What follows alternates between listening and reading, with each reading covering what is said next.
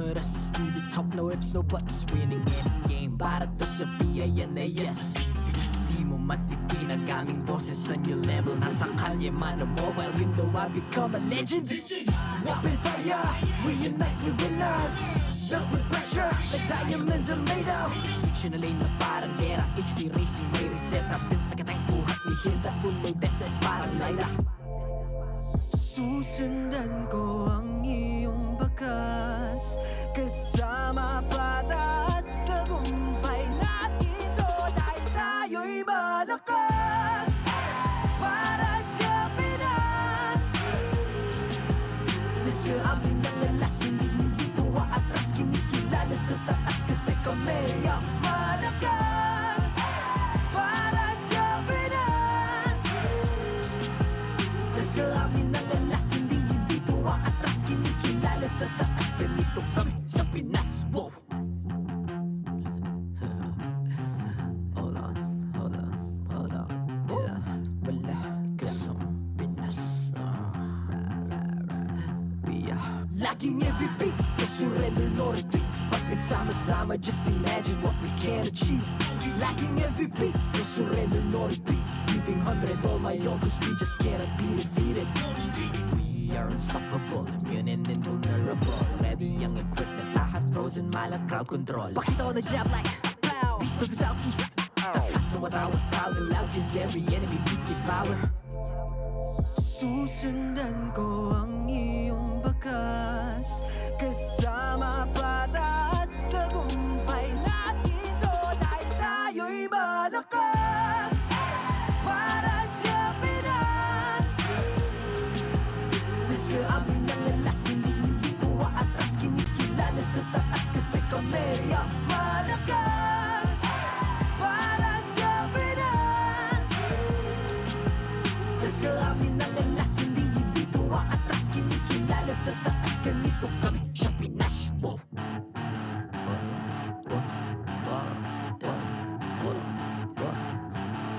Malakas, Pilipinas, malakas.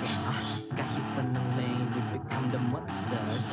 Malakas, Pilipinas, malakas. Face the golden sun and repping for the 3 stars.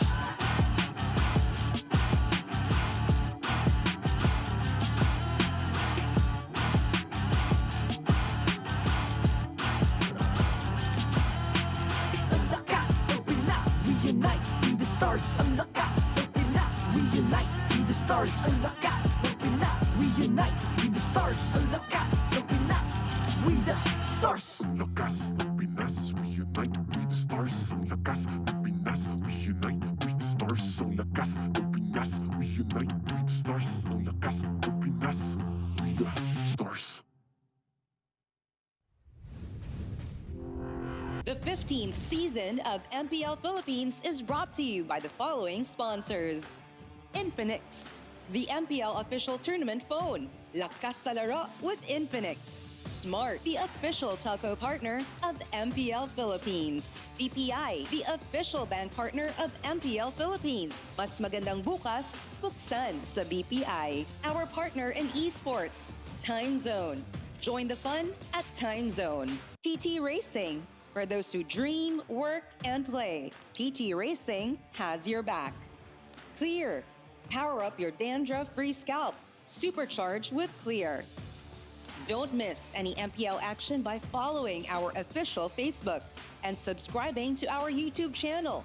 Follow MPL Philippines on TikTok for more content. Experience the Lakas ng Pinas of MPL Philippines Season 15 action live at Green Sun Hotel. Grab your playoffs tickets now via the official MPL Philippines website. Host unforgettable events at Green Sun. Enjoy the Arcade Haven promo, available from Fridays to Sundays. Book now via reservations at greensun.com.ph. MPL Philippines is monitored and supervised by the Games and Amusement Board.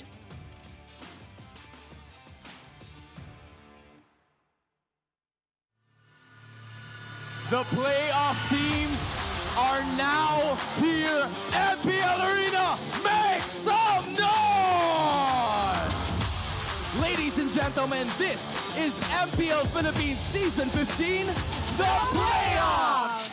Pero papasukin na kagad evolution ng Examen Force. Andito naman ang bilis sa araw. Tumama na naman. May kasamang trap. Likod ang puntirya. Andito na naman ang bilis. Direkta kay Outplayed. Sa likod Apat pa! na miyembro ba ang tutumba? Yes, sir! Si MP na lang ang natitira at wala na. Ata siya kaabutan pa. Dahil ang Onyx Philippines, match point na! Onyx Philippines, kalmado lang. Nandiyan pa rin sila Kelra Brusco and Kirk. Ako pwede ata nila tapos ito. Si Kelra ay kailangan ng matras. Power up! Bibase lang na ang Twisted Mind. Hindi pa tapos ang laban. Twisted Mind takes this game. And with that, to a score, we're going on to a game number 5. Pwede na tayo KingKong! KingKong! Naku, tila hindi na nakakapirmahan! Mamamatay ang dalawa! Magiging tatlo pa nga ba? Nakabawi din! At si MP na lang ang natitira! Ang pamilya ay sumisigaw na dahil sila mag-advance sa next round!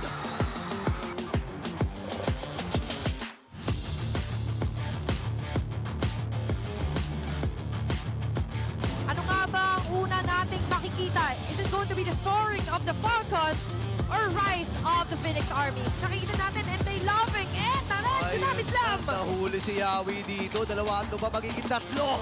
At si Tri Martisi ay tumatakbo para sa kanyang buhay. Nauntog pa mula kay Flap. Ubus ang TNC Pro Team at ang Team Falcons. Match point na! Endable na nga yata ito para sa TNC Pro Team! That's it! Ang taas ng death timer, si Pew na lang ang natitira. At ang TNC Pro Team, pipilitin muna ni Pew, pero hindi magpapabigil ang TNC Pro Team. And we have a game number 5. 2 left to defend for their base. Kakayanin ba to ng TNC Pro Team dahil nandito na sila TNC! Oh my gosh! Namatay si Benny Cutie at si Trimar na lang ang natitira. Pipilitin niyang pigilan ang paglipad ng Falcons, pero hindi magpapapigil at sila mag-advance sa next round.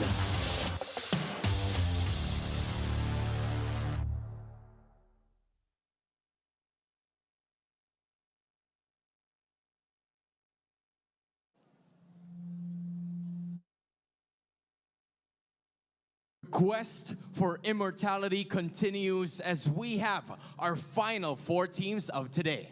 Who will ascend and claim their destiny to be immortals in the Champions Arena.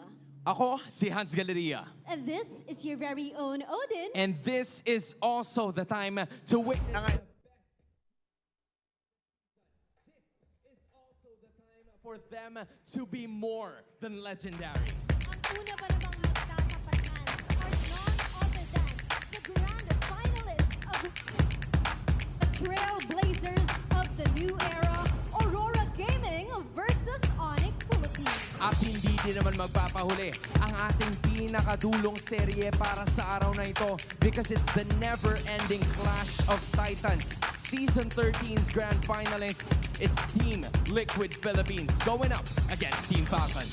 Sino kaya sa kanila ang kayang magpakita ng tunay na lakas ng Pilipinas? Odin, everyone, we are about to find that out dahil magtutuloy-tuloy lang tayo because this is the second day of MPL Philippines Season 15, the playoffs.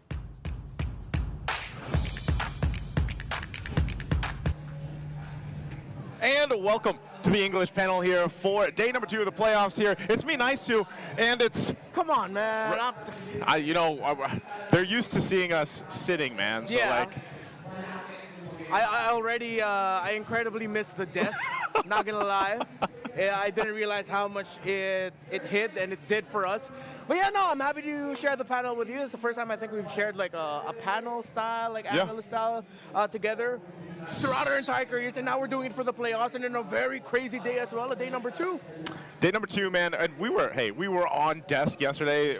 We got to see some the clips for that. It was a full day, 10 games all around, 5-game series, and it was one hell of a day to kick off the playoffs. Unfortunately, we had to say goodbye to 2 teams, and now we are here in the upper bracket semis, and and we can't wait to see exactly what unfolds here. I like how Hans and Odin mentioned it too.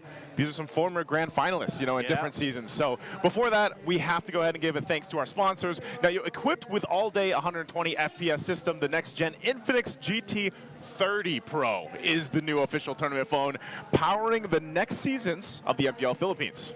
Yeah, and it's exciting because we've always just been talking about the GT20 Pro. Now we're in the 30 series. Yeah, we've upgraded. But there's also more for the MPL fans and X fans.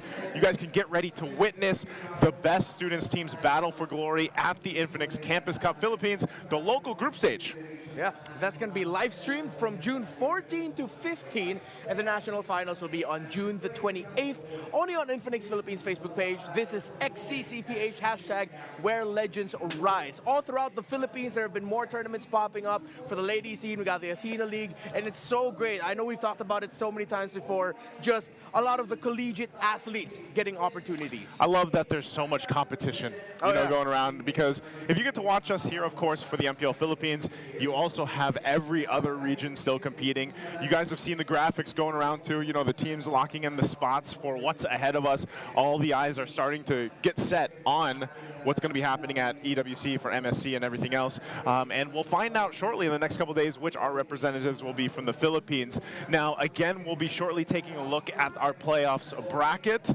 And if you guys missed yesterday, I highly recommend, when you get some time, go check things out. You know, go check things out. Go check those games out, because what an electrifying way to go ahead and start off the playoffs. I don't think people thought from the first series, and I know, Renmar, we talked about this on the desk a little bit, that was going to be a 5-game series. Yeah, this is the first time we ever got a 10-game day number 1 for the playoffs since the start of the franchise system, since even way back season 7, season 6, so it's an absolute first. The fact that Twisted Minds got to take Onyx to the limit, almost taking them out. The fact that TNC Pro Team almost stopped the hopes and dreams of Flap TZ, Few and company to making it back to Riyadh to try and get that MSC trophy that's eluded them for so long. Well, it didn't happen. Falcons are the ones that went on to push on. One of them had to win that Battle of the Skies, and it was Falcons that goes forward. Now, today's schedule, once again, we're kicking it off with our match number 3 of the playoffs. It's going to be Rora versus Onyx Philippines. This was the rematch from just last season of the grand final. And then, of course, later on for our second matchup, we have TOPH versus Falcons, and that was season 13's grand final. So a whole lot of action here. And if you remember, we touted that really as the Battle of the Titans. Yeah.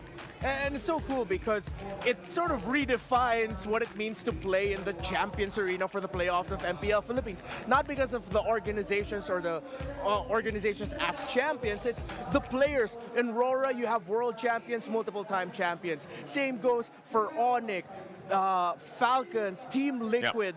There's so much illustrious history and so much gold on the weights and hands of all the players, the top 4 in our playoffs. Top 4, and even coming into this, like our top 6 teams, I feel like you could put any of those teams really on the international stage, and they're going to go ahead and compete, And I think even with our first matchup with Rora, we have had that whole story of what I felt like this season was kind of like a redemption in a way for them from their last, couple international appearances. They improved so much from the learnings that they had from those, and they've gotten themselves to this point.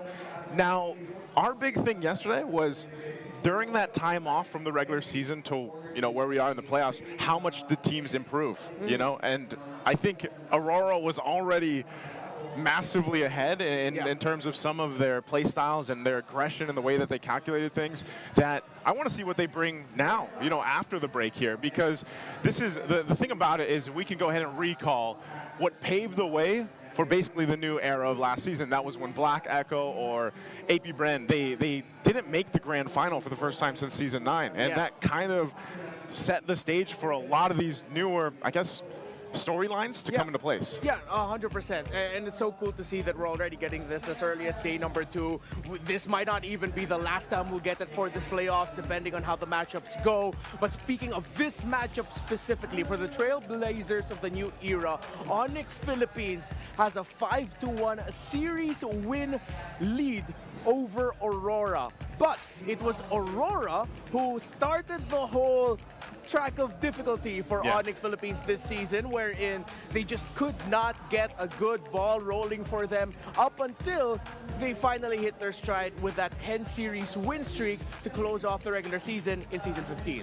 Yeah, I remember when that happened. I'm trying to think, was that like a week 3 thing or a week 2? But It was a week 1 thing. oh, it was week 1. Yeah, it was week 1. Their very first matchup, we were already treated to our Aurora versus Onyx, but then, boom, Aurora just shocked Onyx with a 2-1 victory. I feel like that kind of depicted what our season was going to be like, the regular season. Like, Oh, yeah. so that upset, if you will, with Aurora, you know, making the Kings kneel for the first time in the season right off the bat was a lot of like a wake-up call to like everyone being like, all right, what are we going to expect for the regular season? And a whole lot happened here. And speaking of just what happened in the regular season, man, I feel like everybody had like a duo. Yeah. You know, we had, of course, as you can see in Aurora, we've got the Kite brothers. That's Demon Kite and Domain Kite, and across from them, we mentioned this even before, it's that KK connection. The two are really compared a lot of the times here, Renmar. But what do you think? Like, is this? What sets them apart here? Because they're both amazing duos, but what gives them an advantage? Because there's a lot of advantage right now for the KK duo. Yeah, statistically for Season 15, there's still a lot more leaning towards the side for Onyx Philippines as KK for Keldra and KingKong.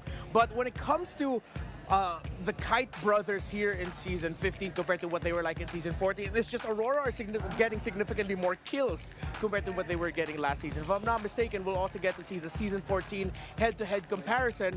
This season is at around 8 average kills per game. Compared to the Season 14 stat line, which we'll see in a bit, it was at around 6.15. There we go. Very different story for Aurora this time around. Last season, they weren't getting so many kills, but they were winning the objective game. I remember that was the storyline we had for Aurora. It's like, you can count on them to get the objectives. It's not going to be super flashy, but it's going to be so down to the fundamentals. But then they've injected a bit of that KK connection style of play while they're getting more kills. They're a little bit more flashy. Dominic is showing up some really great things, but I'm sure you like this graphic as we go back to history when Demon Kite was still Skinny Kite, Kelro was still a kid. He wasn't the god in the gold lane just yet. Yeah, and it brings me back to my first international, you know, seeing Demon Kite there, Kings of the Sea, and then of course Kelra. Both of them have grown so much. You know, Kelra secured his first championship title, Finals MVP in 2021, and then in 2022, Demon Kite's RSG had to eliminate Kelra's then Omega to reach the grand final and eventually defend the Philippines title.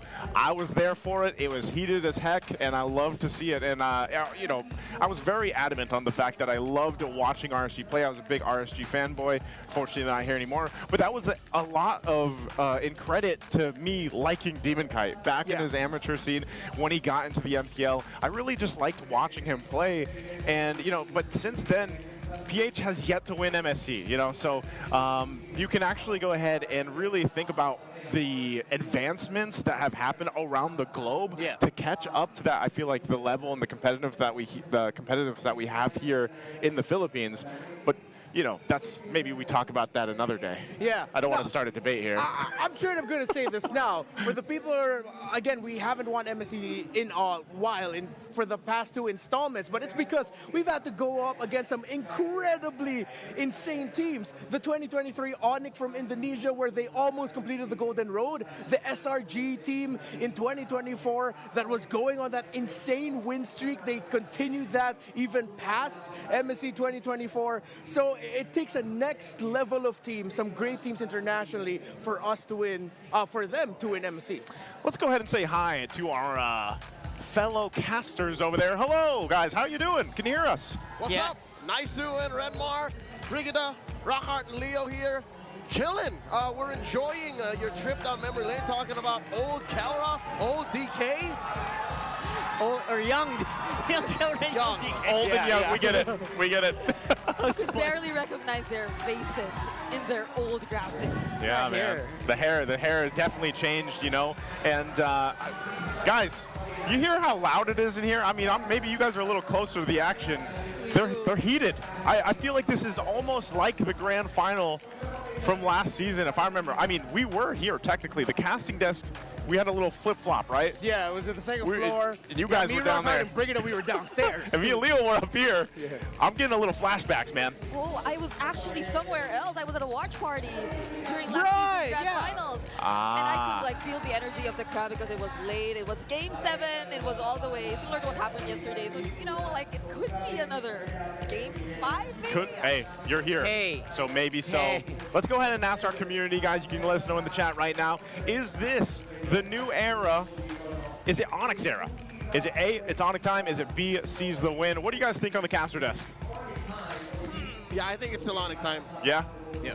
Still Onyx time. How are you, Rockhart? I can kind of see the lights here. It's Whoa! Oh, and so Brigida. Oh, Where are you going, Brigida? I don't have a watch, but I also feel like it's Onyx time. It's also Onyx time? Atta girl. Okay, well, it's a 2-to-1 split. Wait, is that also their match predictions? Are those your match predictions also for this one? You guys got your emotes there? There you go. Okay. All right. So there we bright. go. Show off the emotes because you guys can go ahead and grab your battle emotes right now. Don't forget to grab them while you can. They're amazing to go ahead and spam, of course, in your own games. And you can grab them for relatively cheap as well. I think they're, what, 109 diamonds or so? You know. Yeah, it's for a limited time only that you can get them, but once you get them, they're going to be there with you for life.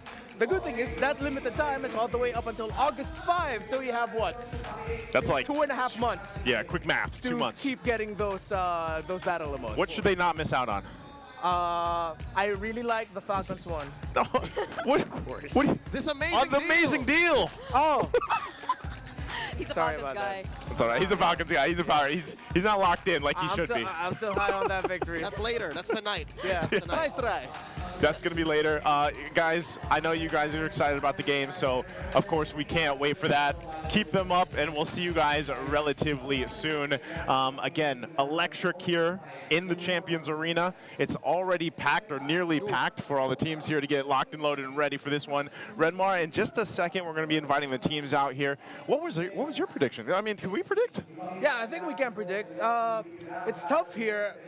I'm leaning a little bit more towards Onyx, but it's so close. I think it's a 3-2. Yep. You think it's a 3-2? Yeah, dude. Hey, man, I wouldn't complain if we get another 10 games today. Like we had it yesterday. We were here for a long time.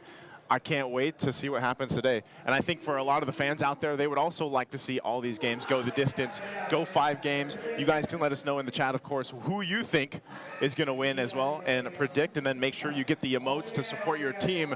For me, I mean, if I was going to ask myself or you were to ask me, yes, I would probably say I'm going to have to go with it's Onyx time, man.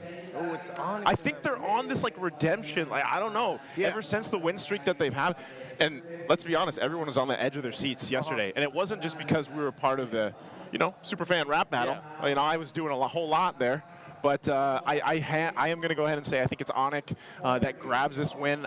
Either way, though, I'd love to be surprised. Yeah. That's not to discredit my boy Demon Kite, though. Demon Kite, hey. Make me a believer again. I'm still a believer. Since season 8. That's the first time I ever heard you say you were a fan of a player like, that Demon Kai kid. Big fan of him. He's pretty good. Pretty good. And then look at where he is now, right? He's here now. But again, for Aurora, they've got a lot of great things, but the stats didn't lie. If you guys saw them when we broke them down, they are going to go ahead and compete now. Now, even one of the teams that loses here, of course, they still have a chance in the lower bracket, so it's not an elimination day. So they'll still have that option for them. And I think if there's anything that we can say about yesterday, man, the drafts were pretty spicy. Like, there was a lot of good new picks coming out. Yeah, and I'm pretty sure that's going to continue. We're still going to see Baksha, Fredrin, Lucas, all Badang. contested. But Dang is definitely going to be a big player for this series. Whatever gold dinner they're going to end up with, draft, spicy.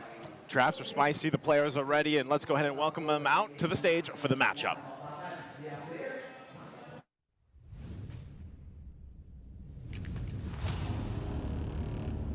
MPL Arena, please welcome our marshals for this match, Joshua, Chico, JJ, and David. It's time for the upper bracket semifinals with the first match of the day, Aurora versus Onyx Philippines. In the EXP lane, Edward and Kerr.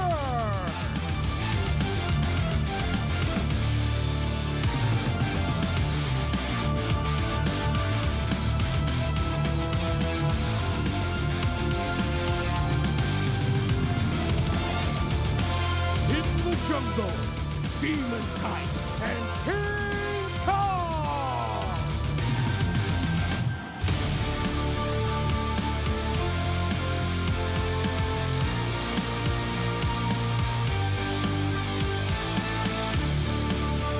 In the mid lane, Yue and Super Prince!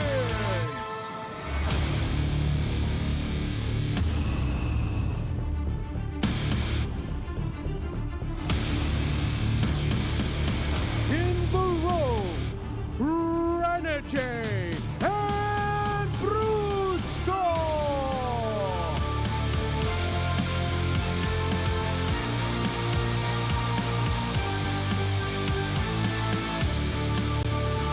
And in the gold lane, Dom and Kite and Kara!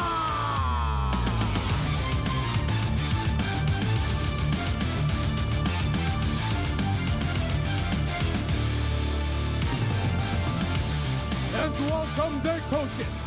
For Onyx Philippines, Coach Reinhardt, and for Aurora, Coach Master the Basics.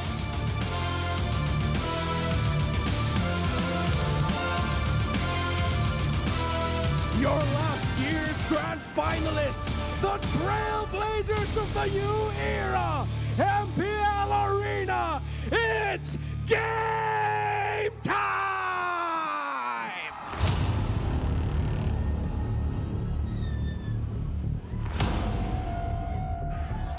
Alrighty, they are locked and loaded, and this is the lineup for Aurora that we're looking at once again. Let's go ahead and introduce them. It's Edward, Demon Kite, Yue, Renegade, and Domen Kite. Keep your eyes on the Kite brothers for this one. And not only that, I always feel like you always can't count out Mr. Consistent, whatever you want to call Edward these days. He has so many names, but he does play a big part of this. We know how important the XP lane is. Yue loves to bring out, it's so funny seeing the Sicilian there, still for that top hero pick of his. And then of course, Renegade, the hit man, the heal man, the everything man. Always brings so much to the roam, you know, and that is a high impact role for them to make work. Yeah, and for Onyx Philippines with Kurt, KingKong, Super Prince, Brusco, and Kelra, actually, if Onyx has their work cut out for them in terms of trying to think about what US gonna end up playing in the center of the map, Aurora has the same problem with Super Prince. The Farsa, the Selena that we don't have a record of the US showing up with, and of course the Valier that Super Prince reintroduced to MPL Philippines with Onyx this season, becoming a huge success for them, which now for Aurora, then okay, if you have to think about Super Prince, how then are we gonna ban around making sure that KingKong doesn't end up with a comfort? He'll always end up with a comfort. How do we make sure that Brusco ends up with a hero while at the same time not taking a hero away from Renegade because they have a shared hero pool? They've got the shared hero pool, man. And speaking of that, you know, 47 to 48. Both these teams are so flexible in the draft, and that's why we were saying before we introduced them, it's going to be a spicy draft because of how much flexibility overall there is. Yeah, there's still the hot picks going through, but ultimately, this is a good chance for some of the teams to bring out some of the more maybe unorthodox picks that we haven't necessarily seen just yet because of the fact that they are in the upper bracket semifinals. And then other than that too, like we were talking about, man, I think realistically, yeah, mid lane, you leave a lot of room for something new there, but I mean, even the Eve was such a surprising factor in yesterday's games, and either of these guys can play it. Of course, you have the Valier, like you mentioned too, so I think really what I want to look at is the XP lane. Because of these two, Kirk and Edward, and that what kind of impact they're going to have, because even then, like we saw the Baksha planted in the XP lane in the hands of Flap yesterday.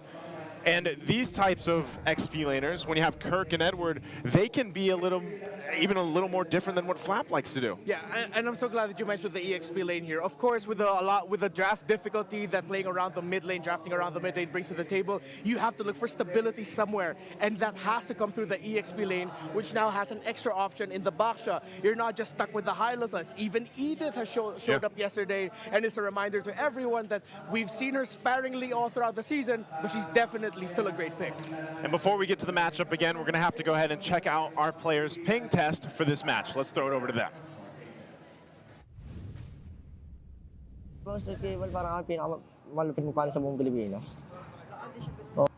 Sobrang solid ng panic ko, pare. Hindi tumitigil ang straight table. Sana nakatulong yung 10 pesos ko kay Brent para maligtas siya ngayong nomination. Malaking tulong yun. Paano pag kinulang siya ng 10 pesos? Oh, ako yun. Ako yung 10 pesos doon kay Brent. Maliligtas yun. 10 pesos ko, 10 votes yun. Bali pagka kinulang ng 10 si Brent, edi naligtas ko siya.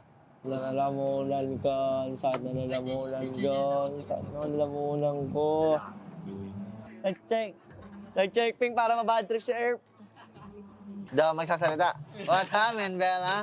I know. Vampire, right? Vampire pin to me.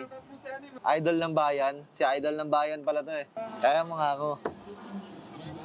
Try mo, di mo. Kaya, boy. Pag naganto ko, tapos na si Doming eh. Pag pumesta na ako ng ganto. Postura pa lang, halatang solo kill ka namin eh. Di ako mapapa-XP kasi di mo naman ako kaya eh. And that's our Smart Ping test of bringing you low latency gaming with Smart's Sulit promos. Subscribe to Only 5G with non-stop data for non-stop gaming on your favorite loading platforms or the Smart booth right outside our MPL venue. For our international audience out there, we basically had a couple, I guess, trending things going around right now in the Philippines. Kelro was doing a pose that I've been seeing everybody do, but I have no idea what it is. And then you had Demon Kite going ahead and doing the what's happening Vela thing right now. So, but this matchup, let's look at the Infinix keys to victory here, Renmar. Yeah, if you're Aurora, you have to definitely punish Onyx overextending tendencies. One of the best qualities of Aurora this season, as Demon Kite stares into our soul, is their capability to punish even the slightest of errors. Onyx are really great at that, but it's because they mask it with just some really good aggression, early aggression, so that you prevent Aurora's snowball. Aurora, another thing that they do very well is that they understand their timings. But if you take them out of their comfort zone, well, it's hard for them to make a comeback. Play the series one game at a time for Aurora and Onyx. We mentioned that there's a lot of pieces you have to think about in terms of the draft in just the mid lane. We haven't even talked about the other lanes as much yet. So take it step by step, pick by pick, sequence per sequence, then you can get the victory. You know, I really like that last one, man. It brings me back to my days of playing sports. And I had a coach that always said that, because even when we were in the championship run, he said, guys, one game at a time, one win at a time. Yeah. Basically, you know, so you don't have to think about too much, because sometimes when you are in the playoffs and you're competing, whether that's a sport, whether that's an esport, it's all the same. You want to be able to focus and hone in on that one game you're going to play right now. You know it's a best of 5, but don't worry about the other games, possible 4 games. Yeah. Just focus on what you're doing now, and we've seen that time and time again with our players, just here and of course around the world, and how they're able to stay at a high level for, you know, such a long time in the series. You think about it, we had some of the longest games yesterday to kick off the day. What are they? I think the average was 20+ minutes? Yeah, I think on average it was around 21, 22 minutes that we were doing it. Real quick, nice to if you were the coach of both Aurora and Onyx, how would you give them like a very quick one-worded pep talk? One word? Okay, fine, a quick little phrase. Lock in. Lock in. Just that's it. I'd look all in the eye and just say, lock in. Yeah, we actually got to see Coach Why Not do a little bit of that. The Onyx players were laughing around. Coach Why Not gave a friendly little tap to the back of the head, a super phrase. Oh no, I think it was KingKong. And then everyone just shut up then, and everyone locked in. That's basically coach speak. Yeah. That's coach language. So, ladies and gentlemen, I know you guys can't wait for it. So we're going to jump into the draft here in just a couple seconds. It's game 1 in this best of 5. For us to kick it off between Aurora and Onyx Philippines, last season's grand finalists. What will change this time around? And jumping to the draft, I think we're going to have a little bit of help here too through this, but right now you can see the band's coming out, by the way. Band's already coming out. Renmar, how's it looking here? All right, we did mention the Badang popping up, and it pops up as a ban because Badang frequently showed up as the first 2 picks on the red side. Aurora, of course, taking away the 2 main comforts of Onyx, which is the low yield Super Prince and the joy of KingKong, while Onyx is just doing their due diligence with taking away the Matilda and, of course, making sure that Demon Kite doesn't end up with a Fanny. But yeah, I think, yo, Briggy, we need some help here. Hey, they took out the Harris, so that leaves the Kalia open. Which is not even a hi, Brig. Come on. Yeah, you didn't even say hi. You were just like, I'm going to go straight to doing my job. Hey, but okay, fine, because At least say hi to the Brigadudes. Come on. Hello. There we go. There you To go. Redmar and everyone watching Thank you, the Brigida. English stream right now. All right. Wait, so what's your prediction here for the first pick? Yeah, the Kalea is there too. Yeah. But I believe the Jushin has also appeared in some cases as a first pick for certain teams. And however, Aurora does have a tendency to go for other picks.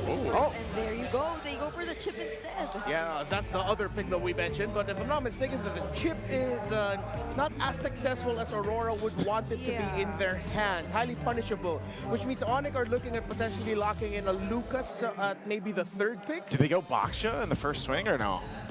I wouldn't knock it. I like the Baksha, but I think to be safe, they might want to consider taking the Phobius Yeah. or the Hilda. Yeah, Phobius Hilda. and this is Aurora, by the way. Yesterday, we've seen instances of teams just introducing other picks to counter out lineups, including the Baksha. Yeah. There were teams that sensed it, so they took out stuff like the X-Borg and all that. But it's very likely for Aurora, considering that this is Demon Kite. He's the guy who stick with the Suyo even after the patch happened. Yeah, he's also just one of the formidable players that brought out the. Whoa! Lucas and wow, they go 1-1 with the Kalea. Well, all right. It seems like Kelra has enrolled in the school of Benny Cutie. The Benny Cutie. How to play 1-1. And they lock it in. It's the first two picks right instantly. And of course, they get the Kalea. I think you pick up the Jushin now if you're Aurora, or maybe something a little bit burstier for the mid. You definitely pick up Comfort for Edward. There's a Phobius. Phobius and, excuse me, a Demon Kite pick has to show up here too. A lot of Aurora has to consider, actually.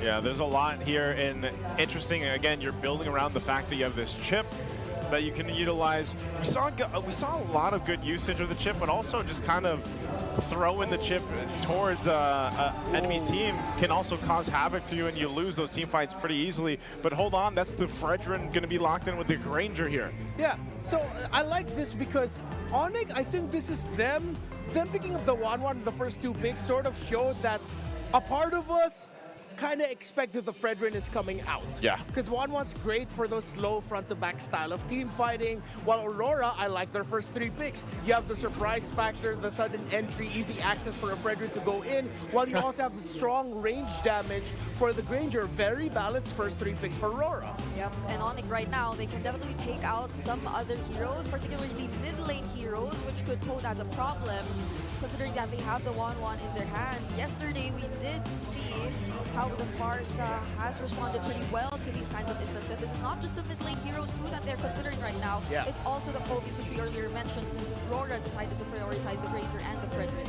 Yeah, I think Onyx has to consider taking out the Hilda, but I remember we've talked about this before. If Onyx aren't careful, Edward might have his hands on a Benedetta by the end of this draft, considering there's a Fredrin in your jungle, a chip in Pick up a little damage. Get some good damage in there. You need that. Yeah, and if they really wanted to, I don't know if they actually would, but maybe even to the extent of an Edith. Like, he's one of the players that can also play an Edith there in the XP laner, but Benedetta would be great. Just, you know, go for that damage.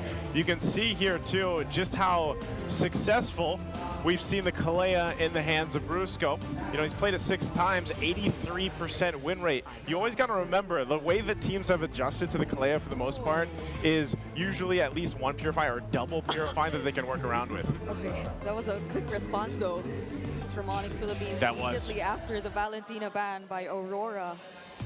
So they take out the Faramis, which is another potential response to the crossbow of Tang, which happens later on. But that means that they definitely have to consider the picks, or picks like the Hilda, which you mentioned, because those are the kinds of XP laners which might be able to sustain things a little bit more. Also opt for an early Winter Crown if ever they want to. But I'm still open to the possibility of a damage XP lane. Damage XP. What else?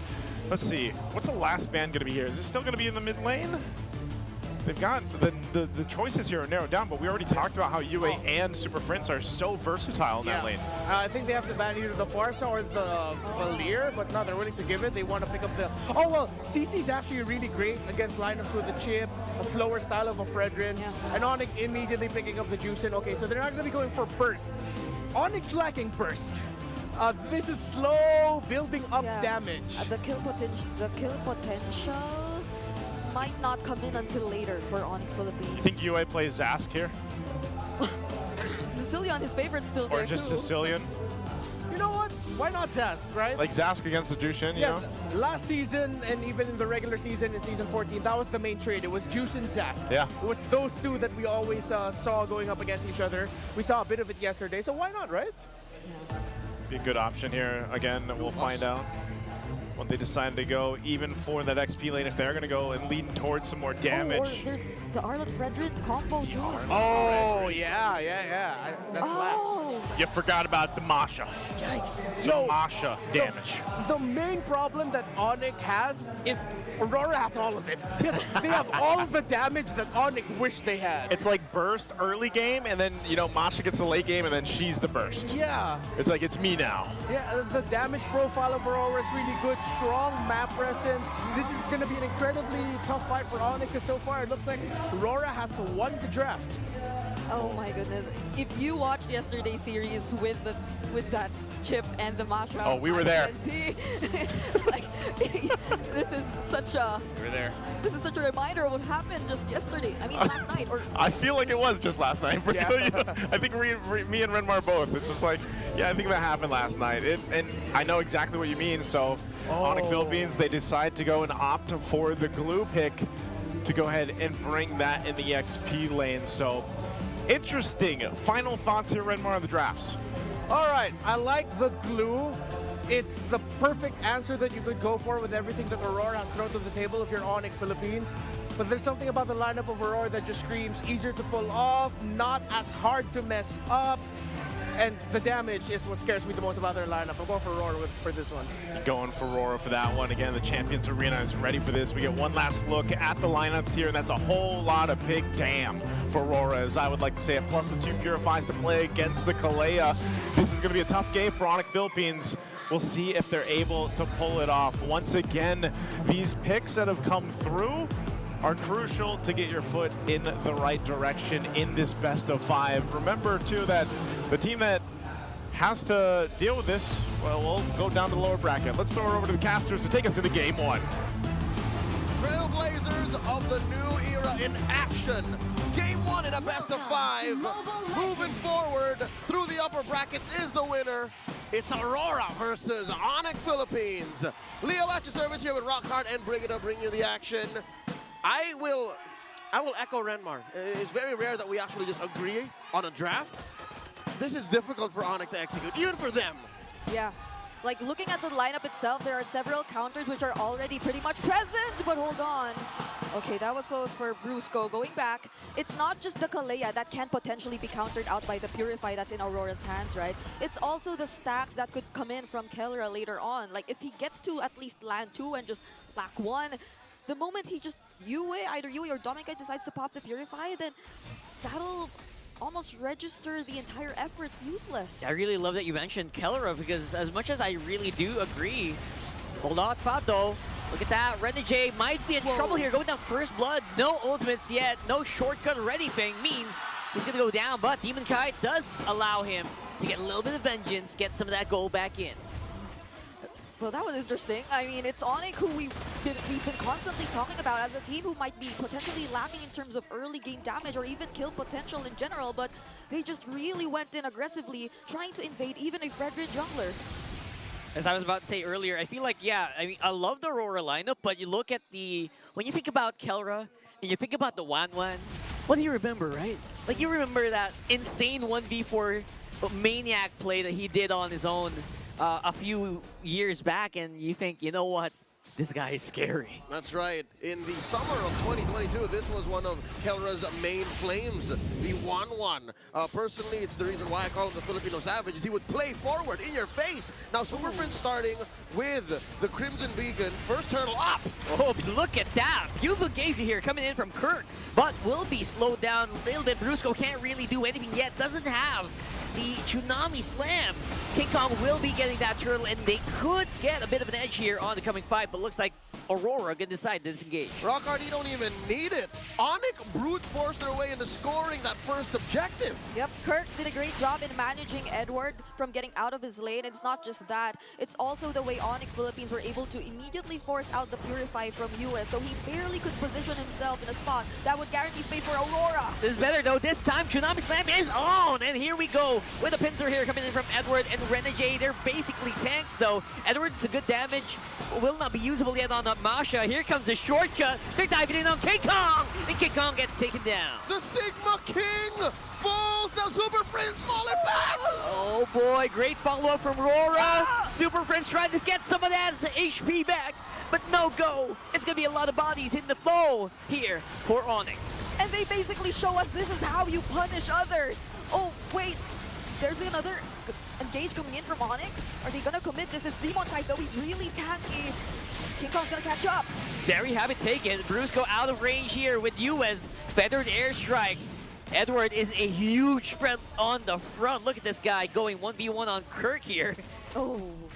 If there's anything we're going to learn about that first turtle fight, is Onyx can only re-engage when it's time. So Onyx time, that's what they're going off of, this very single-minded lineup. They can barrel through you, but only when they're ready. If Rora comes in and says, no, you're not ready, we'll flank you, it's over. Yeah, and I think this is one of the main pointers we had in the keys to victory earlier. It's that Aurora can potentially capitalize on all these overextended plays that Onyx may potentially commit in the game. And we've seen a couple of them even in early as just 4 minutes of this game. So this is something that Onyx probably has to take into consideration because they've been forcing out a lot of reactions from Aurora, yes, but Aurora has the tools to actually punish them successfully. How about Turtle 2? Onyx having a go at it once more. KingKong starting up. Demon Kite spotted him. Brusco to the scene. How did Renegade get back there? Oh my goodness, Renegade out of nowhere here. Getting another kill for Edward. This time around, KingKong is gone. No more Turtle Retribution available here. Shortcut is still active. They could go back if they want to. They could also bring Kirk maybe, but looks like that's not going to be a thing. They're going to just whittle them down slowly, force a flicker out, and then just keep the fight going. Why walk?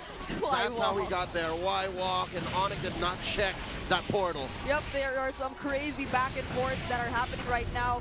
Domikite didn't even need to join in the fight because Aurora has the necessary damage, or just even their mere presence and dominance on zoning out Onyx Philippines away from potentially contesting that turtle. So that's the first objective. Oh my goodness, I thought the concussive blast was actually gonna get it away from him. Yep. How tragic would that be? That would be so... A singular chip in the face of 2 members of Onyx with the Retribution on cooldown. That would not fly. Which is normally, you know what, it's not a big threat, but then you are trying to force off that Retribution coming in from your enemy jungler that's already big. And Renegade, he's been doing this non-stop every single time he's on the chip. Yeah, I like how you mentioned that. Major flinch. That's a power play, all right? If there's anything that Onyx can rely on in the face of this 4,000 gold lead Aurora's approaching, is the fact that Kelra hasn't joined any fights yet. Yeah. The fact that the chip has the shortcut means Domikite has been an active part of all of Aurora's assaults. We're waiting for Kelra to get online. Yeah.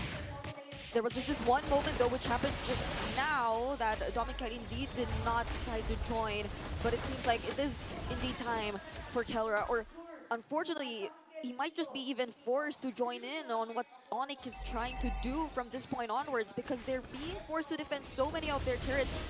I liked how Rockhart did mention Renegade and how proactive he is in terms of using the chip because he comes in at the most unexpected timings. And Onyx Philippines seems like they're struggling, but they go for the engage. Yeah, that's a beautiful engagement. Renegade will be able to still activate the shortcut, and actually was enough to keep him alive, but only for a moment. Double kill for Doming though. That means that's going to be stacked going into that Granger. Now Demon Kite is on the jungle. Here on a bit of a pincer maneuver. Edward! Like a bullet straight into Super Friends, gonna be able to at least push him back, but no kills happening for Aurora. Flicker forward, thunderclap. You know what? It's not even the fact that he didn't get a kill. The fact that they forced Onyx back all the way is worth it. Yeah, and it's only been 7 minutes, but just look at how they're constantly invading. This is absolute domination here. Portal is active on that shortcut, and Kirk is all alone here on the front. They can't really go near, but they will be able to take out the Hitman. Renegade is costing them so much. Yeah. It's not like He didn't die recently for another 2-for-1. He respawned, came back, and then caused them more trouble. Yeah, it feels like Onyx already know that they really have to deal with Renegade, which is why they tried and attempted to take him out, but it just cost them a lot more, especially as they have to consider the other damage dealers. They have to consider Yue. There's no one, essentially, who could reach the damage dealers at this point. Both Dom and Kite and Yue are proving to be a huge problem, and this is what you get for a glue. You get to start things front to back, or ideally in this kind of scenario, because you can't risk going in too deep. Aurora, they're the ones taking control of the entire map. They're denying Onyx's main strength. You can't even come in. It's sadistic what Aurora's doing. You saw that last turtle, how they were saying, look, look, look, turtle's at neutral. All right? Demon Kai's not even close to it. KingKong, come on. Come on. Oh, full-scale denial. Yeah, if they do that, KingKong gets punished. There comes Kirk! And they're trying to do this. Kirk is the one trying to do the punish, and the stick gonna come in. Yue is so far away from home, though. Shortcut is active once more, but this time around, looks like a better engagement coming in from Onyx, using that Tsunami Slam to isolate Renegade. Yep. And Kirk got away with it. So this is the first win for Onyx since that first turtle. Yeah, the shortcut was launched right after the Yue actually used the Wings by Wings alongside Kirk with a grab. So Kirk was able to take advantage of that shortcut that was already available, and the fact that Onyx during that team fight were able to split up or even just zone away the damage dealers, again courtesy of Kirk, they were able to take advantage of the entire scenario, punishing at least one member from Aurora, but this still doesn't change the fact that there exists a 6K gold lead in favor of Aurora. All right. It's a blessing to know what's wrong. And so far, Onyx has figured out that if we divide and conquer, we can cut down that lead. We can get away with 3 wins.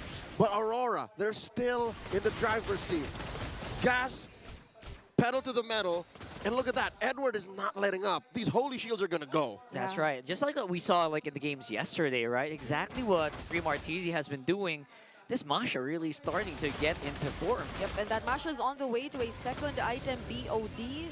So imagine if actually Renegade gets to look for the perfect target with the shortcut and then just calls for Edward to try to burst him down with all the thunderclaps that are readily available. And now Onyx needs to watch out for that portal near their purple buff, because Renegade might decide to come in anytime, and that's exactly what they're doing right now. It's a favored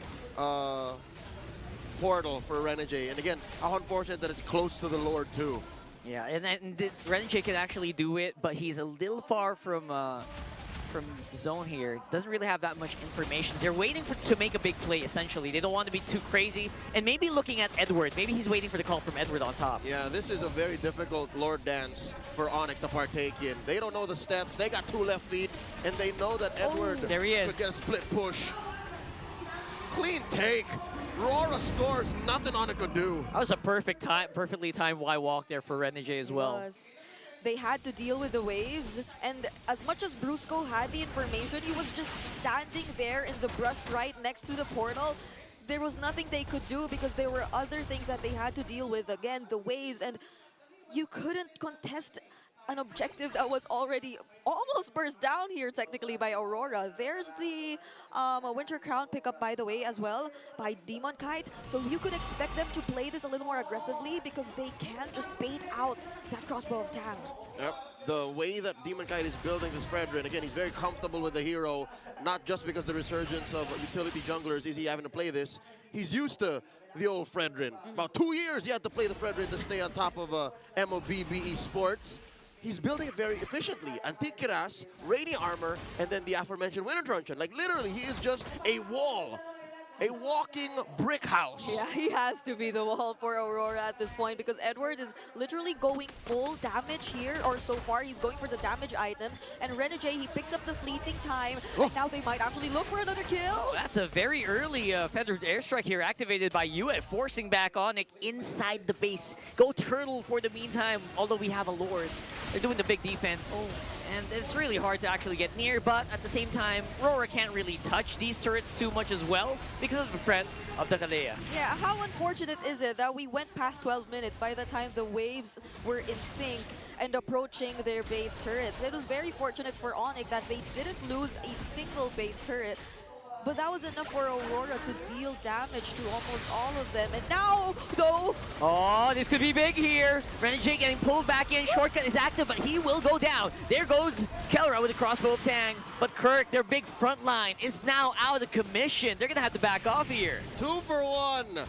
Again, the Hitman capable of buying so much away from the Super Famine. Oh! Kelra Wintertron! Oh my goodness, that win chant was right on time. 1 second less, and that could have been it. It will stay alive for the meantime, though, and it will still allow Onyx to clear. Yep. There's airstrike coming in from UA, but they're just zoning out Onyx. They don't want to go away without taking a single base turret from Onyx, and there's 30 seconds before the next objective, but it's just looking very rough for Onyx, considering that even when Kelra was able to dish out the crossbow of Tang earlier, and despite the presence of the Corrosion Scythe with Talker and the Has Claws, we barely felt the damage towards the members of Aurora. Between the 3 items, 4 that Kelra has, I'm guessing it's all utility right now. Yeah. Lifesteal, the attack speed, the extra farm with the Wind Talker, the Wind of Nature. Penetration. Invest in... What is this? Demon Hunter Sword. Yeah. Yeah. They should. This was a build that Benny QT2 decided to offer yesterday when they were way behind up against Team Falcons. So this is exactly what's happening to Onyx right now. So we definitely see the need for them to wait a little more. There's Brusco picking up the fleeting time, but I don't think they'll be able to go for any setups and attempts for now. Just look at how Aurora's managing the macro so well through Edward. Here's what's worse. Onyx lineup isn't even really built to deal with waves. I'd put their wave clear on a scale of 1 to 10, like a 6.5. Yeah, 100%. I feel like they also know this, right? That's why they're not even trying too hard to go for the contest on that Lord. Yep. Oh God, Lord's inside the base. What a synchronized push by Aurora! This is a huge push. There's just no way that you can deal with all of this. Everyone is clumped together with a big feathered airstrike from Yue, and that's gonna be it for game number 1. It's gonna be Aurora taking him out. The defending champions seem to still have some thoughts about yesterday, and this did feel like a game that they were all in on. They came from 2 different sides, and they made it work. A shortcut on the other side, and that feathered airstrike was perfect. Let's check in with Naisu and Renmar to break down game number 1.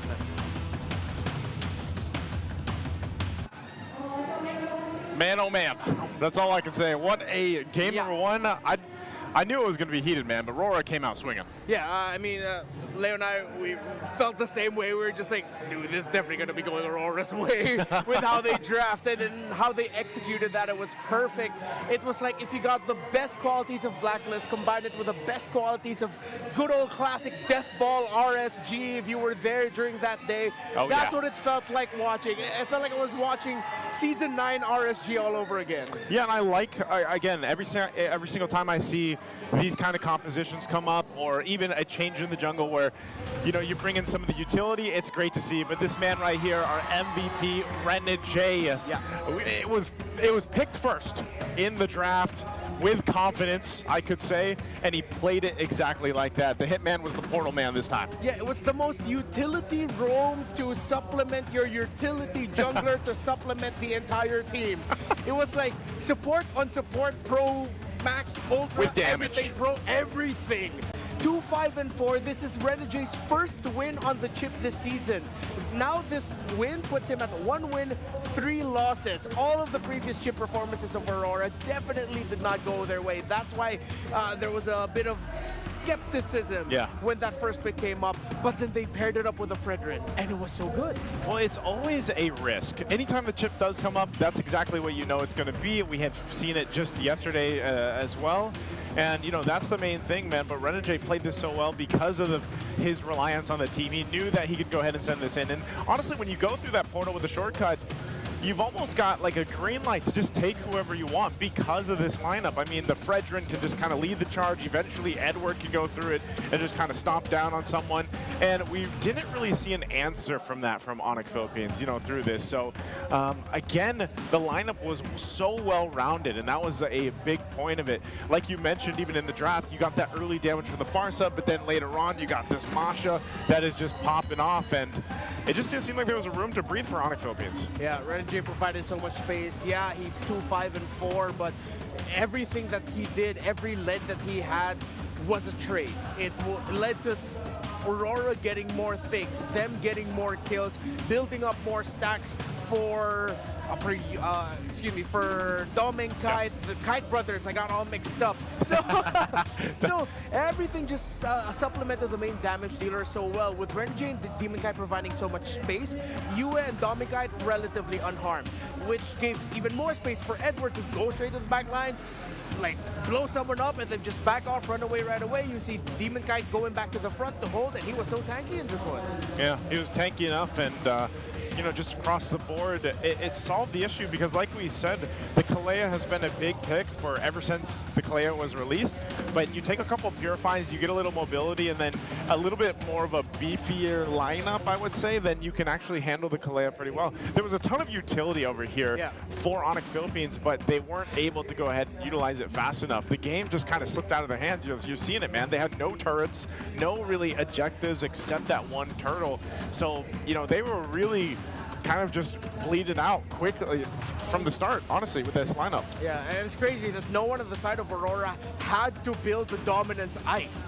There's no anti-healing there. There's maybe one Sea Halberd, not even. Only one glowing wand in the hands of Yue. That's how much the healing that Onyx had with their lineup that they could have gotten. Spellvamp through regen, anything, lifesteal, was so inconsequential in the big picture here for Aurora. Again, with just how solid Demon Kite was on that Fredrin, he rushed the anti-Karas. All right, you're already answering the damage of the Suyo. You then build into the Radiant Armor. Okay, you already answer the damage brought out by the glue and the juice in. It's like, after that, what are you gonna do? Turtle for the entire game to hope that Kelra can get even more items, but at that point, Aurora just would not leave Onyx jungle. There was no farm for Kelra to get. Yeah, there wasn't, you know, and you can see the carry there, Yue. He did 62,000 damage. He did more damage, or let's say 3 members combined from Onyx Philippines. That's just how much damage that a Farsa can do, especially when you don't have to worry too much, right? Because you do have the mobility that comes with the Wings Wide Wings, but also just relying on your team to kind of zone everybody out. You're free to Feathered Airstrike as much as you want, and that's why during the cast they mentioned even, hey, that was pretty early Feathered Airstrike. Well, he could have just been happy on the trigger with that. So this is our BPI Rich Guy. Of course, it's Domain Kite, and it's a 917 GPM. Again, this was a rather quicker game and very dominant for Aurora, so you have these kind of numbers, and Domain Kite has been able to do this in a lot of situations, and that's why we talk about the Kite brothers so much. But Renmar, I know you're going to break this down a little more. Go ahead and take us through this one. All right, so I haven't done this in a while. I'm very happy to be back in front of a TV screen, you know, just telling you analysis. It's like a huge throwback for me. All right, so let's talk about what we witnessed in that game. Let's look at the goal difference. So it was very close early on, maybe say up until like the 3rd minute mark where we started to see the divergence between the two. And then you see the blue side here. Of course, that's clearly Aurora's line. That's just them never letting up. With the lineup that they built, with the lead that they had, and the fact that they were taking care of the map alongside with being aggressive, there was barely any room for Onyx to do any split pushing so that they could maybe get a bit of a balance in the towers. No, they couldn't do that because he'd run into Renjay, who suddenly brings the rest of the team. Other lanes are covered. If it's Dom and Kite, it's Dom and Kite +1. If it's Edward +2. See the very dynamic defense that Aurora was playing around the map, ensured that their gold lead would stay this way. That Onyx Philippines, yes, they were getting steady gold, but it was just never at the pace that Aurora was getting. And that's just pure dominance. That's why in the beginning I mentioned it's just shades of the old Blacklist International and RSG Philippines. Well, I mean, I know the Blacklist fans there would argue that Season 10 Blacklist is sort of like RSG plus Blacklist International, but you know where I'm getting at, right? It's just playing as an incredibly solid unit.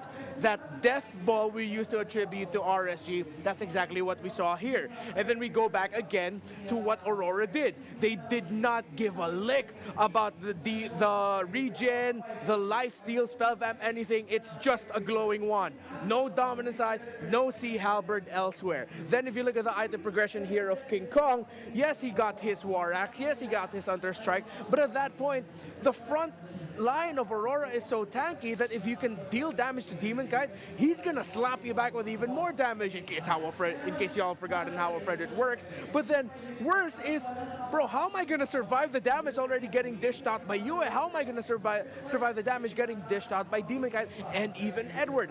Everything that Aurora had here was just so punishing for a Suyo that was part of the front line. He needed to be up there into the faces of Aurora so that he can continue to deal damage. Kirk, Brusco, all right, they were there, but Brusco was getting popped very fast every time Renegade would see him. That would always be the main trade. It would be Renegade taking down Brusco, Brusco taking down Renegade, vice versa. And then once Kirk goes in with his grab, suddenly the rest of Aurora has dispersed. But that's good for Aurora because that means that Edward has some room to move around and then suddenly find someone to nuke down and then run away.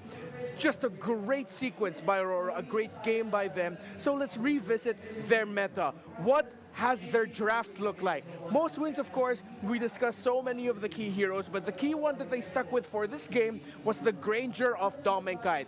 When they play around a long-range style marksman for Domeng, then they can play comfortably because then they'll just think of utility and providing space for Domeng Kite, who is 12-4 with the Granger heading into the playoffs.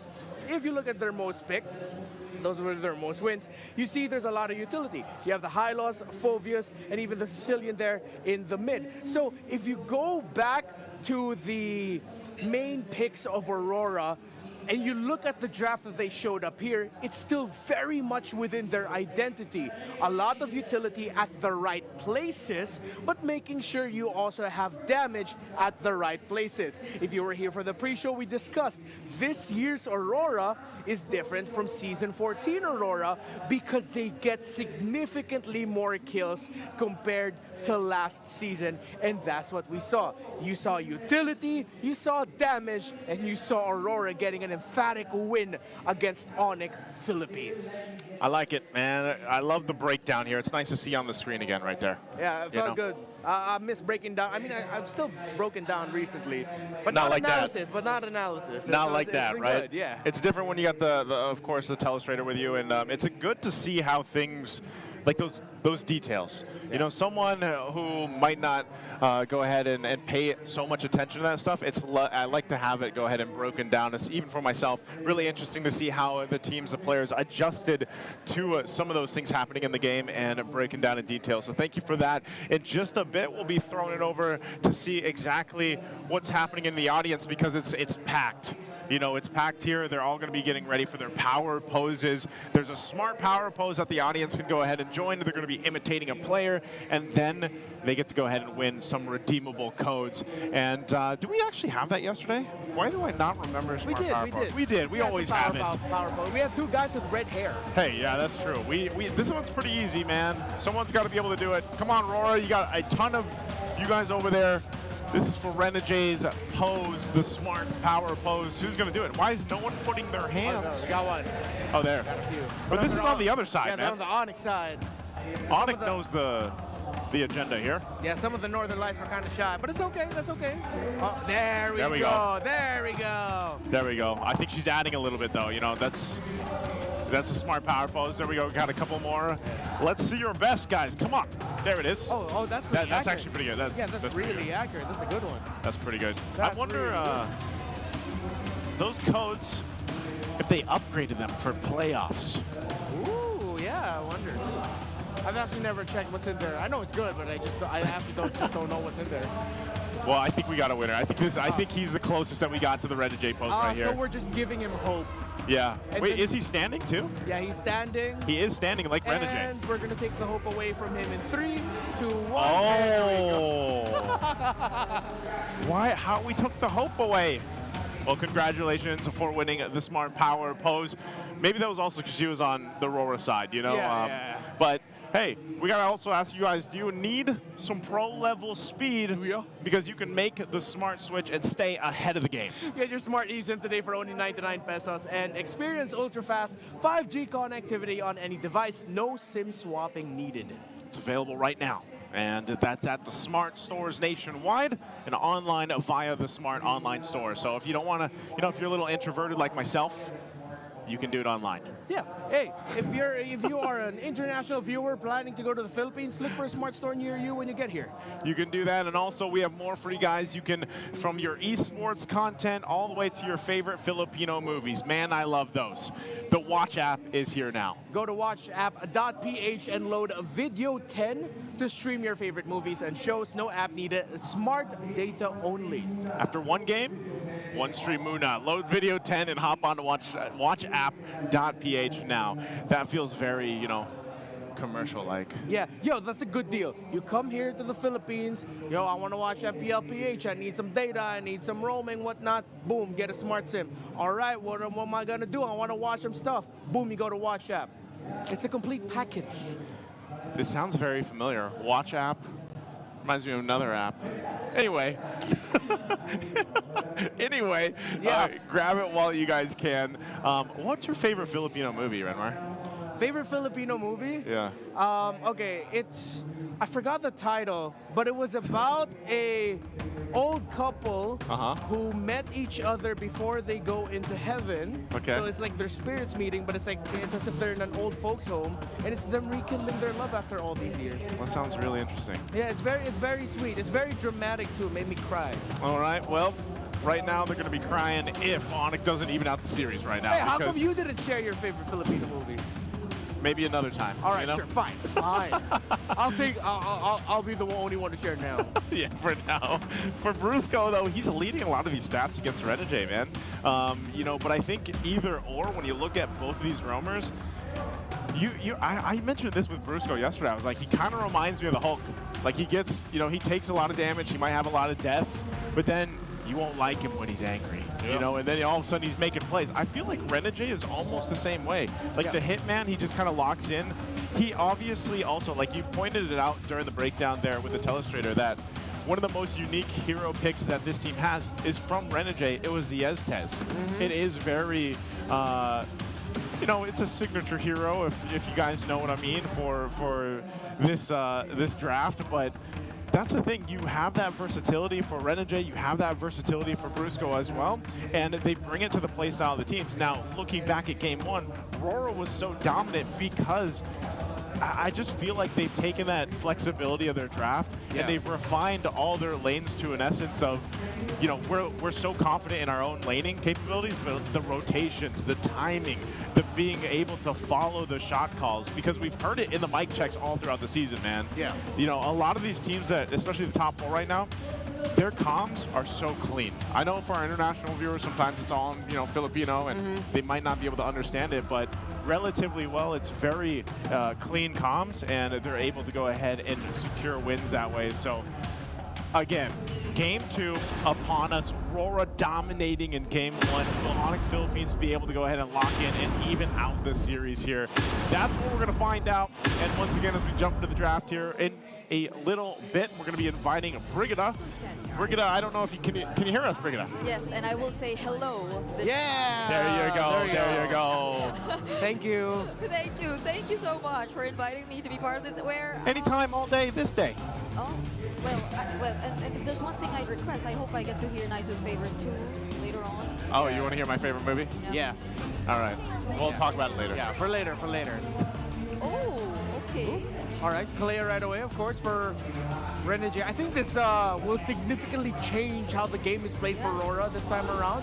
Well, Onyx immediately just fast picking the Baksha and the Jushin. Oh, that was fast. Baksha immediately appears for Onyx Philippines, and there are still other options in the jungle for Demon Kite if he does want to consider that now. The Brethren is still available as well, but I feel like it's going to be quite difficult if you look at the first 2 picks so far of Onyx Philippines, especially with the mere presence of a Jushin already in their lineup. And like, you know, we don't know just yet if the Baksha is going to go flexed, but imagine this, it's actually in the hands of KingKong, and we have a Fredrin Baksha jungle showdown. Yeah, we do. That's what we get. Is that what we're getting? Yeah, it's a Fredrin Baksha showdown. Bro, I swear, we've come back the long way around. But what if it's flexed in the XP? What if? That's the only variant. Or what about Rome? Well, yeah, it could be. We could just say let's just go ahead with that. It's gonna be Fredrin Baksha. Like that is literally going way back. Yeah. We probably get like one or some sort of answer based on whatever Onyx gonna pick in this slot, unless they go for a gold lane. They leave us in suspense. And then leave us in suspense. And they actually will go for a gold lane. Hey, that's playing to the advantage. That's flexibility. That's adaptability. That's what they've done. They locked in the 1-1 once again. What do you think though? What do you guys think about the Kelra's performance on the 1-1? Why was he not able to really utilize it like what we saw from Benny Cutie yesterday? He was literally throwing needles at a wall. That's true. Like a big muscly wall named Fredrin. Yeah. There's only so much damage output that you can do. And again, they didn't have burst. Onyx's insistence here of pairing up the 1-1 and Juicing together. Yeah. I mean, it's not the worst combo in the world, but you're already up against a Farsa and Fredrin. They're picking these in game number 1. They picked the 1-1 knowing that the Farsa and Fredrin is open. Now in this game number 2, they picked the 1-1 after the Farsa and Fredrin. It's feels like they're banging their heads against the wall here, but I don't know. Maybe maybe they'll find damage elsewhere. Yeah, probably the EXP, although the CC is already gone, which is probably the next closest thing you can consider in the current options for the EXP lane, at least for Kirk, because we do suggest that the potential of a damage XP laner is out there, and they do have the Baksha, which has a potential to go into the jungle, so there's a chance that happens too. But for Kirk, right, like, what options are they going to He just goes Edith. Yeah, maybe Edith. That's something that Kirk likes to pick up. Yeah, if you guys need damage, Edith might be the best bet here. Hilda might struggle. So you usually pick the Baksha in the EXP if you want to disrupt an assassin jungle. Since you're up against a tanky jungle, putting the Baksha in the EXP is a bit of a shoot you. So now it could actually go into the hands of Bruchko in the Rome. But the Kalea versus Baksha together might be okay. So that is what we might see. If we want to go throwback, we saw KingKong pick up a Lance yesterday. What if we see a classic Lance-Fred battle, which, although historically never went well for the Lance, that's why Fred was dominated the meta for a long time. There are other XP laners though that have been popping up against the Fredrin too. There are the likes of the Terizla, like just directly answering back. But I don't think Onyx is going to be opting for that, especially in the situation where they definitely need to show us a bit more of their damage, unlike what happened in game number 1. They definitely wouldn't want the same exact scenario to happen again. We'll see how they decide to go with this. Next pickup now for the second phase. This is going to be a telling sign, I feel like, because it's either going to be that it shows where this Baksha is going to be going. Maybe they pick up the XP laner here too if they decide not to put Baksha in the XP lane. Again, this is Kirk, who does have a pretty good hero pool, and it's going to be the Phobius. We kind of forgot that the Phobius was open. Yeah. Honestly, the only thing I can think of is why though. Why though? You don't see a lot of dashes. Are you thinking it might be a Harith on the side of Aurora? Like, does it just deny the focus into the 1-1? Because, like, there could have been others, too. Yeah, that's true. Okay. Interesting choice. Not the choice I expected. Although I'm still leaning towards the idea that we might be seeing a good old Baksha-Fred jungle matchup instead of a Baksha in the Rome. I hope we see it, man. I hope it is. Like, if I have a checklist, a wish list for this playoffs, please, Baksha, Fredrin, at least one game. But the carry there answers so much of Onyx Philippines lineup so far. And I heard the Lucas. Okay. So, this is a Lucas jungle, right? So with the... No, I think it's a Lucas XP. Lucas XP, yeah, it has to be. Right. Right? Okay. Let's see. Does a Lucas do well against the Phobius? I mean, in the lane? Not really. Phoveus eventually just... Phoveus is just the guy. Yeah, it's just the guy.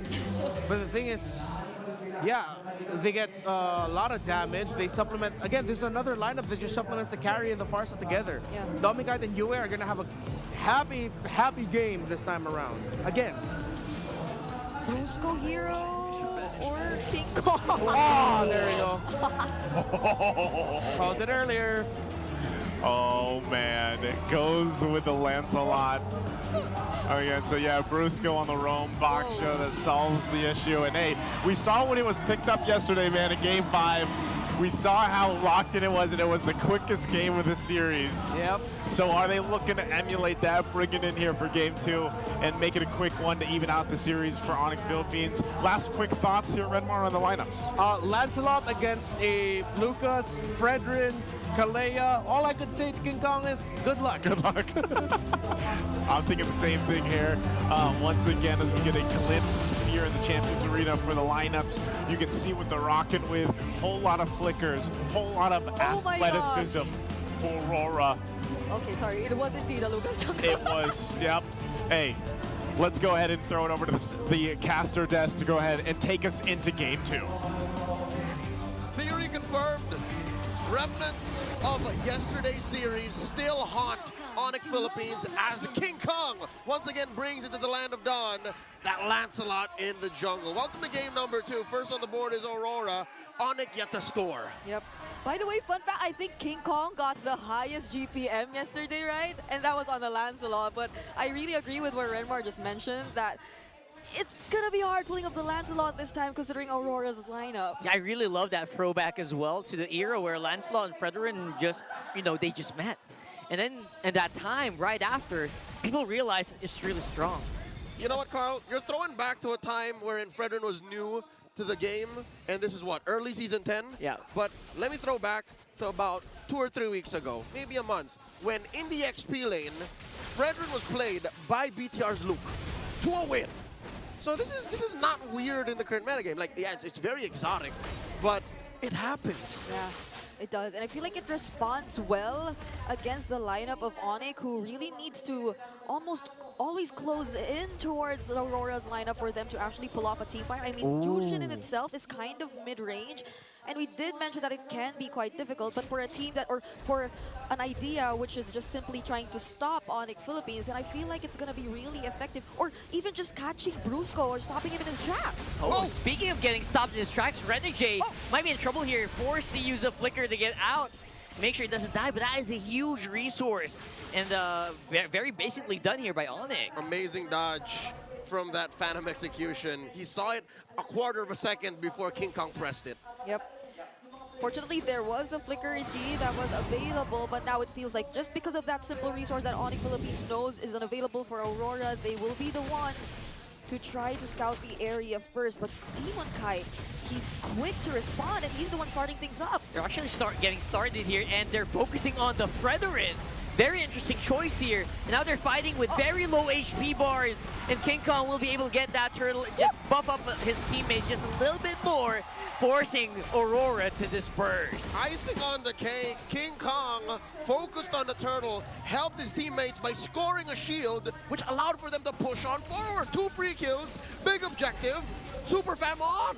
And I feel like we've seen this yesterday too. KingKong, even on a Lancelot, just being set on taking the necessary objectives, avoiding the team fights early on, going for the turrets, and with the Demon Slayer emblem in his emblem combinations too, it feels like they just know that this is the way to go, especially if they want to avoid the struggles or the challenges they'll probably face up against lineup or Aurora if they decide to fight them head on. Yeah, it is Throwback Thursday. It was called Demon Hunter. Now it's Season Hunter. Oh, yeah. It's the same icon. And this is what SDZYZ then in Season 9 used on this very hero to show us that, hey, you can play Lancelot to a utility form. You can't play it like this, just objective-wise. Now, Renegade gets caught once more. Yeah, Renegade again in trouble here. No flicker to save him this time around. Oh, actually, he's back on. What? Wow. That was a short cooldown, but you're not going anywhere. Super Friends pulls him back. They just don't let him get away. Now this is clearly Onyx Philippines being the ones to rotate faster, especially considering the backers in their hands. But Yue! Oh! That was so good right there for KingKong. Gets answered immediately by Demon Kite, but it feels like Aurora are just trying to cauterize the wounds here. Gonna get another kill into the Super Friends. He's on a killing spree, Leo. Super Friends and Brusco, 2v1. Those are two support heroes taking down Demon Kite. Super Prince feels like he's mad. It reminds me of the way he just suddenly played the Selena so aggressively after a loss in the regular season. And now they're again back at the quick rotations, even stopping Edward right here. Yep. Gonna go pulling it back for the next possible turtle fight, but I don't know. Aurora doesn't feel like they're ready to take this just yet. No, despite having a Fredrin again in the XP lane and a Lucas being so strong when you're fighting in the paint, Aurora seem to be doubting their early game strengths. Onyx has single-handedly used the Lancelot once again to full effect. It wasn't a fluke yesterday. That wasn't a fluke. That was a fluke. Oh my goodness, it's already a 3K gold lead for Onyx Philippines. And they know fully well where Aurora is. And you can say the same for Kellera this time around, but it's Onyx in the lead, so you could expect him to go online a little bit earlier compared to game number 1. Check it out. Edward's first and last Fredrin game was back in season 12 in a playoffs match against Onyx. This very Onyx. Wow. Wow, that's a big throwback. I'm very glad our stats people got it. It wasn't weird. It wasn't weird. It wasn't weird. It happened. We're not Mandela affecting y'all, all right? It is Throwback Thursday, and our production is confirming that this did happen. Yep. Right now, looking at the items so far for both of our teams, only one has already, or only KingKong and Dominic have already secured their first core item so far. But this is Onyx Philippines paying full attention to the gold lane. Fortunately, Renegade is here to guide and protect Demon Kite, but I feel like they won't be letting Demon Kite freely do his farming any further. Yeah, just to add to that, there's not much Renegade could do. Demon Kite senses it. Here's the conceal. Super Prince still engages. Man, Super Prince, like we're gonna mention, is very, very mad, or looking like it, inside the Land of Dawn here. Just even diving under that second turret. Oh, force a fight on top side though. Beautiful engagement. 3-on-1. No chance for KingKong to make it out. That was so quick. The flicker into the title strike. Even with barely no vision on where exactly in the bush he was. Other word, pulling back Brusco as well. Super Prince still has some pretty good DPS even on his own. Putting Renegade on almost half. Look at that. This is probably one of Super Prince's most, or scariest forms. Like when he's able to do all this on the Jushin without being, or without any fear up against Aurora, despite the potential presence of like a setup into the burst damage that can be provided by Yue, they just seem to know that they're way ahead for them to fear that. Super Prince is here to prove to us that this lineup works. Again, despite the lack of burst, again, the conventional understanding what burst is in the current metagame, the Super Fam has a chip on their shoulders. They want to make this lineup work, and so far it is. 2 turtles in, a solid 2,500 gold lead. Junglers are beating up. Yeah, speaking of junglers, look at those two junglers on top side. KingKong and Demon Kite, a little bit of a high five to each other. And look at that as well. Onyx forced out the feathered airstrike, so I think that's a very confident turtle going over to KingKong. And it was Brusco who started it all. Now they're going for mid. Big knockup into the Tsunami Slam, but there's just no coordination whatsoever on the side of Aurora. Everyone is just running for their lives, Leo. Unfortunate. To be fair, I think Renegade was taking away Onyx from his backline, all right? That's why he brought him there, but it cost him his life. It was worse. Even Edward had to pay the price, but que sera, when you're down 4K like this, fresh off a turtle take, and Onyx means business, this is what you can expect to happen. Yeah, and it was really surprising to see that the crossbow that was still casted. And there you go. This time around, no fear whatsoever in the eyes of the Super Fam. Looking at Aurora head on and looking at them under their towers. It's only been 8 minutes, but look at this. Even Renegade, he's feeling the damage from the single Thorn Rose that KingKong is able to dish out. Super Fritz, you're a mage. You're not supposed to be underneath a turn with no minions like that. Okay, in fairness, one of the tankiest mages in the game, but still, right? And the guy who introduced the entire Brave Smite concept, Hand Geek Emblem combinations for a mage. So I'm surprised to see that he's not higher up there in the damage taken leaderboards, but you know. He's remixing his own rendition of the Zushin. It's a remix of a remix. This is the 2025 version of how you play it. And here's the thing. Here's what I'm afraid of, all right? Kelra's only been getting assists. He hasn't really even taken to the skies to actually get kills. Yep. And compared to earlier, there was no need for him to go for the Wind of Nature immediately, but Renegade... Oh, straight into the fight. I think that was a pretty forced Tsunami Slam. He's gonna go down as well with a few easy hits. KingKong playing it under these two turrets. And again, no fear whatsoever in the eyes of the super fam. Cyril Perez almost gave everyone from Aurora a signed face photo cards. Just, here we go, shing, shing, shing. Look at that, just using these feathered airstrikes to clear the minion waves. Oop. Aurora is trying their very best to survive. Yeah, this is a huge problem though. If your lineup is like this, oh my goodness, and they get to slow you down really well, enough for Kelra to just freely throw out his arrows. Like, this doesn't normally happen. The 1-1 gets bursted down, but in this scenario, Onyx Philippines, through the Jushin, through the Baksha, whenever Aurora gets a little close, they almost always find a way to stop them from getting back safely. Again, hindsight is 2020, but I think this is what Onyx was going for in Game 1. This kind of play style. I mean, it's pretty similar, right? Zushin on the core of it as well. The 1-1. The 1-1, exactly. So that probably was the plan all along. And only now they're able to show us how it actually is executed with that almost 10K gold lead in 10 minutes that they've been able to secure in their hands. Aurora, at least they have the Farsa this time around. They have the carry as well to deal with the waves that could potentially come in. But they have to be careful of Kelra and the crossbow attack. He is applying pressure alongside Brusco. I don't know if Aurora knows that Kelra is here with the Bruiser. Lord spawns in mid, waiting to march in. 10K up. This is Onyx game to lose. Concealed by Brusco. 11 minutes on the clock. They are diving in with that Lord. Two-man knockup by Kirk here. Edward is in trouble. His brethren can't really stand the DPS for long. And now that turret is going to go down. Slow and steady. He doesn't even have enough time to use the Appraiser's Wrath if he wanted to. He can't. He just can't. He flickered away.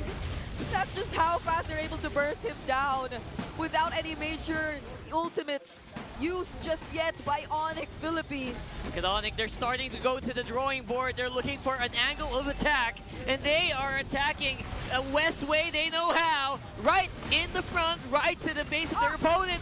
Diving in, that's going to be KingKong going down though. But where is Kelra? What's Kelra looking like? He's going to be forced to back off. That's two members going down for Onyx.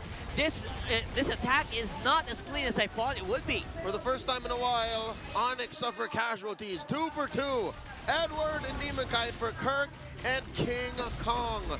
Man, that last inhibitor down bottom cost Onyx a lot. Yep, we'll be seeing the instant replay in a bit where Kelra actually, in that particular sequence, was able to use the crossbow of Tang, but fortunately for Aurora, it actually transferred immediately from Edward to Demonkite, two of those heroes in Aurora's lineup, which are expected to tank the damage from Kelra. And so Yue, Demonkite, they were just able to focus down on clearing out the waves and defending their base. But this is something that allowed Onyx to clear all of Aurora's base turrets, and that just keeps that 10K gold lead intact for Onyx Philippines. Closer to about 9, but they have stopped the bleeding. But the onslaught continues. Oh, what is this? Okay, nice try here from Renegade, but that's going to be purified out of the way. 4v5 right now. Onyx is on a rampage. They're just not stopping for anybody. Edward can't even put down the Appraiser's Wrath in time. And now it's an empty base. 3 members of Aurora to defend against an onslaught of Onyx members. It's just impossible to fight. Demonkite goes down even after that full combo, and that's game number 2 in the bag for Onyx. The inevitable win for the Super Fam here. 1-1 on the board. Onyx PH. They had their individual highlights in this game. Even up until that very last moment, That flicker, dark wave, setting things up, making sure that Aurora will no longer be able to defend. Man, 1-1 for the series. Let's throw it over to Red Bar Naisu to talk about game 2.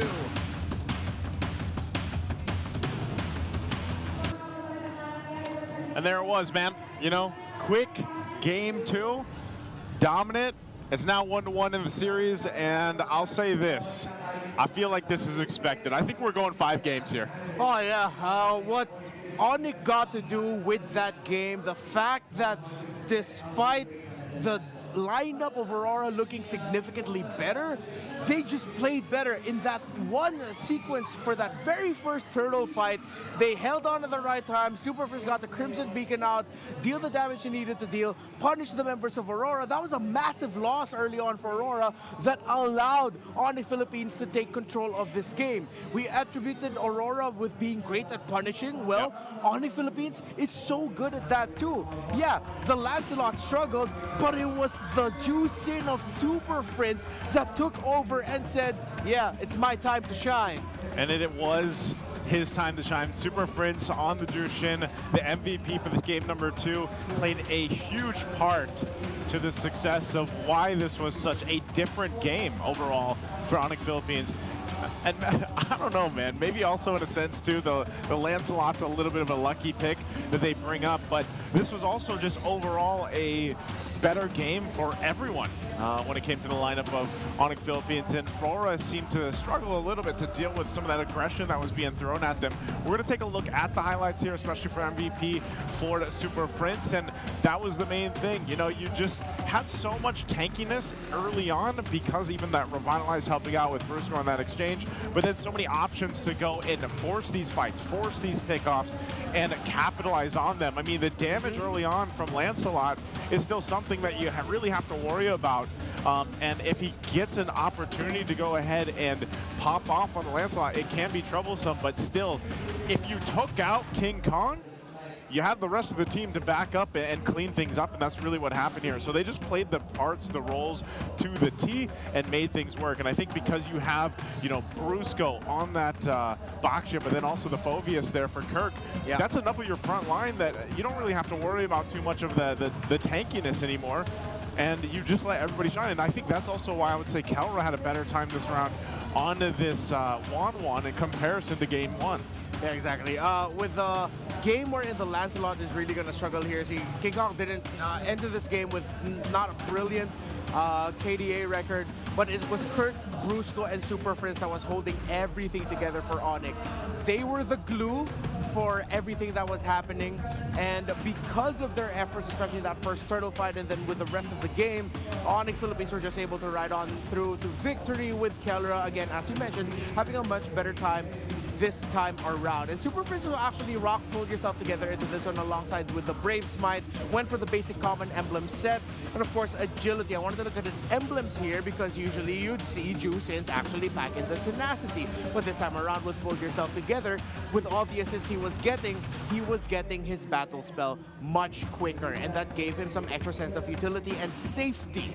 And if you look at for Kirk and Brusco, then they also have a good balance of some damage, with Kirk deciding to go for Thrill, which gives him adaptive attack, but then at the same time he decided to go for things like Spell Vamp so that he could get some regen for himself. Again, with Super Friends building Pull Yourself Together, even though there might be times he could get caught, even though he was bulletproof in this game, he almost always had access to his Purify. Yeah, it's interesting how the contrast between, and the similarities between game 1 and game 2, but you know, Onyx Philippines is the one, ends it around the 13-minute mark, but even down to the breakdown of the game, you know, 10,000 gold lead that they had, they're very dominant. They had all the turrets down, while meanwhile Aurora only had the one, and you know, they took all the major objectives too. So it's just, it goes to show that when you get these kind of lineups that are meant to go ahead and pop off early on, and then you don't let that lead slip, how fast you can end games in comparison to what we saw yesterday, where it was like, you know, there were these games that really dragged on longer to the 20+ minute mark. And that just highlights the play style, but also the decision making of both Aurora and Onyx Philippines. And so it also kind of throws up the question of what's going to change in game 3, right? Because I think that's a big thing here. The idea for Aurora's lineup I would say overall it was interesting. They even had that fun fact about Edward. The last time he played the Fredrin in the X team was what, season 12? Season 12 against Onyx. It was, of course, in the EXP lane too. Yeah. Yeah, and you know, it just didn't seem to be enough. Maybe there could have been a better pick even for Edward, although he was the sandbag. That's what Fredrin does, right? You just tank all that damage up, and of course you have Super Fritz this time around on the carry as well as the wingman. The BPI rich guy is going to be a Kalra with that GPM of 890. And maybe for him, obviously, because of what he had in Game 1, this was a much better feeling for him in Game 2 on the 1-1. I don't know. Are we going to see the trend in the playoffs where teams are just really going for the 1-1 instead of the typical Harith Granger, or are those still going to be the dominant picks? They're still definitely going to be there. It's just what do you feel like playing for today, and then what have we banned out? Because with the Harith Granger, it's you get damage. Yeah. You know what they bring to the table. Something like a 1-1 gives you a pick that is just so good with the extended team fight, wherein suddenly, if in the early to the mid team fight you're not winning, one ultimate from the 1-1 would just completely change things up and turn things around. So we're back on the good old telestrator here. So what I like about what Onyx did is that the moment they got to turn things around quite early on, 2 minutes in, was that they continued hunting down more resources. If you look at the timeline here for the objectives, it was at 4 minutes and 41 that they were able to get, if I'm not mistaken, that is Turtle 2 already. 14,000 gold lead. Then they converted it to a tower. They got the third turtle at 7 minutes and 32.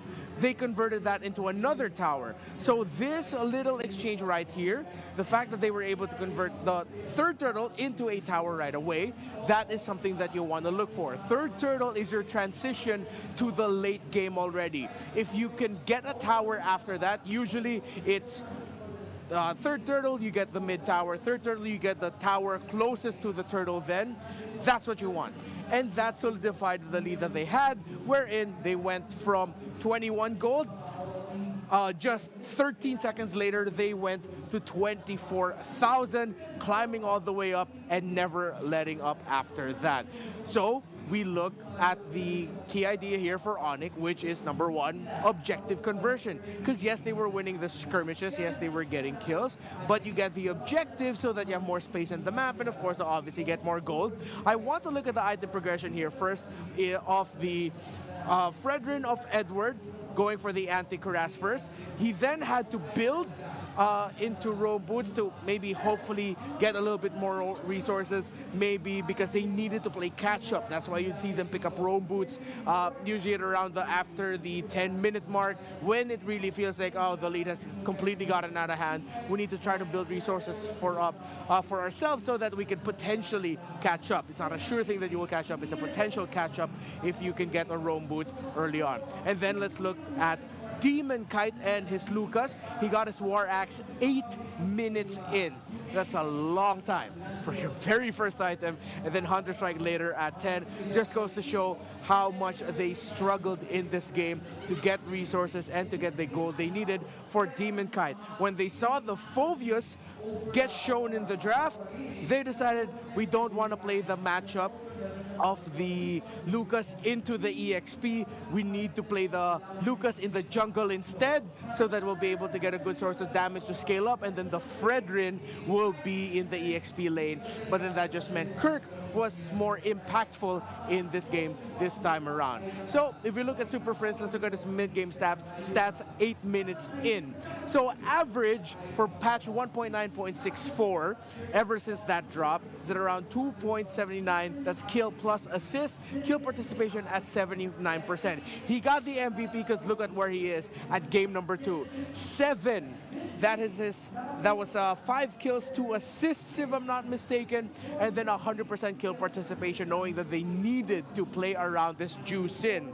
Again, go back to the game, look at that first fight for the turtle. It was him being able to Crimson Beacon out, freely damage, that supplemented the Phovius jump in on all of the heads of the members of Aurora, while Brusco was just there, you know, leaving a trail of fire, throwing plates left and right, and of course, with KingKong getting that turtle to get that extra bit of shield so that they can win that fight. I could jump on some heads. That would be terrifying, dude. You're like 6'1". 6'6". You know, if it was online, I'd say 6'2". Online 6'2". You know, because everybody adds. Versus 6'1". All right, sure. Yeah, no one can tell the difference anyway. Yeah, you know, that's fine. But again, thank you for the breakdown there. Before we move on and think about Game 3, I think we're going to have a little segment with our hosts. We got some special guests over on the audience. Let's go ahead and pass it over to them.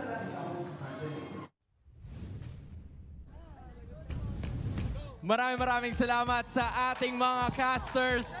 And now, we have our esteemed guests bago tayo bumalik sa ating mga laban. Everybody, Champions Arena, please give it up for your Cherry Tigo crossovers! Of course, we have Ara Galang, Abby Maraño, Maylene Paat, and of course, Alina Bicar and Zaka Randang. Guys, kamusta naman kayo? So nice to have you here with us today. Sobrang saya ng experience manood ng MPL all the time. Andito ka na naman, Changa. Yes, second Welcome time. back! Welcome back, Miss Abby. Ano yung difference ng experience mo before sa ngayon na experience mo dito sa Champions Arena? So tingin ko same lang yung spirit kasi sila pa rin yung magkalaban the last time na nanood ako. Pero mas exciting ngayon kasi kasama ko yung mga teammates ko. Maglalaro. Of course! Exciting kahit iba-iba sila ng bias ngayon. Oo nga eh. Parang nakikita ko eh. Tinakpan. Nagpupuksahan kami kung sino talaga yung... Okay. Ano nangyayari? Bias niya si Kelvin. Pero sige, you know what? Let's talk about Kasi paano kayo nakakahanap ng schedule to play? Like, do you guys really play ML or you came here to support? Every after training talaga. Yun yung pampalipas oras namin eh. Pampalipas oras. Okay, let's talk about roles. Since 5 kayong nandito, sino ang XP? Alright. So, si Ara Galang ang XP. Diroth main daw, Diroth main. Ang jungler. Okay, si Sarina Karandang, I like it. Main mo is? Granger po and Helgert. Ay, Granger. Parang hindi ka naniniwala, Alina. Okay, mid naman. Sino ang mid? Mid lane. Support tsaka mage. So, sino ang nagpaparaya pag sabay kayo naglalaro? Ako talaga. Nagra-roam yung isa. Hindi, ako talaga. Ikaw Kasi talaga. Kung saan ako napupunta pag ito nag-aagawan sa mage eh.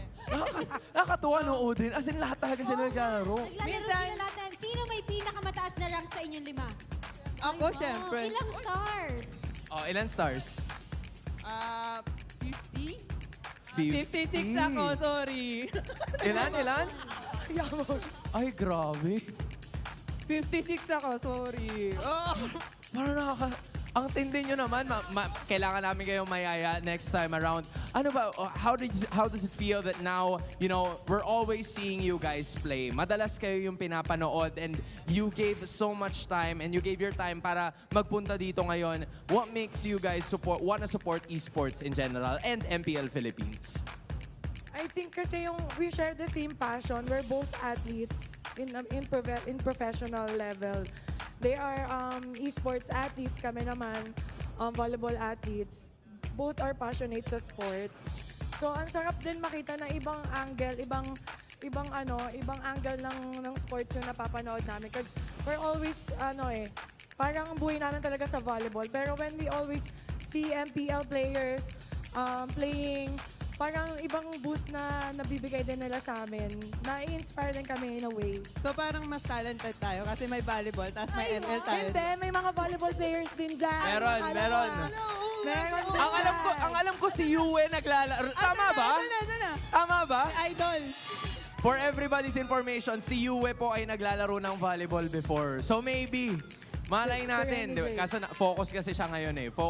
But hopefully we get more playing time moving forward. I think now, Odin, anong masasabi nyo? Where can we find you? Paano ba namin masusuportahan ng Cherry Tigo? Sa PVL po, lagi po kayong manonood. We'll be starting on June 27. Sana supportahan nyo rin po yung Philippine Volleyball League. Maraming salamat po. And now you're watching live dito sa ating Champions Arena. Very obvious naman na sinusuportahan nyo. What is your message sa mga teams na sinusuportahan nyo ngayon? Good luck po sa kanilang lahat. I know naman na kahit matindi yung labanan dito sa sa MPL talaga. And of course, nakakatuwa na nandito kami. So, ayun, sinishare nyo yung talent nyo and pinapakita nyo sa amin yung kung ano yung talagang makakaya nyo. And of course, na-inspire kami dahil sa inyo. Guys, maraming salamat. Thank you so much for being here. Palakpakan naman natin muli ang Cherry Tigo crossovers as we head on to game number 3. So, panel, punta sa inyo. Kera! Okay, well, there we go. That was our special guest out there in the audience. That's the PVL. That's the Philippines Volleyball League. And it's nice to hear, nice to hear that the enjoyment, the respect between the professional volleyball players and, of course, how they can appreciate and enjoy the professional esports scene for MLBB. Yeah, I feel like for quite a few seasons now, we're getting more athletes in the Philippines very vocal about their support of MPL. So it's really great to see the women of the PVL to show up here. They are some of the most watched athletes in the country. If you're not familiar with it internationally, they are local celebrities. It's great to have their energy and their presence here. I wish I could play volleyball. I think you have the build and height for it, though. But I can't jump. You can't? Can you not jump? I've never tried. Oh, as a guy who played football in high school for like, what, 4 years? Yeah, well, I don't You jump. never got to jump? Dude, I just run into things. I don't jump. I'm not jumping over All right, guys. fair, fair. Just run into them like we're going to run into the draft right now for game 3. And we're going to be welcoming Brigida with us once again for the draft. Brigida, can you hear us? Good afternoon. One of these times, Brigida, you're going to do it right, okay? You're going to say good afternoon, and you're going to address the Brigadudes, okay? You have to say good afternoon, Brigadudes. My goodness, I've got to address everyone. Okay, I'll do it next game, but All for right. now... Okay, next game. Good afternoon. No, Let's go to the draft here. Bands are coming out. It's looking very similar here, right? But this time around, they're taking out the MVP hero from the previous game, that Jushin. You broke it down. It's such a menace to deal with. Yep. They've always banned the Fanny too, so it's most likely that they're gonna ban out the Fanny for last year in Onyx Philippines side, and that'll leave again the Kalea open, but Aurora, do they want to go for that again? Oh, they open the Fanny! Fanny's open. They're willing to give it. What if we get some good old early chose? What if we throw it back? You lock in the Fanny for the first pick of Aurora, then suddenly on the side of Onyx you hear, see value in me? You should. What is the line? See value in me? You should. You should. Oh, that was more accurate. All right. Oh, yours was pretty accurate too. Yeah, that's pretty good. I give it an 8 out of 10. All right, come on. Come on. Oh my goodness, it's open, you take it. Is it that simple? Yeah, pick up the Fanny, they just go, oh, okay, it's not going to be the Fredrin Rush, but they do go Moskov Galea. They're very familiar with the answers that they want to go for right away. It's almost like a 100% a requirement now. If the other side's playing a Fanny, you want to get the Moskov with you. Yeah.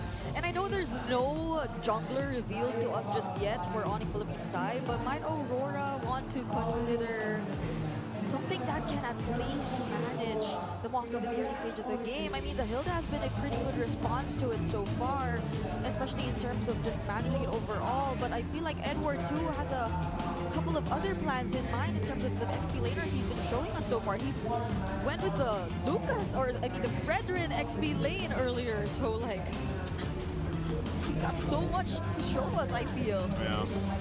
This is going to be interesting too, just because like throwing in a Fanny in general is already going to change the dynamic of this. But now you see the Harith and the Farso locked in. This is so much damage early on, and then Fredrin, this is a blitz draft right now. Onyx, they knew they wanted to get the Fredrin. They knew they didn't need to rush it. The moment the Harris showed up and I saw the Fanny, it's like, come on, it has to be a Fredrin for Onyx, right? And there they go, they lock it in. So they have a good solid front.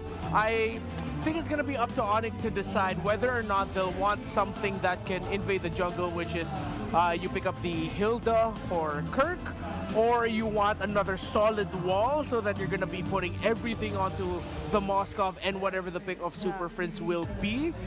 So it's either damage or tank. That's like the main choice right now for the Onyx EXP lane. And we still cannot turn off the possibility that the Fredrin might actually go to the EXP lane, similar to what Edward and Aurora did in game number 2. Oh, if even Onyx does that, then I'll be just open to endless possibilities for the upcoming draft that we're about to see in the playoffs. But yeah, I agree. The Hilda works really well for Kirk, although there also is still the phobias if they ever want to consider that, since there's the Harith and the side of Aurora, and it's still open to his point, but that could also be a potential ban for Aurora heading into the second phase, I feel. It's interesting too, because when you think about the flexibility for Aurora specifically, especially in the roam, what do you want to pair up with having a Fanny, knowing that you really got to be able to take care of it? Because obviously some more of the bans, I mean, look at already the amount of roam. Whoa, that's an interesting one. That's bad Veil? That's the old Gara right there. Yeah.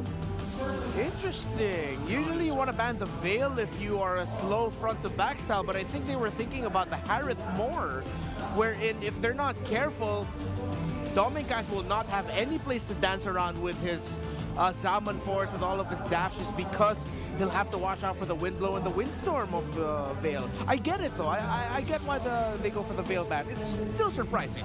Yeah, it kind of works well as a way to interrupt. I feel like if you time it really well too, even whoever decides to just go in for the setup, since it hasn't been revealed to us just yet by Aurora, will find it difficult to set things up if the Veil is there. So could they actually want to go for a dive composition, considering that these are the bans they're going for? Onyx bans out the glue, however. Glue, yeah. All right, last ban for Aurora. Do they still narrow down the mid lane options? Are they going to try to force Super Friends on, you know, a pick? But again, this is Super Friends. He's just very similar to UI, where their hero pools are so unique and quite deep here. So even if you go and ban another mid lane option, like Super Friends still has plenty of picks that he can go for. We'll see if Aurora decides to go ahead and expend one more, but that also goes back to the question of roam options, because you have that Matilda, the Chip, the Baksha, for example, takes out, they take out an Arlot. Whoa. They don't want that combination, man. Yeah. The Arlot, Fredlock. Fredlock. Yeah, let's go with that. Yeah, I like it. So we're gonna get the Frizz hero, Kirk hero. I mean, there's still a lot of flex options. You can actually still go Cho for Brusco, put the Kalea in the EXP lane if you're gonna go Fredrin jungle. But now they're gonna go for a good balance of damage and tankiness. They go for the Phobias. Yeah, this is an all-in support for Super Friends and Kelra. Whatever the Super Friends pick, it's gonna be big. And there's a chance it might be Kimmy. Oh, yeah, that's funny. We haven't seen her picked up too much. I mean, even yesterday, right? What, a couple times maybe? So a couple times in the series that we had yesterday, and there's the Jawhead and the CC. Okay, so we're getting the Jawhead. What? And then I was thinking what else you would pick, right? Super Friends, what else do you have in there? And he's one of the few players that made this hero make a statement so far in Season 15. How do you feel, Redmar? Yep, I did not expect the Selena pick at all. It's a good old Selena Jawhead. Onyx looks solid, but it's always the thing about Fanny. You either get a really great Fanny game that snowballs, or a Fanny game where it's like, let's hope for the best. I'm so 50-50 on this one. 50-50, as am I, but hey, I'm gonna believe. I know I voted for Onyx Philippines for the series, but this one in Game 3, I'm gonna go and lean towards Aurora here, especially with my boy Demon Kite getting the Fanny. Take one last look at the lineups here for you guys to go ahead and make your own guesses, plus the fact that you got the 2 Purifies to deal with that Kalea potential. Let us know what you guys think. Who's it gonna be, Aurora or Onyx? Let's pass it to the casters for Game 3. With the scores equalized and some power picks coming through in the draft, who's gonna get one step closer to match point? Aurora versus Onyx, game number 3 coming your way. Action brought to you by Brigida, Rockhart, and Leo.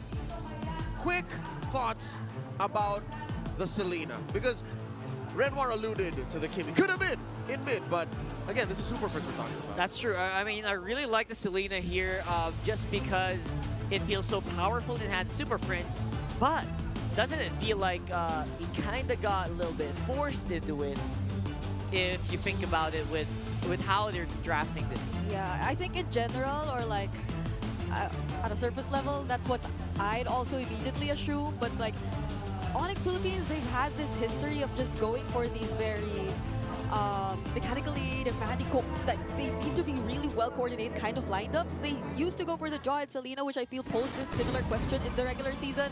And this is kind of really close to that same pattern, right? The Kalea into the Selena, so they might make it work. And it comes down to play what you know. Something tells me there was a discussion and the Kimmy was a legit option. It's just the Superfam decides, Prince, whatever you're comfortable with, let's make it work. Game 3 finally upon us. Rora, early start. 200 gold lead, forcing a flicker from Prince. Ooh, that was very nasty shots here. Forcing flicker as well is a pretty big resource, especially for a Selena, which usually you would use that to really take out the target. Yeah, Brusco will be having a huge responsibility in this game. Like, he has to protect multiple members of Onyx Philippines, or primarily Keller later on, but for now it's Super Prince. And they're just playing it so aggressively! Oh, look at that, Brusco as well. Man, Demon Kite is... You can feel it, right? You can feel the bloodlust in Demon Kite right now. Because really, how often do you get your hands on a Fanny? Yep. And it's this pick really that defined how Onyx could play around with the remaining 5 picks, not just 3 or 4. The 5 picks, the whole draft, they had to cater to answering Demon Kite's Fanny, which opened up for the Jawhead, which opened up for the Harith, even the CC. So now, lane to lane, you could say that maybe that mid trio is where Onyx struggles. How about the sides? Yeah. Sides are pretty much what you would definitely want to go for if you just want the way to manage things out, not necessarily directly winning. And that's in terms of the gold lane.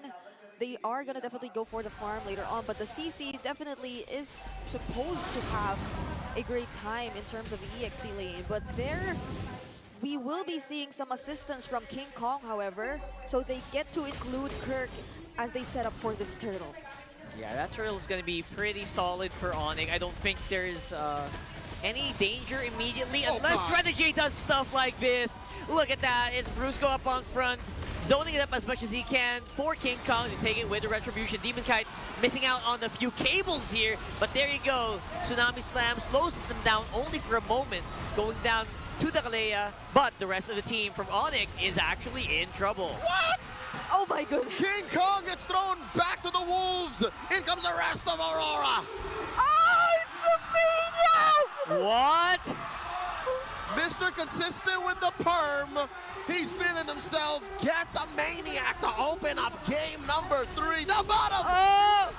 Force the flicker out of Kelra, and that is going to be a huge resource. Just when you thought these two gold laners were very 50-50, in comes Demon Kite, and there is the threat of the Fanny. That is probably the only thing that isn't consistent about Mr. Consistent, and it's his hair. The hair. But right now, it was so surprising to see him actually get that maniac. He's way ahead of everyone just because of that, and you were expecting this kind of result in terms of the laning phase, but for it to extend all the way, this is going to be a huge problem for Onyx Philippines.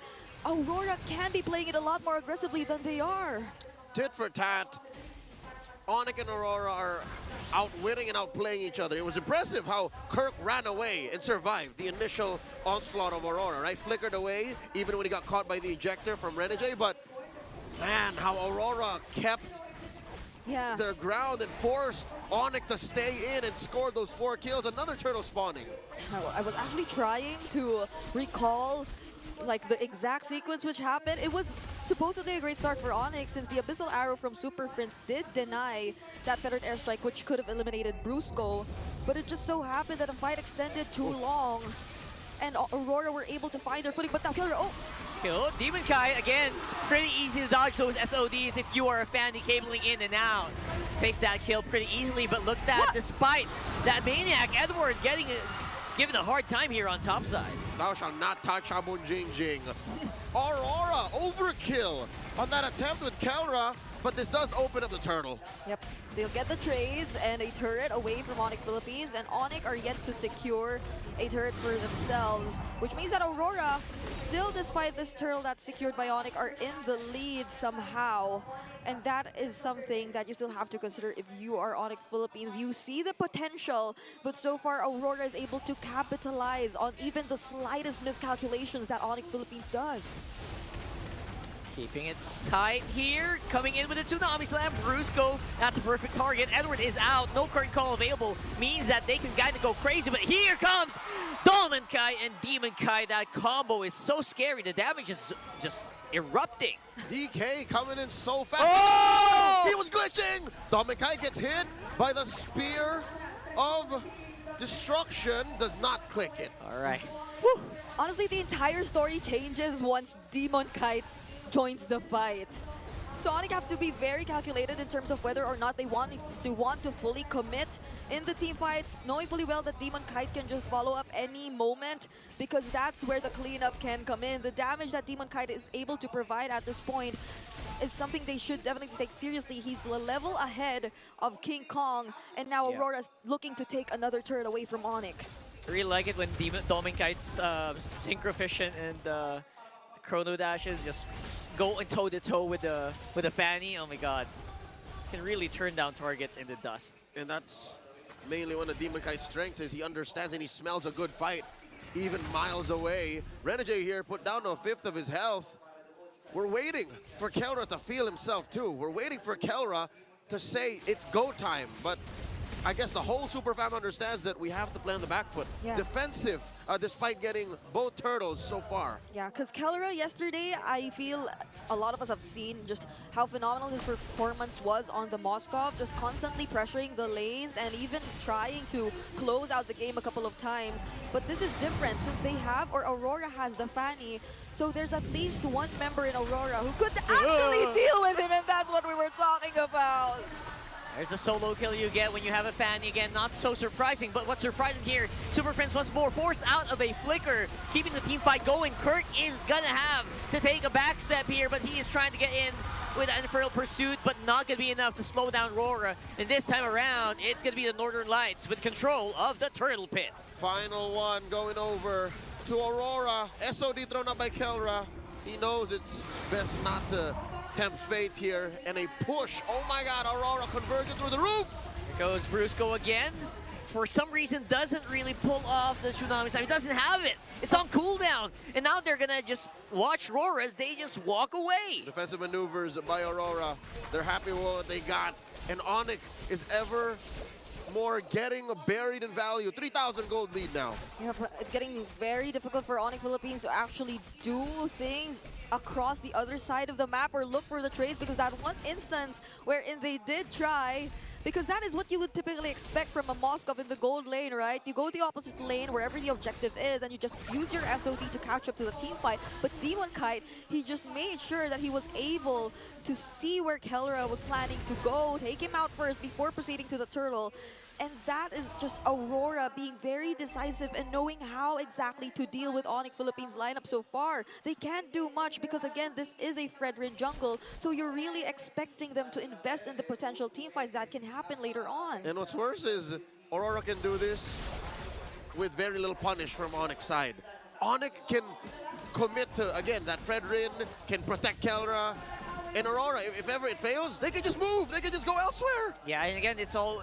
the Tsunami Slam is just so crucial here because it's basically the only reliable source of CC they have, aside from Energy Eruption. So are you going to use it on Demon Kite or Doming or whoever, right? Yeah, but even Energy Eruption isn't confirmed. You're not a Flicker Fredrin, you're a Retribution Fredrin. That's true. So you have to walk up and make sure you get the taunt on 2 solid targets. Yeah, the thing is, it's always Renegade going in first, but it seems like this time around, it's going to be a different guy targeted here. Renegade flickers out, but will go down to the Appraiser's Wrath. That's a -1, but curtain call already casted by Edward. Here comes Demon Kite, but I don't think he's ready for the party. Just not dressed quite there yet. I think he only has some shorts and slippers, and everyone's just all pimped out. This sounds too specific to be just theoretical. Aurora now retreating. They know they can't pick this fight for V5.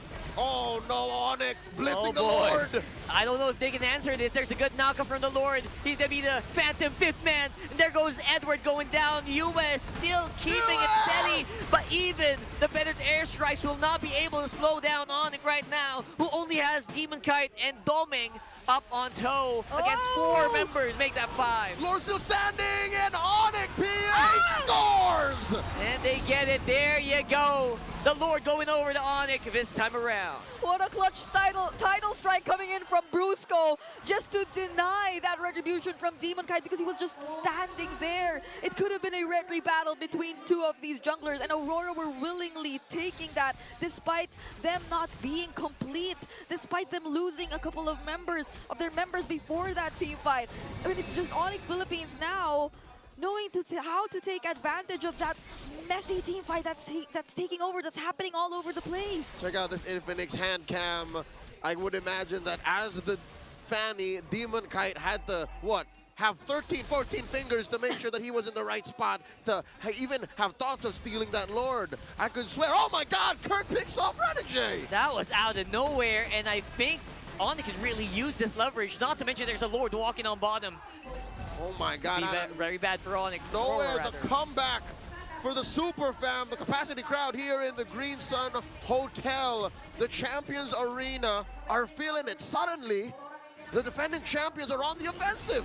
Yep, everything changed the moment they decided to engage in a full-on team fight with Onyx being prepared. That's what happens when they're actually able to position themselves first compared to Aurora, because the moment Renegade decided to check the area, they were able to punish him to some extent, forcing them to hesitate somehow before actually taking on the next fight. And that is a very similar scenario to what happened in that objective.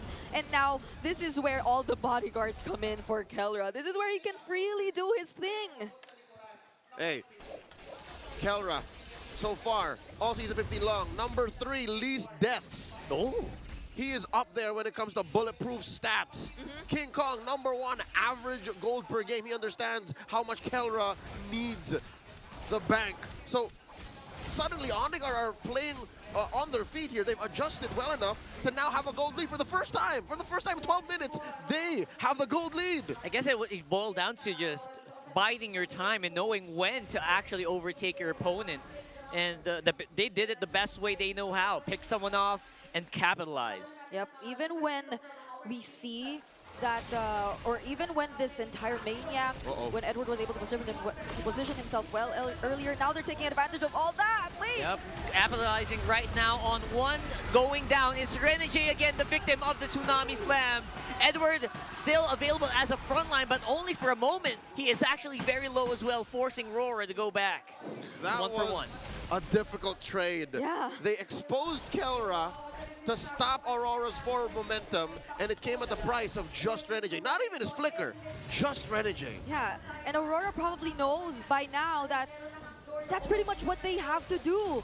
Once you take out Kelra, you saw how Onyx immediately was forced to retreat. They cannot proceed with the fight, especially considering that there is an upcoming objective. They can't lose any more members, and that is what they have to consider right now. They have all their eyes set on Kelra, which you did mention is supposedly up there in terms of the bulletproof leaderboards, but he's already 4 deaths in this game. This is not an ideal KDA score for Kelra. Lord Dance initiated. Demon Kite at 1/3 of his health. I think Aurora have to reconsider. And that all came from one arrow hitting, by the way. That was insane. And the Lord knock up and everything else in Phantom between. Fifth Man. This is where the Fredrin comes in. This is where you would have the Fredrin 9 times out of 10 instead of the Fanny. A Lord Dance like this. And Onyx doing it again. They're blitzing the Lord. They're doing it again. They have the damage. They know they do. They know where the Aurora members are. Demon Kite, where are you? Are you going to be in an angle to go for the Retribution Steal, though? He will get stunned up. That's vision for Onyx. I think they will blitz it out this time around. KingKong getting that Lord, and the fight is going to be very, very bad here for Aurora. But Superfin's on a different angle. They're jumping. They're piling onto each other. And there you go. Aurora members free remaining. Make that just you. And I think that could be Onyx running it down mid. 11-11, make a wish. At the 14-minute mark, Onyx just forced Aurora to play in the paint, and Aurora can't do that! It's a wipeout for Aurora! And you did mention it's exactly the angles that Superfits just played around with. Beautifully done. It's Onyx Philippines in Game 3. Match point for the Super Fam in the upper bracket semis, 1 game away from dropping Aurora to the lower bracket. Can't believe my eyes. Super Prince, whenever he gets the Selena, you just see the most surprising angles come into play. Play what you know. Play what you know. And it seems like now, Onyx is comfortable. Well, Leo, we'll tell you what we know, and it's match point right now for Onyx Philippines. I'm actually rather surprised. I was thinking that was going to go to Aurora, especially the way that the early game started. I mean, was it an early Maniac too? Yeah, that was a Maniac. At that point in the Philippines, we have a cultural response to that. Nice try. Do better next game. I gotta go cook some rice. Why rice? No, it's like sasaing muna ako kanin. Right. It's like I'll cook rice. Like my mom wants me to cook rice first. I'll put the phone down, but that's just you actually tilted. That's just you tilted. Okay. Yeah. Well, this guy's not tilted at all. Monster Super Man. Prince, another MVP performance, and this time it's a signature pick, I would really say, about Super Prince. The Selena, one of the few players that does find success with this hero, makes it work, and you know, he was on point, providing the vision. The arrows were usually landing on the right targets. Like, think how many times Demon Kite was actually stunned up or something. And that's a Fanny too. And that's a So Fanny. the fact that Super Prince reads the map like that, is like, I will throw my arrow here at this direction at this time, and I will hit a high-profile target. And that's what happened, especially that last Lord Clash. It was him. It landed on Kirk. The moment it landed on Demon Kite, as he was just positioning in the bush, Onyx knew, like, all right, it's time for us to just rush this Lord. We've already gotten the info where Demon Kite was. That's why they were hesitant. That's why they were slowing down the take. They needed to find the Fanny first.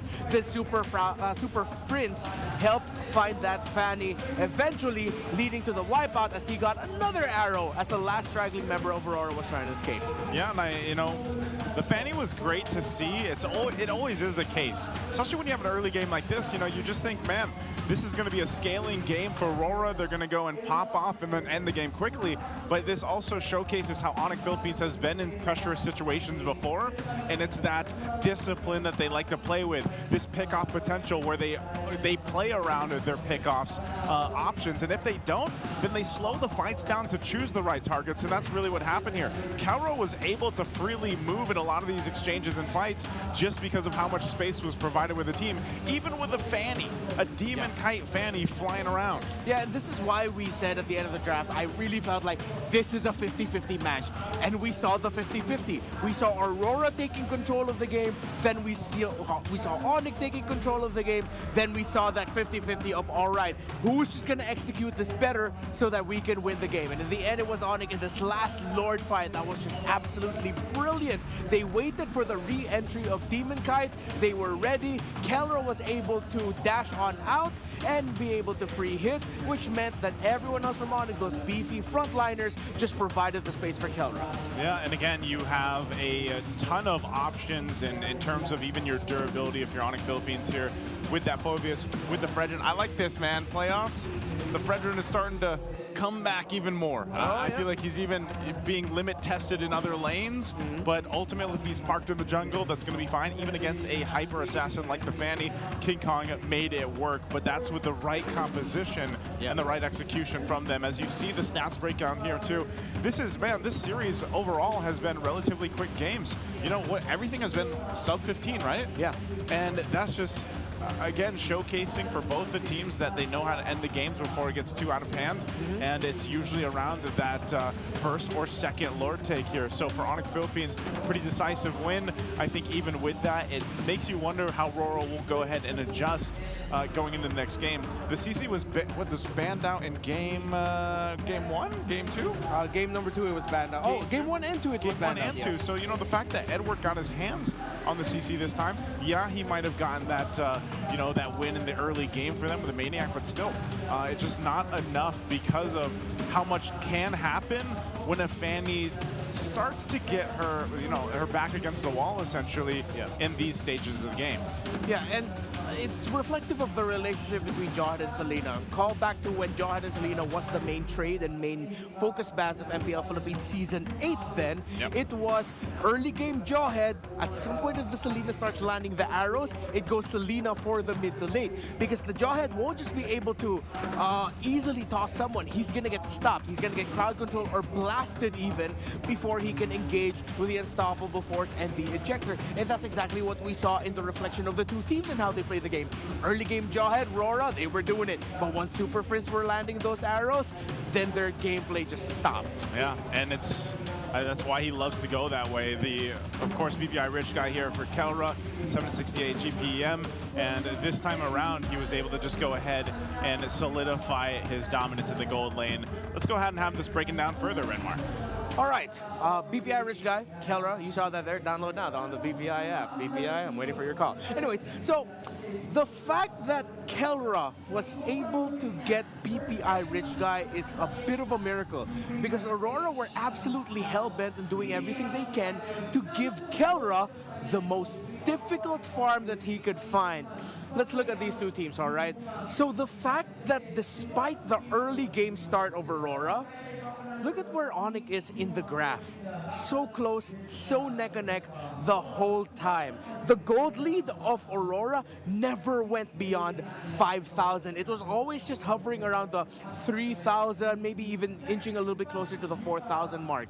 And that means that despite the early game wins that Aurora were getting, Onyx Philippines found their center point of balance quicker, meaning that, okay, Aurora's the one taking control of the game. They're the one who is getting a little bit more kills. They're more comfortable getting towers, farm.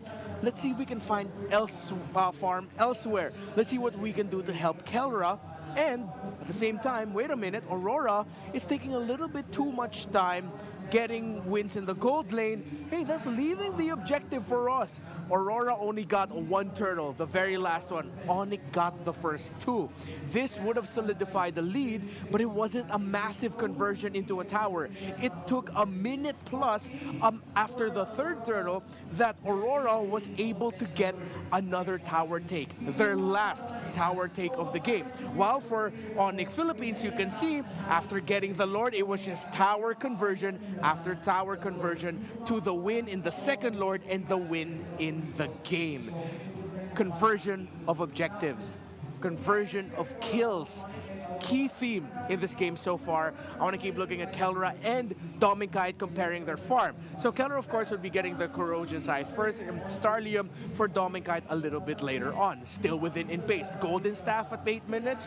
Could have been a little bit quicker, but you know what? We're not going to complain. We're going to take what we can get.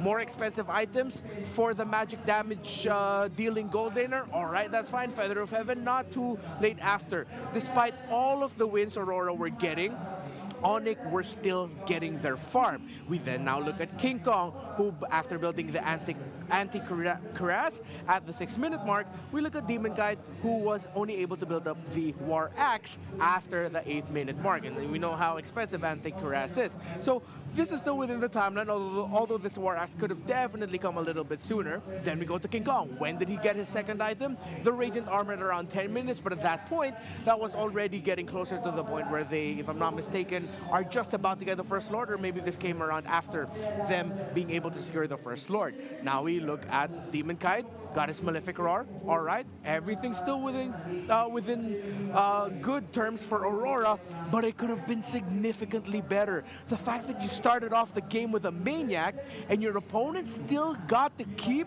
the game so close that your key figures are still getting their gold, that just hurts to see. And especially with KingKong getting the anti-cuirass early on, he already shut down the very good interaction between the Jawhead, the Fanny, and the CC together, because those three together supplement all of the physical damage getting dished out, but having the anti-cuirass was just great for Onyx Philippines. So let's look at the mid-game stats. 8-minute mark for KingKong. So he went a little bit more utility routed here. Of course, obviously, as he is in the Fredrin, usually averages around 2.38 kills plus assists. Now it was just only at 1. Less in the kill participation. Damage dealt, course, less gold as well. The gold differential, again, struggling. It was minus 1,423. There was a lead there, but that could have been worse. He still kept it close up against a Fanny. That is at the 8th minute mark. He was still level 10. At that point, that could have been closer to a 2,000, maybe even past 2,000, 2,500 gold lead. The fact Onyx kept things close in the gold is why they eventually won the game. They eventually won the game with making that happen. Thanks for the breakdown again, Renmar. There for Game 3 so far.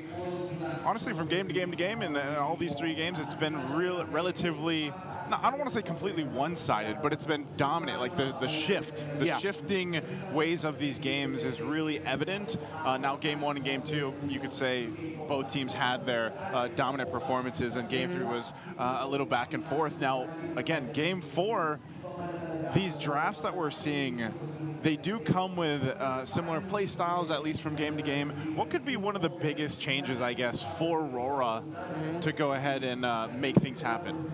I think that at the times where if it's still close in terms of the gold, I think we're seeing Aurora getting a little bit more into their systematic approach. I want to see a little bit more surprise factor, similar to what they did in game number 1. That's why they shown in game number 1, is because once they could see that angle, they immediately took it. In this game number 3, it was more of like, should we? It's still starting to get a little bit even out, a bit of his hesitation here and there. Yeah, exactly. It's because they only have the shorts and the slippers. Yeah, to the party. Like Rockhart mentioned. They showed up to a black tie party with shorts and slippers. Shorts and slippers, man. You know. So maybe they come in the full outfit for game number 4. We'll find out here, but we are going to get a little bit of an update on what's happening over on our MPL playgrounds, which is happening here at the playoffs. Let's go check this out. You say playground? Playground. Dear super fans, your girl is back here at the MPL Playgrounds and nasa day 2 na tayo ng MPL Playoffs. For day 2 ay nagkaroon ng activity ang ating super family ng Onyx Philippines, wherein nagpalaro sila sa ating community stage ng Hep Hep Hooray with a twist. Instead of saying Hep Hep Hooray, they said Super Fam! Super Fam! And I'm sure kayang-kaya nyo rin yan. And apart from that, we had MPL Karaoke Challenge na naglalaro sila ng brawl. So talagang na-test natin kung talaga ba magaling ang maglaro ang ating mga players. At the same time ay kung may talent ba ang ating mga super fans. So standby lamang, pumunta lamang kayo dito dahil everything is for free. And everyday may featured super fans tayo na magpapalaro at magbibigay kasiyahan dito lamang sa MPL Playground. On the side of the stage ay ang ating merch booth. Makikita natin dito ang Aurora Gaming jerseys na pwede kayo mamili ng mga IG and favorite nyong players. At the same time, pwede nyo rin piliin kung light or dark ang mga peg nyo. Ayan, makikita nyo si Madam dito. Mag-visit na kayo. And dito naman sa katabi ng Aurora Gaming MLBB na merch booth, we have our Falcons merch booth. Smile ka naman kuya, oh. Pwede kayong mamili if yung jersey nila na may collar or yung t-shirt for more casual look. And on this side naman, we have here the TNC merch booth, ang kanilang leather jacket. And we also have here ang ating water flask. Meron din silang jersey na may collar and this is embroidered, ang logo ng TNC. And on the side, we have Smart Omega merch booth. Pwede nyo rin piliin ang mga IG and ang mga favorite yung players at the back of the jerseys. At meron din silang mga photo cards as well as the jacket. And meron din silang jacket ng ating female team ng Smart Omega. Mag-TP naman tayo on the other side of the stage. We have here TLPH merch booth. Makikita nyo rin ang kanilang light and dark na jerseys with the colors. Embroidered rin ang kanilang logo. At hindi lang yan, they also have here ID lace. They have belt bag, socks, photo cards, cap. At meron din tayong different choices ng t-shirts. Iba-ibang kulay yan. And on their side ay ang Twisted Minds merch booth. So kasama ba to pag binili? Kasama yung gift bag pag binili nyo yung jersey and ang kanilang hoodie. Ganda ng hoodie! Grabe ang quality ng ating mga merch dito. And lastly, on the merch booth, meron tayong Onyx Philippines wherein you can choose between the yellow and the black with yellow. So, eto lamang ang meron sa ating merch booth. Drop by and mag-shop na kayo ng mga favorite merch nyo from your favorite teams. Here at the MPL Playgrounds, mas swerte rin nating mapapanood ang ating MLBB cosplayers. And not just that, bibisita rin sila sa Champions Arena. Kaya if you're here at MPL venue, don't miss out the chance to visit MPL Playgrounds because we have games, booths, exciting giveaways, and dito lamang sa Green Sun Makati, libreng manood ng watch party hangout with Ben Things. So come over dahil first come first serve basis, pero libre again. So see you at MPL Playgrounds. Hey, we're missing out, Renmar. Yeah. We have not been to the playground in some time, but this is a playground that I would go to. You know that MPL play? No, I've been to playgrounds. No, not recently. And yeah, anyways, so the ones downstairs, it's a test of willpower because I want to buy everything. You want to buy everything? I wish I could buy everything. There's just, you're surrounded by merch, dude. Like, wouldn't you want to just be like, grab a Liquid jersey or their new jacket? Or the new jacket they were all supposed to pre-order. You know. By the way, Liquid, what's up? Are you guys watching? I'll tell you what. We've seen a lot of jackets. We've seen a lot of team merch. Yeah. But there's something, I don't know what it is. Maybe it's the effect of the jackets, or maybe it's just the effect of the marketing. But as soon as you see the pre-order thing, you're like, man. Yeah. I need that. And you like can't help it. Yeah, it's not want. It's like, I need it. I need that. And then, you know, it's funny because they're like, isn't it really hot in the Philippines? Yeah, it is. It is really hot. But you know what? Team merch drip forever. It's right? worth it for the style. Plus, come on, if you can wear a Letterman jacket in the deserts of Saudi Arabia, you can wear it in the tropical, humid country that is the Philippines. You're darn right. Brigitte is laughing, so I can hear her a little bit joining us for this game number 4 draft that we're going to be jumping into. Brigitte, are you there? Hello, I forgot that my mic was already on, and yes. Okay, and what else are you going to say? I must say, hello? Did I not say something? Oh! Come on, Brigitte. Oh my gosh, why do I keep forgetting hello? There it is. Thank you. Okay, the draft. The bands are almost done here. Brigitte, what do you think is going to change? I already asked Renmar this earlier on. What do you think Aurora needs to change to take us to a Game 5? Well, they've been changing their last band every now and then. Earlier it was always the Luyi, Joy, Badang, but then they switched it up to a Jushin, and now they're respecting the Kalea.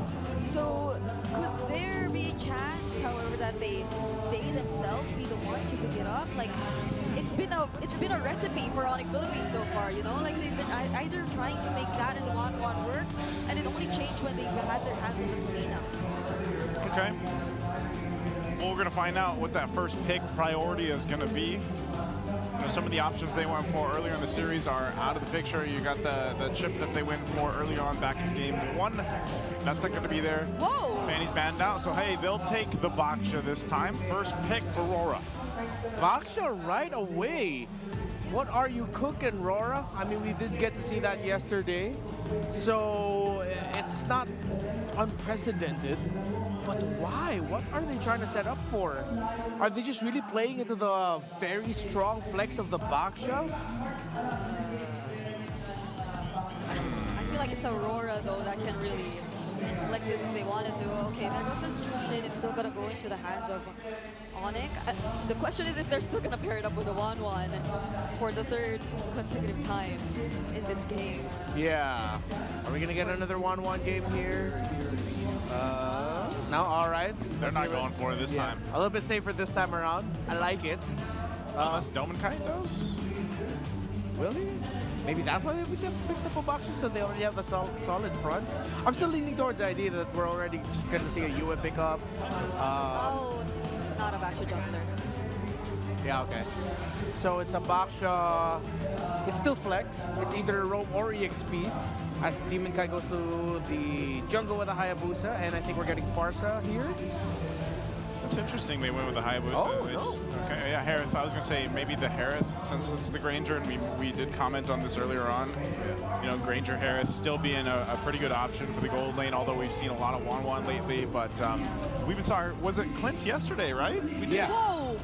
One game. Oh, they go for the Ling right away. I mean, KingKong's been using the extreme assassin junglers recently, like the Lancelot, and I was thinking along the lines of a Suyo, since that was also still available right now, but it seems like they really want to go all in this time, picking up the Ling.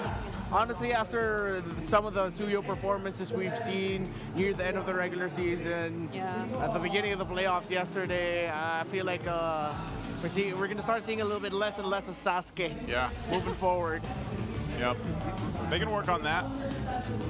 Okay, next bands 2. You want to be able to still focus. I think the fact that Super Prince has his Jushin locked in, and then what do you want to put in the mid lane for Yue?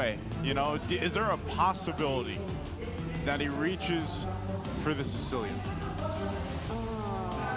Is he just out of the... well, technically, Yue was playing the Sicilian before it was really meta anyway. Yeah, and against the Ling, that might be a good option. Yeah. Although if they want to play the more unique and effective mid laners, which have been popping up recently, the Zask is there too, and that works well with the Harith in terms of like just making sure he gets to dance with the Diamond Force and create the space for it. The Farsa is also still open. Yeah. Although, I feel like Brigida has convinced me with the Sicilian pickup for Yue. She convinced you? Yeah, I mean, you brought it up. I didn't convince you? She explained it. You brought up the Sicilian, I was like, oh, and then she explained it, so I was like, all right, yeah. All right, that's Brigida's job, that's true. And considering that it is for the Ling, if you mess up your entry, Sicilian can be incredibly punishing for a Ling. So I'm all right with that, but that makes it a very greedy lineup. You have a Hayabusa in the jungle, Harith Gold, Sicilian in the mid. Yep. You're gonna need a very strong pair in the roam and EXP to just hold things down for as long as possible so that they can farm. Yeah. And if any, they at least need a way to stop or catch the Ling. Because so far, that's going to be a potential problem later on. Like the way it's just going to keep diving in. And they pair it up with a Hylos too. Okay, they go the Hylos here for Onyx. This is, are we thinking this is most likely XP?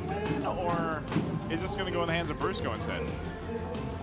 Or is that the question? Is that the flexibility that we're looking at? Hylos Jushin sounds okay. Yeah.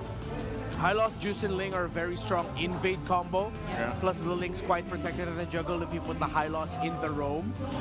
So that might be the route that we're going for. Aurora, they could shut down a Hylos EXP if they pick up something like a Esme. Oh, there's a Ling, so the Valir can't be. Yeah. Playing a Valir up against the Ling isn't enough. Whoa, they're going Cho? Wait, okay, so they go Cho, they're putting Baksha in the XP, right? Yeah. And then they picked up the Kimmy. Yeah. So this is a Brusco hero we're looking for? Yeah. Or no, a Kirk hero or Brusco. Oh. Yeah, it's still a flex. Whoa, golly. The old signature. All right, Renmar, how are we feeling about this one? How's the draft? It's match point right now for Onyx Philippines. Is this enough? It's down to Reneger and Brusco. I'm going to leave it as simple as that. Better roam, better positioning, better vision given, you win.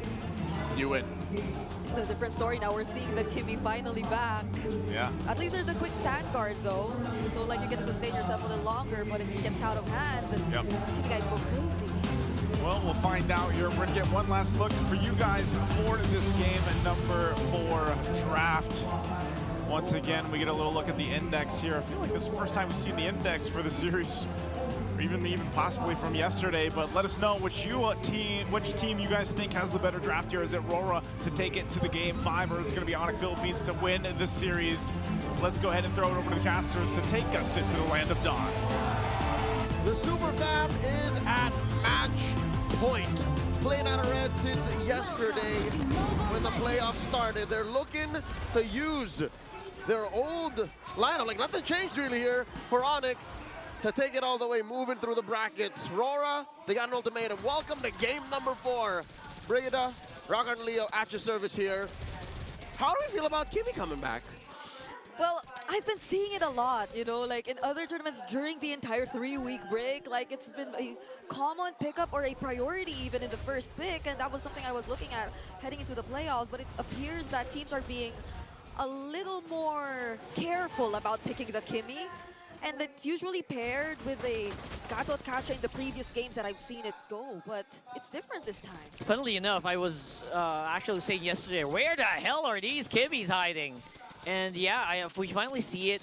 And usually, lineups that love to play against Kimmy usually love to pick the Baksha, but this time around they're on the same team. So that's a very interesting thing that Aurora did. This is the Filipino flavor of the Kimmy, which is, again, often seen in our neighbors. MPLID has a very strong Kimmy presence, mostly played in the mid. I'd say 7 out of 10 Kimmys are played in mid, then some in gold. But if they like their Kimmy, MPLMY love their Kimmy. Almost a 90 to 95% contest rate since she came out of that initial ban when she got reworked, and they mostly put her in mid too. Yeah, and I feel like even despite it not being a Gatot Kimmy type of combo, I feel like there are a lot of possibilities that we can expect with the Cho and the Kimmy, because the Kimmy in itself can actually do some insane chain CC, you know? And you pair it up with the Cho, there's a lot more that can happen. Speaking of pairings, look at that powerful combo of the Hylos and as well as the Kali, just pushing back Renegade as well as a Hayabusa from Demon Kite.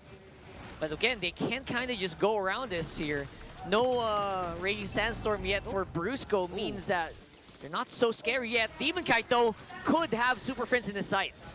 Crimson Beacon away. Friends pulls the trigger. Edward holding his ground. Goes for the Baksha Unite. I wonder if they know that KingKong is still taking his orange. Both teams taking their time. I think they are. They do feel that. Where is KingKong right now?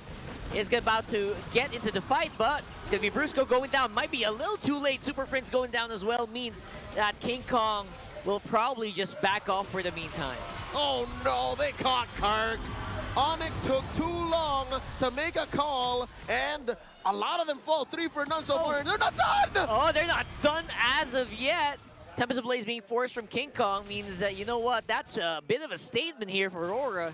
Get back in your lane. Oh my goodness, even the mere Jeet Kundo into the Traction Pulse, or the Traction Pulse first, then being followed up by a Way of the Dragon from Renegade.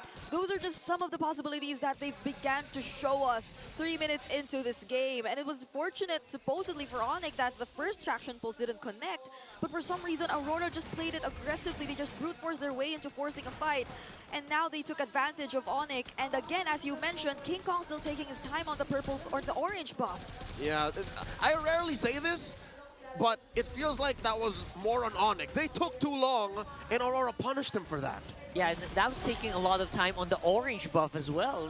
Some people would say not really the biggest priority, especially if you already have your purple.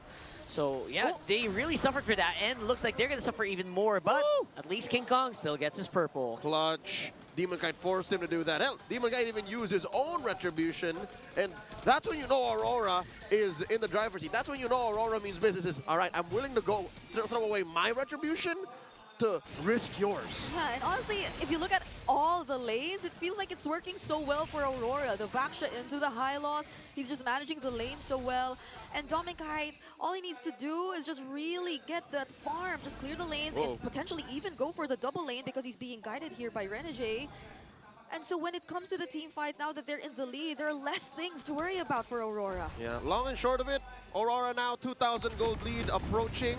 Oh, Traction Pulse started! Oh, that is a beautiful ulti for Yue. Again, Super Friends being picked off over and over again by Demon Kite using that shadow kill. I was going to say, Aurora living rent-free on Onyx side of the map.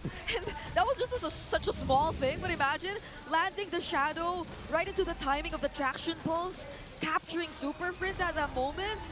This is pure dominance that's being shown to us by Aurora so far. Kite Brothers online.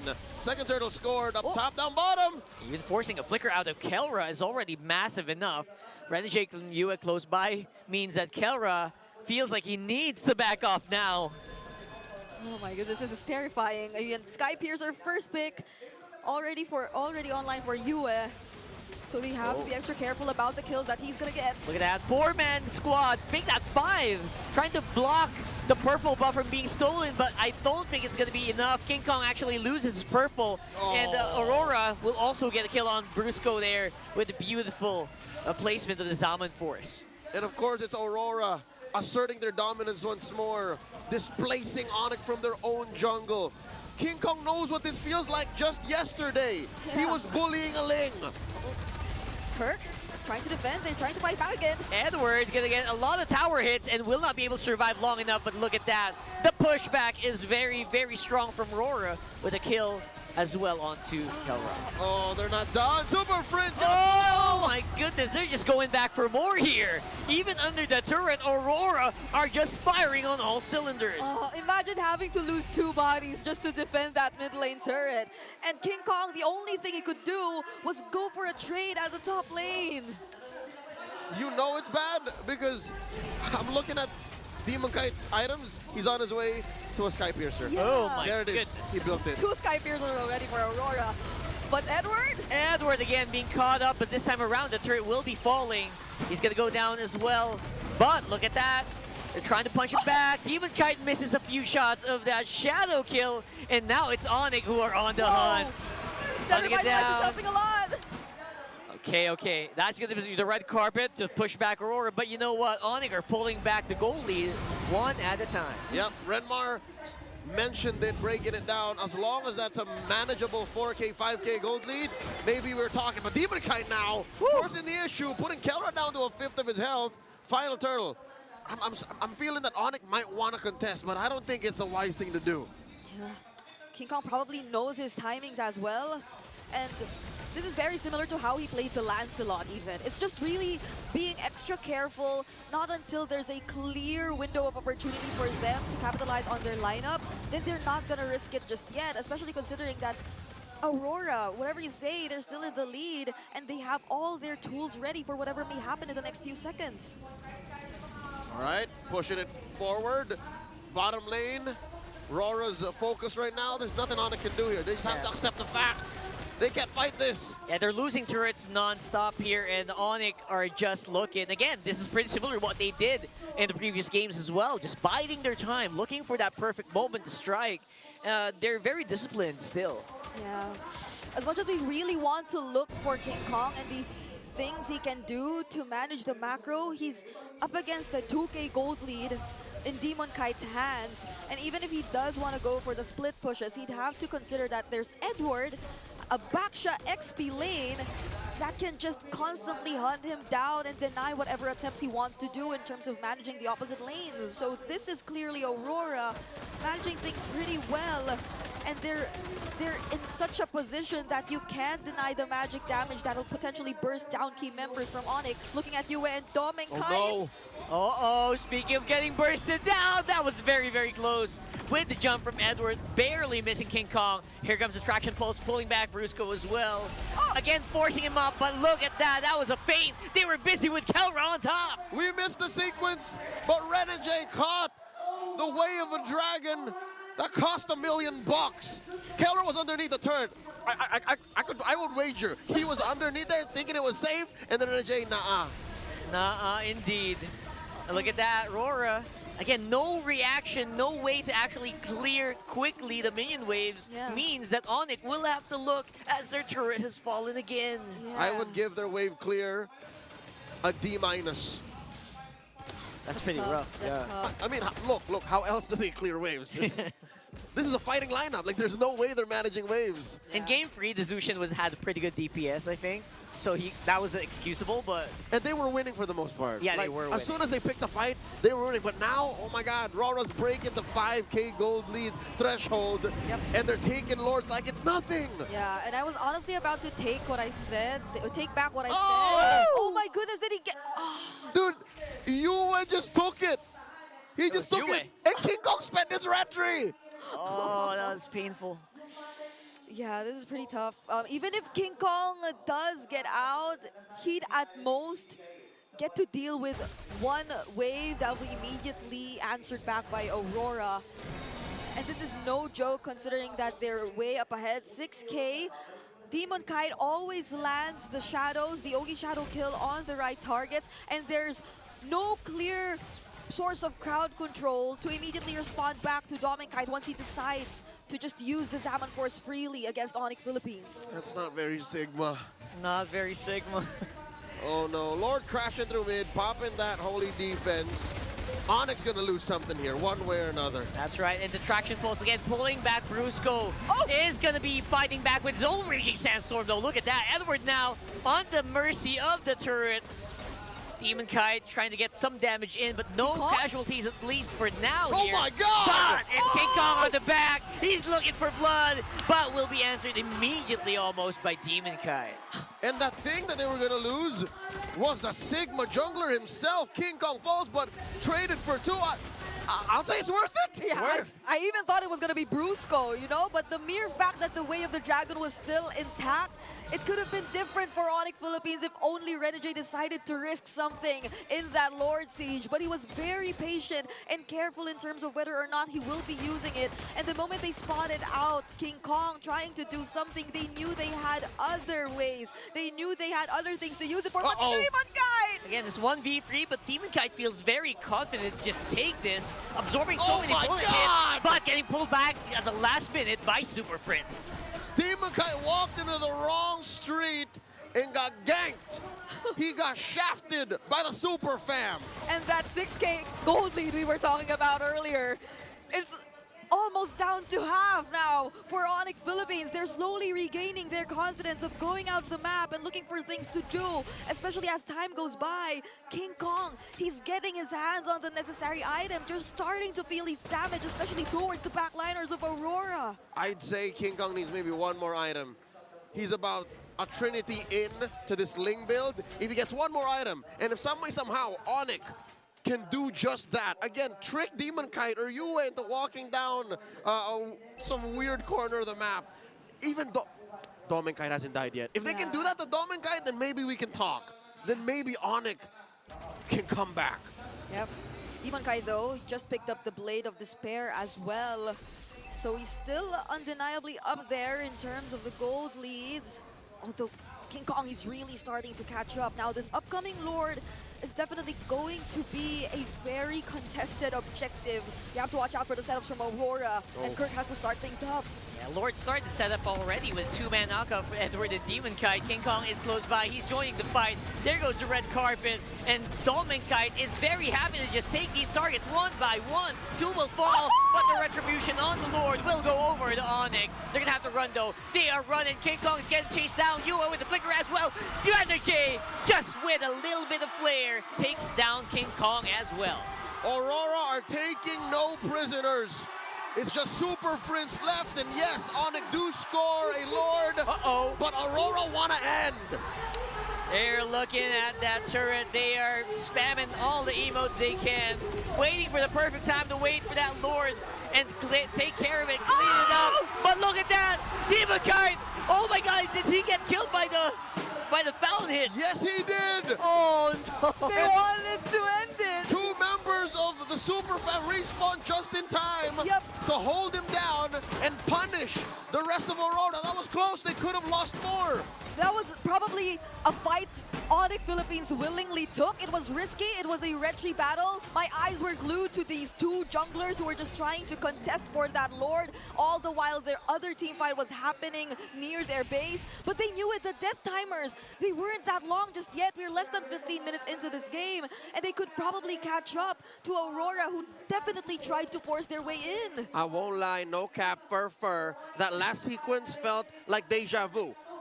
That's the kind of thing Onyx would do. They would send KingKong all the way to the back, steal the damn Lord, and then we'll play from there. And here they understood that the risk was worth it. Here they knew that if our frontliners died and KingKong were to fall too, Friends can hold the fort down, and they live to fight another day. Yeah, Super Friends definitely has the right hero to actually deal with this. And something makes me wonder, did Aurora wait a little bit too long for that push to happen? They needed minions, man, before they could break down mid, and then they got the minions. But again, picture perfect, frame by frame, second by second.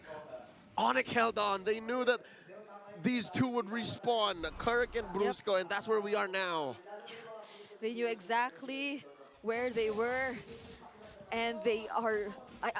I'm really surprised as to how composed they're able to remain, to make all those calls, to make all these decisions, despite them being in such a difficult spot up against Aurora. Now again, going back, the goal lead, it hasn't increased as much compared to what we've been seeing earlier.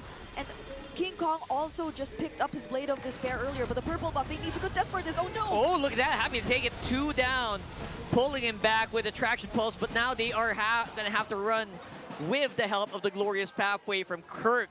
That's a few skills gonna be super useful. See all that? Just to deny KingKong the purple. They know that if ever they let him have it, that could be Onyx suddenly turning on them. Yeah, that could be like a big split push. Yeah, stepping on the clutch saying, hey, we're gonna fight now. And Aurora can't take that. They won't let that happen. Lord spawning lower quarter. So far, Lord apiece for Aurora and Onyx. Looking at the stats, it's Aurora who has the Lord take lead over the Super Fam, and they're looking to blitz the Lord. Less than half health. They are blitzing, but looking like they're trying to go for Kirk as well. Running it down with the Glorious Pathway. KingKong is ready with a retreat, but they choose to reset. They take down Kirk as well as Brusco. Double kill for Yue. They're chasing it up. Renegade, he finds the target. He finds Kelra, and now he's chasing it. 2-man knockup once more for the Hitman, and you are surrounded. They get taken out. It's KingKong on his lonesome. Aurora have wiped out Onyx effectively. Technically, KingKong is a non-factor in the next few moments of game number 4. And there they officially wiped them out. And we're actually seeing a game 5. It's time to clear it out, says the lights. And we are slowly getting into game number 5. All the way. Our Season 14 Grand Finals rematch is going all the way. Aurora and Onyx, 2-2. Oh my goodness. You see how happy the lights are, the Northern Lights. This feels so nostalgic. It feels like just a couple of months ago that they're able to make the World Champions kneel again. We're approaching a year to the very moment. Let's go over to Renmar and Naisu to talk about game number 4. Man, oh man, there's a lot to talk about here. And I gotta say, we said this earlier on, that this is gonna feel like the grand finals. Yep. I mean, it does, not only is this a rematch from last season, but now we're sitting here once again at the game 5 upon us. We had 2 of the series go the distance yesterday. And I think it's going to happen here today, because even the second match is going to be amazing. Well, I don't know, man. What do you think about this? Bro, after a day and a half of MPL Philippines Season 15 playoffs, we've already played 15 games of MLBB Esports, and it was crazy. Aurora were just dominant from the beginning, and bro, I said it at the end of the draft.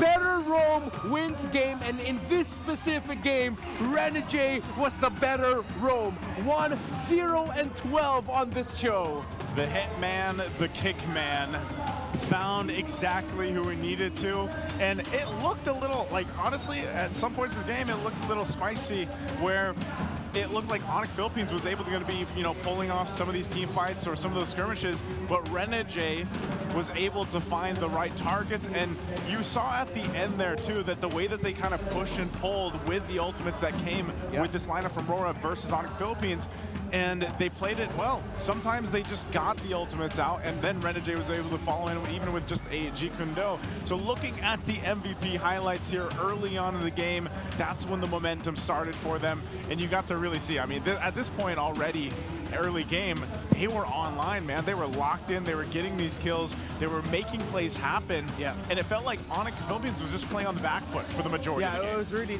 tough for Brusco. He could not find the right time to really just catch up to what Renegade was doing across the map in tandem with Yue and or Demon Kite. And I like also that if you look at the positioning of Edward and Renegade together in this game, if they're not together, they're in separate quadrants of the map to try and get different information, just to make sure that things are covered when they need to get covered. This was 100% going to be determined to how good Renegade and Brusco would be in this game. And in the very first sequence, the very first turtle fight, Cho was just the better man here. Onyx took their sweet ass time trying to dance around the turtle. I don't know what for. Were they just trying to force a reaction, an overreaction out of Aurora? But Aurora had their jungler much closer to the turtle in that scenario. Oh, this is crazy. KingKong was so far, and this is where we thought like things would get turned around, but no, Aurora held on here and maximizing the crowd control capabilities that the Cho has over a Khalid. Yeah, over that, but also it works so well with the Kimmy. You know, I feel like that was a big part of it too. You have that Kimmy, the utility that brings to this table here. Relatively closer game, I would say, throughout it. We got a little bit of a longer game too at the 14 minute mark here. And again, Onyx Philippines showed some signs of trying to come back into that, but ultimately, I think Roro just, Onyx couldn't keep up with Aurora's pacing, and the team fights alone were so difficult for them to deal with.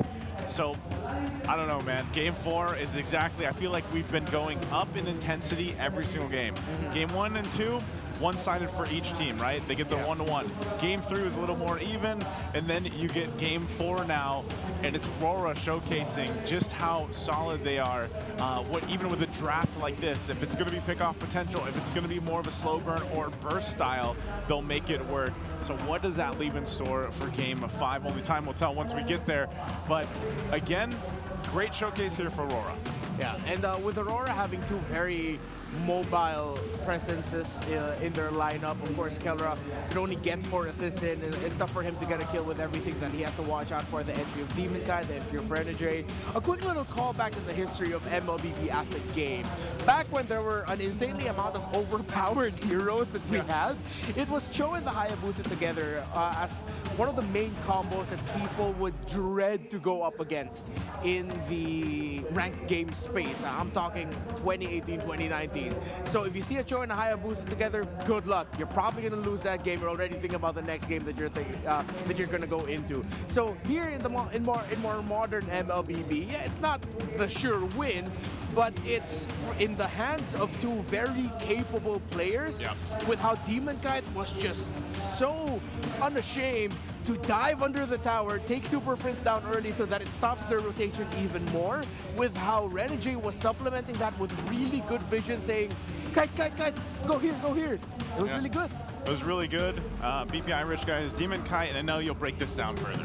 All right, beauty of a game played by Aurora, wherein I was going at the end of the draft, yes, emphasis on the two roamers, because let's go back to what Cho and Khalid bring to the table and why they are one of the major trades in terms of the roam space.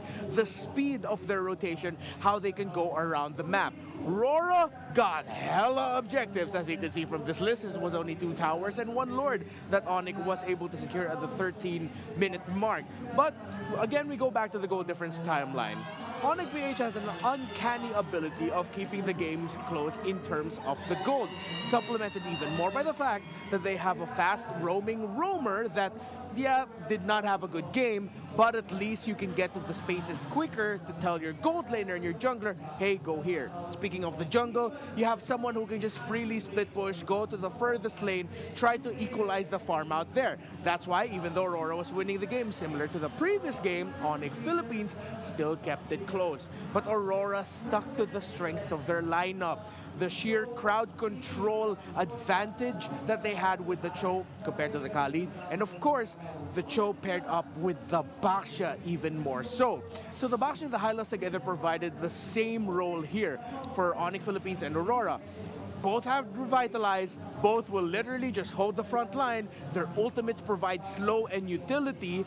See, same kind of hero. That's why Baxia in the EXP lane works, because it's technically just another version of the Hylos and vice versa together. But with Aurora being able to go around the map much quicker, plus getting kills because of this man being hellbent into forcing game number 5 and hunting down Super Friends and that Jusin, which is the key figure of being able to transition to a more comfortable portion of the mid to the late game for Onyx Philippines. It stopped the development of Onyx PH as a team, because Demon Kite got to stop Super Prince. So let's look at the item development. It took 8+ minutes for Prince to get his very first item in the glowing wand.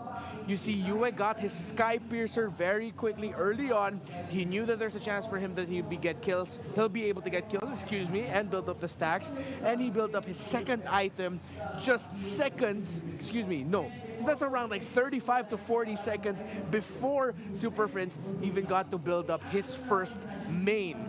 His first component, of course, was the Elegant Gem, typical part here of a Jushin. But this took way too long. That just really showed how snuffed Super Prince was in terms of getting gold. Now let's go look at the two roamers. First item was the Radiant Armor for Brusco, which came in closer to the 10-minute mark. At that point, Renegade was already well into building the Radiant Armor, being able to already build the Silent Robe by at around the 10-minute mark already. Considering that they had the lead, the Antique Cuirass plus the Silent Robe means that's enough magic defense built already to further make sure that Super Prince's effect in this game is taken out. Components are so important in MLBB now. That's why Ben Things, / Kyrie, did mention components. The Chop Suey meta is where we are at right now. Let's look at the early game stats for Yue. This time around, of course, much better compared to his season average after the latest patch drop. 3 in this one, and damage taken significantly lower because of everything going on for the rest of the team. Yue had a much more comfortable time being able to survive, avoid taking damage while dealing an insane amount of damage. Look at the comparison between his average after the patch and of course here in this game number 4, close to 10,000 damage dealt difference, 5,000 in the average. So that just means that Yue had such a much better time here, again, because of how Demon Kite and Renegade were setting the tempo for the rest of the team. Now, as we head into a pivotal game number 5 to determine which of these two teams will make it to the upper bracket finals first, let's look where we are at in terms of their team stats. Blue side for Aurora favors them so far, 15-8 in win-loss. The red side of Onyx, 17-12, quite close to 50-50. If I'm Aurora, you'd want to go blue. If I'm Onyx, then you really just have to make sure they're ready to respond in the red. If ever we are still gonna stick there, because the entire series has been determined by Aurora blue, Onyx red side. So let's see which side these two teams will pick up. Well, I am excited to see what the draft is going to show because so far, Demon Cat has been absolutely on point with being able to play with the Assassins, and then at the same time, he's shown flexibility and diversity in this game as well. Similar to KingKong. Honestly, if I'm Onyx, if there's a way to bring back the Lancelot for King, Game 5 might be the game to do it. Oh, like clutch it again? Yeah, like just clutch it again. Like yesterday. Well, here, what was it? It was game 2 where they did it, you know, so they made that work. Yeah. I'm going to translate this one because it's totally in Filipino, but we want to go ahead and welcome everybody to join our BPI. Level up your savings account. You can get it 1,250 diamonds as well. You can open an account now, scan the QR, and also get a chance to win because you can level up now. Yeah, they have so many products, digital deposit accounts, insurance, investments, loans, and more. You can start saving up so you have a much more epic tomorrow. Just open up a hashtag save up account today via the BPI app, one ID, and a bunch of whole stuff. You actually don't need a lot. We're just gonna run through this. You know what? I might as well just read it in Filipino, man. Yeah. Mga ka-ML, we have an epic news for you. So Vibe app, for the Vibe app, you can also pay by using the QR code. You can pay your bills, you can pay your funds, you can claim rewards, and everything on the BPI Vibe app. Pero teka, there is an epic bonus as well. If you sign up, you have a chance to win 1,250 MLBB diamonds. Oh, diamonds. And a skin, and an upgrade. I'll have to translate this in my head, and you can do it to flex. Yes. So what are you waiting for? Join the Vibe and download today. You can be epic tomorrow. and you open VPI. Man, that's kind of hard to do. It's for a more epic tomorrow. Not you can be epic tomorrow. What kind of tagline will that be if like you can be epic tomorrow, not today, tomorrow? You know what I mean, right? Yeah. You guys know what I mean. Of course, again, thank you to BPI and all our amazing sponsors for making this possible. Now, taking a look at this. Woo! This is Navi PH. They are one of the PH reps for MWI at EWC 2025, and it's going to be amazing, man. We are going to have them competing and representing. These are familiar faces, by the way, right, from the last MWI. Yeah, this is the team composed of the former Smart Omega Empress players who so iconically stopped the long-held win streak of the dominant then Team Vitality in the MLBB Women's Invitational Grand Finals, sweeping Team Vitality then.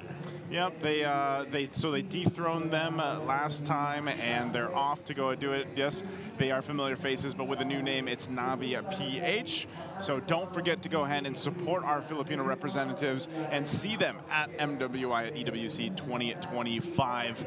They got a crazy game win-loss record. I mean, even the match record, 9-0-1, just amazing to see. And I know other teams are qualifying pretty soon for MWI's course. We have our teams fighting for that qualification right now for MSC 2025 at EWC. So there's just a whole lot happening in the next, month or so, I would say, for everyone around the world right now. Of course, too, it's really exciting to see that there are some new countries and teams that we'll be showcasing and talking about more later on, even in the wild card once we get there. But it's definitely an exciting time for everything happening ahead of us. So hope you guys get to go and tag along and keep an eye on everything, because if you're a fan of the MPL Philippines or just MLBB in general right now, the past day and a half so far have been probably the best we could hope for. You know, this is another Game 5 series. Oh yeah, definitely. I did not expect our playoffs to go like this. I thought we wouldn't start getting 5-game series up until we got to the top 4.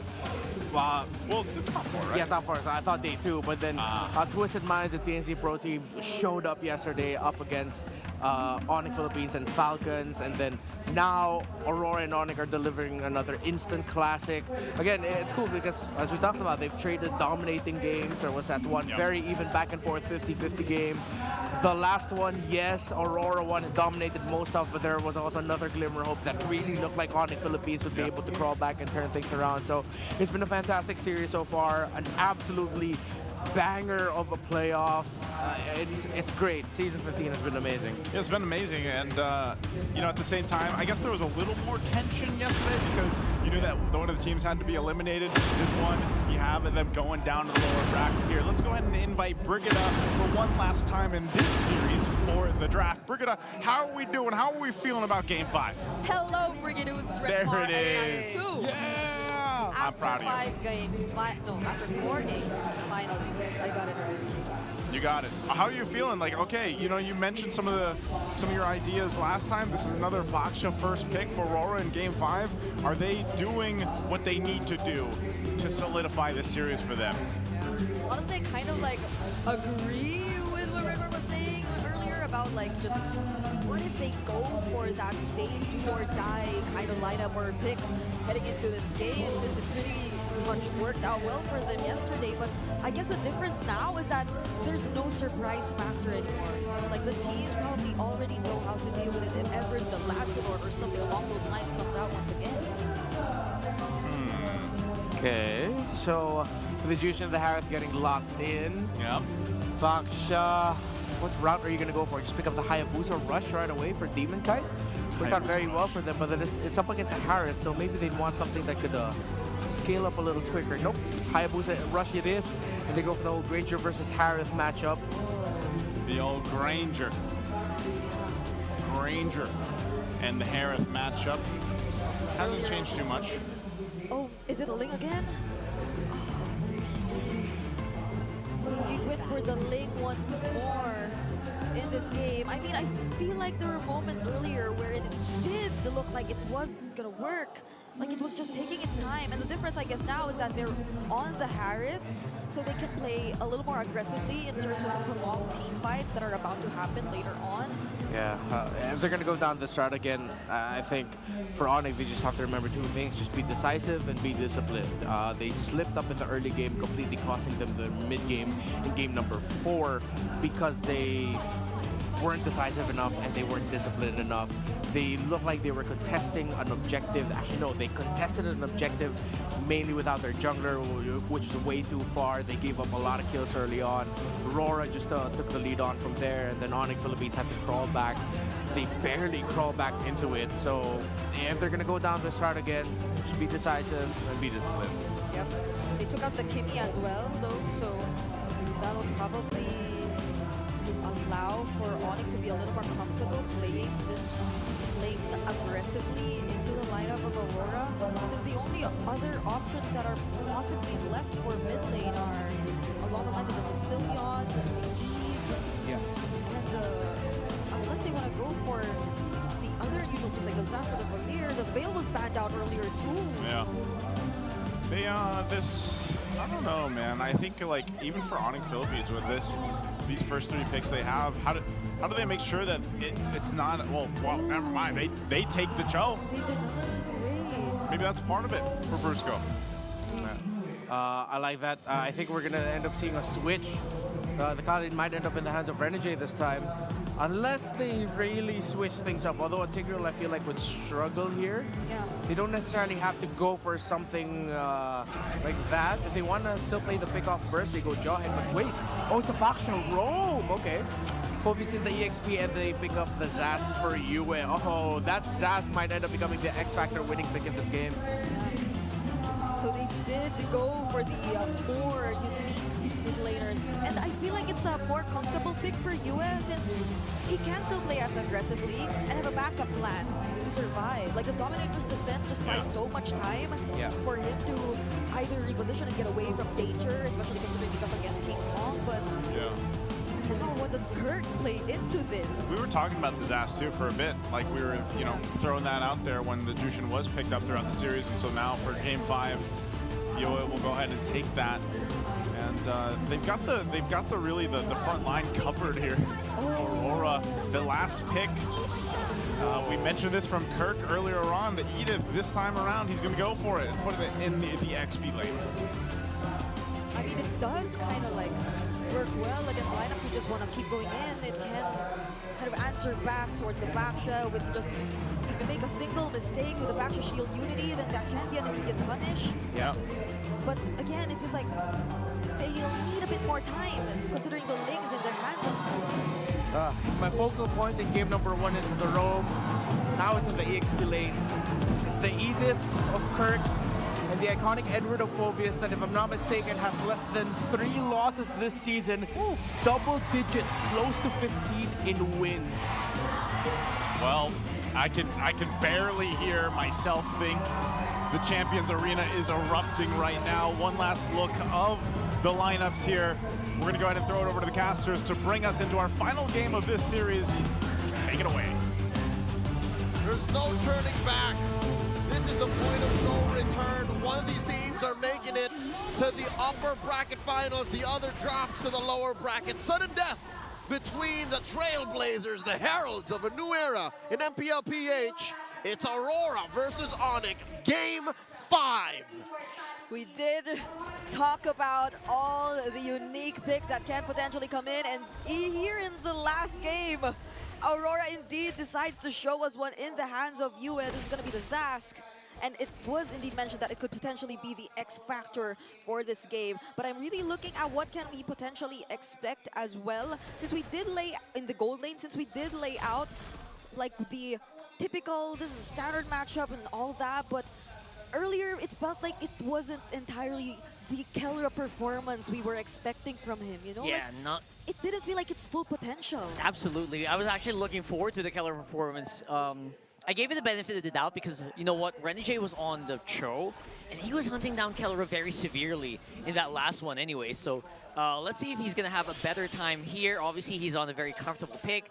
That is a little bit more, you know, a little bit more self-sufficient on this tariff, so maybe that'll help a lot. And he does decide to play it safer, picking up the Purify, since the Purify hasn't been much of an option recently for Kelra in the previous games, but that's also taking into consideration the kind of hero he did pick up. But oh, hold on, Edwards? Yeah, very early on, 2v1 with a Phobius that doesn't really have the ultimate, but it looks like it's going to be a trap. It's Demon Kai to the rescue.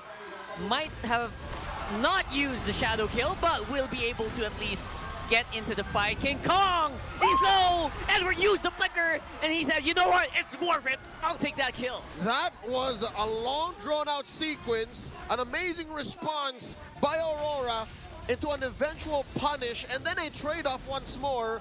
And the fact that Demon Kite is still on the map makes it worth it for the Northern Lights. A turtle scored by Demon Kite here, not even needing the retry. So unfortunate for Onyx Philippines. They showed how decisive they actually were in trying to get the advantage, potentially setting up for the first objective of the game. But Demon Kite and his rotation, it was way too fast, and he got the better of Onyx Philippines earlier. And just, this is what we're talking about. Even in the laning phase, Kelra is clearly struggling against Demon Kite. Complete opposite side of the map. Let's go coast to coast. XP lane, a disaster for Onyx. Gold lane, despite Kelra being on a hero that he has, what, a close to 80% win rate on, the Harith, he's getting punished hard. And we're not even at the point of the game where the team fights are happening just yet. This is just Kelra up against Dominkai. What more when you have to think about Yue? What more when you have to think about Dominkai, or Demon Kite rather, because the first rotations have been heavy on the EXP lane. So now you would think that he'd be a lot more free to at least just manage his lane, but that's not what we're seeing so far. Yeah, we haven't even seen the the Yue Zas Dominator's descent, so I'm looking for that. Again, using it for survival, at least for now. But the fight is actually happening near Keller, and Renegade, he's gonna get caught out here. And the backup is close, but and trying to get close to Kelra. Demon Kai as well. Demon Kai is dealing with 3 people here. I think that's an overall net loss for Aurora. They are able to take Kelra as a consolation prize. That's a 2-for-1. Renegade and Demon Kite for the gold standard.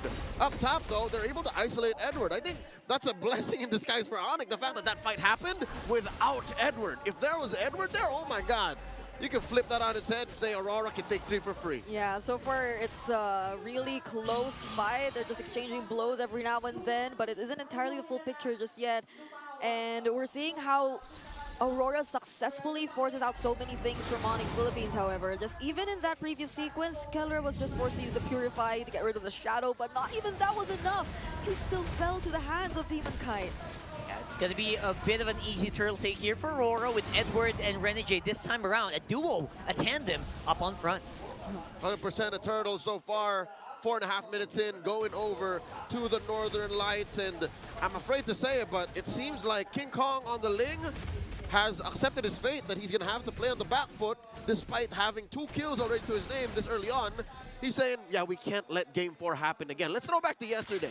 Yeah, and this is very unusual, right? We just talked about the entire turbo jungling pattern of KingKong. And that was what happened yesterday, or what Zyda tried to do, because it was a lineup very similar to what Aurora's fielding, that Falcons got to win in about 11.5 minutes. Yeah, so this is complete denial of Onyx patterns, but wait! Woohoo! Demon Kai tried to do something nasty there, but Brusco was very quick with the answer. Fortunately, he was there, so they had a way to directly answer back. But the Dominator's Descent will be able to defend this mid lane turret for Aurora. And Kelra's holding on to the bottom lane as well. Will he really take them on? Well, Renegade proving to be a very tough target, but with the help of the rest of the squad, you know the old saying, nothing is really, really tough against 4 opponents. I think that's a Filipino saying, but yeah, you translated it. I'm sorry, I had to. It still makes sense. That was literally 4 members of Onyx just trying to puncture the wheel, man. Now the fight continues once more. Edward jumping on the 2. Super Prince pushing them back. Here's the thing is, we talked about how US Dominator's Descent should be the game changer, right? But just Demon Kite being a man possessed, just Aurora all in all being more in sync compared to the Super Fan being more on time, it's letting you as Zask look like it's taken easy. You know, just like just relaxed and just very chill. Honestly, on top of that, it feels like he's almost always in the middle lane. Like, we haven't been seeing much rotations from him just yet, and it's also probably because by him being in the mid lane, Onyx Philippines get to immediately see how they're able to force out that Dominator's descent from Yue, but this is different. He still has it this time, so they can play aggressively if they want to. Yeah, and has vision with the Nightmaric spawn on the far left, so now they can focus on the right. And Edward is jumping in, trying to get maybe someone to take the fight, but no one's actually biting here for Onyx. That's a conceal though. Are they going in? Looks like they are. That's a two-man knockout from Kirk with Earth Shatter. There goes the Primal Wrap, but he's going to get taken out before he even can let down a single bullet. And now it's going to be KingKong from the back, or from the side rather, facing off against Renegade Demon Kai, while there's also a bit of a fight happening with Yue getting taken out by the, this time around, Super Friends. 3 for 1, Kirk for Edward, Yue and Demon Kite. I think Onyx can smell it in the water. Blood like sharks still circling. Demon Kite and Renegade checking range. KingKong jumping through. No one home for the purple. Okay, not what I expected, Right, especially if you were KingKong. Maybe right on time though. Again, Freeman from Onyx just so hell-bent on just pushing them or keeping them under the tower while KingKong gets the purple. Oh, it's his turn to steal. Oh my goodness, this is such a well-thought plan by Onyx Philippines, because you would have thought that, yeah, the task might be a problem, but aside the fact that we aren't feeling it just yet, Onyx Philippines, now that they're able to group up together, we see the essence of their lineup. We see how they thrive in all those drawn-out team fights just by merely having the Edith, which again earlier didn't last long because that was a sacrifice he willingly took, but the Jushin and the Harith, they're literally making things happen for Onyx Philippines, and Aurora, they're just forced to back away. These are all parts of Onyx lineup that are very different from TNC's yesterday when a same Zask-centered draft bodied them. So already we're approaching a very different trajectory. Onyx, very patient. They're taking their time. They're picking their fights. And they've actually gotten a lead of their own. Oh, my Lord. Almost 9 minutes in, and they're up 1,000. Yeah.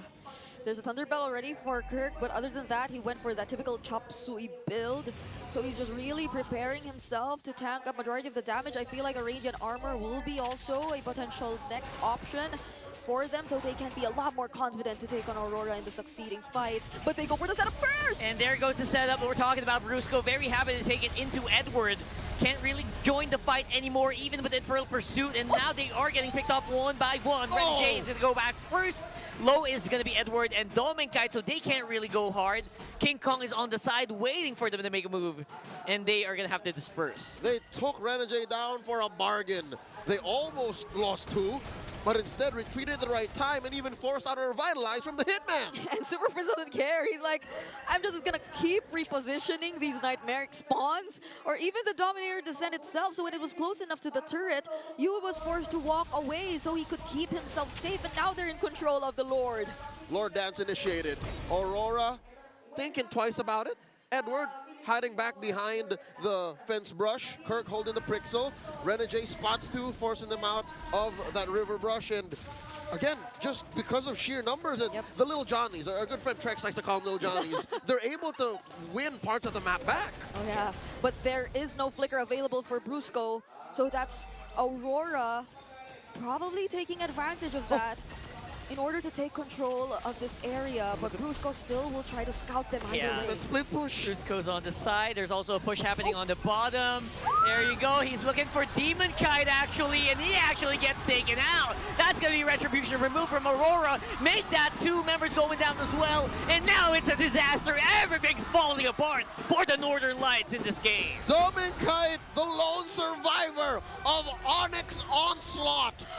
And Brusco didn't need the flicker. He just walked towards Demon Kite, who unfortunately got knocked up by the Lord, and it wasn't an immediate response either way. He waited for a few moments, and it was sort of an off-angle kick, which we will be seeing in the instant replay, but nonetheless, just the mere fact that they were able to hold down Demon Kite for a moment, there's that immediate burst damage coming in from Kellera already and KingKong. And Kirk, not to mention how this was poetry in motion, an orchestra of violence that the Super Fam waited so long. They waited 2 games. I'm thinking that was the wind-up. Game 4, the reason why they were so scared to just fight is because they were waiting to unleash something like that. Yeah, that was basically 3 or 4 projectiles thrown to Demon Kite while he was in midair. So, Wait, good he's luck. been in midair for a while. He got knocked up by the Lord and then the way of the dragon. KingKong 1v1 kill up top! I don't. Ow, how did that even happen? That was insane, and now it's just going to make the defense even a little bit more troublesome. Luckily for Aurora, though, no major objective on the map. Is it just me, or am I smelling a wee bit of impatience? A little sense of urgency gone awry for Aurora. We're out of our breath. We're not in control. What do we do? And then they just they send resources where they shouldn't be. Yeah, now Super Prince picked up the clock. He's a lot more tankier. But Renegade, oh no! Definitely tankier. KingKong is in the middle there. He's distracting 3 members of Aurora, actually getting the kill for Demon Kite as well, or Domin Kite rather. And now they're gonna have to just watch as the tower on the bottom will fall. King for Renegade and Domin Kite. I'll take that trade any day, twice on Thursdays. They have a wave still incoming. Still have in a the wave. mid lane. Brusco 2 has the flicker. No fear with the Dominator's Descent. That's going to be the ultimate from Disaster, removed from the map, as well as its owner, Yue, and Demon Kite and Edward are going to be left on his own. I don't think that they're going to stand a chance here, and they're going to focus it down. Edward trying to keep them, trying to push him back, though. Oh my goodness, it's a double, and that's a wipeout for Onyx Philippines. Rora's running in. They're taking no prisoners. KingKong just respawns in the nick of time, but technically, that was a wipeout. Why do we keep saying Throwback Thursday? This is a different version of what we saw the last time these two teams met. It's the complete opposite than ever. Aurora are able to successfully pull this off, but the timers are still low. It's a very similar scenario to what happened in the previous games. Onyx can still get back in this. Could have sworn Rockhart thought it was over. Aurora just know how to defend. They do. So mentally, you just take care of the waves, make sure no minions stand within range of your base, and you're fine. But could have it been probably better if KingKong decided not to just dive towards the back lines earlier? And just smack the base? And right on front, yeah. Yeah, we were just saying that. Do we sense some sort of impatience from Aurora? But it feels like Onyx too. They showed some bits of that. That's the major what if this series presents to us. Lord Dance imminent.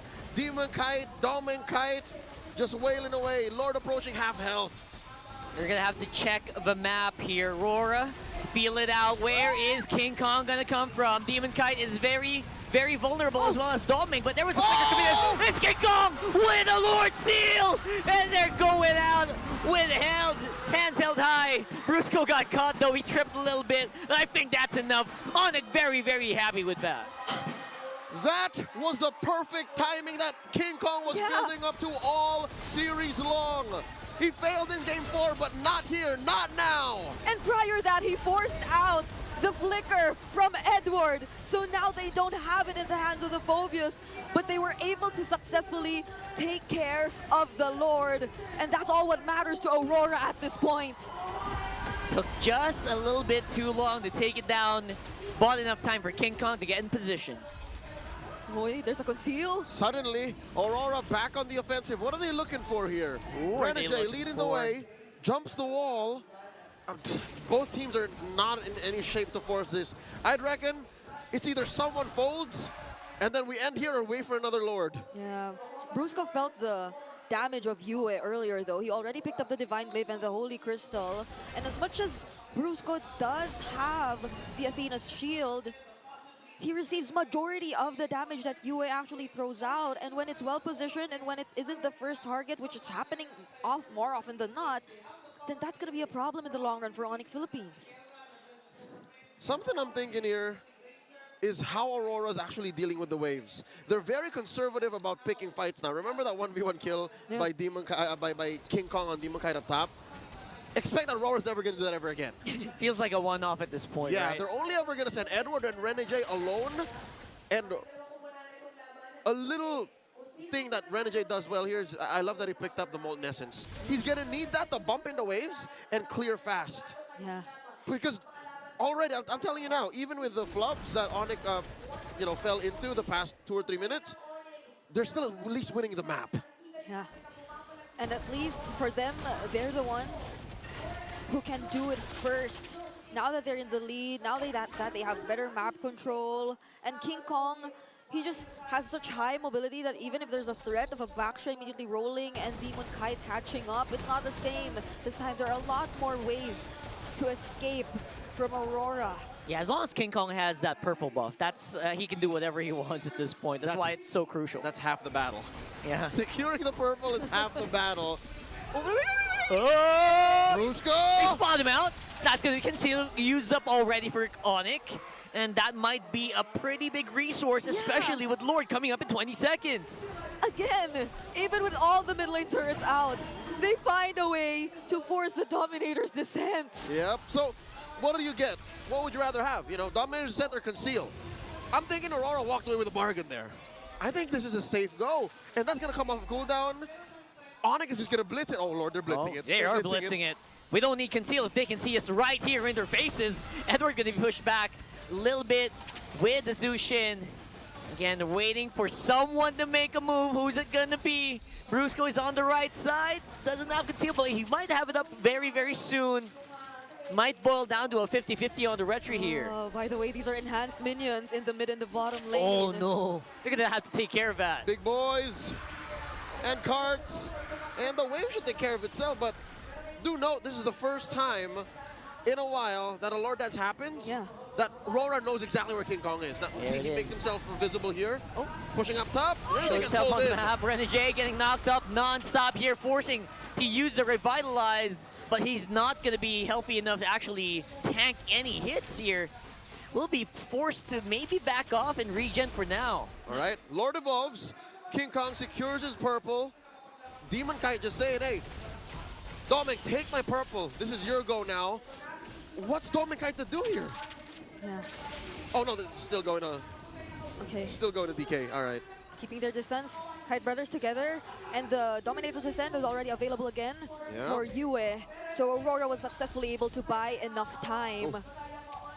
But that doesn't prevent Onyx Philippines from potentially setting things up. The flickers are all available, be it for Kurt or be it for Brusco. Renegade on the back. He's trying to do a pincer maneuver here, but will be spotted out. Onyx up on front. He's going to get knocked up non-stop here. Popping up on the Immortality. Got a good catch here on the Brusco, but I think they bought just enough time. That's two members going down for Aurora, Renegade, and Doming, and now they're getting chased down by the rest of Onyx Philippines. That is going to be it with that wipeout. It's Onyx for the win. The Super Family is going to the upper bracket finals. History repeats itself as the defending champions take down their rivals, both trailblazers of a new era in MPL Philippines. 3-2, Onyx Philippines. And I guess this completes Throwback Thursday. It's the exact same outcome, be it a best of 7 or a best of 5. I admire how Onyx Philippines are able to adjust and respond to everything Aurora decided to bring out in this game, just like that, with their very own set of surprises. All the way is all the way. You can't change that. And this team has played red side all weekend long. Whew. They know what they do well, they know how to do it well, and they did it again against the best of the best. Yeah, not taking away how close that game actually was against. They were neck and neck up until the very, very end. That was a thriller. That was a suspense film in MLBB form. Yep, it was so close, but still a very commendable performance too for the Northern Lights. Oh yeah, no doubt. Once again, just as they did last season, they pushed the defending champions to the limit. Folks, quick reminder, this is not the end of their journey towards immortality. They are dropped to the lower bracket. They still live to fight another day here in the playoffs, but still GG well played to Aurora. They put on quite a show. They did. I loved how confident they felt throughout the entire series, even during times where it felt like Onyx was already ahead. You could feel it, like there's been so much growth for Aurora, but in the end, it's really Onyx who still prevails. Speaking about Onyx, we have them on stage right now, joined by our hosts. Let's hear from the Super Fam after their win. From starting in the play-ins to now, one win away from the grand finals. Give it up for your winners, Onyx Philippines! Boys, congratulations! Una sa lahat, hindi ba kayo napapagod?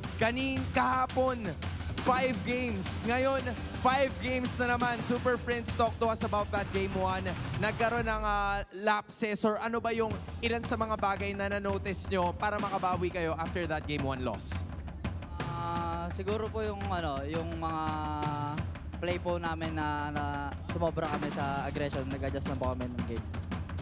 So, nag-decide kayo na kalmahan na lang muna ng konti. Is that the decision? Alright, we see that, Odin. Si Brusco naman, Brusco, kahit nasa likod ka. Parang gigil si Brusco. Brusco kasi kanina, before mag-start yung laro, parang gigil ka kasi kay Rene J. Ano tumatakbo sa isip mo nun? Ano yun, King? Ano yun, King? Nanginginig pa yan sa gigil. Ay, nanginginig ba? Gigil. Bakit? Ano yung naisip mo sa matchup niyo ni Rene J? Parang lang siguro. Best rival sa MPL, yung Aurora tsaka yung Onyx. Best rivals ang new Trailblazers talaga, Hans. They're gonna be fighting at the lower bracket right now dahil sa naging laban nyo. Anong masasabi mo kay Rene J now? Masasabi ko kay Rene J, sobrang hirap niya kalaban. Siya yung nagpapahirap sa game namin. Mad respect to Rene J. Eto, hindi ko madalas nakakausap to eh. Si Kirk. Nasaan si Kirk? Kirk, parang... kasi madalas, sila na lang yung nakakausap namin. But now, you're here. Sabi nyo sa interview kahapon na yung mistakes nyo with shot calling, those were the things na kinailangan nyo talagang i-adapt at matutunan moving forward. So with that being said, bago kayo pumasok sa matchup with Aurora, were there a lot of preparations or sobra ba yung naging paghahanda nyo considering na madalas nyo naman na silang nakaka-encounter, especially with finals before? Wala naman special sa ginawa namin. In-improve lang namin yung katulad ng game namin kahapon. Wala naman masyadong preparation since they're already familiar with that. Just, fortifying kung ano man yung strat nila. Si Kelra naman. Kelra! Ay, ikaw, ayan ka pala. Kelra, kahapon nag-5 games kayo. Today, 5 games. At sabi mo, hindi pwedeng mapagod. Galing ka na rin sa MSC before. And ngayon na ang mananalo dito ay road to MSC. Ano sa tingin mo yung kailangan yung gawin para makabalik doon? Kailangan namin gawin, tulad yung sinabi ko kapag panoorin pa rin namin yung mga laro, tsaka wag maging kampante sa mga darating na laban namin. Tapos, sabi ko bawal mapagod kasi dito sa pagiging pro player, bawal ka mapagod eh. Kasi dapat expectin mo yung mga ganyang game eh. Kumbaga pinapractice din namin yung game. Very mature na ang Kelra na napapanood natin. I like it. Compared nung last MSC na sobrang bata pa ni Kelra, right? Well, there is still a possibility na makapasok sila doon, Kelra. Speaking of which, mamaya maghaharap ang Team Liquid Philippines and ang Team Falcons. Sino sa tingin mo ang makakalaban nyo bukas? Seriously. Hindi ko masabi kasi maganda rin yung laro. Feeling ko dikit eh. Parang hirap i-predict kung sino yung mananalo eh. Pero bahala na sila dyan. Bahala na sila. Iiwan mo na sa kanila yon. Alright, we'll give it to them as well. I think I talked to Coach Wolf kahapon. But if I remember correctly, may bumulong sa akin eh. Birthday daw ni Coach Hayes today. Oh. Coach Hayes, dito ka naman. Alright, Champions Arena, can we please greet Coach Hayes a happy birthday, Coach Hayes, in 1, 2, 3. Happy birthday, Coach Hayes! There we have it, Coach. Happy birthday. This is a win that you need. Ikaw naman ang magpasalamat sa lahat ng sumusuporta sa Onyx Philippines. Ano masasabi niyo sa kanilang lahat? Thank you. Thank you. Thank you. Maraming salamat then. Once again, your winners, Onyx Philippines. You may now take your walk of victory.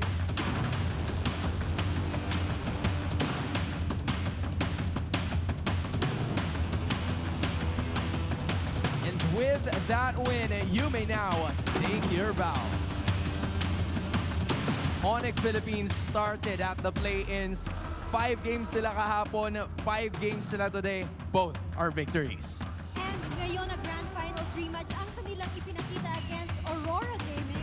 Pinatunayan lamang nila na sila ang bagong era ng Trailblazers ng MPL Philippines. There's gonna be a lot of things to talk about doon sa nangyaring laban na yon. Kaya naman, we're gonna be tossing you back to our panel.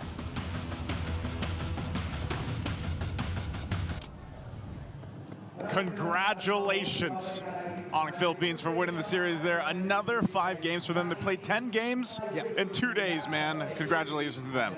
I feel like the old saying continues. I'll say it in English. It's so difficult to win in the Philippines. And Kilra said it best. In the life of a professional esports player, you can't get tired. And they couldn't have gotten tired here, because if they would have slipped up, and they almost did, almost, Aurora would have capitalized greatly. There was that one moment, I think it was just like KingKong left alive. Yeah. And I know myself and probably everyone else was just holding their breath to see if Aurora was actually going to be able to end the game there. But again, the timers weren't that long for the death timers just yet. So nonetheless, that is a game 5 that I want. That's how I like to see the game 5s go. And our MVP for game 5, of course, is going to be Brusco. He had some words there too, of course, to the opposing roamer in that matchup, Renegade, and he loves to go ahead and have those rivalries with the roamers, you know, and specifically Renegade, really respectful there, again, on what these roams are able to do. You commented on this earlier on, the impact of the roams in general, but especially Brusco and Renegade and how much they bring to their team. And this time around, I like that he took the choke after the performance that Renegade had in Game 4. Yeah, I think the thing that really solidified him getting MVP here was one play. Lord won, Bruno kicked Demon Kite. The fight for the first Lord, not Bruno, Brusco. Brusco was able to find Demon Kite and take him down. And that's what solidified Onyx being able to march to the base of Aurora and really take control of the game moving forward. But I'm still gonna go back to the presence of Kirk here on this Edith. After the entry of Brusco being able to kick Demon Kite, it was followed up with a really great flicker Earth Shatter forward to knock up 3 even more. And it was this play as well that allowed Onyx to get a little bit more control in the map. Kirk sacrificed himself, KingKong was able to get 2 kills, and it was this play right here, bam!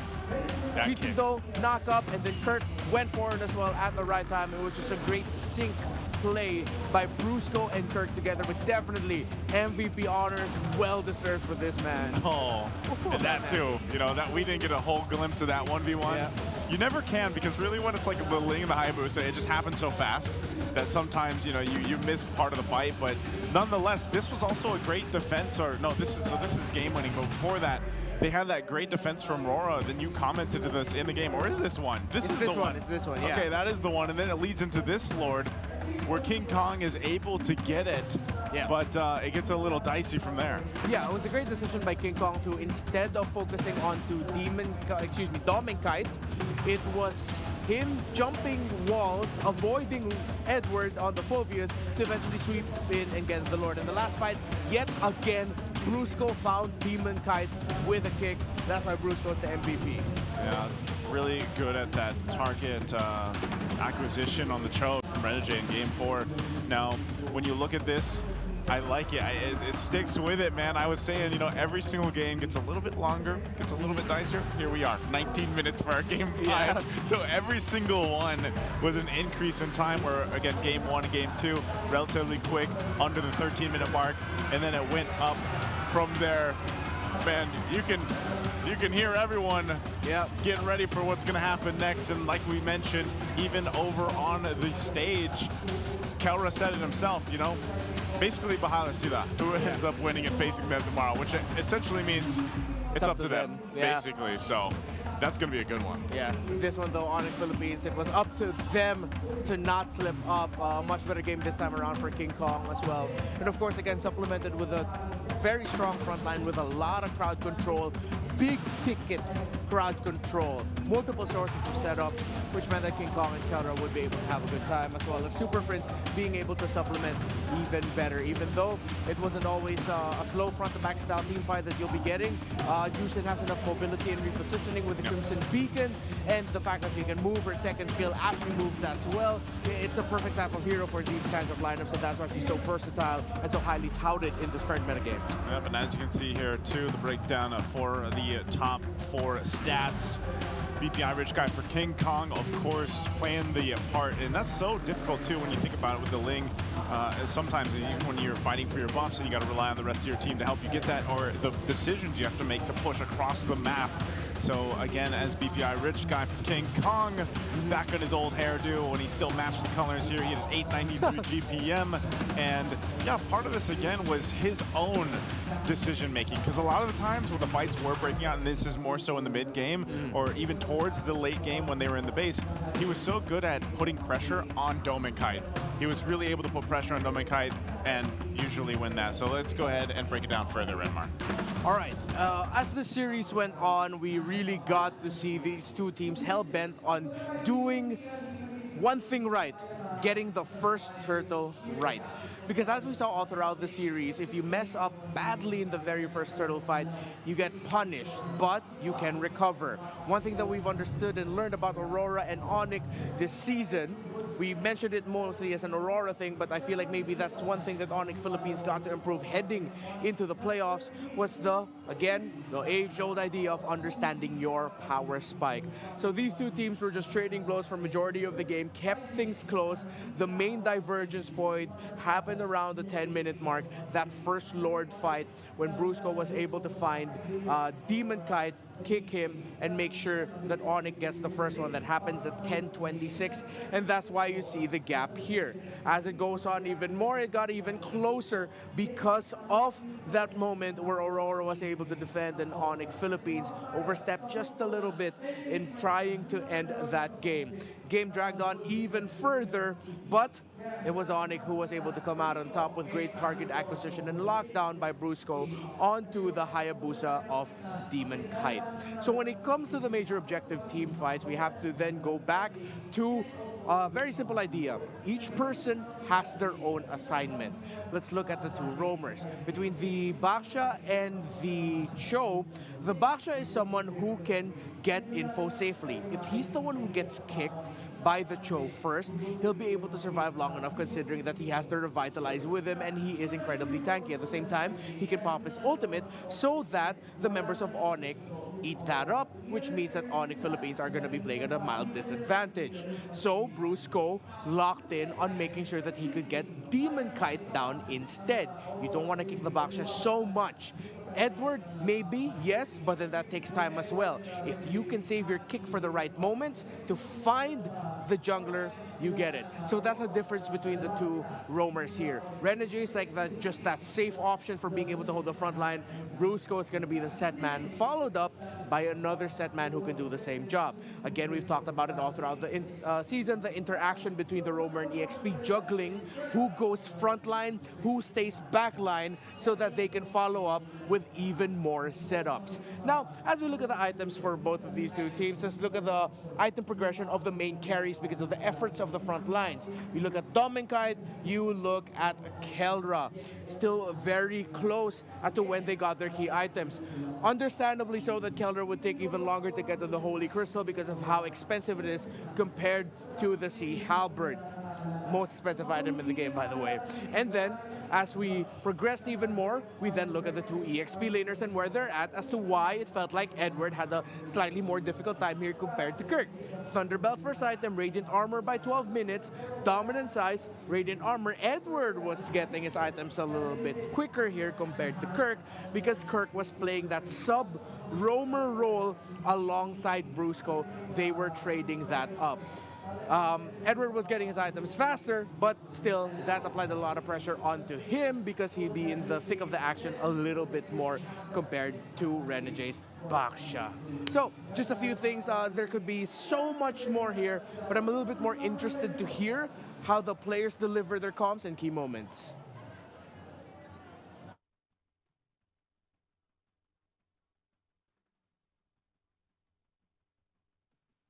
We'll go to the comms of the key moments here. So, by the way, let's go back to the schedule. We've already seen the best of 5, Aurora Onyx. Later, it's going to be Team Liquid versus Falcons. I think the mic check is ready now. Let's do it.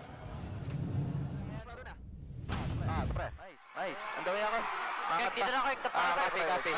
King. Andoy. May spell Granger. Baksha. Ulti haya. Pusi pa. Tingnan na Granger. Patay Granger, patay Granger. Reverse ka, Lord. Wait lang. Go. Reverse ka. Baksan.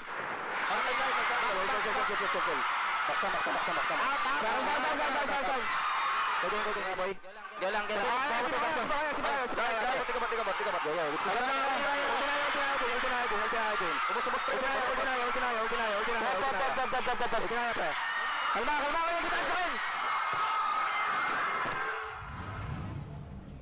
And there's that winning mic check there with Onyx Philippines. Again, a great breakdown there of Game 5. And yeah, you could hear, I don't know if they have noise canceling or not, man, but that was one of the first times that I hear the crowd that much come through the mic check. Yeah, I think they do hear the crowd in some key moments, but not so much. It's still going to be really muffled. I feel like from their perspective, it's just really loud. That's what it sounds like. Yeah, but that concludes our first matchup for today. Again, blessed with 5 games. We have another matchup here, and this is what we like to tout as the Battle of the Titans. It's TLPH versus Falcons Philippines here. And that's the thing, man. When you look at this, too, this was back in Season 13. Yeah. This was the grand finals of Season 13. So it's like we are, what they call it, Throwback Thursday. We are going through Throwback Thursday. So we just completed it with our old grand finals from Season 14, and then we get to see Season 13 grand finals. Yeah, it's really cool. For the longest time, Team Liquid Philippines could not get Team Falcons back. Yeah. The last major win they had was in the grand final Season 13, but in this season, it's been Team Liquid Philippines dominating Team Falcons. So it's going to be a tough climb for the Birds if they want to take down the Cavalry. We're going to have to see if they're able to do that. Again, thanks for joining us for this first match. We're going to take a break before we head on to that. Again, I'm Naisu, and this is Renmar. We'll see you after the break.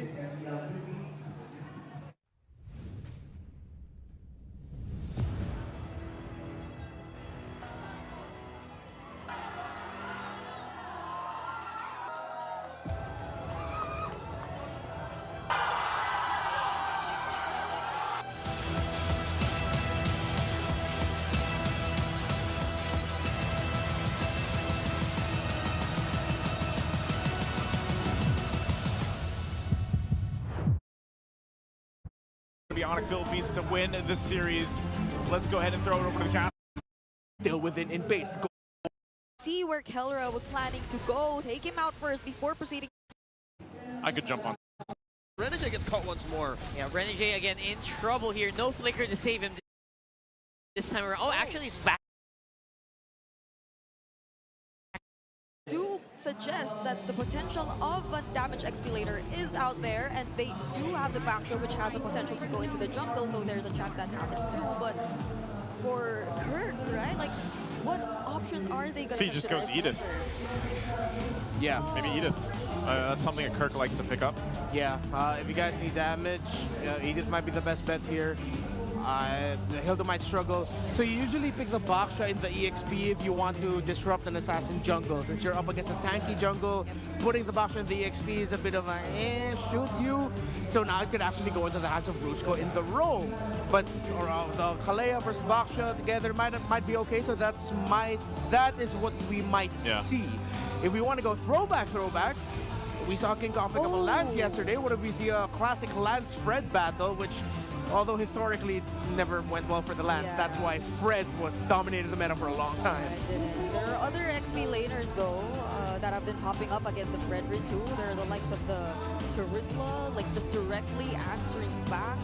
But I don't think Onyx is going to be opting for that, especially in the situation where they definitely need to show us a bit more of their damage, unlike what happened in game number 1. They definitely wouldn't want the same exact scenario to happen again.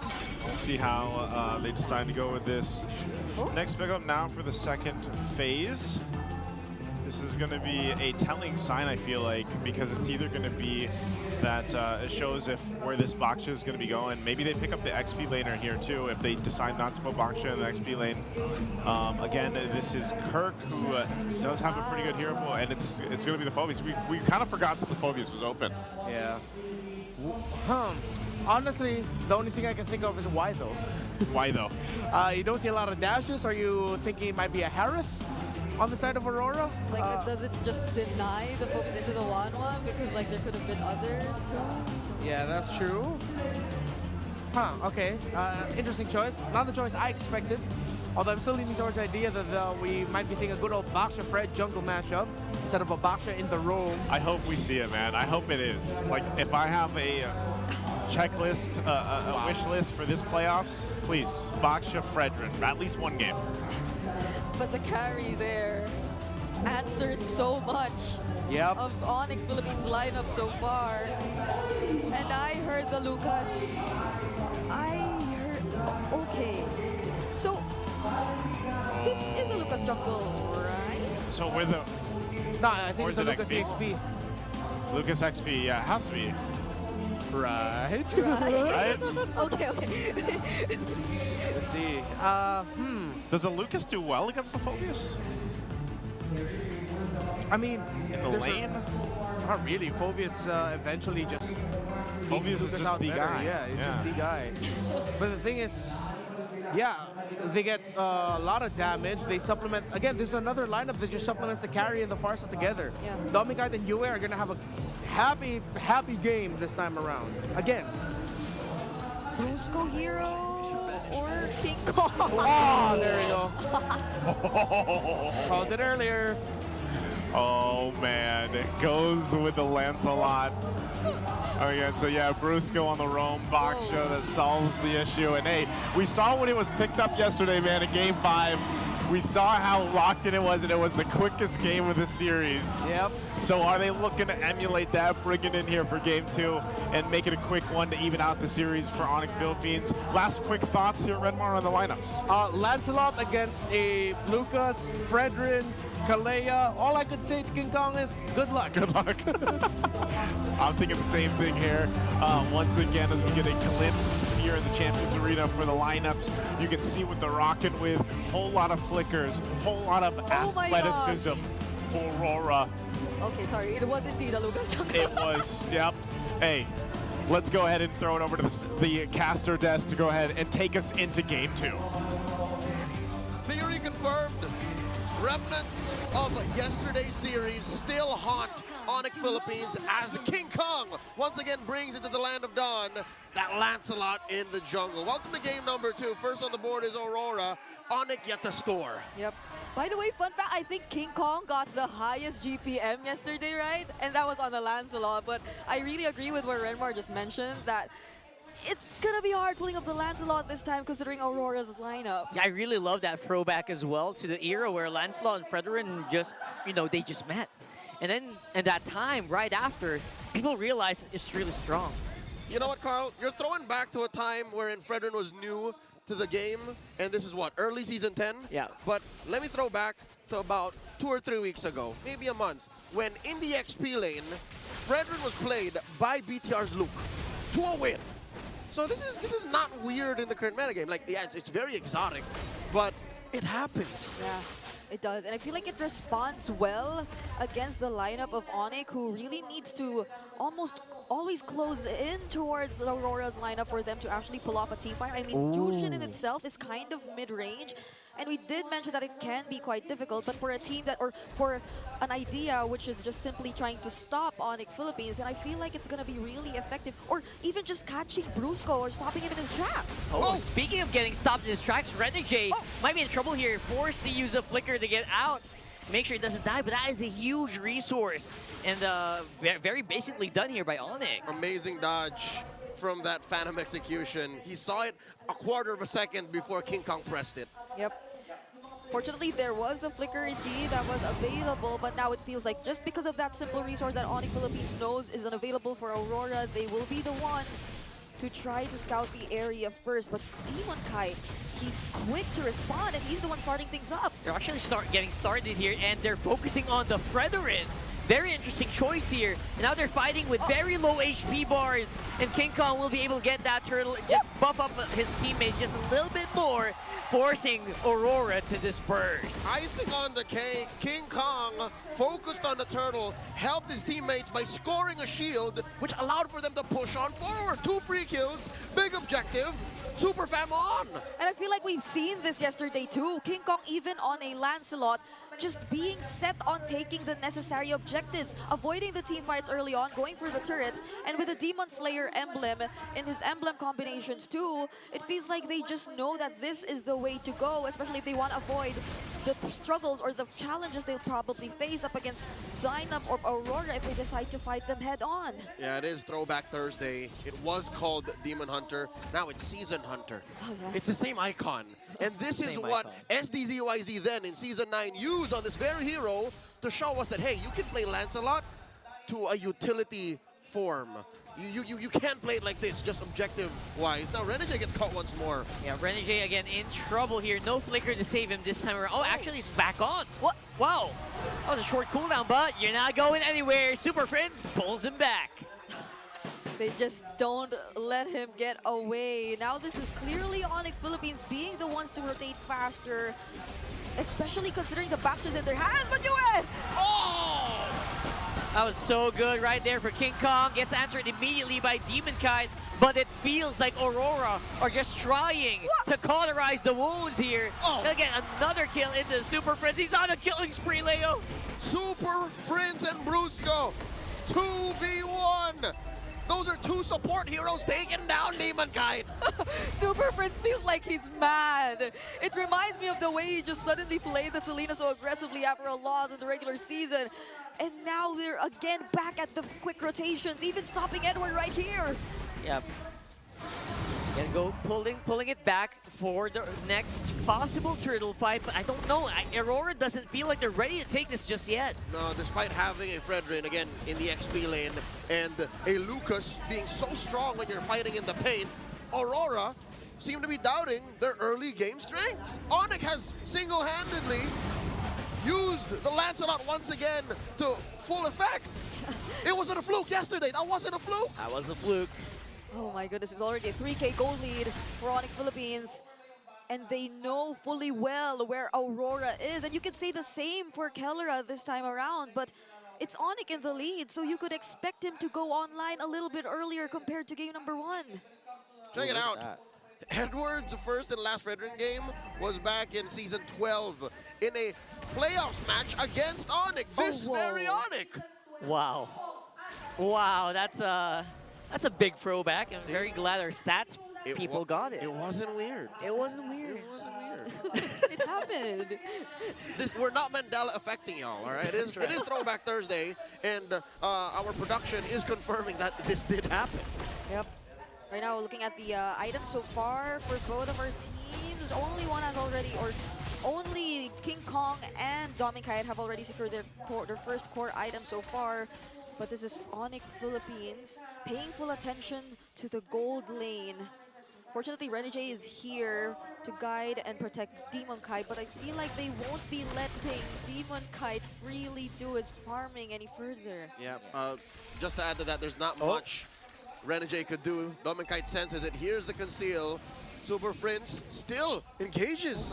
Man, Super Prince, like Brigada mentioned, is very, very mad, or looking like it, inside the Land of Dawn here. Just even diving under that second turret. Oh, force a fight on top side though. Beautiful engagement. 3-on-1. No chance for KingKong to make it out. That was so quick. The flicker into the title strike. Even with barely no vision on where exactly in the bush he was. In other words, pulling back Brusco as well. Super Prince still has some pretty good DPS even on his own. Putting Renegade on almost half. Look at that. This is probably one of Super Prince's most scariest forms.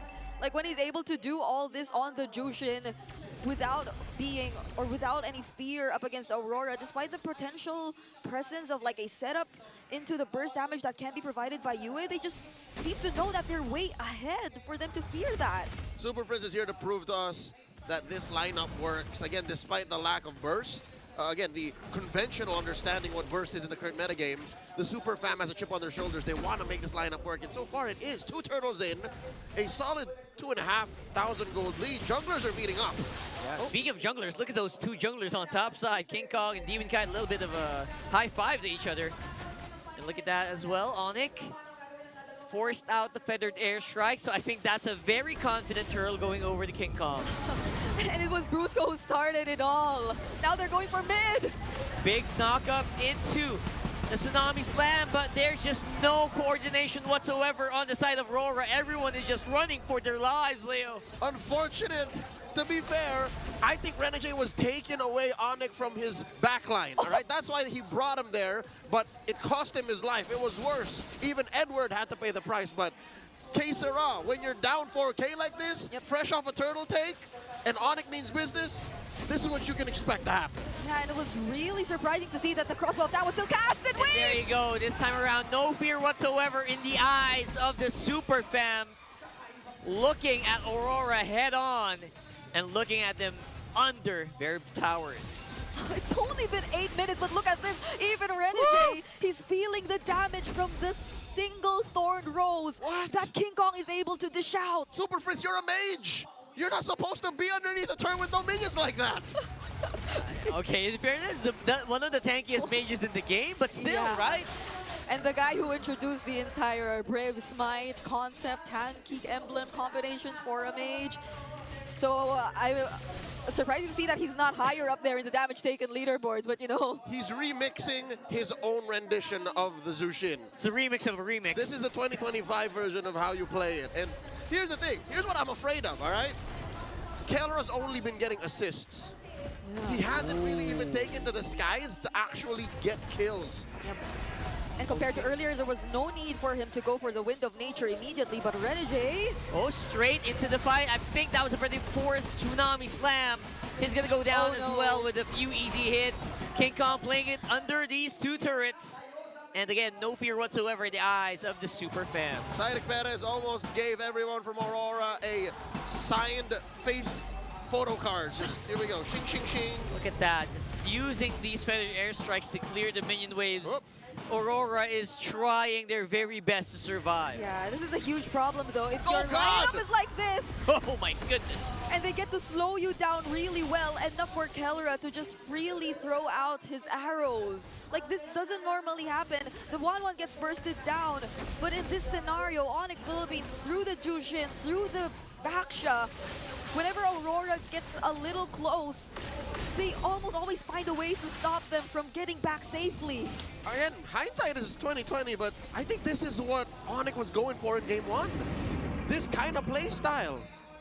I mean, it's pretty similar, right? Zushin in the core of it as well. The 1-1. The 1-1, exactly. So that probably was the plan all along.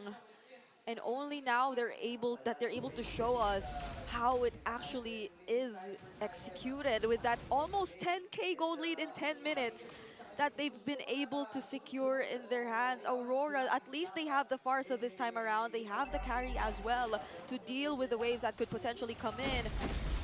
But they have to be careful of Kelra and the crossbow attack. He is applying pressure alongside Brusco. I don't know if Aurora knows that Kelra is here with the Bruiser.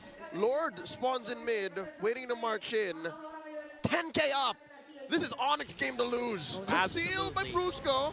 11 minutes on the clock. They are diving in with that Lord. Two-man knockup by Kirk here. Edward is in trouble. His brethren can't really stand the DPS for long. And now that turret is going to go down. Slow and steady. He doesn't even have enough time to use the Appraiser's Wrath if he wanted to. He can't. He just can't. He flickered away. That's just how fast they're able to burst him down without any major ultimates used just yet by Onyx Philippines. Look at Onyx, they're starting to go to the drawing board. They're looking for an angle of attack, and they are attacking a west way they know how. Right in the front, right to the base of their opponent. Diving in, that's going to be KingKong going down though. But where is Kelra? What's Kelra looking like? He's going to be forced to back off. That's two members going down for Onyx. This attack is not as clean as I thought it would be. For the first time in a while, Onyx suffer casualties. 2 for 2. Edward and Demon Kite for Kirk and KingKong. Man, that last inhibitor down bottom cost Onyx a lot. Yep, we'll be seeing the instant replay in a bit where Kelra actually, in that particular sequence, was able to use the crossbow of Tang, but fortunately for Aurora, it actually transferred immediately from Edward to Demon Kite, two of those heroes in Aurora's lineup which are expected to tank the damage from Kelra. And so Yue, Dom and Kite, they were just able to focus down on clearing out the waves and defending their base. But this is something that allowed Onyx to clear all of Aurora's base turrets. and that just keeps the 10K gold lead intact for Onyx Philippines. Closer to about 9, but they have stopped the bleeding. But the onslaught continues. Oh, what is this? Okay, nice try here from Renjay, but that's going to be purified out of the way. 4v5 right now. Onyx is on a rampage. They're just not stopping for anybody. Edward can't even put down the Appraiser's Wrath in time. And now it's an empty base. 3 members of Aurora to defend against an onslaught of Onyx members. It's just impossible to fight. Demon Kite goes down even after that full combo, and that's game number 2 in the bag for Onyx. The inevitable win for the Super Fam here. 1-1 on the board. Onyx PH. They had their individual... Abilis sa araw! Tama na naman! May kasamang trap! Likod ang puntirya! Ando na naman yung Direkta! Kay Outplayed! Sa likod pa! 4 na miyembro ba ang tutumba? Yes sir! Si MP na lang ang natitira at wala na ata siyang aabutan pa dahil ang Onyx Philippines match point na! Onyx Philippines, kalmado lang. Nandiyan pa rin sila Kelra, Brusco, and Kirk. Pwede ata nila tapos ito. Si Kelra ay kailangan ng umatras. Power lock! Power lock! Bibase lang na ang Twisted Mind. Hindi pa tapos ang laban. Twisted Mind takes this game. And with that, to a score, we're going on to game number 5. Pwede na tayo KingKong! Takot nila, hindi na nakakapirmahan!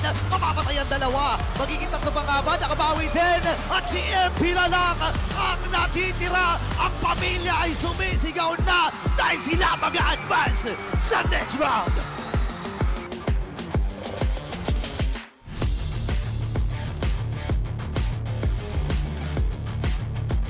Ano nga ba ang una nating makikita? Is it going to be the soaring of the Falcons or rise of the Phoenix Army? Nakikita natin and they loving and Tsunami Slam! Nahuli si Yawi dito. 2 ba magiging 3?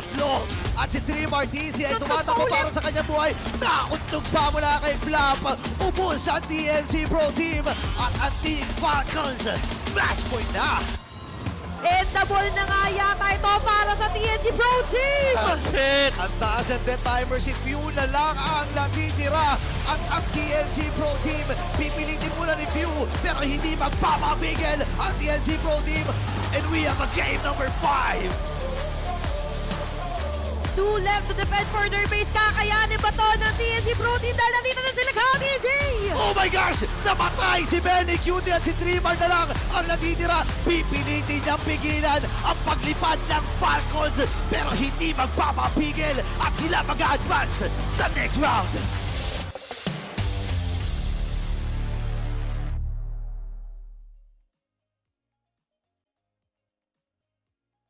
Grabe ang straight cable, parang kami pinakamalupit mo paano sa buong Pilipinas. Oh. Sobrang solid ng panic ka, pare. Hindi tumitigil ang straight cable.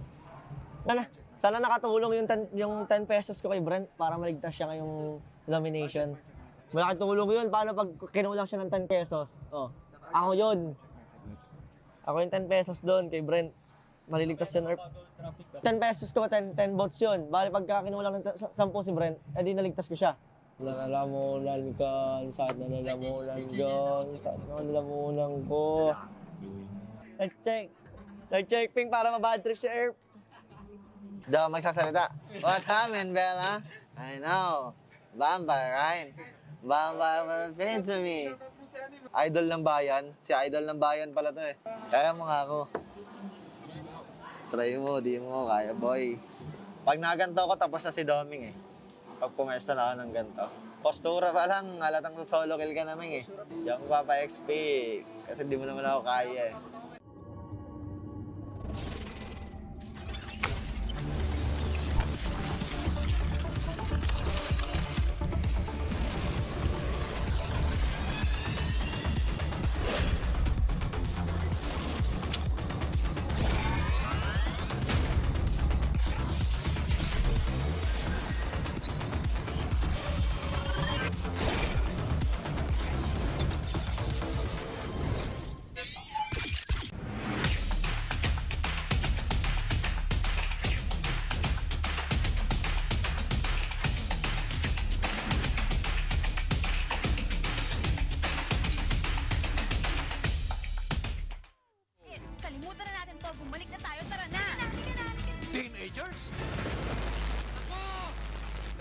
yung mga batang yan.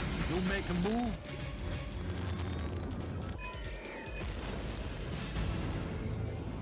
Di abutan dito! Defeat GG Bro! Don't worry, be only with Smart Power All 99. Hindi bitin with 10 gig data to power your games plus only Facebook or only TikTok. Load now! The playoff teams are now here. MPL Arena, make some noise! Ladies and gentlemen, this is MPL Philippines Season 15, The Playoffs! Pero papasukin na kagad evolution ng Isaman Force. Andito naman ang bilis sa araw. Tama na naman. May kasamang trap. Likod ang puntirya. Andito na naman ang bilis. Reflecta kay Outplayed. Sa likod Apat na miyembro ba ang tutumba? Yes sir. Si MP na lang ang natitira at wala na ata siya kaabutan pa. Dahil ang Onyx Philippines match point na.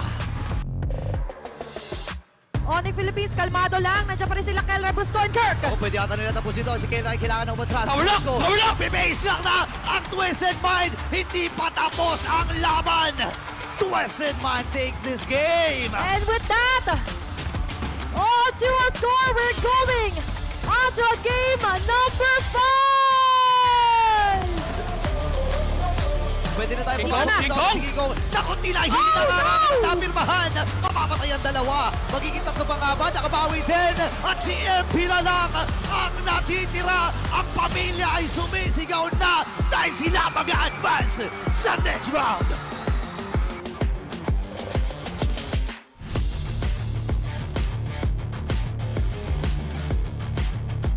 Ano nga ba ang una nating makikita? Is it going to be the soaring of the Falcons or rise of the Phoenix Army? Nakikita natin and they loving and Tsunami Slam! Nahuli si Yawi dito. Dalawa at ba magiging tatlo. At si Tri Martisi ay tumatakbo para sa kanyang buhay. Nakuntog pa mula kay Flap. Ubus ang TNC Pro Team at ang Team Falcons. Match point na! And double na nga yata ito para sa TNC Pro Team! That's it! Ang taas ang death timer, si Pew na lang ang natitira at ang TNC Pro Team.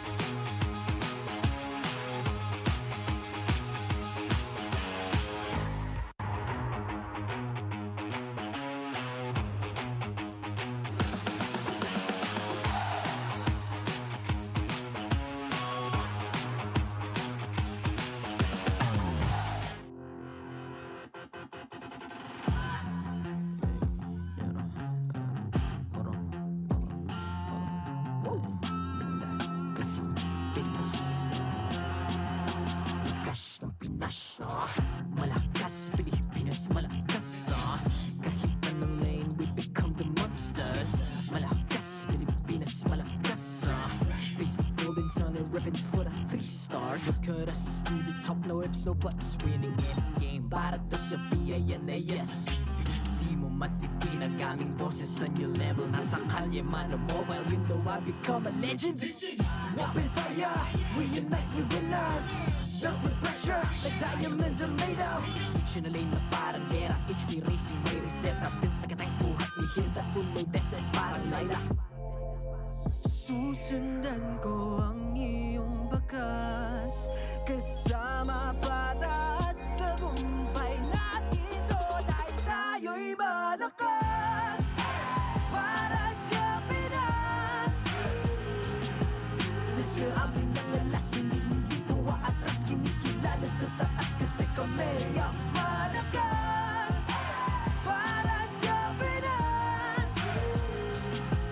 Nasa amin ang alas, hindi dito atras, kinikilala sa taas, ganito kami sa Pinas. Wow!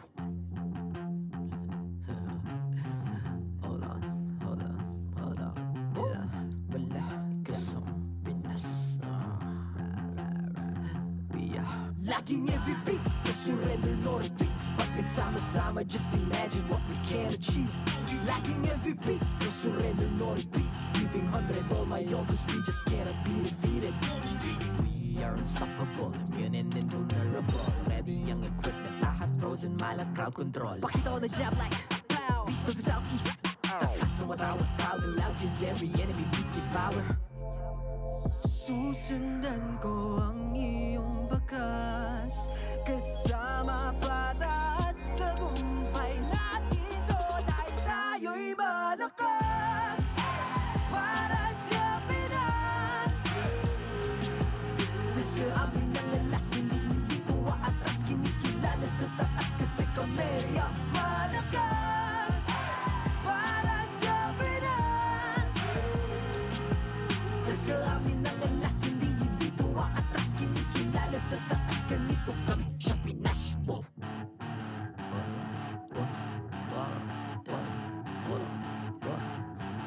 Malakas, Pilipinas, malakas. Kahit anong lane, we become the monsters. Malakas, Pilipinas, malakas.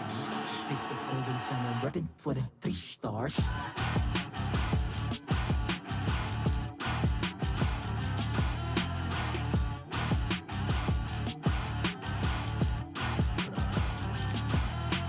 Ang lakas ng Pinas, we unite, be the stars. Ang lakas ng Pinas, we unite, be the stars. Ang lakas ng Pinas, we unite, be the stars. Ang lakas ng Pinas, we the stars. Ang lakas ng Pinas, we unite, we the stars. Ang lakas ng Pinas, we unite, we the stars. Ang lakas ng Pinas, we unite, we the stars. Ang lakas ng Pinas, we the stars.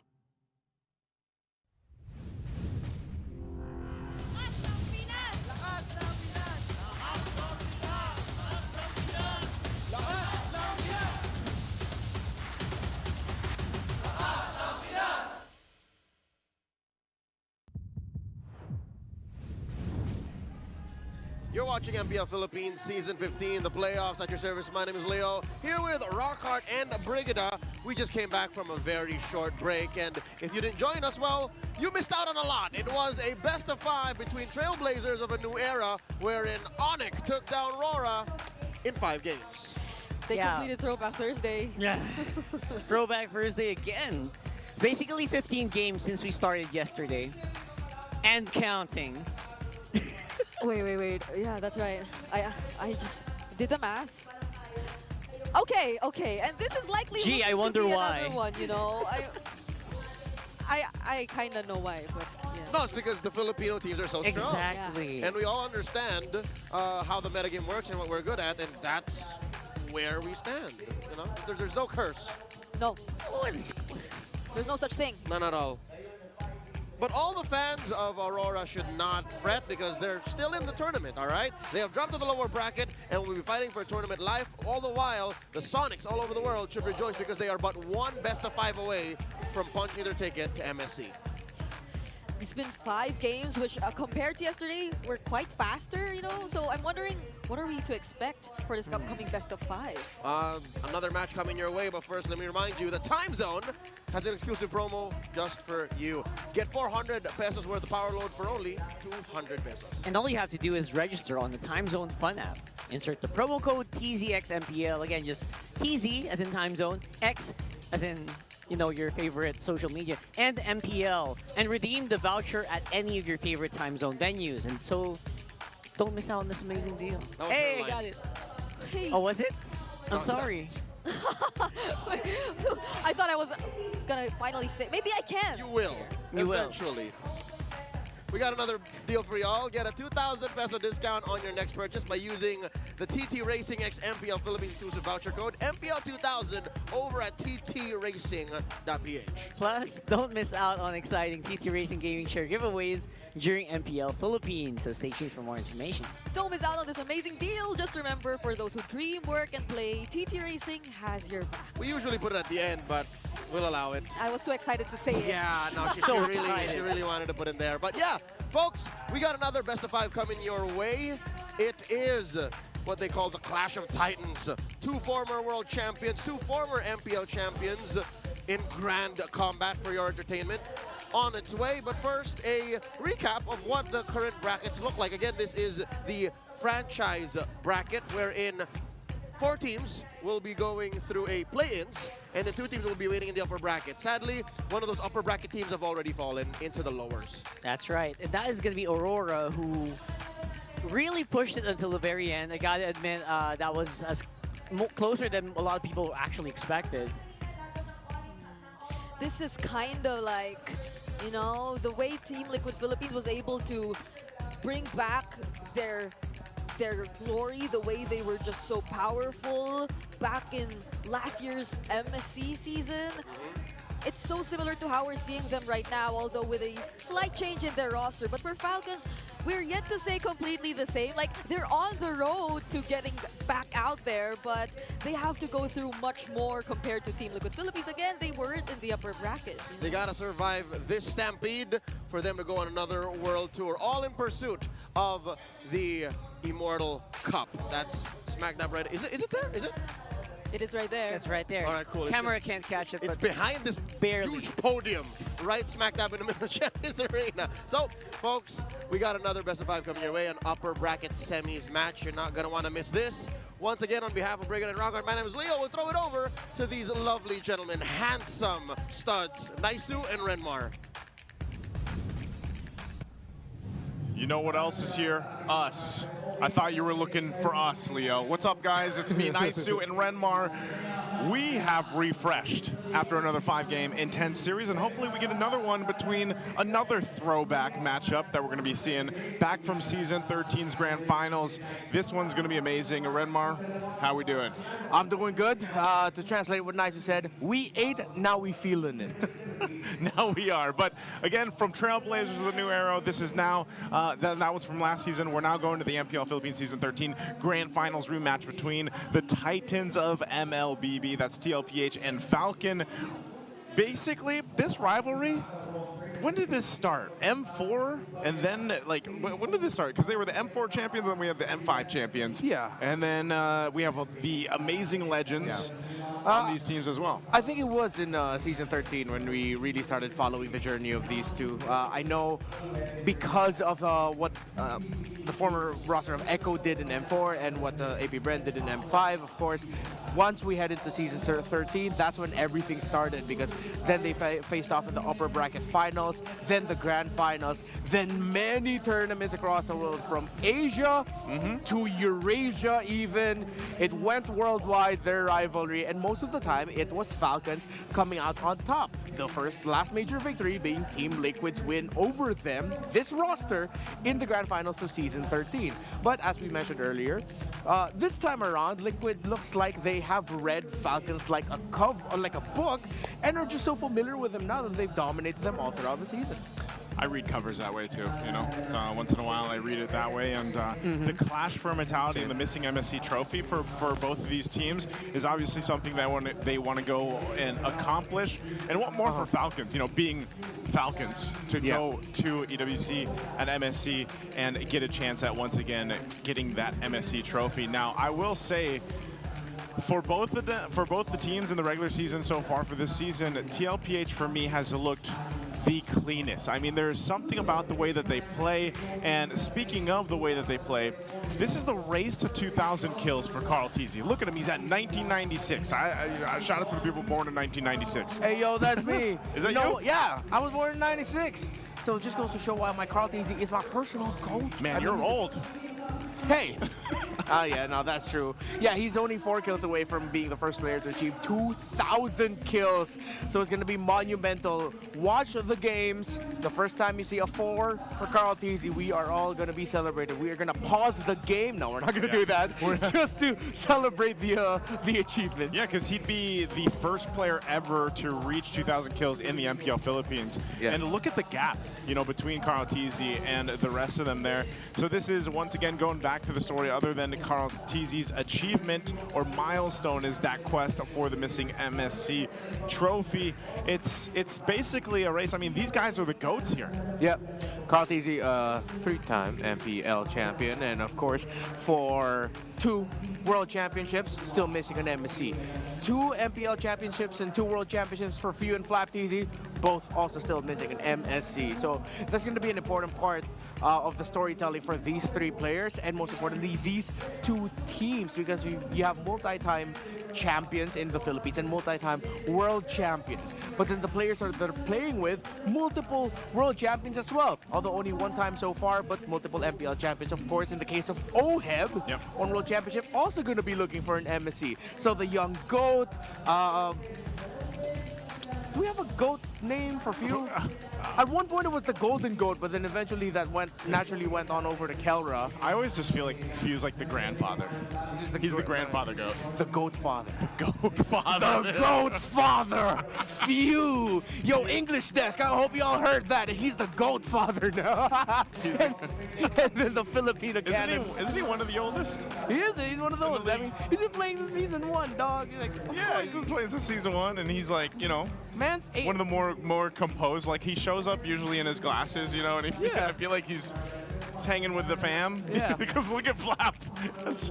Look at Few as he's like shaking his head.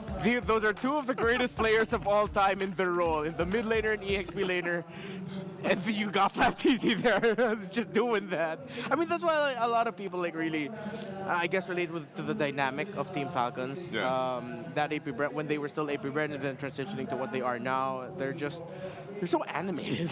They are. They're absolute memes. And the Few's just there, it's like, oh, these kids. Yeah, all these kids. And I would say animated is probably 70% Flap. Yeah.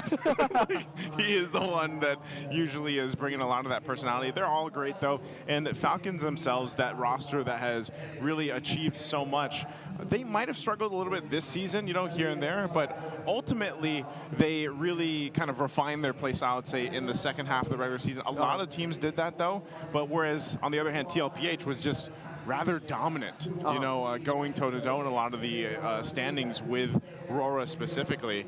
And so they was back to that express play style. But we're going to go welcome our casters once again to join us.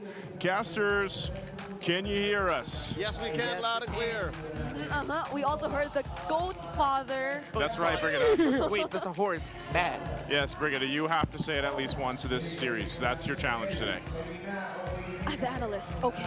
All right, you got it. All right, guys, we're going to go ahead and ask you how you're feeling about this matchup. Any predictions for you guys over there? Want me to start? Yeah. Yeah, there you go. Okay. All right. Oh, yeah. So whatever your prediction is, make the sound of the corresponding animal. Okay. Okay. Wait, we'll save Leo for last. We'll save Leo for last. I already know what Leo's going to say. Yeah. And by that, I mean sound. This is a challenge. Hold on. Yay! Pretty good. I like that. That's good. That's good. That sounded like a horse that just got She did zapped. it so good that I lost my feedback for a moment. Yeah, no, it's weird how we're unanimously going for. Wait, that's not what I was expecting. Well, what do you want me to go? What's the other sound? This? Oh, yo, that's good. That's pretty so good. good. That's really good. That's pretty good. That's pretty good. We approve. Okay, so we're just unanimous. Is that where we are? Hey, Falcons guy. Wait. Yeah, you didn't ask me. Okay, what are you? Let me. My prediction. And I was waiting for this all day. Oh, no. Y'all know what it is. I'm not wearing my Falcons jersey. I'm sorry. No, but yeah, it's Falcons. I'm predicting Falcons. That's what I'm going for. He's a Falcons guy. Remember. Nice try. Oh, wait, I have to make the sound, right? Yes, please. Wave us a crow.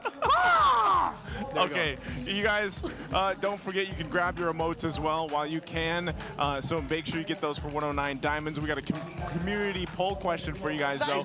Who will inch closer to immortality and the MSC trophy? Is it going to be A, Falcons are here, or is it going to be B, Let's Go Liquid? If you guys are sitting at home and you feel like joining us and making the sound while you vote, feel free to. Your family won't think you're weird, we promise. Take a video and send it to Naisu's Instagram. Yes. Please do, please do. Please don't. My Instagram is being flooded with other things right now. So, Not nice of you.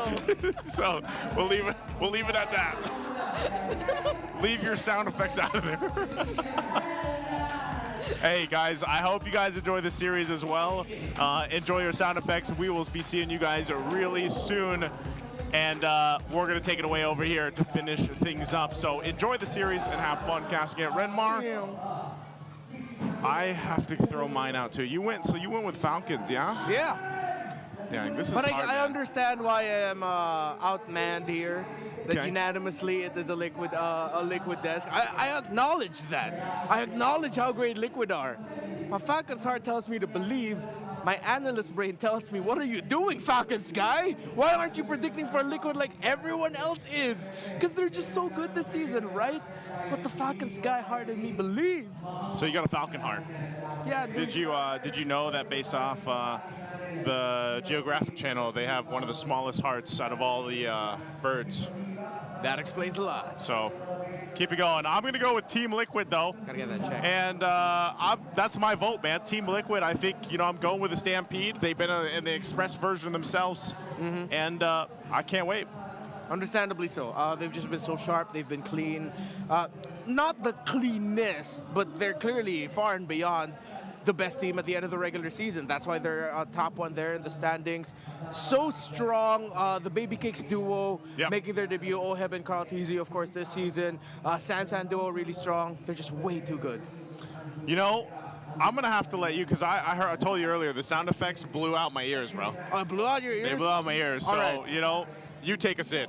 All right. So, it's time for the Clash of the Titans. Liquid versus Falcons.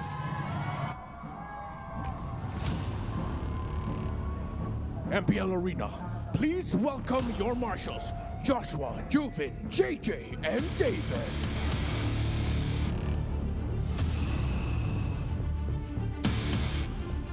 The next teams that will battle to claim their right to be immortals, Team Liquid Philippines and Team Falcons. The EXP laners, Sanford and Flap Teasy.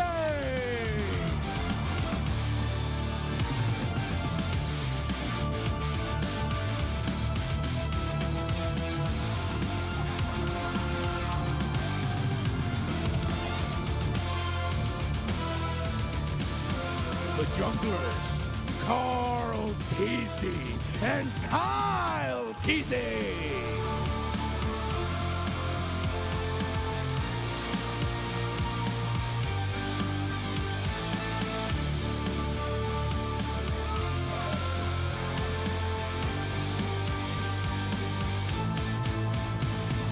In the mid lane, Sanji and Few.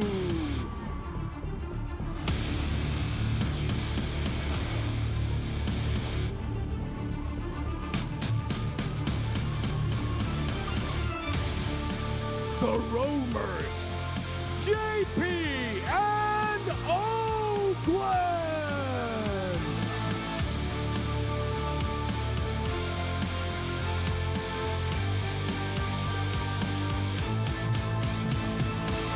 And in the gold lane, Oheb and Super Marco.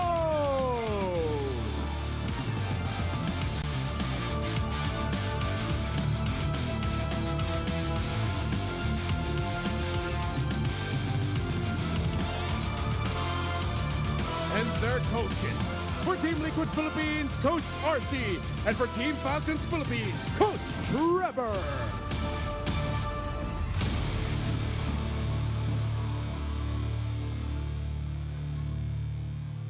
the Cavalry versus the Falcons. The classic clash of the Titans in an epic rivalry that began seasons ago. Which team will ascend to go beyond legendary Champions Arena? It's game time!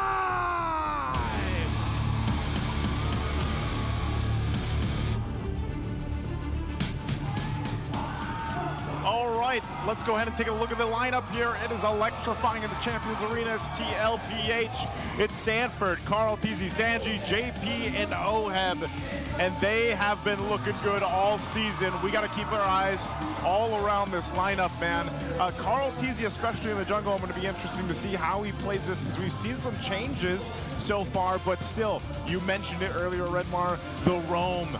The pressures for the roams in this matchup are going to be phenomenal for them and a huge testament on if they win the series and who starts off on the right foot here. JP has to be that guy. You can see he is one of the players that like to play the jawhead throughout the regular season, even the high-lows when he was a standard in the earlier weeks, but so does Ogwin. Let's go ahead and introduce Falcons. Yeah, I'm glad that you brought up JP and then you linked it to Ogwin as well, because these are two roamers that to me are very similar in terms of how they like to play, how they like to set the tempo. Although Ogwin is a little bit more temperamental compared to JP. He might be the old master style, despite JP playing longer. That's what he's going for. But for the rest of our Falcons, Flap, Kyle, Super Marco, and Few, their play style is very clear. They all just want to build advantage ASAP. That doesn't necessarily mean they play fast. It's just that the moment they see that little moment, they'll take it. They'll take it, and one of the things that stands out for me is look at the hero pool difference between the two teams here. 37 for TLPH and 51 for Falcons, and that just goes to show that, you know, TLPH, they stuck with kind of what worked for them. They didn't need to go too far out of the current meta or test a bunch of things. It was mainly their play style, the way that they like to start fast, the way they like to play aggressive and make things work. And again, that's also reflective of Carl TZ, the GOAT himself, being so close to a big milestone achievement just for the league in general of 2,000 kills goes to show that even when it comes to the jungle picks, he can be aggressive, he can go towards that utility if he has to. And it's funny because right now in the current meta, we are in that position again where you could bring up the Fredrins, the Bakshas, the other utility-esque junglers, or you can play aggressive and go the assassin choice. Yeah, it's crazy to think that we are in a meta right now where Carl TZ can look at his M2 form and his M4 form and say, which one do I feel like being today? Do I want to be that young GOAT, that Carl TZ that racked up so many kills so fast? He racked up kills as fast as Oh My Venus racked up assists in MPL Philippines. That is insane. That just goes to show how much kills he got for the entirety of his career. You know, it'd be amazing if he gets the milestone 2,000 kill, the 2,000th kill, with like an Akai. Or just something, you know, something like most people be like, no, it's got to be the Lancelot, or it's got to be this or that. No. Let it be something like the Akai. Yeah, they just end up going for the utility instead. I mean, like, why not, right? Like, he thrived during that meta as well. But then at the same time, Kyle TZ is the same player. He went into a league that forced him to change. Kyle TZ went in MPL Philippines Season 10 as a guy that shined with assassins. And they struggled somewhat, shined somewhat, but it was his change into becoming Fredrin Man and Akai Man that really solidified them as world champions in M5 here in Manila up against a legendary Onyx Esports squad. So now, as we look at the Infinite keys to victory, let's look at Liquid. Showcase Turtle Fight Mastery to execute the Liquid Stampede. Put it simply, get turtles so that you can go fast. You know, ride the momentum from your victory against TNC, Team Falcons. You've already been tested. You saw it earlier even on Philippines, the defending champions, got tested. They got tested, you got tested. Who's to say that you can't get your revenge against Team Liquid, a Team Liquid squad that has beaten you all season long? So for both, adapt and adjust on the evolving playoffs meta, the point that we were both making here. It is now rewarding to go as crazy as you can get. Of course, within the boundaries of what's actually acceptable within the game. Just don't pick Layla right away, but be adaptable and be flexible. And that's what I like, it's interesting because when we go into the playoffs here, usually you have your mindset on, okay, the meta is like this. Yeah. But now there's still that breathing room. There's still honestly a lot of those picks that you can bring to the table here. And like I was saying earlier, this is one of the days where you can go ahead and maybe test some of those limits because, again, the losing team here in this one will go down to that lower bracket and fight their way from there. But that's also to be said. I think in the current standings of things and everything else between both teams, you got the Falcons going from the battle of the air and the skies yesterday. Now they're going to be going against TLPH, the Cavalry here. The adjustment's going to be interesting too because the playstyle, I feel like, between TNC yesterday for Falcons is different when they have to approach TLPH here. They have to be a lot more decisive and also just kind of calculated on how they approach this. We're going to jump into the drafting phase here. I believe once again we're going to be joined through this series by Brigida. Brigida, knock knock. Who's there? Wow, you're great. Okay. It's us. I thought I was supposed to say hello, Brigadoons again, but the right response was who's there, right? Yeah, but you can if you want to. Okay, hello Brigadoons, who's there? Hello Naisu and Redmond. All right, welcome Brigida. It's getting longer. Thank you. That's good. Welcome to the draft. All right, bands are already out. Fanny, Baksha, taking out TLPH is on the blue side. Falcons over on the red. They took out the Phobius, the Joy. What is this going to leave open? Because this is already a little bit different than what we've seen from the previous series. Yeah. I wonder if TLPH are going to be going to a first pick where Mathilda is going to be open. Although we have seen scenarios where Mathilda wouldn't even be locked in as a first pick right away, but as Team Liquid, it goes so well with their playstyle. Plus, you're talking about flexibility. They're really opening Mathilda up. Is she going to get picked right away or later? Yeah, and I like how they banned out the Harem since the Phobius and Joy ban set up perfectly for that. But it seems like they're prioritizing the Kimmy as their first pick. No Kalea either. Yeah, interesting decision there for Coach RC. Juice and Loyi all open. But he decided to go for the Kimmy instead. Is he thinking of it as a flex pick?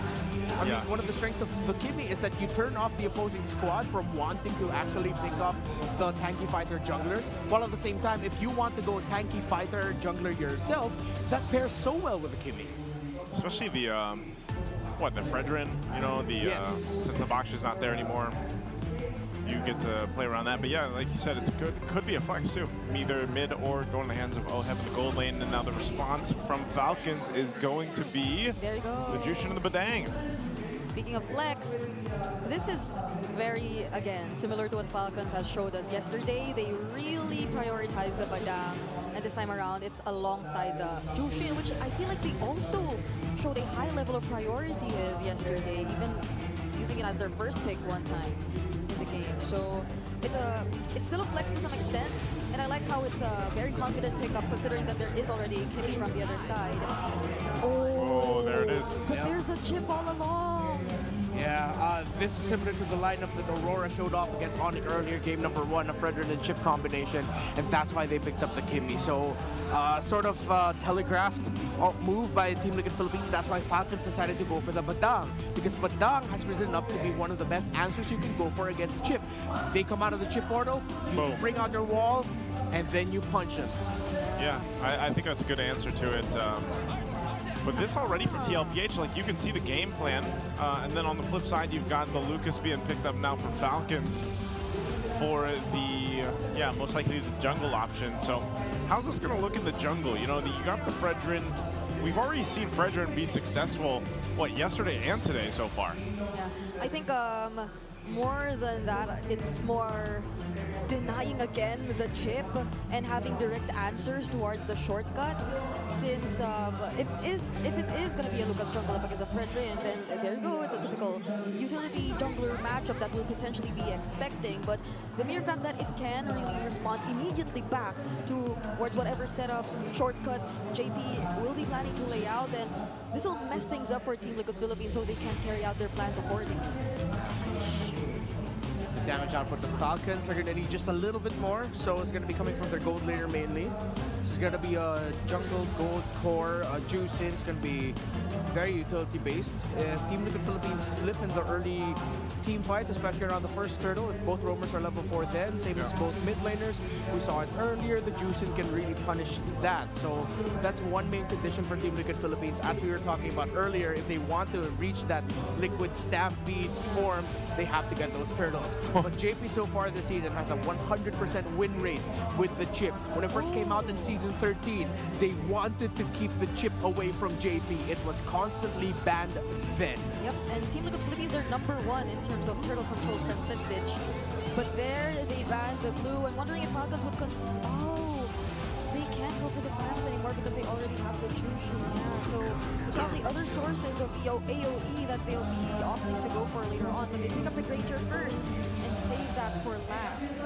Okay, so let's see what Coach Trevor has up his sleeve to go ahead and round out that draft last pick. But for TLPH, for their final 2 picks here, they've already got a great start with the first 3. Like you just saw, 100% win rate for the chip. For JP, we already talked about how important these roamers are going to be for this series. And then you have the Moskov locked in. OHEB going to be fine. So that also just lets us know that this Kimmy is going to go in the mid lane. Yep. And so what do we have for XP for Sanford? I want a fighter. Like, give me a Benedetta, a Pagito, something like okay. This is okay. Right, yeah, that's okay. Yeah. You went fighter, then you went Fred. I was like, wait, Fred? Yeah. It just slipped up. But hey, Brigida alluded to this Turtles pick earlier. Yeah, but that was like against the Fredrin. Now they're using it together, but it also works well. It's like you close into your targets and then you just keep overwhelming them with crowd control, so they just can barely move around the team fight. And I feel like that works perfectly in terms of what Falcons has right now. So this has to be a very careful pick for Oakland. I don't know. I feel like this Badang goes Rome and they just pick up something like a Yuzong. Let's throw it way back. If it's Throwback Thursday, Yuzong to Rizla, right? Why not? The Lapu-Lapus, all Yeah. that. Oh wait, there's a Kimmy though, so like, yeah, maybe they want that? Oh! What's it gonna be? Matilda. So, okay, so Matilda going in the Rome. We've got the Badang going into the XP. I don't know. So, again, this is why I like the meta we're in. This is a very interesting draft on both sides if you really look at it, Renmar. Yeah, all right. So I'm leaning a little bit more towards the Team Liquid Philippines lineup here, but the difference is Falcons has the Lucas Matilda combo with them, paired up with the Badang. I'm going 60-40 Liquid in terms of the hero lineup. 60-40. Okay, we're going to take one last look for the Champions Arena at the lineups here for you guys at home alongside with the index. You can let us know in the chat which you think is the better draft.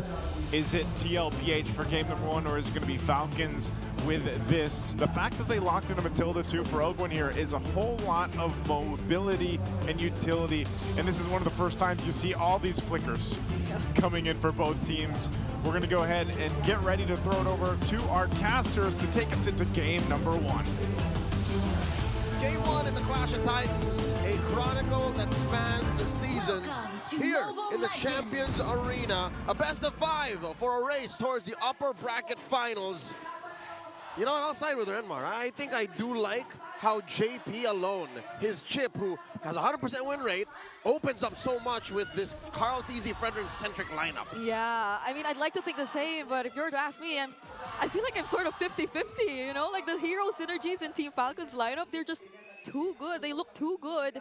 But again, overall, if Team Liquid Philippines, they're able to take the team fight strategically, then they can take the upper hand either way, considering that this is Sanji on Kimmy. I feel like it's an exciting, it's exciting to see him on these kinds of heroes, because even way back when he was using all these Novarias and all, he is that kind of guy who just plays the mid lane aggressively and so well. Yeah, very nuke-centric, definitely. So JP right now, obviously, is just going to poke it a little bit. But we were talking about like the win rates earlier, or the percentages. I really do agree with that 60-40, just because of how well we know Sanji will play this, plus the unpredictability that Turizla might actually give for this matchup. That is the X factor out of the XP lane. I think the fact that we're seeing a Turizla after so long, that might change the way Falcons plays. Again, I'm sure they've seen this in scrims, but through a shortcut with a Fredrin, with a Moscow from across the map. Like, these are all lethal combos that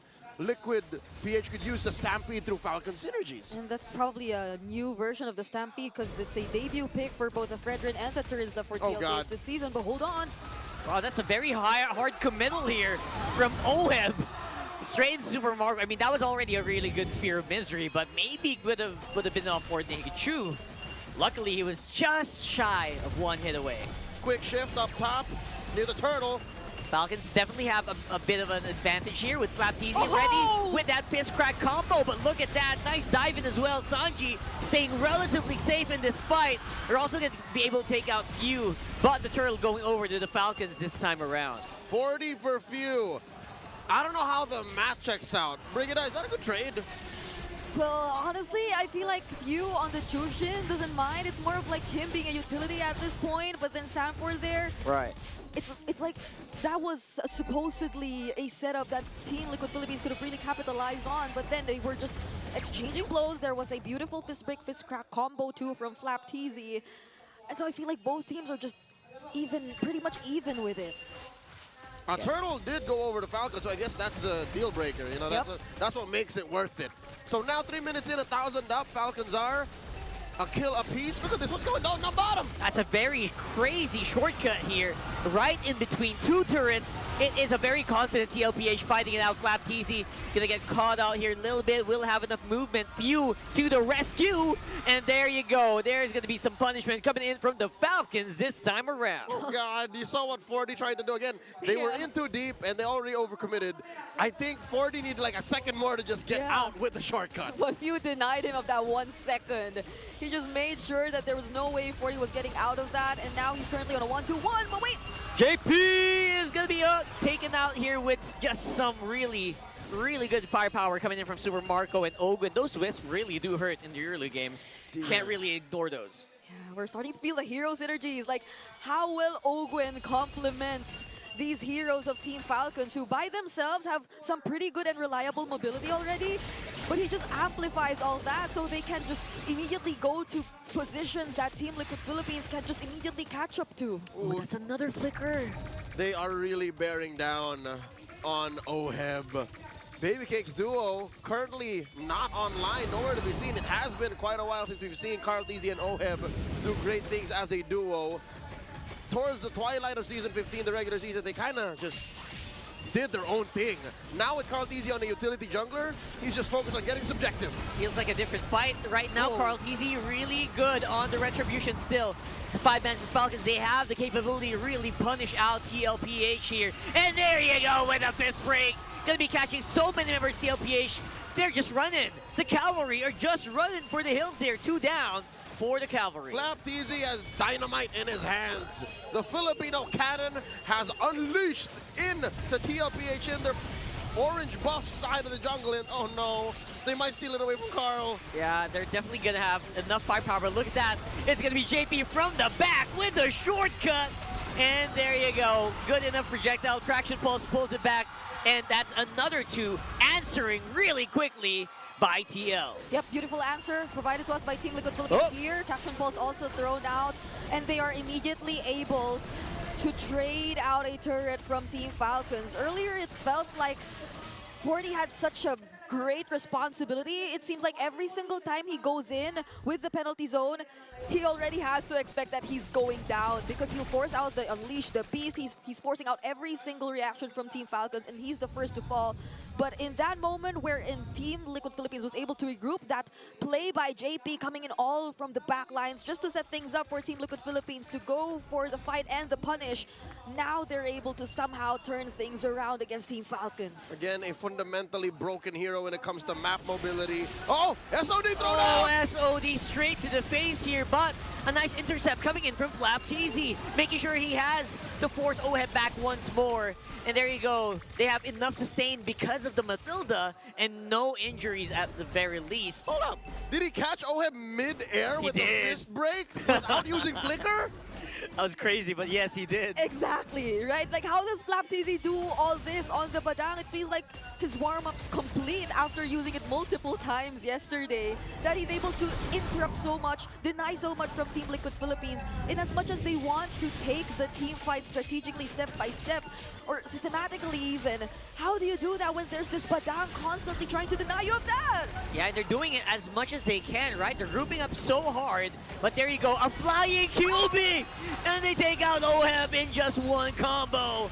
Right up on front is Sanford. It's gonna be KarlTZ trying to soak up as much damage as he can. A Prince Rat goes down, but he will also fall. Dear Lord, a flying Unleash the Beast tracking towards OHEB. Of course you have to concede the last hurdle of the game. Of course, KarlTZ will take it easy. Wow, that's a solid hit from Super Marco here. They're gonna be taking out this turret with ease. Yeah, Team Falcons at this point, they're just constantly able to bypass every single member of Team Liquid Philippines and hunt OHEB down. OHEB is having a very difficult time trying to position himself in the team fights. If it's not Flap that's after his life, it's KarlTZ, who barely minds anyone else from Team Liquid Philippines. Once he gets his eyes set on OHEB, that's all he needs to know. He's literally just going for it, whatever happens. What? Is FlapTZ just walking it up from the back here? What are you doing there, brother? You usually come through the other side. That's where your side of the map is, red side. But oh my lord, the Filipino cannon. He's a loose cannon. They spot. Do they know JP's here? I think they... I don't think so. I don't think so. Flap's a little too deep here. But again, he seems to be very confident in how tanky he is, you know, walking up on the turret. But look at that. Because of Falcon's attention to the top lane, they forgot that OHEB can just do this. Yeah. He pushes it all the way, tier 2 down. Yeah, but I'm liking how OHEB decided to do this instead, because they can't afford to risk the fight anymore. Here it goes again. There's a retreat, perfectly timed Spear of Misery, but the catch-up is really, really strong. Plus the confidence you get because of Ogwen's Matilda. That's going to be OHEB getting removed here. And there you go, JP again, all alone. There's just no answer for TL. How do you answer a rampaging Falcon squad like this? Here's the thing. You see a Liquid Stampede, it makes sense. They're horses, right? But what if a flock of Falcons just come down from the ground and start attacking you? What do you do? I can't believe how KarlTZ looked so decisive. He just... This is a problem for OHEB, definitely. We mentioned it earlier, but all the more now. Luckily for Sanji, he barely, or he hasn't died just yet, but he could be next, you know? Like, if Falcons gains that much of an easy access to OHEB, then that pretty much denies Team Liquid Philippines of getting their power spikes early on. Then what more now? For Sanji, there's such a huge role he has to fill. Right now, it does feel like TLPH trying to set up the team fight that they want to happen. Here comes Kyle. He's actually quite low, but he will still be able to secure that Lord. But that's going to be jungler down. How's the fight going to look like here? Sanford is very low in the middle of the fight. Actually, most TLPH members are super duper low. They're getting chased down by Falcons. Sanji, he's kiting. Fist break misses, but will be caught by JP. Sanji survives, but JP is going to fall. Falcons' front line is just too sustainable. They are pushing forward despite being at less than half health, and they shrug it off like nothing happened. Pop and Holy defenses, after taking that Lord, again, giant birds from the sky, taken to the ground to take you down. Yep. What do you do in that scenario, right? A big 5 birds. They're like 200 pounds. If you're Team Liquid Philippines, you gotta wait probably. Like, you mentioned it, the front lines, they're too sustainable. And Team Liquid Philippines, their damage output, it takes time. It takes time before Team Falcons actually gets to feel the damage coming in from Team Liquid Philippines. So that just goes to show that they definitely need to take a little more time, get those items in for OHEB and Sanji, because at this moment, no matter how good of a setup Sanford is able to provide against Team Falcons, there will always be the counter setups too from Team Falcons, and there will be that lack of damage that wouldn't do any good for the cavalry. Rockhard, 11 minutes in. Should Liquid be regretting picking the Terizla? It's starting to look like it. We haven't seen the value of the Terizla quite yet. Fist Crack is activated by Flap, but KarlTZ trying to see if he can pull someone in with the Energy Eruption. Not really going to get any targets. But like we mentioned, where's the value of the Terizla in this lineup? Oh, All right, JP gets spotted out of that brush. Gets hit with a circling eagle. All right, he has shortcut. Will use conceal as well. But again, going through that shortcut feels like a really risky play. Sanford, though, is... I guess he's tanky enough to do something. Spear of Destruction hits Super Marco. I don't think they're going to pull it. And speaking of pulling, no one gets pulled in by the traction pull. I think they were considering trying to go for the fight since they knew that Kyle TZ was getting their orange buff. But even then, you feel the hesitation. They can't fully commit just yet. They weren't in the right position. And Team Falcons, they're still the guiding wind. Those ults, that sequence that could have happened here in Liquid Philippines' purple side jungle, I think they were all like 2 seconds off. A shortcut into the penalty zone. The SOD into the full collapse. Like, those could have worked out. It's just Falcons never allowed it. Like, they always kept themselves scarce. Yeah. They were at the same time. They weren't enough for Team Liquid Philippines to feel confident enough to taking that fight. And so we see the multitude of problems that Team Liquid Philippines is currently facing. And it's probably somehow also because of the limitations that they have in terms of their lineup. Like, there's no one person you can expect to just fully disrupt. That's at most probably JP, but just one mistake in terms of wherever he comes from could get immediately punished too by Falcons with their lineup. I guess that's the danger of having like a pure DPS lineup. You can't really take Falcons by surprise.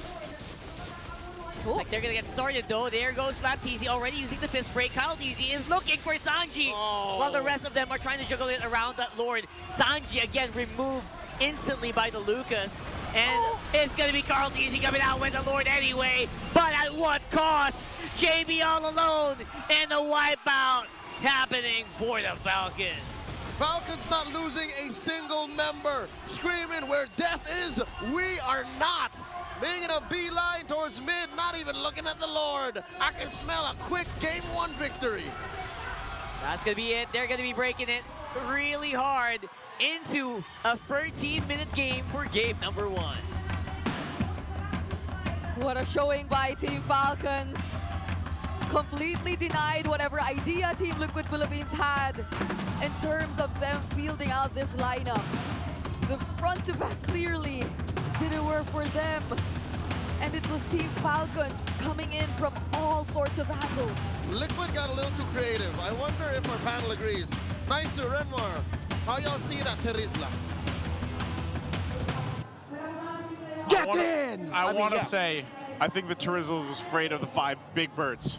Yeah, I mean, I know he got a big hammer and he has a wide arc, but there was a lot of some big birds, bro. You know, at that point, Face everywhere. It was. Yeah. And they were technically led by a bird woman or like whatever. That's true. Matilda is. Yeah, Matilda. Yeah. I don't know.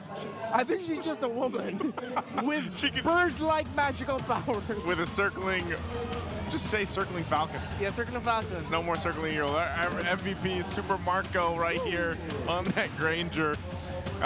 Just a great performance. Of course, 7-0-4 didn't die, and a big part of that was because of Matilda. The utility, the shields, the mobility that is all offered through that, and just the momentum that this lineup that Falcons brought into Game 1, they played it perfectly there.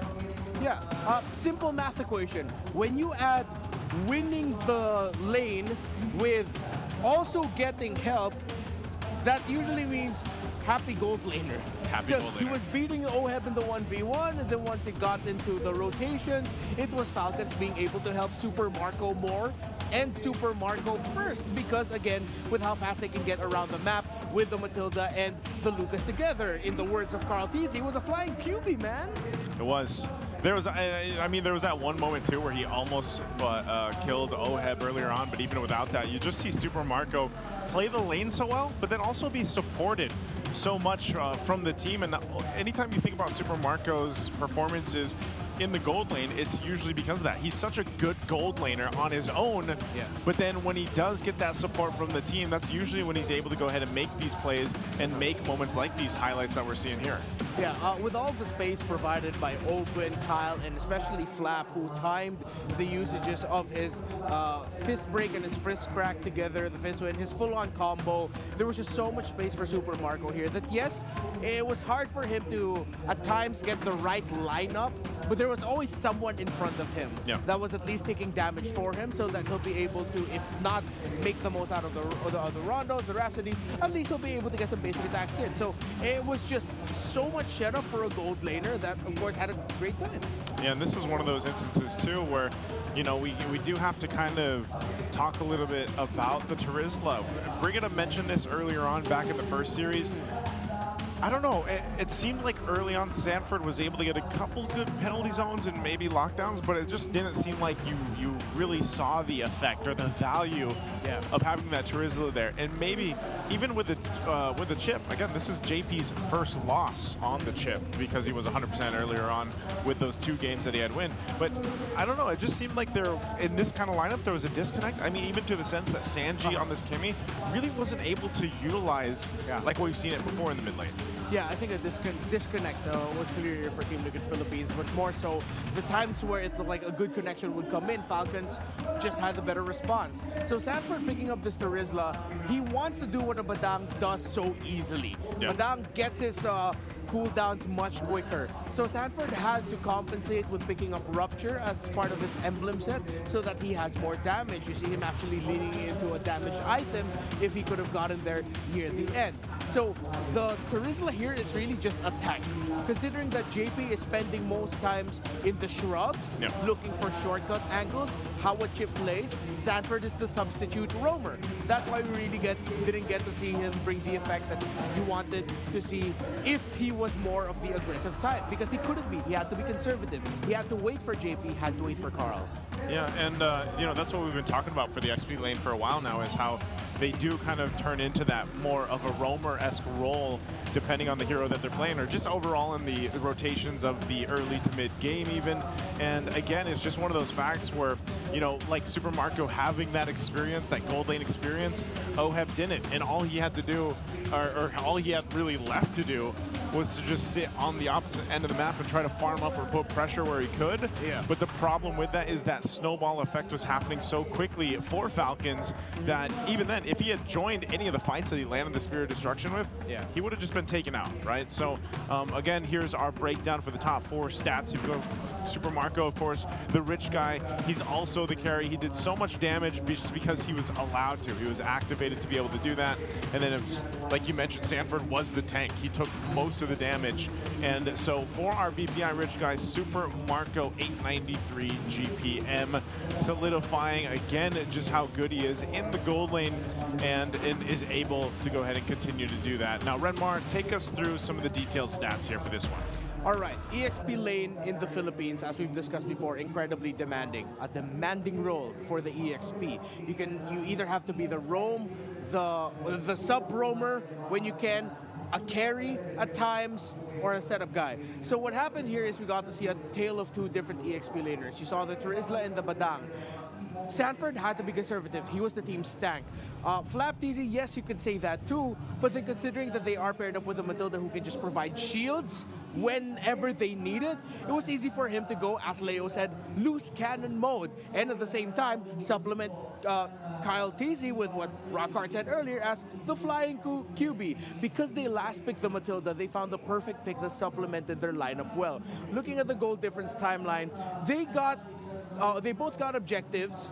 A lot of towers for Team Liquid Philippines, but of course they are playing with a Moskov and with Falcons playing the aggressive 3-4-man hit squad style play style that because they have to group up together, considering that they're up against a chip, they cannot leave 1 or 2 guys just vulnerable to getting jumped on with a whole shortcut portal. They had to go together. That opened up tower takes in the side lanes for Team Liquid Philippines. But it wasn't just that. They were also converting, similarly to Falcons, from the major objectives. After the Turtle 1, Team Liquid Philippines played the map, then they got turrets. After some key skirmishes in the river, in the jungle, when they would see each other, Team Liquid Philippines would get towers. You saw one after at around 8:21. There's a big difference here. And then, of course, leading into the 9:29, Team Liquid Philippines won a team fight between 8 minutes and 21 and 9 minutes and 29. The Baluther gold to 4,000. And, of course, when they got the Lord there at the end, but then at that point, that was just like, you know,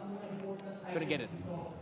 that was the end of the game already. So y'all know what happened there. While for Falcons, similar story. They were able to convert those wins and skirmishes to get objectives. They got kills, they got turtle. They got kills, they got orange buff. They got kills, they got towers.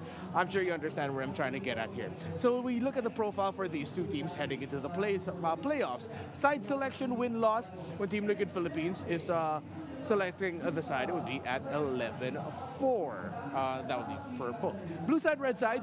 Blue side is a stronger side for Team Liquid Philippines at 13-5, while Falcons is more of a little bit of a red side team at 11-6. Now, when you look at the lineups for the two that was brought out here, again, the difference in the roamer style, the EXP laner style. There's good reach, good damage profile for Team Liquid Philippines. They have the Moskov and then the Kimi. But Falcons spent a lot of time sending their resources to make sure that the Moskov had a difficult time. You saw that even there at the end, OHEB was dealing damage. That was a problem that Falcons needed to answer, but they answered it already at the right time, and they were able to delay the farm of OHEB enough so that once it got there into that final fight, even though he was dealing damage, it was significantly less damage than he could have if he got a much more comfortable farming time. While Falcons played so well around making sure that Super Marco is supplemented with great ganks. Yeah, and I think a big part of that supplementation was the Matilda. That was like a crucial pick. Like you mentioned, that too. Very fitting for the game plan that Falcons went in with that initially, but also you mentioned this when we were kind of watching it, just how much shielding and healing was done. You saw that during the breakdown, how much healing was done.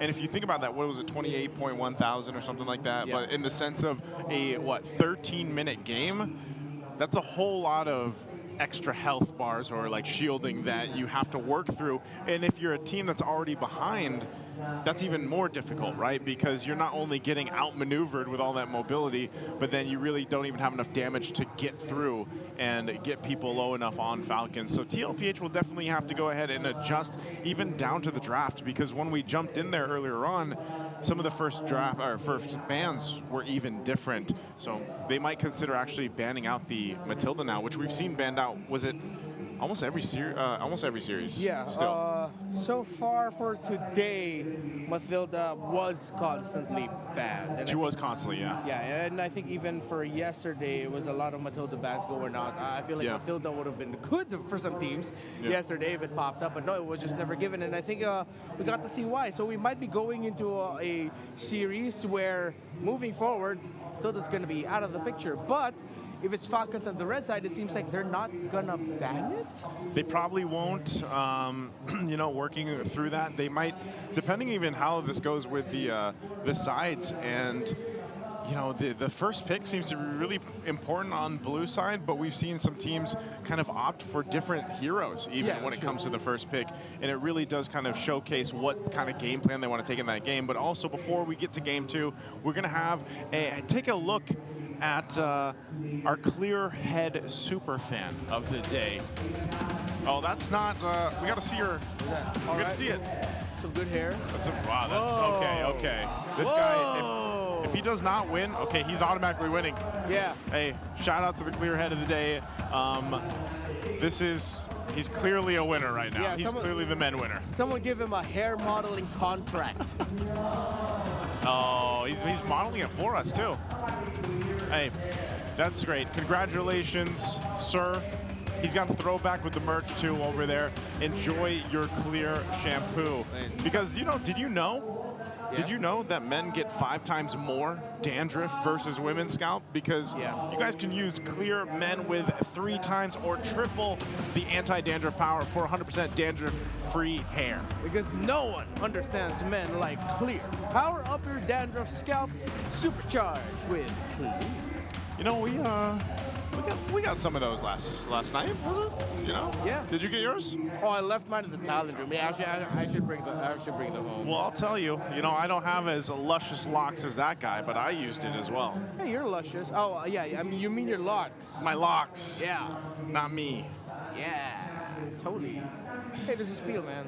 I was going to let you follow up on if you wanted to expand, you know, but we can go ahead and say also we are all calling all the MPL Philippines super fans from all over the Philippines. You guys can witness the history unfold at the University Watch Fest venue. So we've had watch parties going on all season long. Well, now we have them at the University Watch Fest. Yeah, we have one at the coffee spot on Hermin Garcia Avenue, Cubao in Luzon, the Finmahal building in the Southwestern University of Finma, Cebu City in Visayas, and SM City Butuan in Butuan City, Mindanao. So it is all across the islands. Yes, I'm so glad that was you. Yeah. I would butcher those. The best one I could get is maybe Cubao. So Luzon. Didn't you just come from Visayas recently? You were there. Yeah, in Bacolod. Yeah, Bacolod. Yeah, that's true. Yeah, I guess I did. Visayas is pretty big though, right? Like, I mean, it's technically it's It's a whole group of islands. A whole group of islands. And you guys be in the group watching here, do you guys want to win some diamonds? Because you can just watch MPL and get a chance to win diamonds. How easy is that? Yeah, all you got to do is just post your reactions while watching the MPL live stream. How easy is it? Not your sound effects. And make sure, not your sound effects, your facial reactions, and make sure to include the hashtags that you see on your screens. And that is hashtag MSLXMPL Watchfest, hashtag MPLPHS15, hashtag MPL Pang Malakasang Reaction. What is it? Yeah. A strong reaction? Yeah, the stronger reaction or something like that. So we showed the hashtags that you have to post them with. Just pull them on up, like go back a bit. It's diamonds, guys. Just gotta post your face, your reactions, your videos. So how many diamonds can you get? That's the question. Yeah. That's what we gotta know. So you guys go ahead and try to go ahead and join that, win some diamonds, get this Wait, are the Naruto skins are still available? Yeah, they are. They are until like for a while, right? For a while. For a while. I really should get one of them. I haven't You got haven't gotten one yet? I have not gotten one yet. I'll post my face and hopefully I win some diamonds. Real quick though, we're gonna go over to the Smart Ping test to see how our players prepared for this matchup. Natin ang sa basketball natin. Ang mga ka-neighborhood. Pag natalo tayo pre, bawi na lang tayo sa basketball pre. Kayain natin agad sila. Focus lang tayo ulit guys ha. Mark, walang manginginig ha. Healthy lang tayo dito tol. Walang toxic. Habang may tatsulok at sila ay nakatutok, di matatapos itong luwa. Hello, can you hear me bro? Parang malakas ako ngayon ah. Tara nga, warm up pre, RG. Pasok. Grabe, marunong na to ah. Mga nagpa-practice mode to ah. Kel, tinignan ka ni Marco Kel, sabay tumawa. And that is our Smart Ping test, bringing you low latency gaming with Smart's Sulit promos. Subscribe to the Only 5G with non-stop data for non-stop gaming on your favorite loading platforms non-stop, or the Smart booth right outside our MPL venue non-stop. It's a whole lot of non-stop, and right now too, we got the selection sides going up here for Falcons. They're going to be over on the blue side this time, and like I was saying, this is something we want to pay attention to throughout the playoffs, is what is that priority pick for the blue side. It's changed really from team to team, and that is just going to be kind of a picture at the ever-changing meta that I feel like we're in, because every single time we get to the playoffs, the meta technically is somewhat different from the regular season. And this time around too, we've already seen that just in the past 2 days. And remind you, we have played now 16 games in 2 days, or witnessed 16 games so far for our teams to duke it out. Now, on the flip side, I know in just a bit we'll be joined up by Brigida, but TLPH, man, they need to go ahead and bring a better composition, I guess, that they can execute early on in the game to get them into the one-to-one series here. Yeah, I just want to see Sanford in something more active. Yes, the Turismo made sense in that regard. Yes, it was the right pick because that's what they needed. But come on, it's the Apex Predator for a reason. Well, we'll see what they do. Brigida, are you there? Can you hear us? Welcome. Hello, Renmar. Nice to Brigida dudes. I hope you're all having a great evening. We are. Someone just saved that sound clip. Brigida. What? How did you feel about the Terizla? Because you mentioned this earlier. Yeah, but I did say it was supposedly a suggestion against the Fredrin. So we gave it a little bit of like hope in terms of how it could possibly synergize with the Fredrin, but they were too limited in terms of how they could move. So now we see they probably will be switching things up, or they'll be forced to, since the Fredrin is banned out here by Falcons, and they pick up the... Oh, it's been a minute since we've seen Joy first pick, but hey, Matilda's open too. Yeah, bounce the Fredrin ban right away just so that they can set up the Joy for success and they can pick it up. I think that's an important condition for picking Joy now these days. Yeah. It's interesting. Majority of the bans that go into the blue side, there's the Booyies every now and then.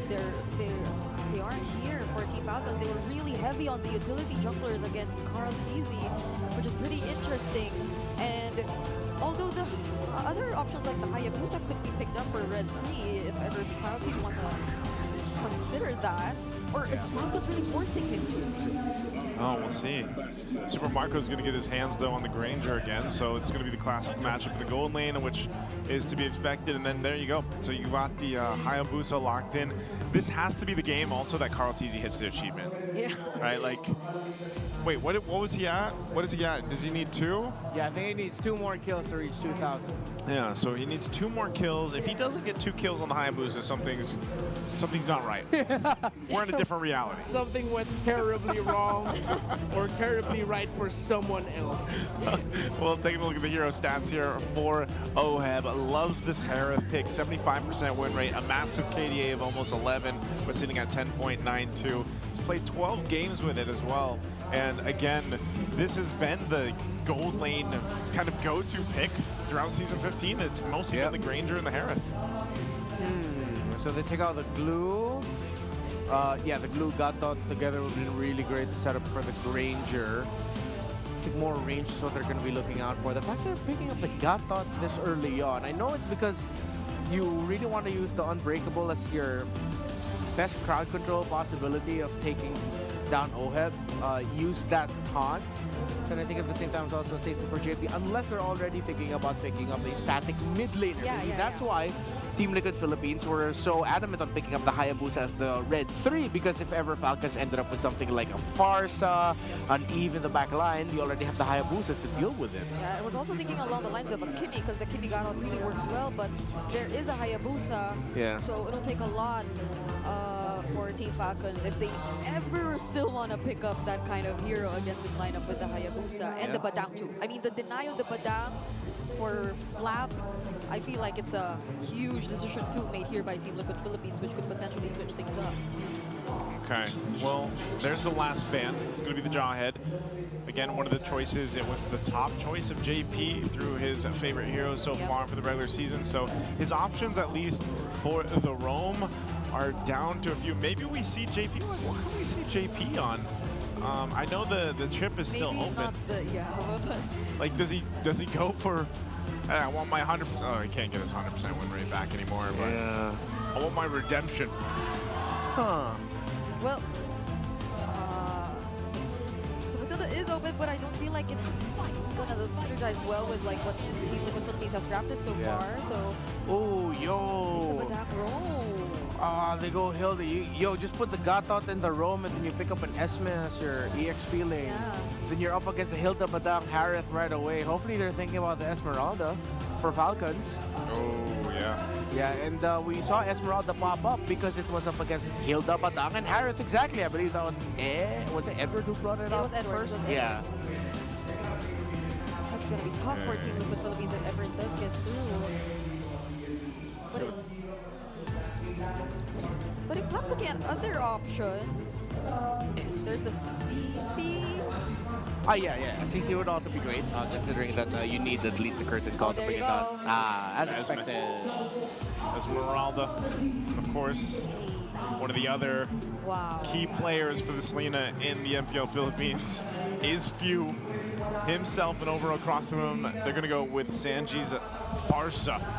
So a lot of damage, a lot of magic damage over on TLPH, but maybe this will set things up for a better early game if they can be a little more aggressive. And again, I think a big part of this too is how Carl TC is able to rotate and maybe snowball in the Hayabusa. But this, hey, if he hits the milestone here, that's going to be a great hero to have for him, and we'll see if they can even out the series. Any last thoughts here, Redmar, on the compositions? I really like the Esmeralda pickup. I'm leaning towards Falcons for this draft. Okay, Falcons. Going with Falcons. You are the Falcons guy. And Kaka, TLPH though. I would love to see them get to the point where they even out the series here. We wouldn't want to have it any other way. You can already take one glimpse of the compositions, and Champions Arena will be thrown over to the caster desk to take us into Game 2. Falcons looking the cleanest they have ever been all season long.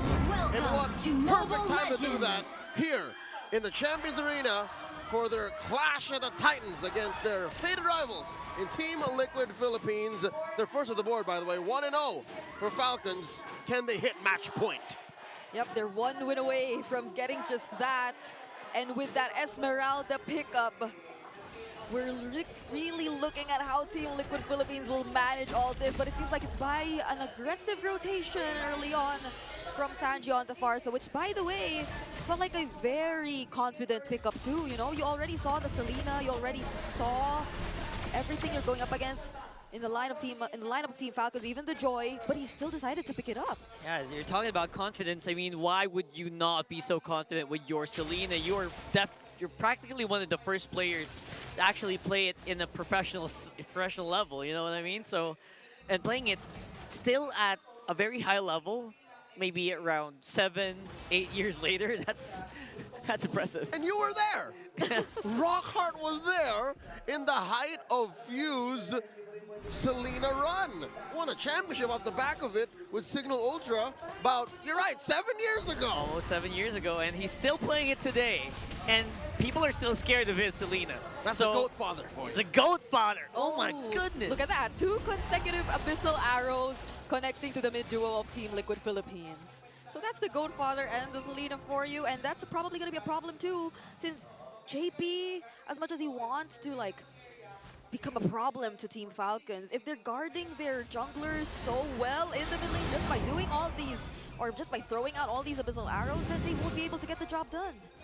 This is an odd time to pick a Rome Hilda. It's great for dancing, though. Don't get me wrong. Here's a turtle. Early on, he catches an arrow. Yeah, arrow straight to the face. Sanford can't even react here, but Sanji already able to pull off a beautiful feathered airstrike. That means putting FlapTZ quite low, but you know what? They're going to be all good and all fine because they seem to be, oh, not really. Carl TZ, he actually went back. JP, though, walking out, still here. And we fight. Yeah, we're keeping fighting. We're just going non-stop here. Because Falcons, they know that without Carl TZ still inside the base, this Retribution Turtle is theirs. Carl TZ closes it and cleans it all out. But Ogwen might have been overstaying a little bit. Good answer with the Helda, though. Oh, it's too much. Wait. The Abyssal Arrows, the Falling Star Moons, all that, while you're able to immediately eliminate Sanford. So there's no threat of a setup from Team Liquid Philippines because JP, he can only do so much. He just stands in front of everyone. He tries to get the information, but the setups are supposed to come in from Sanford. So what's the game plan here? Again, I'd hate to say it so soon, but 3 minutes in, JP's Hilda is feeling like Sanford's Terizla. Yeah. And they're both for Liquid. That's tough to hear. Oh, but look at that, though. Oh, my goodness. Out of nowhere. Even if you couldn't really react to that, just pure unadulterated damage coming in from TL's duos. Yeah, that can be an angle for Team Liquid Philippines. Just really trying to go for all these pickoffs every now and then, since Team Falcons, none of them actually have the Purify anyway. So if they're able to lock down a particular hero, which I feel like they failed to do as well in game number 1, given that the Terizla jumps in, gets to catch a couple of people, but they can immediately run away. So this can be some sort of change for Team Liquid Philippines heading into this game. Team Liquid Philippines still not letting go of the fact that they might go for a turtle here. 30 seconds up, and JP's clearing bushes, keeping tabs on what, multiple heroes? I guess this is a good use for the Hilda early on. That's right. I mean, essentially the same usage with the Selena today.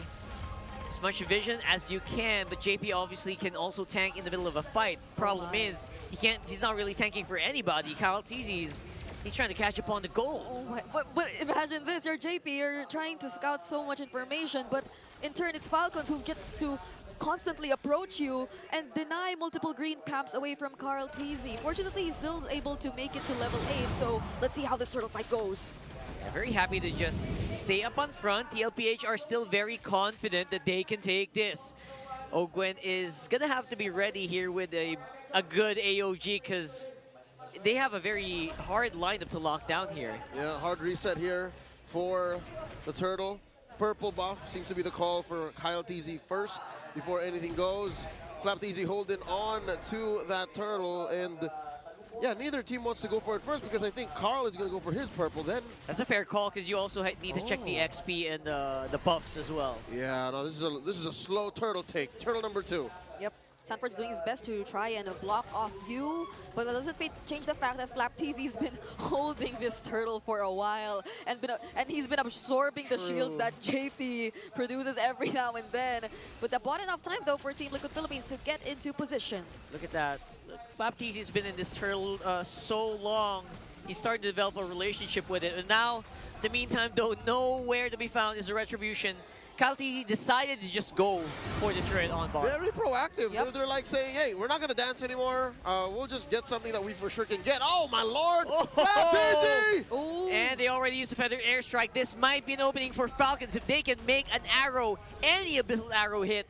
But again, they are just making sure that they don't die in the first place. Yep. Team Liquid Philippines did a great job at avoiding the AOG coming in from Ogun because they could have potentially started out a fight in that moment, but none of them, or they weren't really complete, so it's probably just really being careful for now for Team Liquid Philippines, especially considering that the gold lead isn't that big just yet.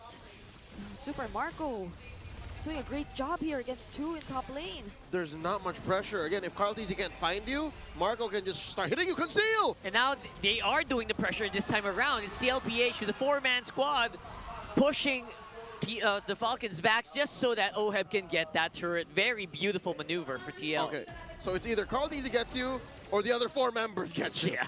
Yeah.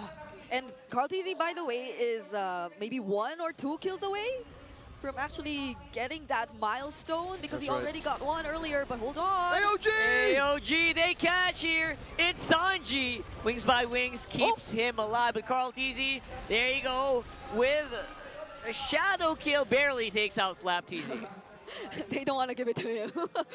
That was so close for Carl Teasy, but they split up the damage of the Uki shadow kill really well. And 20 seconds before the Turtle Team Falcon seems to look like they want to take a pickoff before that happens. Hey, they're chasing. Kyle Teasy says, you know what, I'm a joy. I'll just keep going. I'll electrify you. But Sanford is tanky enough to take a... Oh! What the heck? All right, he's alive. Slows down the recall. The predator becomes the prey. In case the gold lead is still giving you doubts, Falcons are in control. That already feels like a pickoff, more or less. That's right. Carl Teasy going to be taking out that turtle with a retribution. But Ogwen is also going to be next on the docket. Shadow kill keeps him alive. And the Shadows, actually, he might be able to do it against Flap. His fellow Teasy brother. Gonna be able to make it out though. Carl Teasy wants to hit that milestone in this game. How poetic would it have been if it was Flap that he was able to take out, right? His Teasy brother, as you mentioned. But they just retreat for now, and it feels like Team Liquid Philippines are able to regain control of the game so far. And the game is in Liquid's hands? Is that right? The gold lead just suddenly ballooned because of engagement. Flap Teasy gets popped. And there you go, AOG at the back, but there's just no backup whatsoever. Ogwen, I think, will fall without much of an answer here. Coming in from Falcon, Super Marco hitting his marks, but the hits are just not as solid as they thought they would be. Look at that, though, Carl Teasy from the back. Gonna be able to get something. It's a 2 for 2 in the end. What was Carl doing that deep? He... what was it? He killed Ogwen, but I don't think that's worth it. Not for 40, not for Sanji. Yeah, and on the other hand, Kyle Teasy did a great job at trying to look for that pickoff against Sanji, and they successfully did, so they prevented any further aggression from Team Liquid Philippines. So we're seeing the contrast so far by now between what's happening in this game, but Team Liquid Philippines, they need to consider this carefully because they're already in control. And here's the thing, Kyle got away with it. So now you're questioning, what is this economy? How is Liquid continuing to grow this 2,000 gold lead, approaching 3, and still lose these smaller fights? I guess they're trying to get leverage over the fact that FlapTZ can't really dive onto them too much. Because once he dives, that's a one-way trip. Oh. That's an aggressive wings by wings coming in from Sanji, however.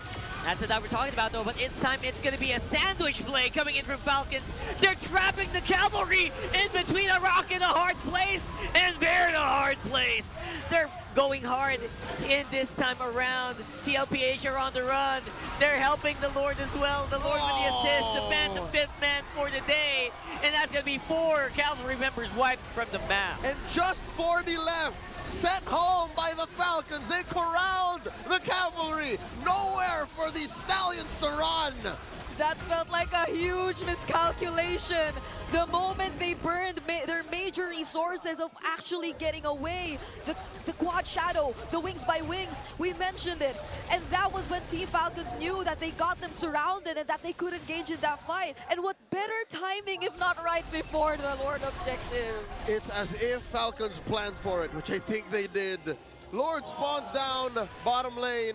KarlTZ, I think he is at the milestone or is about to reach it. One more kill. It's just not the right position. You can't celebrate it, not like this. Not like this.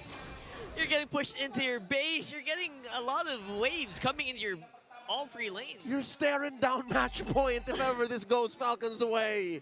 And just earlier, it was Team Liquid Philippines who were already trying to approach Team Falcons in their base, but could it be another scenario of impatience coming into play for the cavalry? They already had it, they nearly had it, but now it might get away from them again. There you go, they're jumping in. Falcons feeling a lot more confident. They're probably just waiting for another Abyssal Arrow to hit from Few here, but not really being given here by TLPH, so at the very least, they don't lose any base turrets. Yeah.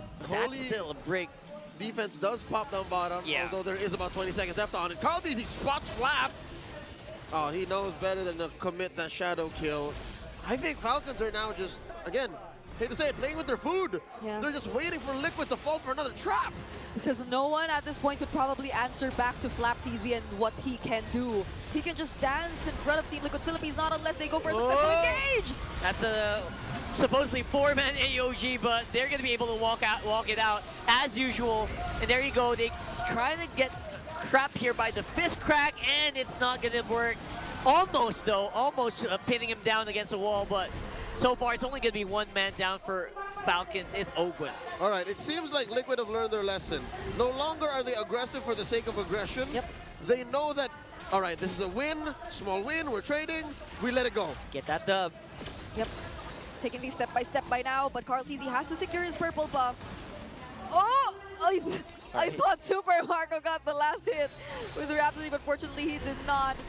So now Team Liquid Philippines, they need to stay composed. Taking things step by step, it's been working out for them so far, especially if they're able to punish a member from Team Falcon, similar to what happened with Ogwen earlier. But you could probably say that Ogwen could have avoided that too. Oh yeah, no, they overcommitted. This is Falcons now, maybe looking to end the game wherein they should have just waited for the Lord. It was under tier 2 up top. Yeah. And again, just a little bit of gold actually is, starving out TLPH. Those waves are very hard to manage if you are TL, because you are going to have to commit so much to just control a wave. Yeah, luckily they have good wave clear. I'd give this an 8.5 out of 10 in wave clear, you know? They have the Farsa, they have the Harith, they can send KarlTZ over and then Shadow out. But this Lord Dance, I don't know if this is a good Lord Dance for Liquid to commit to. KarlTZ picked up the Malefic God. Roar. Oh no, KarlTZ! Oh, KarlTZ is going to absorb so much here. What a beautiful entrance, but no follow-up happening so far. FlapTZ is going to fall. JP following suit as well. It's a pretty good trade, but at the end of the day, it's TLPH running out of steam. Their big nuke mage is out of the picture, and this might be the Lord for Falcons. Team Falcons' range is just superior. The damage they rain down from God knows where is just tilting Liquid. Kyle TZ just took advantage of JP's position to reach the members of Team Liquid Philippines, which they least wanted to get poked down before that objective. That was an Oki shadow kill that was forced out of Carl TZ. He just had to use it to survive. I think that is what makes it so difficult for Liquid. There's no middle ground. It's either we take you down from 2 miles away or you die under the paint. You die here in the trenches. And now, Liquid's still fighting back. Yeah, they're fighting. They're trying to catch Ogwin behind the fist break, but it's a no-go. Ogwin's a little bit more durable now. And Flapteezy's also helping him by diving into the big center mass of TL. And here's what's difficult. Liquid has no purifies. I wonder if Falcon is keeping tabs on that. For at least 20 more seconds, Falcons can just run through them. Right now, JP has to be careful for wherever he decides to position himself, and all the more for the damage dealers of Team Liquid Philippines. They might want to play around with the angles, especially as even the Abyssal Arrows, somehow they find their way towards Sanji, and it's very unfortunate that it does, but it's a really great job so far for Team Falcons, and there's the conceal! Yeah, they're keeping eyes on the Baby Cakes duo. He's one's on the left and one's on the right. Few definitely keeping track of where Sanford is by hitting him with the Abyssal Arrow as well. But look at that. They're basically giving so much space for that Lord, and Ogwin just absorbing so much from that center mass. It's going to be Kyle TZ with the Lord though, and there's going to be the chase. Falcons, will they go for more? Looks like they are going to be able to get JP down. Immortality is going to be popped. Does he have the shadow kill? He does not. JP falling. Oh, though! Look at this guy! Look at this beast! He is not giving up, but few will shut him down! And that's a wipeout! Falcons are here! And it looks like, can they? Will they? Sanford's gonna come back in 3 seconds. 3 seconds. But he's up against Kyle TZ and a bunch of minion waves marching down mid. Not just any minion waves, it's a Lord minion wave on top as well. 9 seconds on the JP. Do they have the clear to deal with this? It's all on 40. The Apex Predator has to commit to a defense of a lifetime. Here comes Daddy JP. Here we go, it's a 2v1. Ogwin is pretty far up, but the Lord already has its sights onto the base. And here comes Ogwin at the very last moment. And Oheb will not be enough to stop him. We are at match point.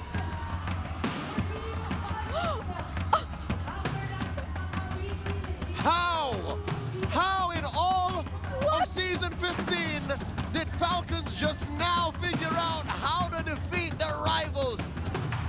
Titans of MLBB, Liquid are currently drowning in this series. Is this not the sweetest revenge after an entire season of not winning against them? Oh, let's throw it over to Naisu and to the ultimate Falcons guy, Redmar Santa Cruz. I've got the Falcons guy right here, and he... Oh my God, the last sequence? No, he's not chill. We're not chill. We were freaking out. The last sequence, what was that? What is going on? It looked like, okay, Falcons got that, but then suddenly Liquid, Oheb, what a freaking clapback. Almost got penalized there. But then suddenly, Kyle TZ from out of nowhere to swing it back. I felt like that last team fight was just an excellent example of how these two teams know each other and the level of MLBB that we have to expect when going up against each other. Because TLPH, it was a back and forth for a majority of the time. Suddenly, Oheb woke up and then came in at the right time. Then the arrow from Few, but then Kyle TZ coming in at the perfect time there in the end with electrifying beats. These two teams were just so good in this game number 2, but Kyle TZ coming out on top, 7-1 and 5. Yeah, 911 GPM. This Joy, it's been a while, I feel like, at least so far in the playoffs that we've seen the Joy picked up, especially first pick on that blue side. It was open, they locked it in. Kyle TZ gets the MVP here, and it was that last sequence. And even the way, again, it was a Joy because you had the electrifying beats at the end. He was able to go ahead and clear up those waves, and then end the game with that push there. And it was just overall a nail biter towards the end, because there was a moment, there was windows there for TLPH to actually win their favor, and it could have even come down to one of those Lord fights here. We're going to take a look at the highlights of this game number 2. Again, it's a good back and forth where even for TLPH, they had some good team fights in the beginning, but unfortunately, this is what Falcons, I don't know if people actually forget about this, but if they do, Falcons is the team that was known for being so objectively dominant. You know, when it came to back when it was all the Lord dances, like they were the team that really perfected that. And when it comes to the objectives and the decision making around it, you see that still today in this current meta on how they approach these fights, how they approach even the Lord dances. Yeah, I'm thinking if Team Liquid Philippines were not able to foresee the Esmeralda coming in, considering that of course, they locked in the Hilda and the 4th, and then afterwards the Esmeralda came in. Because for Team Liquid, yeah, they had JP on the Hilda to get vision and whatnot, but it wouldn't be able to disrupt KTZ so much because he's up against and got the gacha in the roam. And then ultimately, as we mentioned, it was the Esmeralda pick. There were times where it looked like Flap Easy, what are you doing there? It's just like, dude, it's because I'm sucking up all the shields that their lineup has that I can afford to do this. It's so easy for me to walk up, deal damage, front line, significantly more than I can compared to the Hilda on the other side. And this is the sequence we were talking about here at the end. That was just amazing to see, you know, how this played out. That was the few arrow we were talking about. Kyle comes up, cleans things through, and it's just like, man, and then that last kind of push into the base was handled so well, able to clear those minions because of the electrifying beats with the joy. So once again, look how close this is. I mean, even in terms of gold through it, it's a 17-minute game, but still, even down to that last end, you know, TLPH was basically in it. Yes, they didn't have maybe some of the best positioning, but they still had fighting capability with this kind of lineup, and that's why Falcons had to be so kind of cautious in choosing those fights. Yeah, KTZ was playing out of his mind, man. This Hayabusa, you can make a quick little TikTok video compilation of what KTZ did here just to show how good he was in the Hayabusa. Yeah, it was 4, 3, and 6, but those 3 deaths came in from Ogwen. Timing is unbreakable. Will at a good time, or him just really getting caught out before he could pop up the shadow kill, or expensing his shadow kill, shadowing out, but then there were members of Falcon waiting and ready to take him down. But he was fantastic in this game. Sanji as well did everything he could to position as good as he could against a lineup that has all the tools it can to make a Farsa cry. He still walked away with dealing almost 55,000 damage. So Sanji and Oheb did everything they could with what Falcons brought to the table. In the end, though, again, it seems like Falcons have just solved something or something click. Maybe it's because they're so battle-tested from yesterday against TNC Pro Team that they're just making a little bit more right choices, and it's not a significant gap. Team Liquid Philippines were fantastic in that game number 2. Yeah, they were. You know, you can't really just look at it that way and say, oh, it's match point now for Falcons. Like, TLPH played a great game too. It's just unfortunate that towards the end there, they weren't able to go ahead and win that team fight, because it could have really been something different. Because you can even see, you know, Oheb being the carry here, popping off on that damage. We saw previews of how just bursty he was sitting there. And like you mentioned, even with Sanji, JP as well, soaking up a lot of that damage. But our BPI rich guy is going to be none other than our MVP. It's going to be KTZ, 911 gold per minute, and a total amount of 15.5K basically. And again, this is what you expect. It's when you don't see the hero pop up as often as it did before, you kind of get surprised when it does perform like this. So Redmar, break it down a little bit further for us.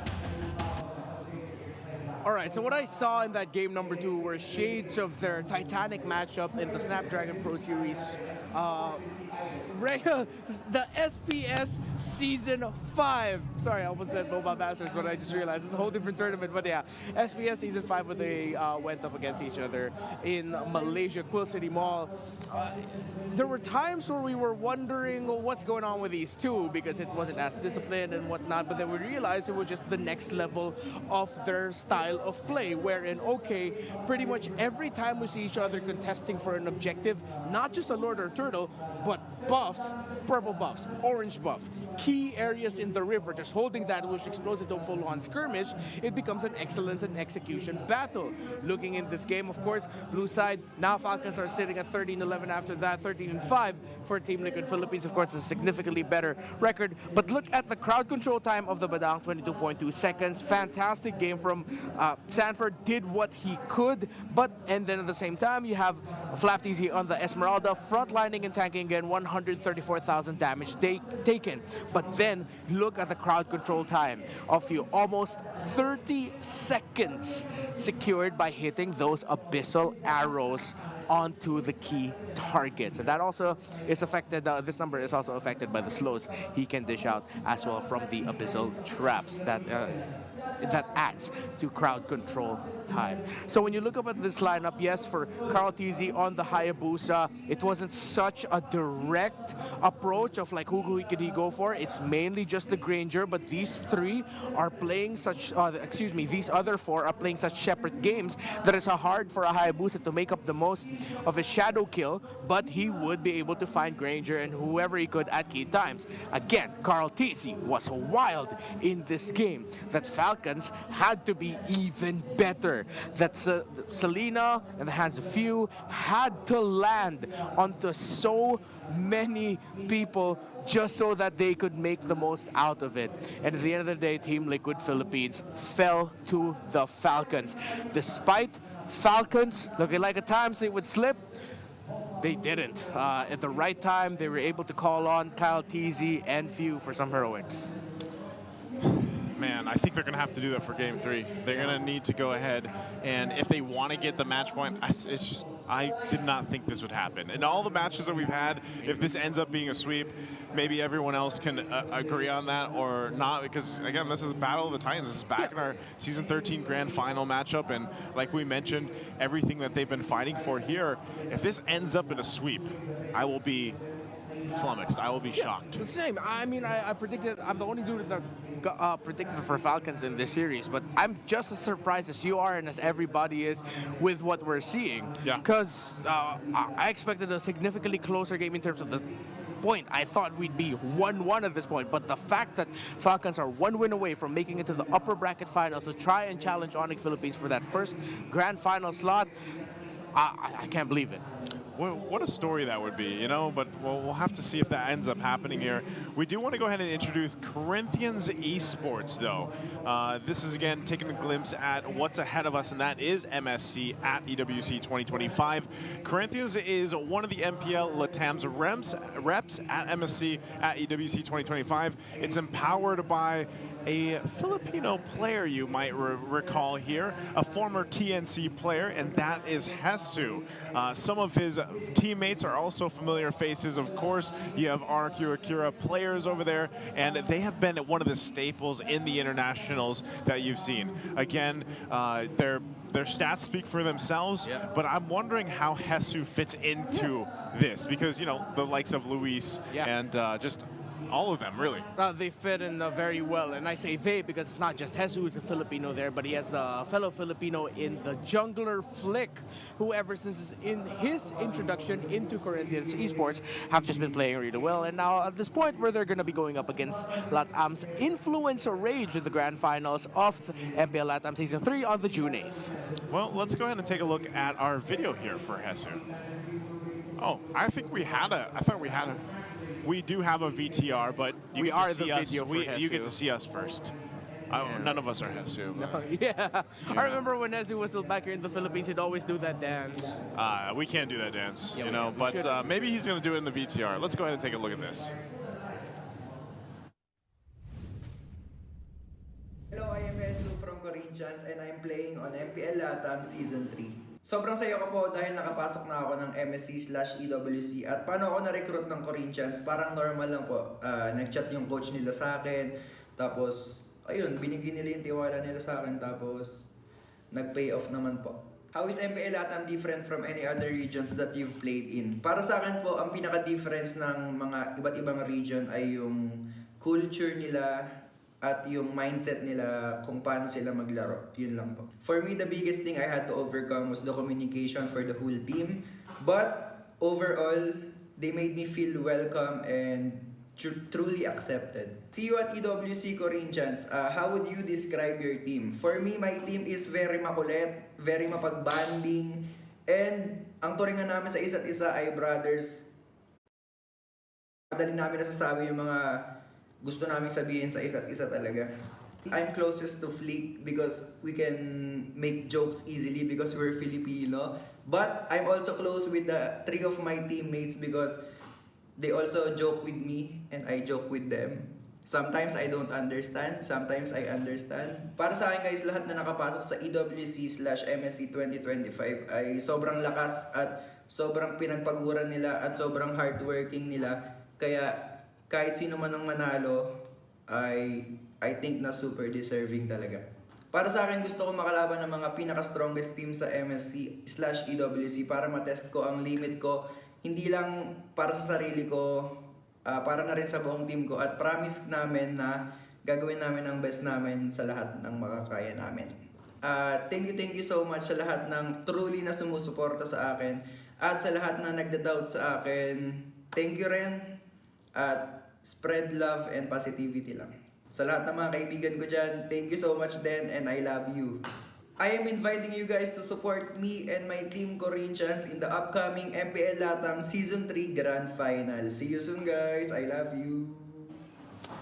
And again, that's Hesu there, giving a little bit of a video and a catch-up for everybody here in the Philippines. Over there playing for Corinthians Esports. Hey, by the way, look at this. Carl Teasy, congratulations. The first MPL Philippines player to reach 2,000 kills. The GOAT himself, 2,000 kills. Congratulations to Carl Teasy. That's huge. That's a huge milestone. Yeah, the fact that it took 15 seasons to do it. He's going to be the first player to do it. If I'm not mistaken, that should be globally, right? Considering that how long he's been playing, how long it took him to reach a 2,000. Yeah. I'm sure he's the... Well, it's an MPL PH player, so I'm not going to be the guy to say he's the first player ever in the global MLB esports. So congratulations to the young GOAT. That'd be interesting to see, you know, like around the globe, what are some of the other kill numbers there for some of the players out there in the different regions and MPLs even. But again, Carl Deasy needs to go ahead and channel this milestone into Game 3. Like, you know, there's no way. I would be so surprised, and I know our entire casting desk would be too, because they were unanimous in their decision on what they were going for this series. And I would just be, kind of scratching my head if it ends up in a sweep. Like, what, you know, this TLPH team that we've seen through the regular season perform so well and get to the point that they've been in the playoffs, or getting to this point, it just seems like the disconnect is still there. Like, that's the biggest word that I could think of that's really sticking out to me from TLPH. And it's not that their drafts are like bad or anything. Like, the drafts seem to be rather, the idea is there, but the execution when it goes against what Falcons is bringing seems to be the problem here. I mean, okay, for me personally, when it comes to the drafts of Team Liquid Philippines so far, there always seems to be like one thing that makes you scratch your head, question it a bit. So that Terizla? You could think about it as like a bit of the weakest link, maybe. Yeah, number one would be the Terizla.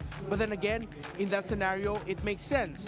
Game number 2, it was the Hilda. Yeah. But then again, in that scenario, it made sense somewhat. A little bit less compared to the Terizla in my take. But yeah, as you can see, there's always at least that one pick that makes you go, huh.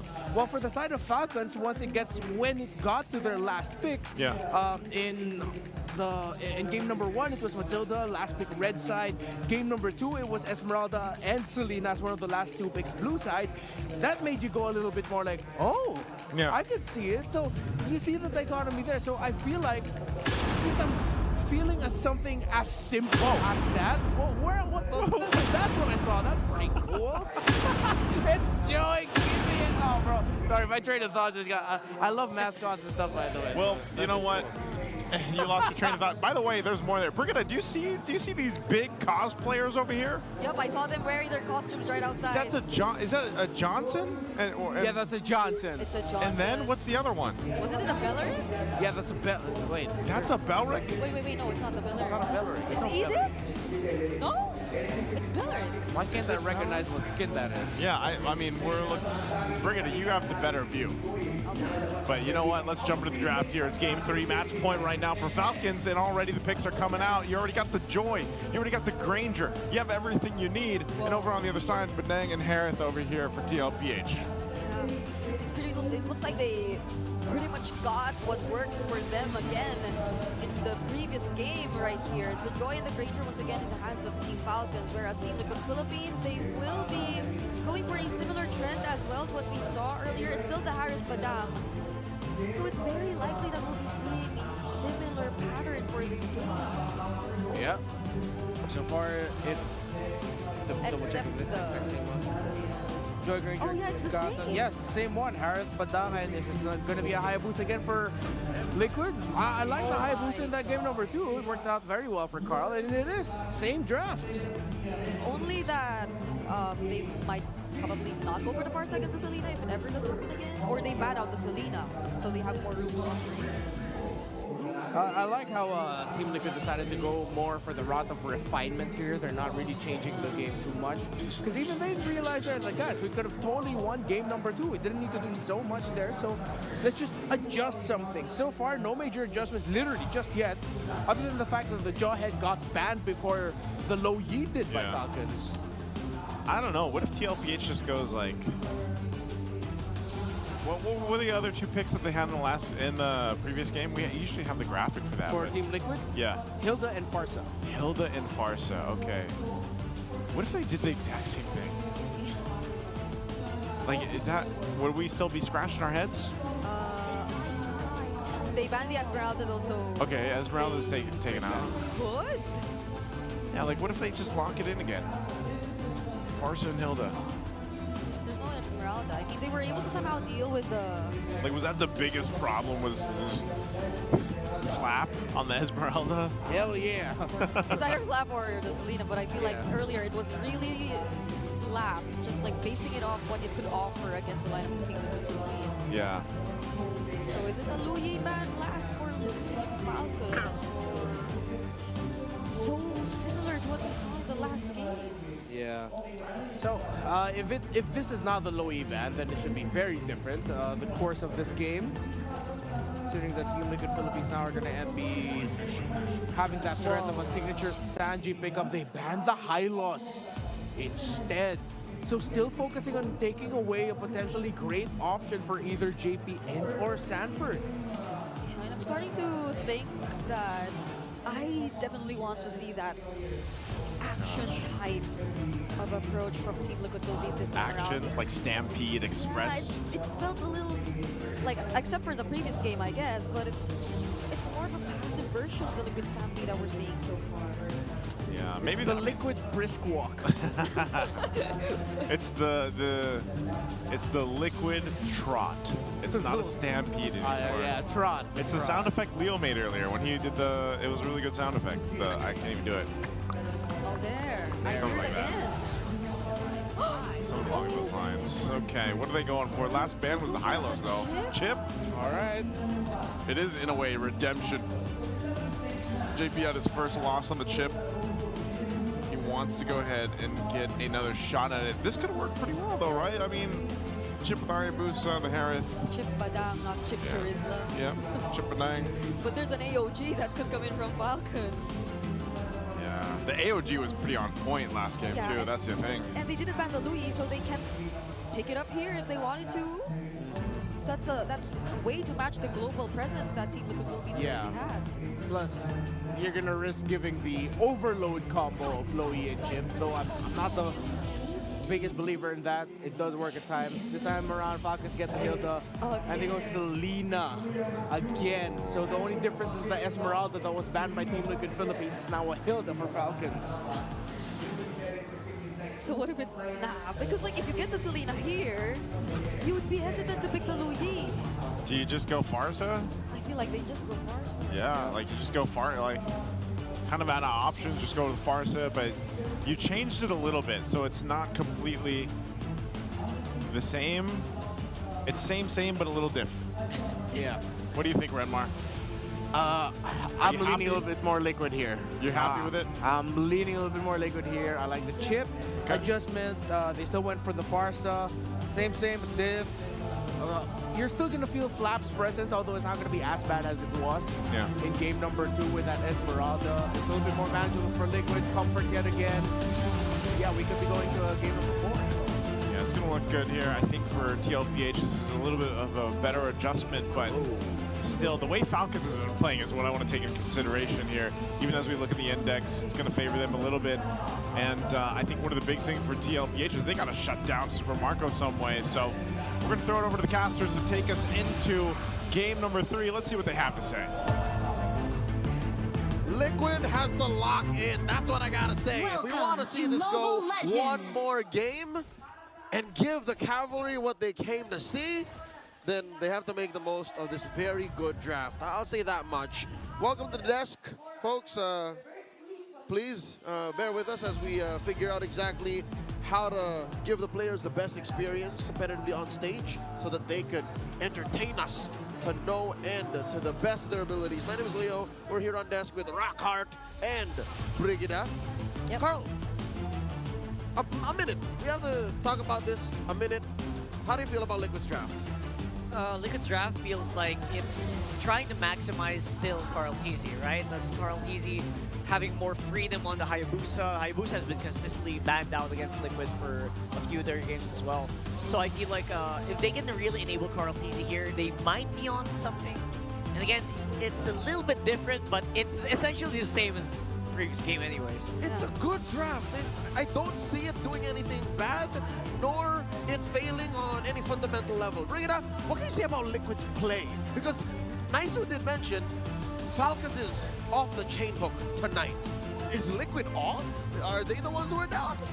We did observe a couple of times where it didn't feel like they were in sync as much. They weren't as coordinated as how you would expect the Liquid Stampede to operate whenever you watch them during the regular season. And it's probably also because they wanted to try out too many things. You know, for the first 2 games, they've been introducing some interesting approaches to playing the game.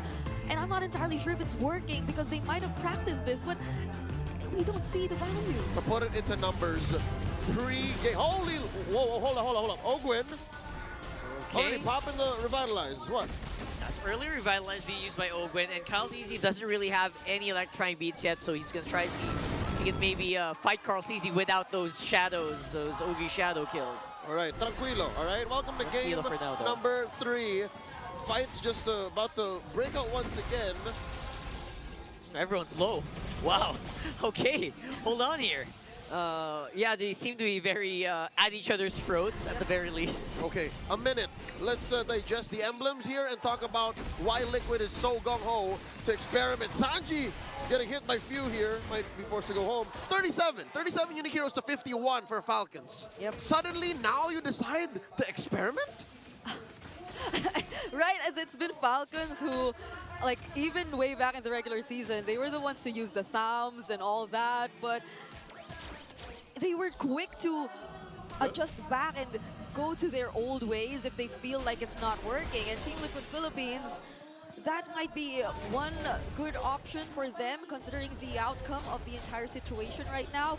And that is what we're probably seeing with the way they draft, or in the way they drafted their lineup. Only that, again, few might be another X factor here in the way he's gonna stop JP. Yeah, those arrows hitting the targets properly, definitely big X factors here for Falcons. And they're able to just push back the rest of TLPH, at least for now. But JP doesn't really have the shortcut. I don't know why he's up on front here. Maybe just trying to see if he can tag Flap TZ. Flap TZ not on the Esmeralda this time. He's gonna have some firepower in the early game. He's doing a great job at poking down JP. And there, they can just keep going at it. Oh, it's actually Few who gets the turtle with collateral damage here. But that will result to a bit of a bad scruffle here for Falcons. Using the AoE just to push them back. That's Ogwin for you. OG thrown in the way of Kyle TZ and the rest of Falcons. So Ogwin sacrificing himself for the sake of his cores. Yeah. I mean, they're happy with the turtle. They are, but that's an exchange of 2 bodies. Flap TZ and Ogwin went down in the hands of Team Liquid Philippines, and 2 assists.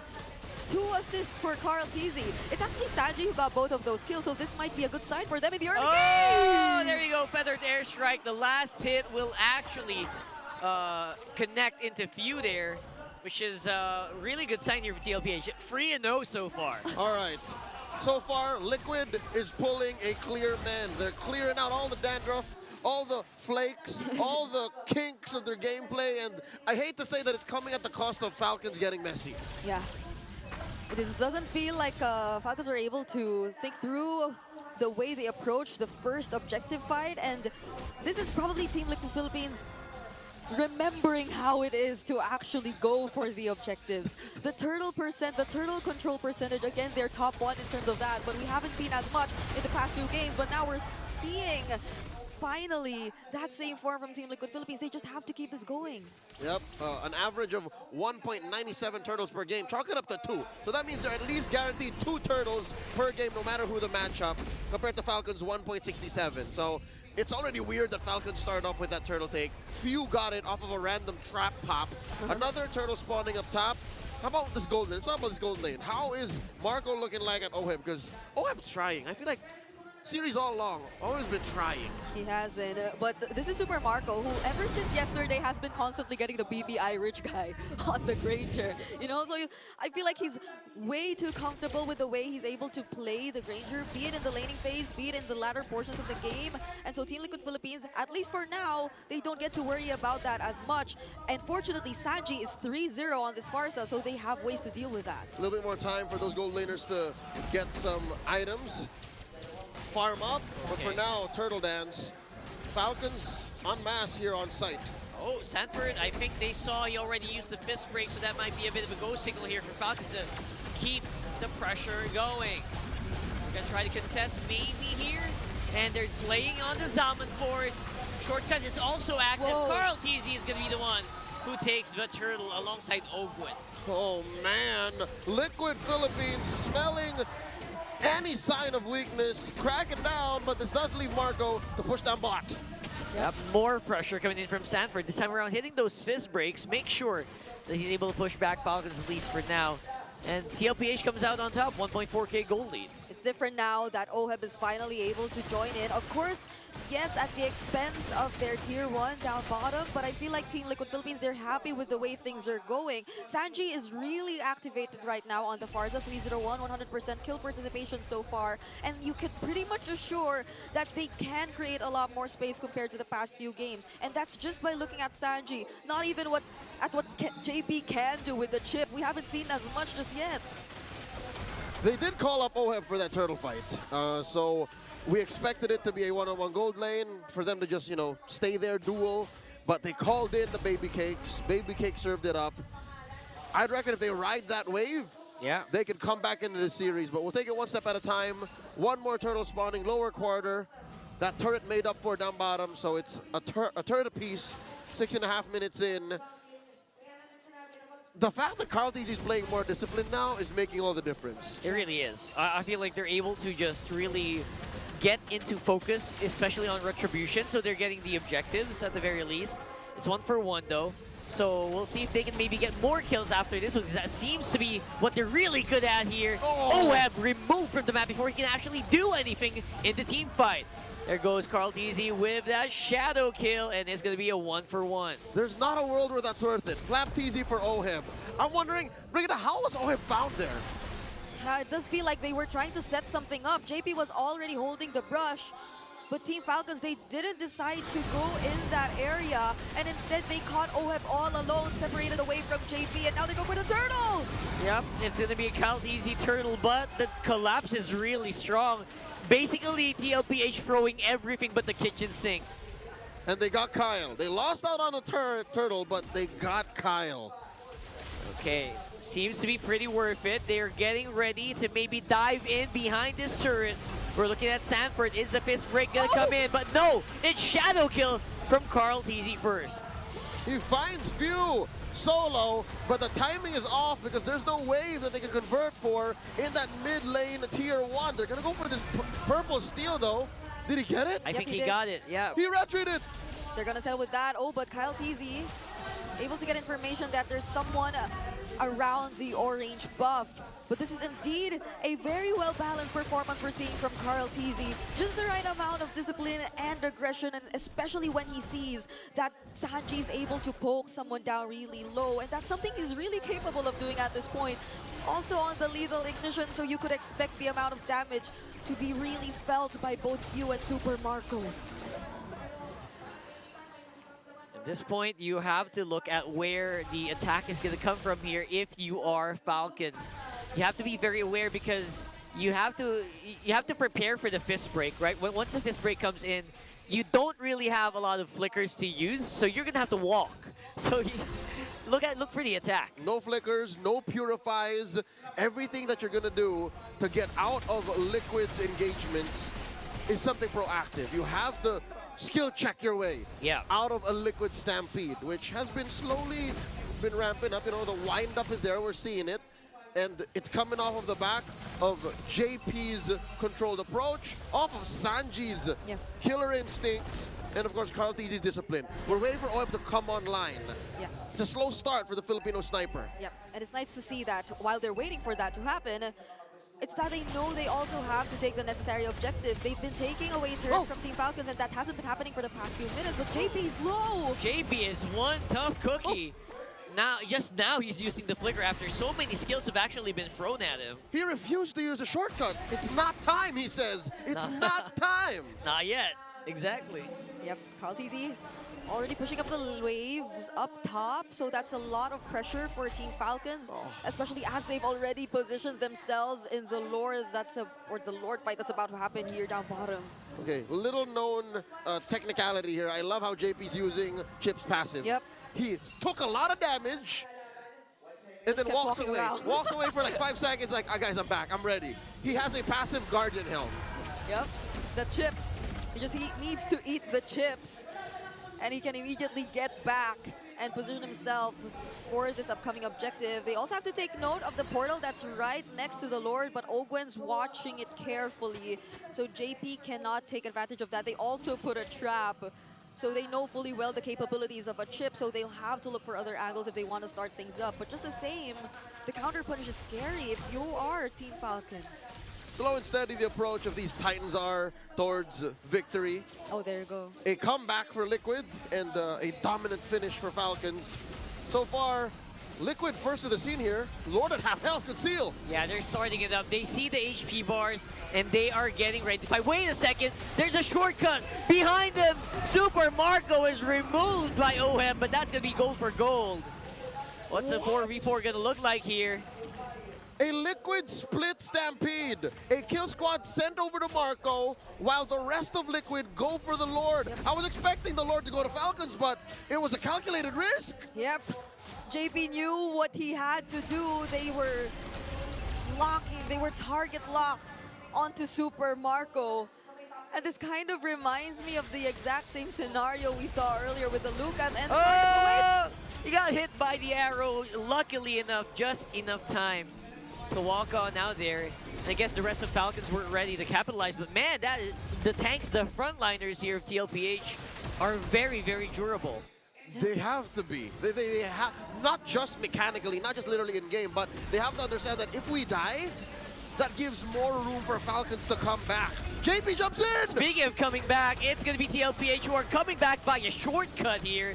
But I don't know, it feels like it's a one-way trip. 40! There you go with a fist break, but Super Marco survives. AOG by Ogwen, and the dance is still going. And they're playing around with a Lord behind them. Sanji with a feathered airstrike, unstoppable kill on the flap.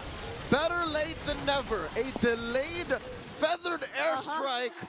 Every salvo made count by Sanji. And Carl Tizzy, he was able to use the Yogi Shadow Kill on the right targets too. They spent too much time trying to take down Sanford, who got to somehow dodge all the ultimates that were thrown at him, and now TLPH might go for the push. It's a big nuke being thrown by Sanji here, and OHEB will go for the coup de grace. But oh my goodness, they actually took way more damage than they should have. Got killed by a turret, and this could be really, really bad for TL. It's 1 by 1. 3 go down for the Cavalry. Kyle Tizzy swooping in like a birds of prey, taking down 40 and Sanji, the Sansan duo, out of commission. As they have a wave and there are 20 seconds left before 3 members of Team Liquid Philippines come back. They're definitely going to take a base turret away with them. KarlTzy will do his best to defend though. Nice clear. Okay, he gets to clear the wave. That's all he needs to do. JP's up on back. Looking for an opening, but nope, not going to be given here by Falcons. Falcons don't know. So JP just waited there just in case. Because look, the rest of Liquid just respawned 2 seconds later. If Falcons stayed a little longer, JP would have come in. Yeah, someone was going to go down there for sure. Yep, they also probably sensed it, right? There are just sometimes when you say so alert, you see the eye trick, that there's probably someone who has vision of you in that area, so they just played it safe, went for the recall, and did not decide to engage any further, especially considering as there's 5 more seconds left before the next Lord actually spawns. So they have to fight for this, especially as they kind of balance out the map, but it's still Team Liquid Philippines who exposed their base turrets already. So far, Liquid have a solid hold on the top half of the map. That's where the Lord is. Wait, that's a shortcut. Shortcut. Big shortcut here on the jungle of Falcons. That's few going down. Where's the punchback though? Where is the revenge? It's KarlTzy going down. Shadow kill perfectly timed by KarlTzy. And JP will be able to survive with the immortality, but not for long. Super Marco still is back in some punch. OFDO dominating the gold lane opposition. Baby Cakes is back! TLPH wiping out Falcons! Sanford's gonna clear this minion as they slowly approach the mid lane. They have a wave. Few's gonna survive, but he's the only one who can defend. There's gonna be a pretty fast blitz here for TLPH. Even Few can't stop it. We're going to game 4. Finally, Liquid Philippines are on the board, 1-2. The other half of the Champions Arena come alive. Still a do or die, but you see how activated they got. They cannot let go of this game. They do not want. Ladies and gentlemen, let's throw it over to Niso and Redbar to talk about game number 3. We needed it. Oh, hell yeah. I know you guys mentioned the other half of the arena rose up. It's been a minute since I've heard the let's go liquid. So here we go. They're ready. They're excited. Maybe we are going 5 games again. Yeah, I mean, at the end of the draft, I said it. It's like there's just something about the lineup of the Liquid right now that's just much better. With Flap's role significantly diminished. Now Hayabusa on KarlTzy gets the MVP he wanted in game number 2. He gets it here in this game number 3. Deathless now, 6-0-6. A little bit sharper, a little bit more disciplined in the timing, and it was just that little bit of adjustment, self-checking was all that KarlTzy needed to bag the MVP here. A perfect game. Yep, perfect game for him. Definitely needed it. And again, very fitting after we just went ahead and congratulated him on the milestone of 2,000 kills for the MPL Philippines. The first one for the MPL Philippines comes into this performance and pops off. But a lot of that had to do with how things set up early on as we take a look at the MVP highlights here. And, you know, that's the thing. It just seems like, you know, Falcons, they were a little more aggressive than taking some of these chances early on, and then that allowed TLPH to get the lead that they wanted to. And a lot of these team fights, again, think about how much utility and damage they have with a chip available there in the Bedang, and then of course Sanji this time around really having a better game with the Farsa. Yeah, in the first 4 to 5 minutes, it was really just small margins of differences as to why TLPH would win fights against Falcons. And again, those little moments of just, all right, let me just ease up a little bit. Let me be just a little delayed with my entry. All right, let me just conserve a dash to sidestep instead of going in for the chase or trying to secure a kill, being aggressive. It all worked out for TLPH. They started it off 4-0. Falcons then were suddenly slipping very quickly because they realized, oh wait, if we're losing kills, that means we're losing our placements in the jungle, which means it's so much harder for us to farm up and get items. It took a long time for them to start really clapping back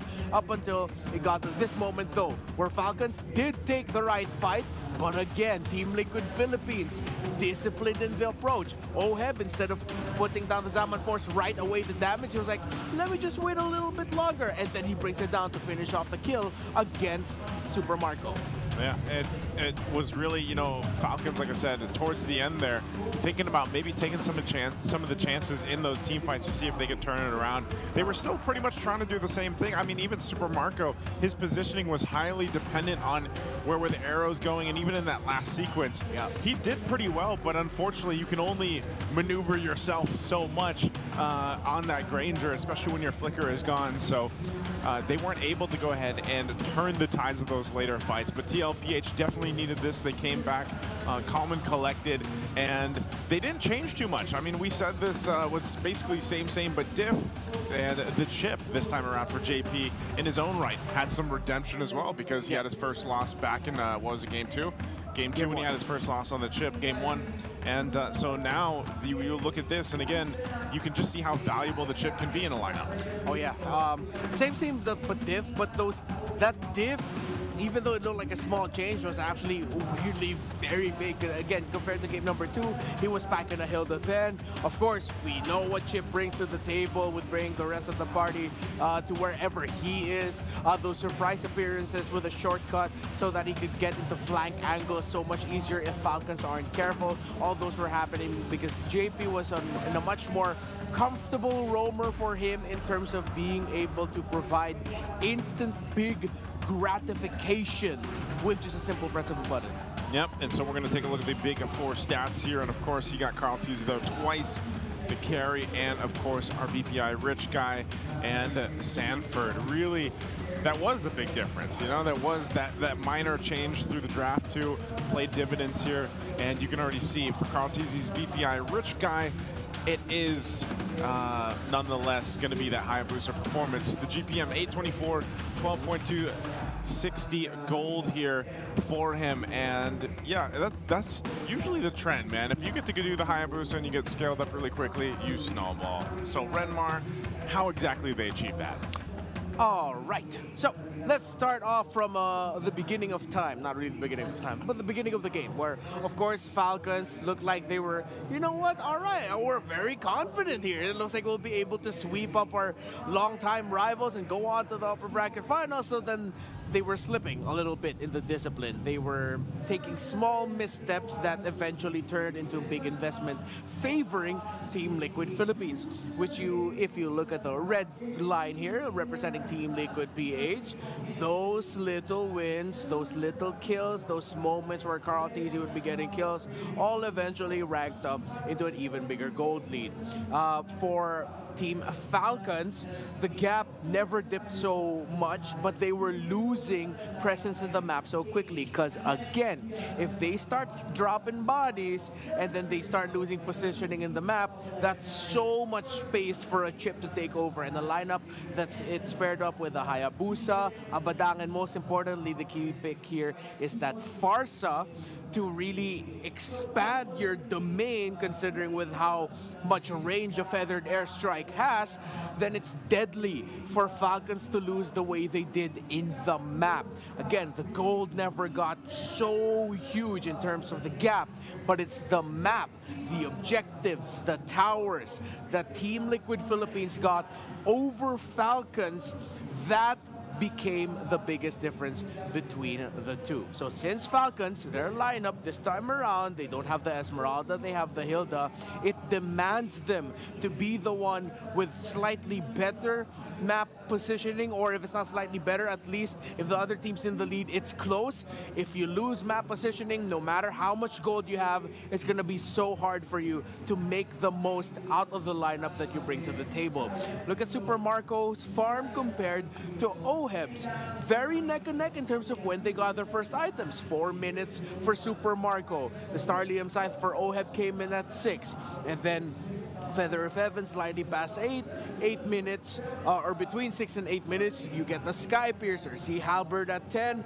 Of course, the Holy Crystal will come in much later. Oheb took time to farm, yes. Super Marco, yes, was farming faster, but all of that came at the expense of control everywhere else. As Team Liquid Philippines, they were getting significantly more things in the map. That was the kicker there. Of course, with Sanji getting his items relatively quickly. Earlier, we had a game where the Glowing Wand came in at 8 minutes, between 4 and 6. Yeah, that's the sweet spot that you'd want to be able to get the first item for your Farsa. And then Lightning Truncheon slightly past 10. Although, yeah, it did extend it.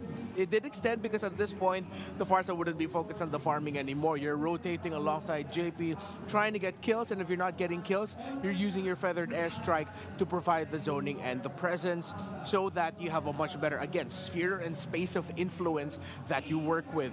You look at Sanford and Flapteezy's item development, night and day. Sanford gets his items relatively quickly. By the time the second item here came in for Sanford with the Brute Force Breastplate.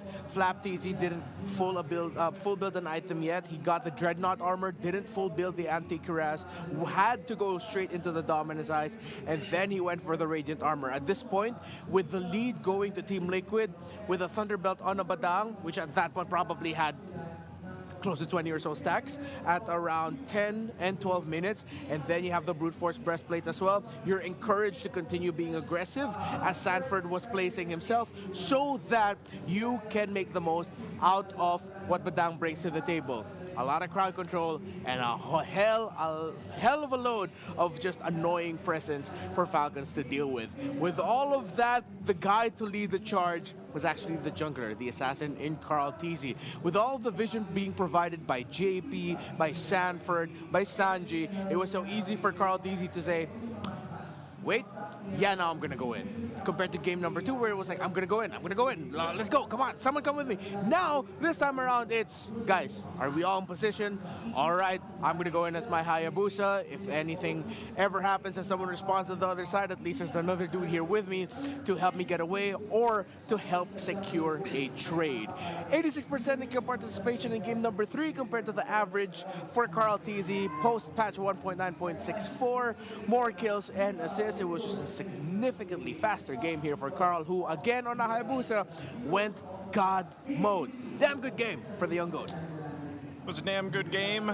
He locked in, got it done. KarlTzy was a big part that Renmar was highlighting here. But of course, across the board, it was everybody just really playing their part, especially like you mentioned with the chip, the influence that a chip and also a Farsa bring to a lineup to these team fights and everything else are quite devastating if you're not able to control it, and that's that influence that we saw from the lineup that they have here. So again, that's what TLPH, that's what the Cavalry needed to get into the series, to stay hyped up, because even the TLPH fans here, of course, were waiting to see their team get the first victory in this series. Now, before we move on to game 4, we're going to get another update for our MPL Playgrounds. Let's see what's going on over there.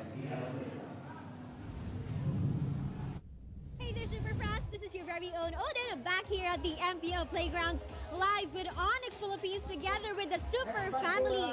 Happening right now is their meet and greet. So all the Mythic ticket holders with stamps, just head over here at the MPL Playgrounds right after their winning match, because you get a chance for an exclusive photo opportunity and a meet and greet. This happens every after the match with the winning team. My pro tip to you is arrive early, because only the first 15 Mythic ticket holders get an access to this. So kita-kits here at the MPL Playgrounds. We have here our BPI booth kung saan makikita natin ang ating mga visitors na nagbubukas ng epic na kinabukasan with BPI. All they have to do is open an account, or if they have an existing account, pwede sila mag-spin the wheel, makakuha ng iba't ibang merch, and also maglaro sa Money Chamber. Pag nakakuha ka ng bill sa loob ng Money Chamber, merong mga certain amount na mag-equivalent sa ating mga merch from BPI. If you get 5 bills, pwede ka makakuha ng cap, Pag 7 bills naman, pwede mo makuha ang tote bag. And for 15 and up, pwede mo makuha ang kanilang limited edition merch of MLBB. So kung ako sa inyo, itry na natin to. Dahil dyan, ako ay nanalo ng t-shirt. Ay, thank you dalawa. Oh my, totoo. Oh my gosh, thank you BPI. I love my epic na bukas with BPI. Welcome to Mobile Legends. A few steps before we enter the battlefield, the Champions Arena. And I don't have to tell you why, dahil the wall says it all. Kung bakit nga ba Champions Arena ang itinawag sa atin. On this side, makikita natin ang MLBB World Championship titles na hawak natin. At from M2 to M6 lang naman ay nasa Pilipinas. At hindi lang yan, dahil sa kabilang panig ng ating wall, makikita natin ang mga super fans na patuloy na sumusuporta sa MPL Philippines. So kung nanood kayo na regular season, kasama nyo mga friends nyo, ang iba't ibang super fans ng mga teams na sinusuportahan nyo, hanapin nyo na ang inyong mga faces dahil ganyan namin kamahal ang mga fans ng MPL Philippines. At eto na ang Champions Arena. Sino ang magcha-champion sa MPL PH Season 15? Onyx po. Onyx po. Wow! Pareho sila. How about ang mga representatives natin for MSC? Aurora po talaga para sa akin. Onyx pa rin po. Sino ang champion nyo for MPL PH Season 15? TLPH. Onyx. Onyx din. Sino ang MSC representative nyo apart from your champion? Onyx. Aurora sa akin. TLPH. Wow! We're here at the showcase sa jersey ng ating mga players together with their signatures. Makikita nyo dyan ang ating 8 teams ng MPL Philippines Season 15. If you're a ticket holder, pwede kayong pumunta dito at magpa-picture. And if you don't have tickets, pwede pa rin naman kayong pumunta sa ating MPL Playgrounds because everything is for free sa ating ground floor ng Green Sun Makati. So don't miss out. Pumunta na kayo dito dahil limited slots lamang ang meron tayo. See you at the MPL Playgrounds. Again, thank you, Odin, for the update for the MPL Philippines playgrounds. And that's actually a good thing to note, because if you guys are here in the Philippines, you don't have tickets to come watch, you can actually attend or just show up to the playgrounds, join all the festivities and activities going on there. But also, they have a watch party, I believe, there. So you can also view it from there. And I'm sure by the time we get through the playoffs, that place is going to be packed. So check it out while you can if you are here in the Philippines and have access to Green Sun Makati. Now, shifting focus, game number 4 upon us. You and me, we knew. They knew. The Des knew. Maybe you guys at home knew that this wouldn't be a sweep. There's no way. Yeah. The Clash of the Titans is going to end in a sweep for Falcons. So TLPH gets the win they needed, and I'm wondering if this is the first step. It is the first step to possibly a reverse sweep. Yeah, man. Like I am a Falcons guy. If you told me the series would end in a sweep later, I'd be like, no, I demand a recount. Even though I don't know what it was gonna bring to the table. So I look at the regional jungle rankings. So from MCC to MPL Latam, these are the rankings globally. Kyle TZ in terms of the average kills is ranked on the lower end of the table, but of course it's widespread for the data that we have. A varying amount of games played. Marl is going crazy in the Continental Championship with how many kills that he's gotten, and of course Sakais is having a fantastic time over in Malaysia with Selangor Giants, and of course RSG's player Sion is having a great time in Singapore as well with 5+ kills per game. Yeah, I always just feel like though Kyle TZ was never the he obviously he does get quite a few kills here and there, plays the assassins pretty well, but like he's always been to me like that team jungler. He's had amazing moments that was like on the assassin picks, but even so, I just feel like the way that this team plays ever since they were even on their world tour before. There's such a team-centric style of play. Yeah, and I think again that can reflect some of the stats here. So once again, you love it. I know. I love the cosplays we've got here. We're gonna welcome up. Bring it up. Do you like to cosplay? Okay, first of all, hello, Bududes, Naisu, Renoir, There and it good is. evening. And to answer your question, I used past tense. Wow, someone find Brigida's cosplay. Let's go ahead and jump into the draft. The bans are here. We got Falcons on the blue, TLPH on the red. The Joy is going to be banned out. And hey, it's Falcons. It's like no more Carl TZ Hayabusa. We're done with it. Yeah, We're done. The only difference now, though, is the backsha is left open. So that can be something for Team Liquid Philippines to consider. I mean, the flex factor is definitely there, but just the same Falcons, too. They actually want to offer that later on. Yeah, they could rush pick the boxer right away if they wanted. Not even like later on, just pick it now. Just take it or now, surprise that they suddenly pick up the low. Oh, Okay. this was like game 1 yesterday. Wait a minute. Oh wait, I mean, okay, Juice in first pick, I am okay with as long as it's not you picking it over a Kalea. Yeah. But since Kalea is banned, I would understand the Juice in first pick. Okay, and over on the flip side, you still got the Harith being picked up in that first swing alongside the Gatakacha. So, again, a whole lot of this for Oheb, you know, a whole lot of the Harith. Again, we showed the stats earlier on, just how much he's played it. Had a phenomenal win rate with it, too. I think it was about 75% or plus at that point. And, you know, Granger's still open, so, like, does Super Marco still also want to play the Granger against the Harith? Ranger and Haya, they're still open, but so is the backsha. Haya's banned. Haya's banned. Oh, wait. Yeah, but it's Suyo in the Baksha. You got the Baksha. Yeah. So instead of the Hayabusa, instead of Kakashi, you get the traitorous Sasuke. Of course, I know it's. Okay, but I can hear the pitter patter of the keyboards of the Naruto fans right now. No, he wasn't a traitor. He was just misunderstood. I know that. What do they call the eye thing? Is it my Sherigan or my Kerrigan? I don't know. Sharingan. Oh, see. Sharingan is something else, sir. You take that from the hidden village to the stars. So wait, what is it called? Sharingan. My Sherigan. Isn't that the funny eye thing? Funny eye? You're really gonna call it? Now Bro, I'm really getting the keyboard warriors. Yeah, you really was pawning the ire of a bunch of Naruto Look at this fans. boomer nice too. Funny eye thing. Hey, didn't you mention you would try watching it during the break? Yeah, guess how many I got watched, Rick? What? One episode. That's fair.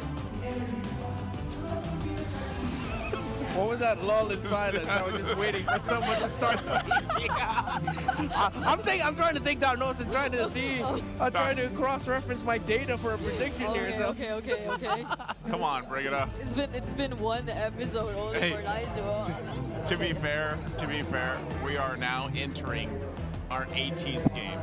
Yeah, 18th professional game of MLBB in 2 days. In 2 days. Wait, is it the 18th? Yeah. Oh no, you're right. This is game 4. It's 19. 19. So see, I don't even know how to do math anymore. Now they're taking out some heroes for JP. Yeah. I mean, if ever things go wrong here for the drafts in Team Liquid Philippines, they do have the gotcha that they can put into JP's hands instead. This Lucas can go either into the XP or jungle because it no longer has to worry about the matchup against the Phobies in the EXP lane. So if ever they're not feeling it in the jungle, they put in the XP. But considering that it's only a Baksha, Suyo, Juice, and you're suing, I think that's already locked in for Carl TZ with the Lucas. So for the Sanford pick later on, there it is. They go ahead and pick up the glue, considering that they're going to be going up against a Baksha, that there's instantly someone that he can latch to. Never mind, they pick it right now. So there's the glue and Super Marco. For the last 2 picks of Team Falcons, the Granger is still available if he does want to consider that. A pretty standard matchup we've been seeing all series long. Yeah. There's I think it would be the Granger. Yeah. You might, like, what else are you going to do against the Harith? You know? Kimmy. Yeah, it's like, no one's surprised. No one, 109 times picked. Bro, that is a lot. No, at this point, no one's surprised. It's Granger Harith. So Granger Harith comes through. And now this last pick, okay, it's CC. CC is actually still interesting that you guys did mention this also earlier on. Oh, no. People are reacting. Oh, it's the Eve. It's the Eve. against the Baksha, against the Jushin, which was commonly picked against the Jushin way back. This is looking really good for TLPH, I'd say. Yeah, same. Yeah, I'm leaning there. They wrapped up their draft. Their last 3 picks are really good. We might be going to our 20th game in 2 days, and I wouldn't have asked for anything else. Guys, if that's the case, we have to take a photo. Yeah, like all the 20 gamers. Oh man, we're gonna get there. Let's take a look at the index here for both the teams. You guys can let us know once again in chat who you think has the better lineup. Are we going to a Game 5? Are you guys excited for another Game 5? We'll have to get through Game 4 first. We'll see if Falcons, still sitting at match point, can make it happen, or will TLPH get things together, and will it be the case? Let's go ahead and throw it over to the casting desk to take us into Game 4. 1 win away from going all the way. Liquid may have found the momentum, but that doesn't change the fact that Team Falcons PH are still at match point. Welcome back into the series. It's game number 4. And I just gotta say, the draft, to me, doesn't matter as much anymore. Yeah, because honestly, it feels like Team Liquid Philippines, they've completed their reset. So now they're fighting back against Falcons. God! Oh, that was very close. KyleTzy almost got taken out here by the skin of his teeth, by the blade of his knife. It was so close. And yeah, he's going to get slowed down just a little bit, but he's still on the path though. So they're still pretty much close to level 4, I guess. KyleTzy also got sidetracked a little bit on top. That's straight up Naruto versus Sasuke. Oh yeah. Just when we thought that we won't be seeing as much Sasuke's anymore. I guess. It looks like the first time we're going to see it. We haven't seen Suyo in a long time. Yeah, we would have acknowledged it, but now, for real, this is canon. Yeah. Naruto versus Sasuke, guys. Maybe the last time was in week 8. Because like... Not even. I don't remember Suyo getting picked that time. Onyx PH put Team 7 together in one lineup. Yeah, there you go. Maybe in the next beat. Oh! But look at that. It's going to be KyleTzy almost getting JP, but saved at the nick of time with the passive. Man, that could have been a kill, but it went the other way. JP with a kill. First blood for TL. And was that not the second time they found Kyle just nearby, all alone, and probably very susceptible to being taken down by TLPH? And here's the thing, Kyle wants to fight, but I don't think you want to fight as a Suyo this early without any items yet. Yeah, he's Giggle, man. That's part of the dictionary now, so I think we can use it. But Ogwen trying to look for information, however. Yep, Few's gonna do his very best to maybe just push these big tanks a little bit. But KyleTzy gonna be able to secure that turtle. TLPH is looking solid. Is it too early to say they are so back? Like, this is the way they pull off the early game. This is the way they show their dominance early on in the stages of the game. I would say they are back. They are so back if we go to Game 5, but I'll tell you this much. The Liquid PH playing here in Game 4 is a very different Liquid from Game 1. Yeah. They feel more in sync, and this is what we were looking from them earlier. Like their mid-trio, the way they're rotating, it's just so fast-paced. And JP, however, might find himself too deep. Yeah, that's a pretty good harassment coming from Falcon. Whoa, whoa, whoa, whoa. JP. You can't fire me, I quit. So well, that's the AOG. That was the most random AOG of my life. Hey, better safe than sorry. Yeah, that's true, that's true. He was in front of 3 members, you know, and KyleTzy experienced the exact same thing when he was in this particular area. They wouldn't want to hand over even the slightest bit of lead to Team Falcons now that they finally find the control in the game. But this is Team Falcons responding to with, we can do the same. We can like rotate together as one and find something across the map. So far so good, the recovery on Falcons despite that early stumble. Drawn first blood on Kyle and the turtle conceded over to Liquid. Next turtle spawning lower quarter, same spot. How is Falcons keeping this close? How are they still just 300 away? Yeah, I feel like the laning phase is being well managed. There aren't any successful rotations just yet. At most, there have been skirmishes in the mid, and they're towards Kyle TZ, and it's only been once that they were able to punish that moment wherein Kyle TZ found himself too deep. Now they're able to somehow still hold out everything and position themselves in this upcoming turtle fight that's about to happen. Although they do have to consider this is probably going to be a 5v5. Oh, Falcons in a good position. The 5-man arrived a lot earlier here, and they are trying to blitz. That turtle opens up on front. Oh, Few and AOG. He's going to have to deal with so much here. Carl TZ is still coming out on top with the red tree, and they're just walking away like nothing happened. But they might be able to take out Ogun with them as well. The Master caught behind enemy lines, and now Few pushing back Sansan. What is going on? All Where of that was they? So they are indeed back. And They're where back. was this? Where was this in the past few games? OHEB got a double kill too during that entire sequence. So you could pretty much assure that he's ahead of Super Marco in this game in terms of gold. And it's not just that. Right now, okay, Clap TZ, could he be the next target? Yeah, it feels like they have a lot of firepower on top, but look at the bottom. They're also dealing with it. It's a free-man attack for Falcons, and they finally slowed down Carl TZ. It wasn't a shutdown or anything, but they will force AOG as well, and I think they have just enough to dive under the tower and get 2. So it was a feint. I'm guessing Carl and JP wanted to just buy time for that push down bottom, but instead they paid the iron price. I think this is worth it for Falcons. Just go for the slow clapback, and then maybe they can contest for turtle number 3. Yeah, because as much as you want to think that they're just really trying to enable OHEB, they're trying to get him online, which is kind of happening already so far based on what we're seeing in terms of the results of the early game. You would want Carl TZ to just be that, just have that same level of threat against Team Falcons, because he's the guy who can just constantly go in, force out the ultimates, even the Crimson Beacon, which is going to be very vital for Team Falcons as well later on, and just not mind Ogun once OHEB's already able to rack up on the items to deal with him, even when you leave him alone alongside the other members of TLPH in the back line. Oh, there it is, the Kakashi Naruto 1v1. Again, it just keeps happening. That's going to keep happening later for sure, and unfortunately in this meta, Naruto's ahead. So, at least in 1v1. Turtle spawns.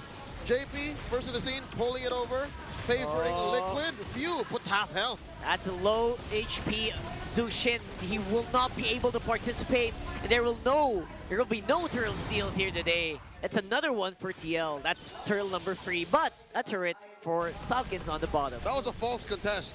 Falcons just stood around, but the truth was they weren't going for turtle at all. They took down that tier 1 down bottom, and look! Oh, can OHEB catch him? I think did that hit? It didn't. It was probably like 1 or 2 pixels away. 1 pixel from away. connecting to Kyle TZ. How fortunate of him to be able to survive that. Even Sanford used the spread, I feel, just to scout the other brushes, which weren't in the range for the Zaman Force laid there by OHEB. But at least now we're seeing the way Falcons is responding to the pressure that Team Liquid Philippines is doing. What will probably matter the most is what happens in the team fights and how it turns out once they're forced to meet each other already. Because right now it's all mirroring. It's all about the mirroring that they're doing. Yep, tier 2 trade, top for bottom. But here's the thing, Liquid is actually losing out on economy. There's more pushes for Falcons. Yeah, they've already taken out 3 turrets. Team Liquid Philippines has only taken down 2. And they feel like they have their eyes set on the mid lane, but the defense shown to us by Falcons is just too good. So they're settling with what they can for now, but they need to do something in terms of that if they don't want Falcons to get more openings to catch up. Yo, finally, by the way, Super Marco might just start joining them more. He's still 0-0-0, so let's see if that's going to improve the firepower of Falcons here. Yeah, still bulletproof. Again, number 1 least deaths in all season long, season 15 regular season. He aims to hold that all throughout the playoffs. Falcons playing defensively. JP caught up by 2. Yep. Gonna be some pretty decent damage from Falcons, but not quite enough to burst down the Gatot Kacha from 100 to 0. Yeah, and he's not gonna use his AOG anymore this Fine, time. yeah, exactly, right? You could save it. you could do that early game, but now like you want to hold it for the Lord. Because there is a lore. There's the Malefic Roar also picked up by Kyle TZ, so we could be potentially expecting a bit more damage from Team Falcons heading into this next fight. But they feel like they might want to... Wait, is Owen actually scouting Oheb? Yeah, he's waiting for maybe Carl or Oheb. Yeah, but they probably will be giving the purple buff to Oheb at this point. He's forcing a response. Yeah. He knows that he's winning that lane, and this will benefit the dance eventually. He's waiting for Liquid to do something. Yeah, now they have the information of where almost all members of Team Liquid Philippines are currently, except for JP perhaps. They have no information whatsoever that he's holding this brush. Now they do, and this feels like Ogwen just holding this side of the map so he could come in from the surprise backline angles later on when the team fight breaks out. Yeah, normally that's pretty far, right? But if you're a Baksha, you can cover that in like a split second. So And that's what makes this situation now approaching so hard for Liquid. For the first time in a while, they don't have control over map rotations. Their rotational speed is so slow. They have to commit to actually going from coast to coast, lane to lane. Yeah. Yeah, that or them just blocking out whatever Kyle TZ wants to do, and they successfully took away another turret. So Falcons is just being so proactive in terms of the objectives that they're able to take. Even assuming that they might want to position themselves already for the Lord, but no, they're just buying time, distracting Team Liquid Philippines. yeah, this time no TLPH, teleports, shortcuts, or anything. They're gonna have to walk each and every single one of them. It's difficult to go from one certain kind of speed or mode of transport to another. Yeah. Brigida would know, the difference between a private jet and flying commercial. Oh yeah, she knows for sure. Oh, I know.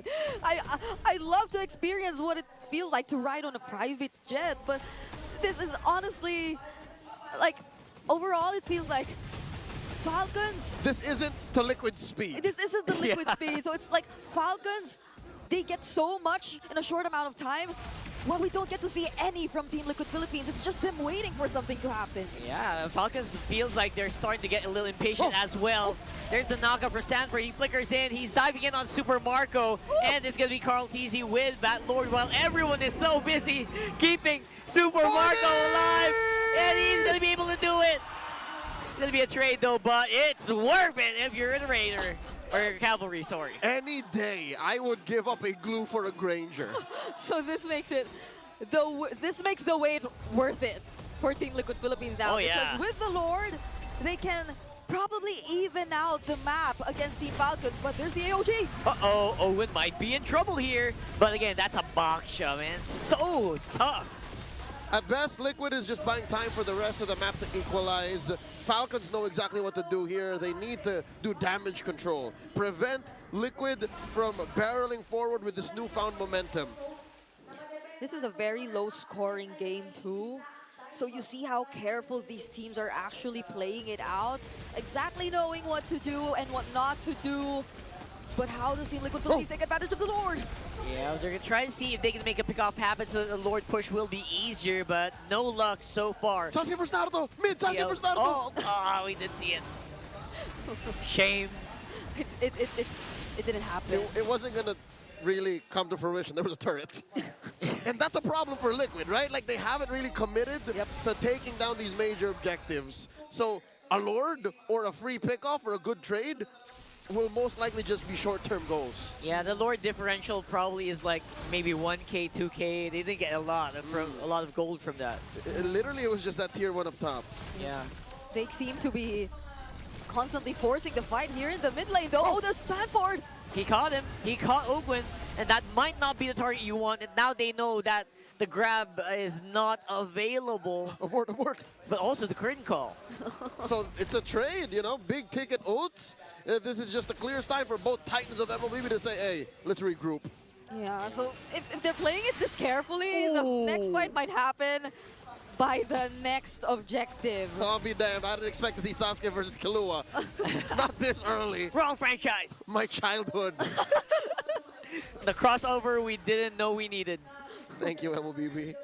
40 seconds until the Lord spawns upper quarter. Again, we're back to problem number one, the major issue for Liquid. Slow rotational speed compared to Falcons' attrition-based playstyle. They're so good at choking out their opponents. Yeah, I mean, just look at Ogwen standing here in the mid lane, and Few, who is yet to die, by the way, in this entire game, just constantly holding down the mid lane. So Team Liquid Philippines aren't able to get their hands on the mid lane tier 1, or not even into a fight that's really comfortable for them. Like, we've barely seen the real world manipulations and them being able to maximize the real world manipulations, because whenever a fight happens, it just feels like with the rotational speed, Falcons just gets away. They just regroup and fight back once they know that there are more things lacking from Team Liquid Philippines side. We're approaching 15 minutes, and it's only 3-4 on the kill score, so this goes to show what kind of lineups these guys are running. And not just the lineup, man, it's the gameplay. This is PH Macro, TM. TM? Yeah. Did we apply for that? It's in the works. For the past couple of years, we have redefined what competitive Mobile Legends looks like. Yes. And at the peak of it all, the technicalities of it all, the Philippines is the Floyd Money Mayweather of MLBB to boxing. Like, we're just so technical. It's just very defensive, very controlled. JP catches some fire, some smoke from two on another. There he goes. Another AOG moment. Better safe than sorry. Okay, Wait, I get it. But there's a lure. He couldn't afford to do that unless Liquid's call is just take it slow. They're willing. Oh no, but look at the Oh my goodness, Carl TZ. Look at his HP. He's willed down so hard. And now he's going to stay alive, but only for a meantime, though. That is huge. Big ultimates being expended on TL. And Falcons finally gain access to the mid lane tier 1. Yeah, finally. Zaman Force used, AOG used, I'm Crimson assuming... Beacon? Crimson Beacon. If it weren't for that Revitalize, Carl TZ might have actually fallen. And this whole time real-world manipulation. Yep. We are yet to really see one that Team Liquid Philippines just utilizes to take advantage of a team fight. And Falcons, they're just always okay with letting Team Liquid Philippines position themselves in the Lord Pit and just do nothing, just do other things in the map. I reckon it wouldn't hurt just yet. Maybe that's why Sanji's holding off. But JP! Man, Flap TZ is going hard into the TLPH lineup, and finally JP uses AOG in the right target, but this time around might be a little too late on the retribution. That's going to be Turtle Lord rather going over to Falcons. But of course, TLPH is not going to take that line down. They get 2 kills. The art of the turn. Liquid Philippines feinted a Lord take and instead turned on the heroes. Flap TZ went down, but these are the chunkies. These are the big guys. And that one chunky hero, which was Ogwen, actually did way more than what we saw of him just tanking the damage. I feel like he blocked the Shockwave Blast, which could have potentially been the combo for the Retri, for Carl TZ to actually steal away the objective, but just because he was right there at that spot, he blocked it. And so it was a clear chance for Kyle TZ to get the objective for themselves. Yep, so that means the map's going to turn blue even more. Look at that. A passive push up top by Kyle, and down bottom, the rest of Falcons escorting the Lord. Yeah, they seem to be happy to just take this fight whenever. Now, JP, are you going to go for the AOG on the offensive? Or will you just try and see if you can will down that Lord? Looks like they're going for the ladder. And they are going to get slowed down just a little bit. Nice try on Sanji to go for the real world. But no one is going to get caught. And Falcons, their siege is still ongoing. Interesting angle the way Sanji dropped that RWM. A good, whoa, AOG! There's the AOG. We were looking for, but not the targets that he wanted. No one home. All right. Back to what I observed up top. Brigida, I don't know if you saw this. The way Sanji dropped the RWM, maybe almost half of it was not on the map. Yeah. So something tells me he might have just clicked it out of just take down Super Marco. He was just pressing buttons, but they don't. But they can't afford to do that because the skills that they have, it'll work best if they are able to sync it up, if they're able to coordinate it well, like the real world, the AOG, and then the Zaman Force. And place it in the right spot. Something tells me maybe Sanji just tried to go for max distance. The reason why a good chunk of that area wasn't in the map is because he just wanted to get that corner over to Marco. We almost got him, almost immobilized the Granger, but still Super Marco is sitting at just 1 death so far, and Falcons is so comfortable being, this controlled, playing slow. Yeah, I mean, Sanji does already have the Wishing Lantern. If it's just that, he probably has a couple other items too. But Glowing Wand and wings. yeah, but that isn't like the Farsa where it could just deal that burst damage towards Super Marco. And of course, Super Marco, he does have a way to just dash out of that real-world manipulation. So And Flicker. it was just probably really damage control that Team Liquid Philippines tried to do, because he's the one guy you don't want to get close to the turrets, That's right? true. 20 seconds on the next Lord, by the way. Adam and Carl TC's in a very interesting angle. I think they want to do a -1 before they get started. But yeah, Falcons very, very aware of this strategy. Not going to fall for it. Or will they? Oh. They are visible on top side. Wait, Team Liquid Philippines are also on the opposite side of the map now. Like, they probably read into how Falcons has been doing it for quite some time, but the difference is Falcons can just go to the Lord way faster. Oh no, JP! Oh my goodness, Flap Teasy. I think he already used Curtain Call. Yes, he did force the Gatot Gacha back. But again, that's the Gatot with an immortality not really too scared of here. Carl Teasy, though, eyes on him. But it is a losing matchup. Early, mid to late. If a CC finds a Gatot, the Gatot will usually fold. Almost 100-0, almost. Yeah, he had to run away. And he's just about to recall now. So Team Falcons are definitely going to position themselves first in this upcoming objective. Well, at least there's the AOG, so he can go in. Wait!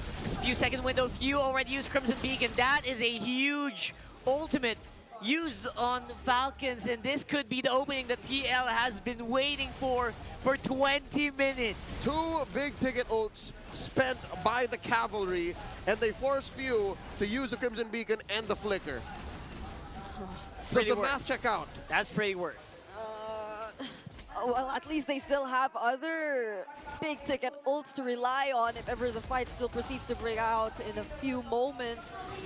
There's still the ultimate of Sanford and JP, but are they going in? Look at Falcons. They are looking. Ogwen is looking for Oheb or Carl, but Flap Teasy is going to get demolished here. Not going to be able to out-sustain them. Ogwen, though, going to get caught. Oheb with a 1v1 on the Baksha. The Falcons have fallen. They are slowly getting chased down. Few is not going to be enough to help with the contest. It's 2 for none. For the Cavalry. Are handing out freebies. 2 for none. Liquid steal the Lord from underneath that free win. 20 minutes. We were waiting for 20 minutes. 20 minutes. And 2 free kills suddenly come out of nowhere for Liquid. And one of those, the one towards Ogwen, was pretty questionable. Like, how did he find himself in that spot wherein he was just up against Oheb 1v1 with no one else alongside him? I mean, one could argue, I got Oheb, go, go, go, I got Oheb! Yeah, he could be holding. Yeah, that's true. But the order of things, how it happened, Flap fell first, and then there's nothing else Falcons could follow through from that. So if they're not in control, if they're out of tempo, out of position, Liquid wins. I guess that's the cost of losing Few, his Crimson, his Flicker. He can't really help. It's like a crippled Falcon that we're seeing. You can't fly. This is an evolved Lord, by the way. So they will They're be going having it in. up until the base. Sanford's trying to see if he can grab onto somebody. That's a dodge on the AOG, but the real world is providing a very good battlefield for TLPH to fight in. And there goes Flap, and they might just not be enough. Ladies and gents, we have a game 5. All the way. The Clash of Titans are going all of the way. And here in the playoffs, we are on our 20th consecutive game. Historically speaking, this may be the most competitive opening to the playoffs of MPL Philippines. I hope Naisu and Renmar are ready to talk about it. Game 4. Are we ready to talk about it? Are we ready to talk about the fact that we are going to our 20th game in 2 days? Let's go! Let's go. I'm going to get a little bit of coffee and then let's go. No, again, this is I don't know. Are we surprised? Back when we thought it could possibly be a sweep for Falcons, we did plant the seed that was like that one win that TLPH needed is the momentum to get them possibly to a reverse sweep. Now they're one step closer to making that happen. Yeah, and again, it's 2 games in a row now. Fantastic adjustments by the coaching staff of Team Liquid Philippines. All the flowers to Coach RC and how the team decided to pull this draft together to shut down Kyle TZ Suyo and to make sure that Oheb on this Harith has all the pieces he need with him so that he would thrive. 5-0-3. He was paired up with an Eve, Agata, Lucas, and a Glue. So many space provided for Oheb to just go bonkers.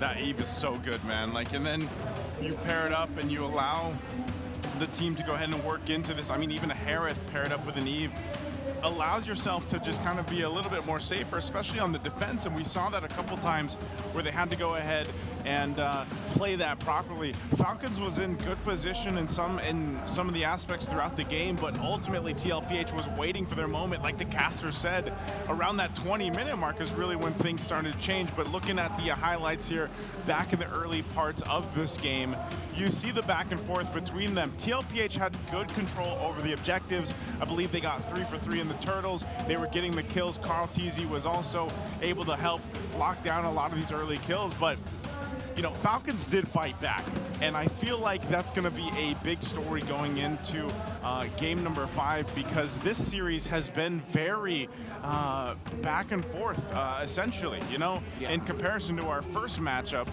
today, where it was like, you know, you had some one-sided games, but then you had closer ones, and it built up to the entire game 5 that we saw earlier. This time around, it could be anyone's game, because look at this, Falcons has a pretty big lead economically in this point.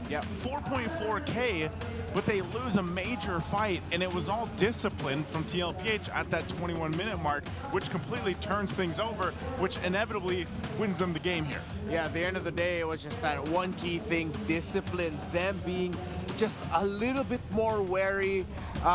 It's not just discipline, it's discipline mixed with just a healthy amount of caution as well. They weren't scared, they just wanted to get a full-on understanding of what they were dealing with first before they would call the action and pull the trigger. Because it got to the point where Flap TZCC was starting to become a problem for Team Liquid Philippines because of a brilliant bit of itemization that Flap TZ did. He went War Axe, Silence Robe, Malefic Roar as his second main item build, Brute Force Breastplate as his third, and then Radiant Armor once he got the gold from everything else. That's why in the last the Lord fight where in Team Falcons won, we saw that JP was taking so much damage. Flap TZ died there, but he pulled all the attention so that Falcons would get the Lord, and then they were able to do that push that they did, advancing their lead. But Team Liquid Philippines readjusted accordingly, just kept strong to their ideal of we'll play around the Eve, we'll play around our Harith, Sanford, Sanji, JP,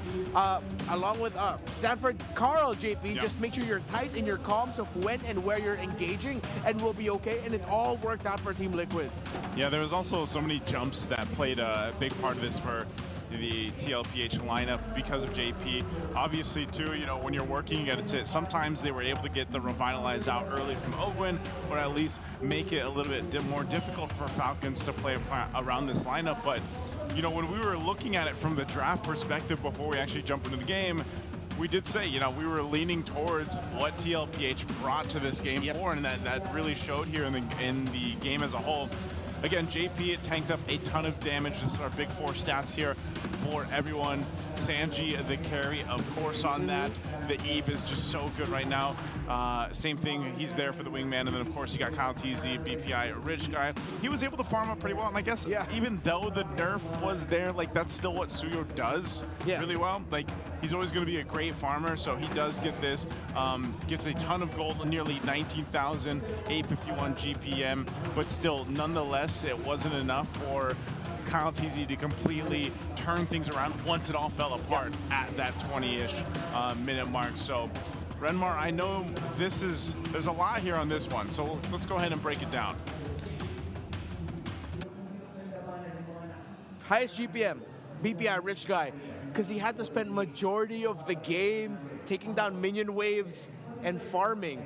because that's all that Kyle TZ could do in this one. He couldn't join the fights as much as he'd want to and be a big impact there, because what are you gonna do up against all of the pieces the Team Liquid has as a Suyo? Again, he's up against a Gacha, a Lucas, a Glue, and he'll have to do all of that underneath the Starfield of the Eve. What are you going to do there as a Suyo? It's such a tough ask. That's why he's a BPI rich guy, because he was stuck farming. Look at what Falcons got across the board. Yes, they were able to get towers. They got that one Lord, again, because of the heroics of Flap TZ, after he already had the Malefic Roar and the Brute Force Breastplate. But the towers going down in favor of Falcons were coming from the split pushes of Kyle TZ, who could not join them in major sequences. Majority of the time, Falcons was playing 4-1. 4 members of Falcons, 1 split pushing Kyle TZ. While for Team Liquid Philippines, yes, they give that up at times, because it was like, it's fine, why not? We'll be okay. Until they weren't. Until it was starting to look even better for Team Falcons, and then they found a much better gap at around the 16 to 17 minute mark once they got that first Lord, and you started to see it expand a little bit more.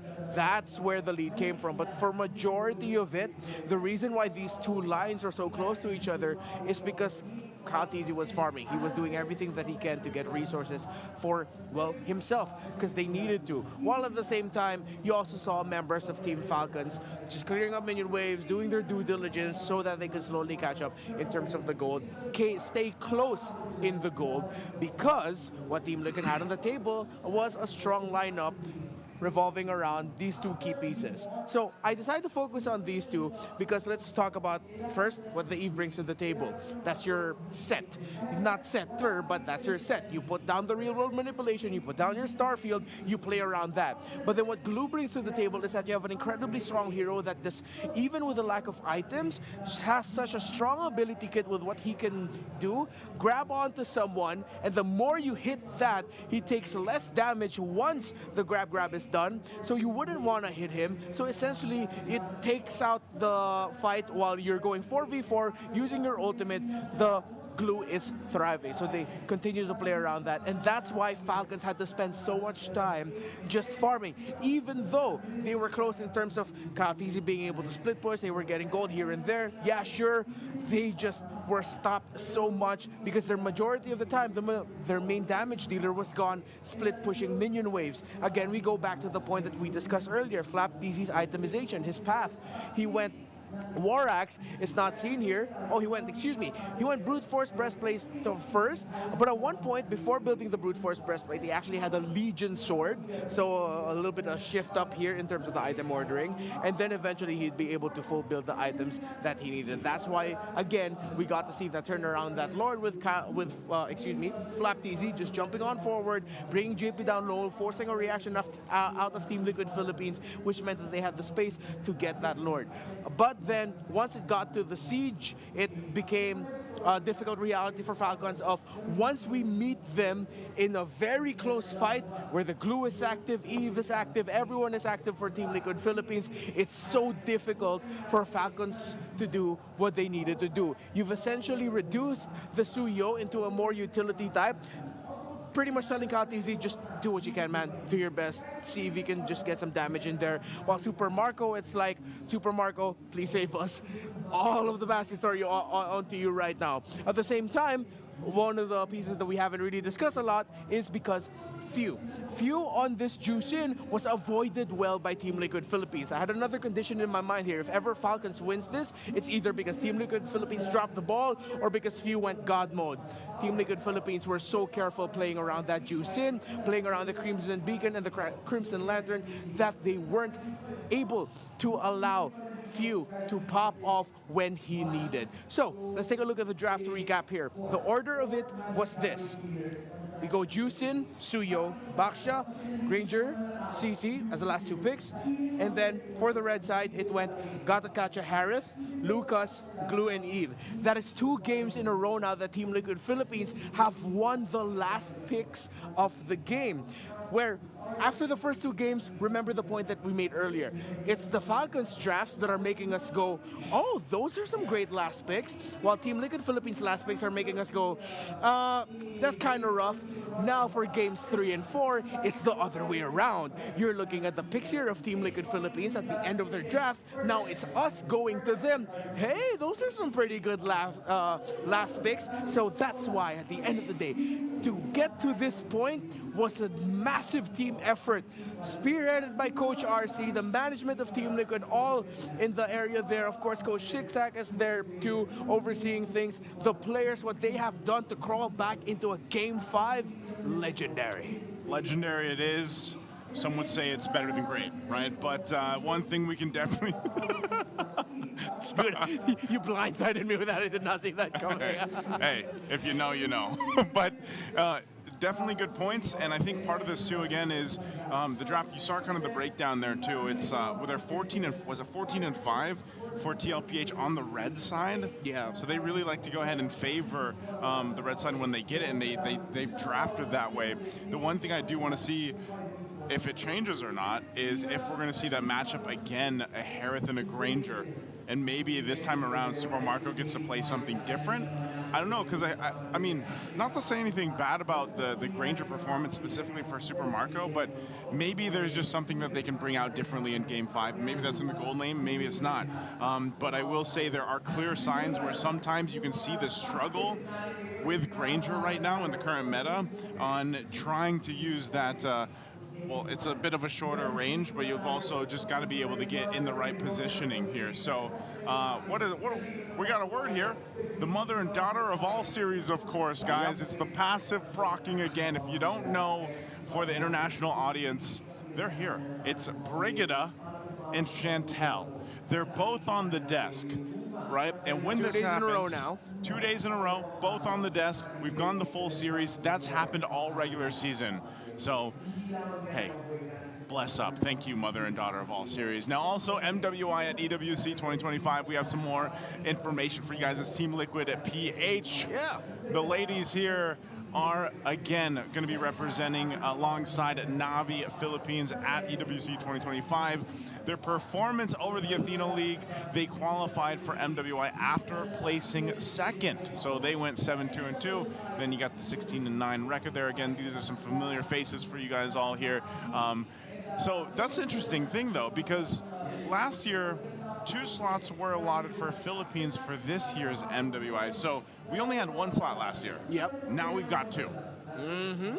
So I think it's us in Indonesia that has 2 slots, if I'm not mistaken. I might be forgetting one more region there, but yeah, so happy to see that more of our women's teams have opportunities to fly abroad, play for some really big prizes. And this roster of Team Liquid Philippines is talented. I personally have a lot of respect for the gameplay of Soju and Kla, and I'm excited to see them play internationally at the MWI, the Esports World Cup.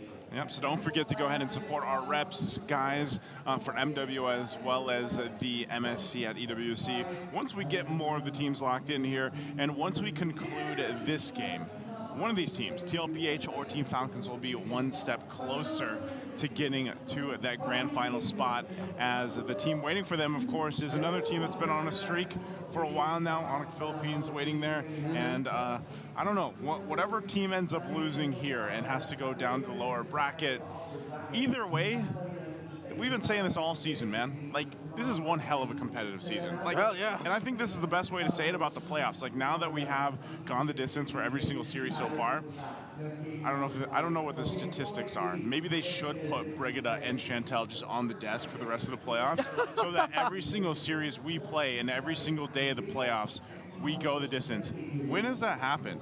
I know there was one region that got really close. Like almost every series was a full series. I believe that was Indonesia, if I'm not mistaken. Was it Indo? I think it was in season 14 that it was really close that they went the full 44. Full 44. Let's take a look real quick here. Speaking of the regionals, we got the gold lane rankings here right now. OHEB smack dab in the middle, right behind a fellow Filipino Emon there. It's not a little more games, of course, for Emon, but OHEB sitting at 5.26. You can see, again, when you look at this, you have to take in consideration of how many games are played. You've even got BTK Zia up there at the top with a 7 flat KDA right behind, or average kills right behind Vanix. Yeah, look at Hiko Mania still running wild over at MCC, 5.47, and the average kills already 32 games played. So, yeah, it's good to see OHEB join a stellar group of global still going MVP red. pros. Still red side the entire. They're 14-5. Yeah, 14-5 on that side. So ever since game number 2, TLPH has been drafting from the red side. Falcons has been drafting on blue. Last series, Aurora versus Onyx, it was always Aurora blue side, Onyx red side. This one though, it's only been since game 2, but it's still wild to see. Wild to see, and they got the 80% win rate right now too. So TLPH definitely wanting to go ahead, use that to their advantage as we get ready to jump into the draft, the last draft of the night. I remember specifically saying this when sitting yesterday, and now we get to go ahead and do it once more. Brigida, knock knock for the last time. How you feeling? Good evening, nice to Renmar and all the Brigadudes. Who is there? Who is there? No one? No, it's us. Okay. Yeah. All right, welcome, Brigida. Well, Championships Arena is actually ready to go. I mean, I don't know if they come through our mics, but they're excited. They've been excited, especially the side of TLPH. Now, first pick here, Brigida, Falcons is going with the Jushin, and right away, you're going to see TLPH take that Gatakacha, and what is it? The Hereth is banned out, so do they pick up something else different here? Probably not the backdoor, though it's still open, since Rangerman. Yeah, the Ranger will be the option since they already revealed the Gato Kacha, and they will lose that flex factor if they do go for the flex shot. So could this be another option for Falcons too, since it was the pick that Ogun went with earlier, together with the Jushin, though. I mean, the idea was there. Yeah. I think we might see an Irithel picked up for Falcons if that's the case. If they're gonna pair up the Irithel with the Jushin and then just go double down on the old Irithel versus Granger matchup there. While for the EXP lane, I think a flex would be good. Get Madame again, but okay, no. They're gonna go Fredrin. What? Okay, and Chip. Now it's their turn to play the Chip this time around. This is a significantly different looking Falcons style that we've seen compared to all the other drafts in this series. It was Joy again, and then a Suyo for Kyle TZ. This is the first game where he's going to be playing the Fredrin in this series. Yeah, so Carl TZ has to be extra careful with whatever jungler he is going to pick up, if he ever does want to pick it up here. Earlier we were joking about the Akai, but like looking at the options available for the jungle, what if he just like gets forced to use something else? Do you think he would actually play like the... Maybe not. There's still the Lucas. So. No, there's still the Lucas, yeah. Okay, you go to Lucas. I mean, this is still good for both sides. A little bit of switch up here for Falcons, but nonetheless, this is what I was saying earlier when we saw that regional rankings for Kyle TZ with the breakdown there. You know, it's sometimes this is the game plan you have to go with for Falcons, and it's a little more on the utility side overall. Like, you think Chip, Fredrin, and the Jushin, like, you know, how do you round this out with damage potential in the mid and the gold lane, especially knowing that you're going against a Granger here, and they banned out the 1-1, which has been a popular pick so far in the couple days of the playoffs. Yeah, I mean, the 1-1 and the Fredrin together, that'll be terrifying if it does get into the hands of Falcons. But similar to what Redmar mentioned earlier, the Irithel sounds like a great pickup if you're just looking at the lineup of Team Liquid Philippines now, because they'll probably be very dive heavy. There's the AOG, there's the Unleash the Beast, so you need a marksman with high mobility. I think they're considering the Beatrix too. If it's not the Irithel, if TLPH read this and then they end up banning the Beatrix, that's gonna be a great read by them, because with Falcons taking out the Eve, they can go Beatrix. They don't necessarily need to go Irithel here. They need a little bit more damage, considering that they most likely will have a Fredder in the jungle, Jushin in the mid. If they still go Irithel, you're going to be lacking damage there. You go Beatrix if you're Super Marco. Yeah, I guess the only thing that probably would be encouraging the Irithel a lot more is the sequence that can happen once you get into the short. Yeah, true. You get to use the heavy crossbow to just run around, whatever happens. But is that a Terizla again? Yeah, Terizla. Okay, at this point it's either a carry or Beatrix. I'm still leaning towards Beatrix here. You need more of that AoE damage. It's going to be all dive. It is very tanky on the other side, so I would understand if they go carry instead for the Super Marco's pick. But for FlapTZ's pick, they can go tanky, and I think they should. So you alleviate a bit of the pressure on Kyle TZ's hand to be that main front line. So you put up maybe... Oh, if it's not a box show, what if they go X-Borg instead for something a little bit more offensive-minded? So X-Borg Beatrix is the last 2 picks, maybe? That'd be a swerve. One X-Borg coming out in Game 5. That sounds like a FlapTZ kind of thing to do. There's a CC too, though, but... Yeah, the CC is available. That is going to be the character of Valentina. Valentina, XP late? So this is an XP... Is it an XP Valentina, right? yeah? What? Whoa! Wait, but... So... Are they considering that the Lucas is... No, because he gets his own penalty zone, or like what? No, but against the Lucas, right? So this is like one of the very few times we see a Valentina still open when there's already a Lucas picked in red 3. It's not a Valentina jungle. It's not season 10 anymore, and it's not an Akai up against. Oh, what? It's Jushin what? Jushin XP. Oh, it's the Juice. Oh my goodness. Oh, and it's a Louis chip battle. The last time I saw this, it was in... What was it? It was a... Mekong. It was Mekong, yeah. It was Legion Esports. Oh man, Renmar, I'm gonna ask you what... I don't even know what team to go for here. What do we... It's such a wild card, the Juice in EXP, because it's always been theoretical in the big regions of how good you are in holding lane and what you bring to the table. This Terizla will be surprised as to how difficult it actually is to sustain lane. Flap needs to watch his positioning because Team Liquid are going to be sending people over to the lane of the Juicin. Oh my goodness. I know everybody's probably scratching their heads at this draft, but let us know what you think. Casters, it's the last game of the night. Take it away.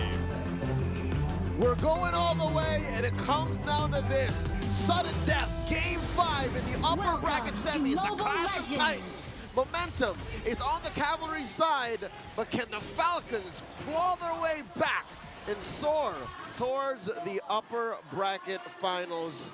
Here we go. How do we feel about the shuffle up for Falcons? This is so interesting. The entire Jushin EXP lane is definitely going to pose problems for the Terizla EXP, and that's the one thing TLPH doesn't want to happen again. The way the Terizla was just unable to perform in game number 1. Yeah, don't forget, we started this whole mess with Terizla just messing up that whole laning phase and the team fights that came after it. So I hope that's not what happens again for TL, but you know what? You gotta have some faith in these guys. They know what they're doing for sure. But look at that, Ogwin! A free kill for first blood here out of nowhere. Just as simple as picking a Zushin in the XP, you could answer the lack of presence via rotations, and that's what they did here. Yep. They are able to spot out Ogwen, who simply probably just wanted to do the same for Super Marco, considering that he is on the carry. This is the typical Harith Granger laning phase in the gold lane. So the carry probably needs a little bit more assistance so she could manage the lane by herself. Yeah, don't forget, by the way, this carry is an OG Super Marco pick. This was one of the picks he was very adamant about in his first season in the MPL. Yep, oh, Sanji's all alone here though. So at least he gets to position himself safe near the turret in the mid lane. And yeah, and by the way, he's also had a lot of deathless games on that hero. That's so true. Something to watch out for later.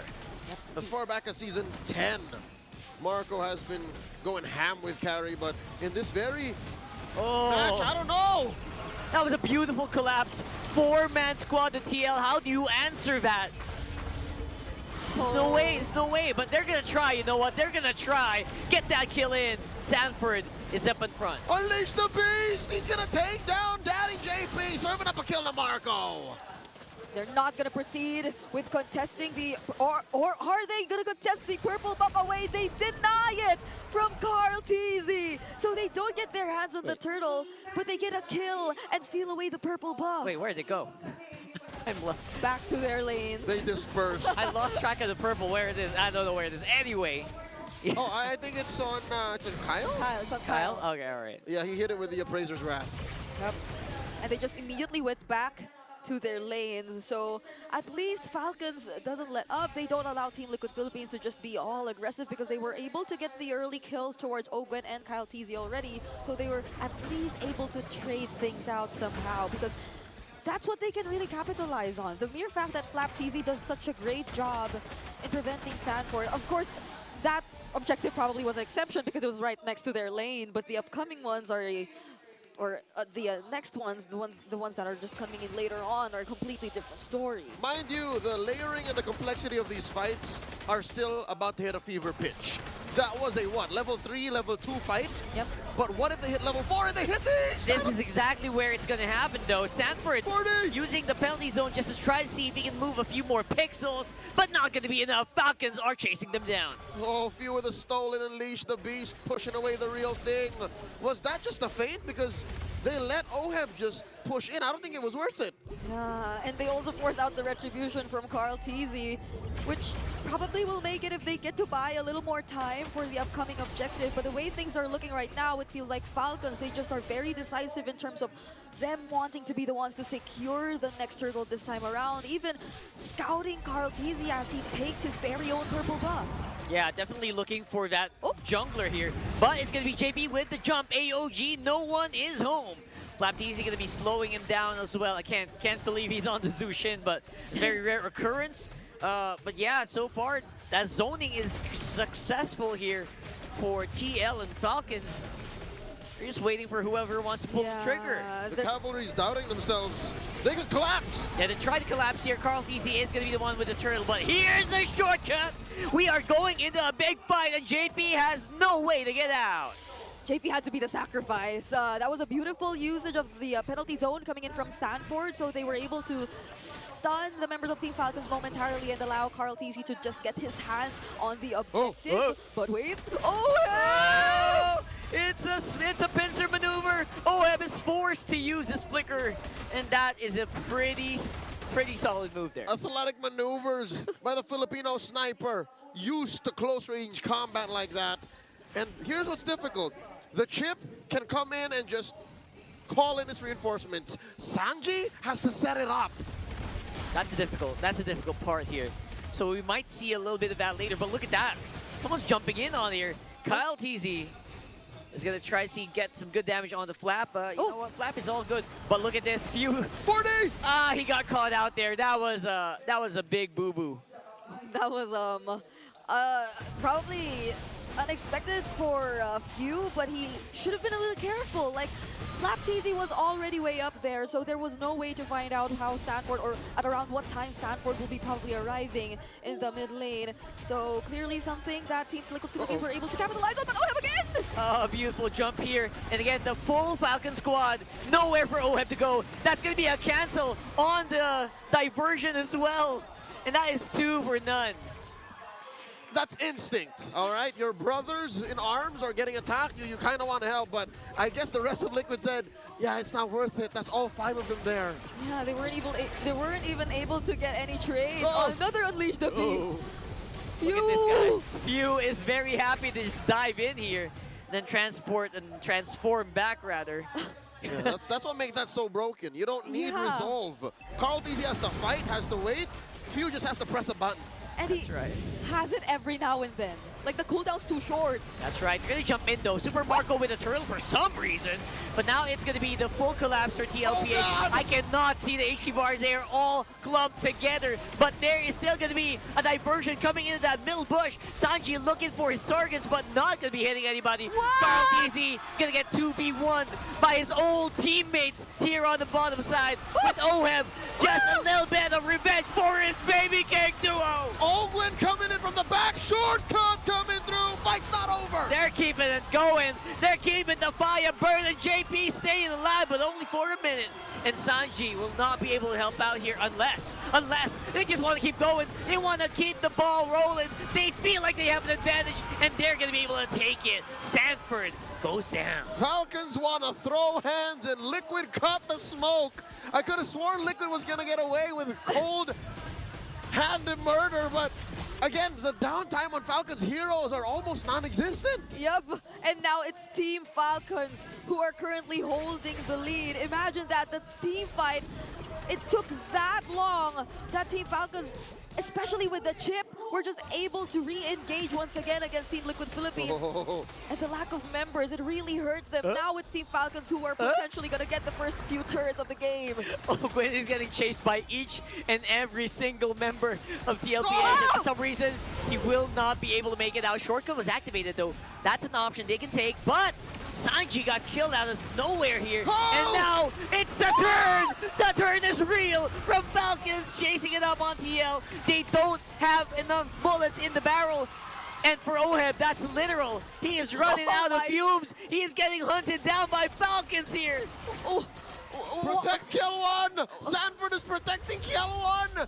Falcons, the way that they position themselves, the heroes that they have, their kits, it's just too much for Liquid to deal with. I'm pretty sure I saw this exact Valentina stealing away the Granger ult in the regular season in Team Liquid Philippines. Sanji did it too, and now he's feeling it right now, but they go for the diversion! Here's a diversion into the fight. You thought you were safe? Not really. TL are not taking this lying down. They will try to fight it out. 4 members. Make that 5. Actually present on the Lord in few 17 seconds on the clock. Man advantage for the Cavalry here. JP zoning out too. Super Marco not exactly a good position for him to be, and AOG out! AOG out. That portal is very, very far. Here comes the penalty zone. Finally a big money penalty zone for Sanford. And that's 4 down for Falcons and a Lord to boot. Liquid Stampede. Look it up in a dictionary. You would see a moving picture of that very play. And that is coordination right there. The immediate unleash the beast right after the penalty zone, and the free Lord alongside that successful team fight for Team Liquid Philippines. They definitely took back the lead away from Team Falcons. We'll see that play one more time. Again, when Falcons choose the range, when Falcons choose the time to engage, they win 9 out of 10 times. But here, it was all Liquid. Yeah, they quickly turned to take away the members of to take down the members of Team Falcons, and they were free enough to just resume taking the Lord for themselves, which is now marching towards the top lane. And Team Falcons, they found themselves in this spot even though they were playing the early game pretty well. Man, if you look at the gold graphs there, you're gonna see a big jagged mountain there. I am pretty sure, because right now it is TLPH with a huge gold deficit created against Falcons, who were, I think ahead by 2K or 3K. They're calling the shots, they're pushing lanes. Ogwin is now forced to hide in these bushes and try to scrounge up signs and semblances of their early game. So far, what's happening to Falcons is they're playing to Liquid's tempo, and much like that quote from the film from 2014, starring Miles Teller, Whiplash, it's not my tempo. Falcons have to keep up with Liquid. They have to play to this speed. Yeah, it's too fast. It's too fast, man. It's like a different genre altogether. Oh no, they're going for something first again. Oh, they're gonna collapse on the flap.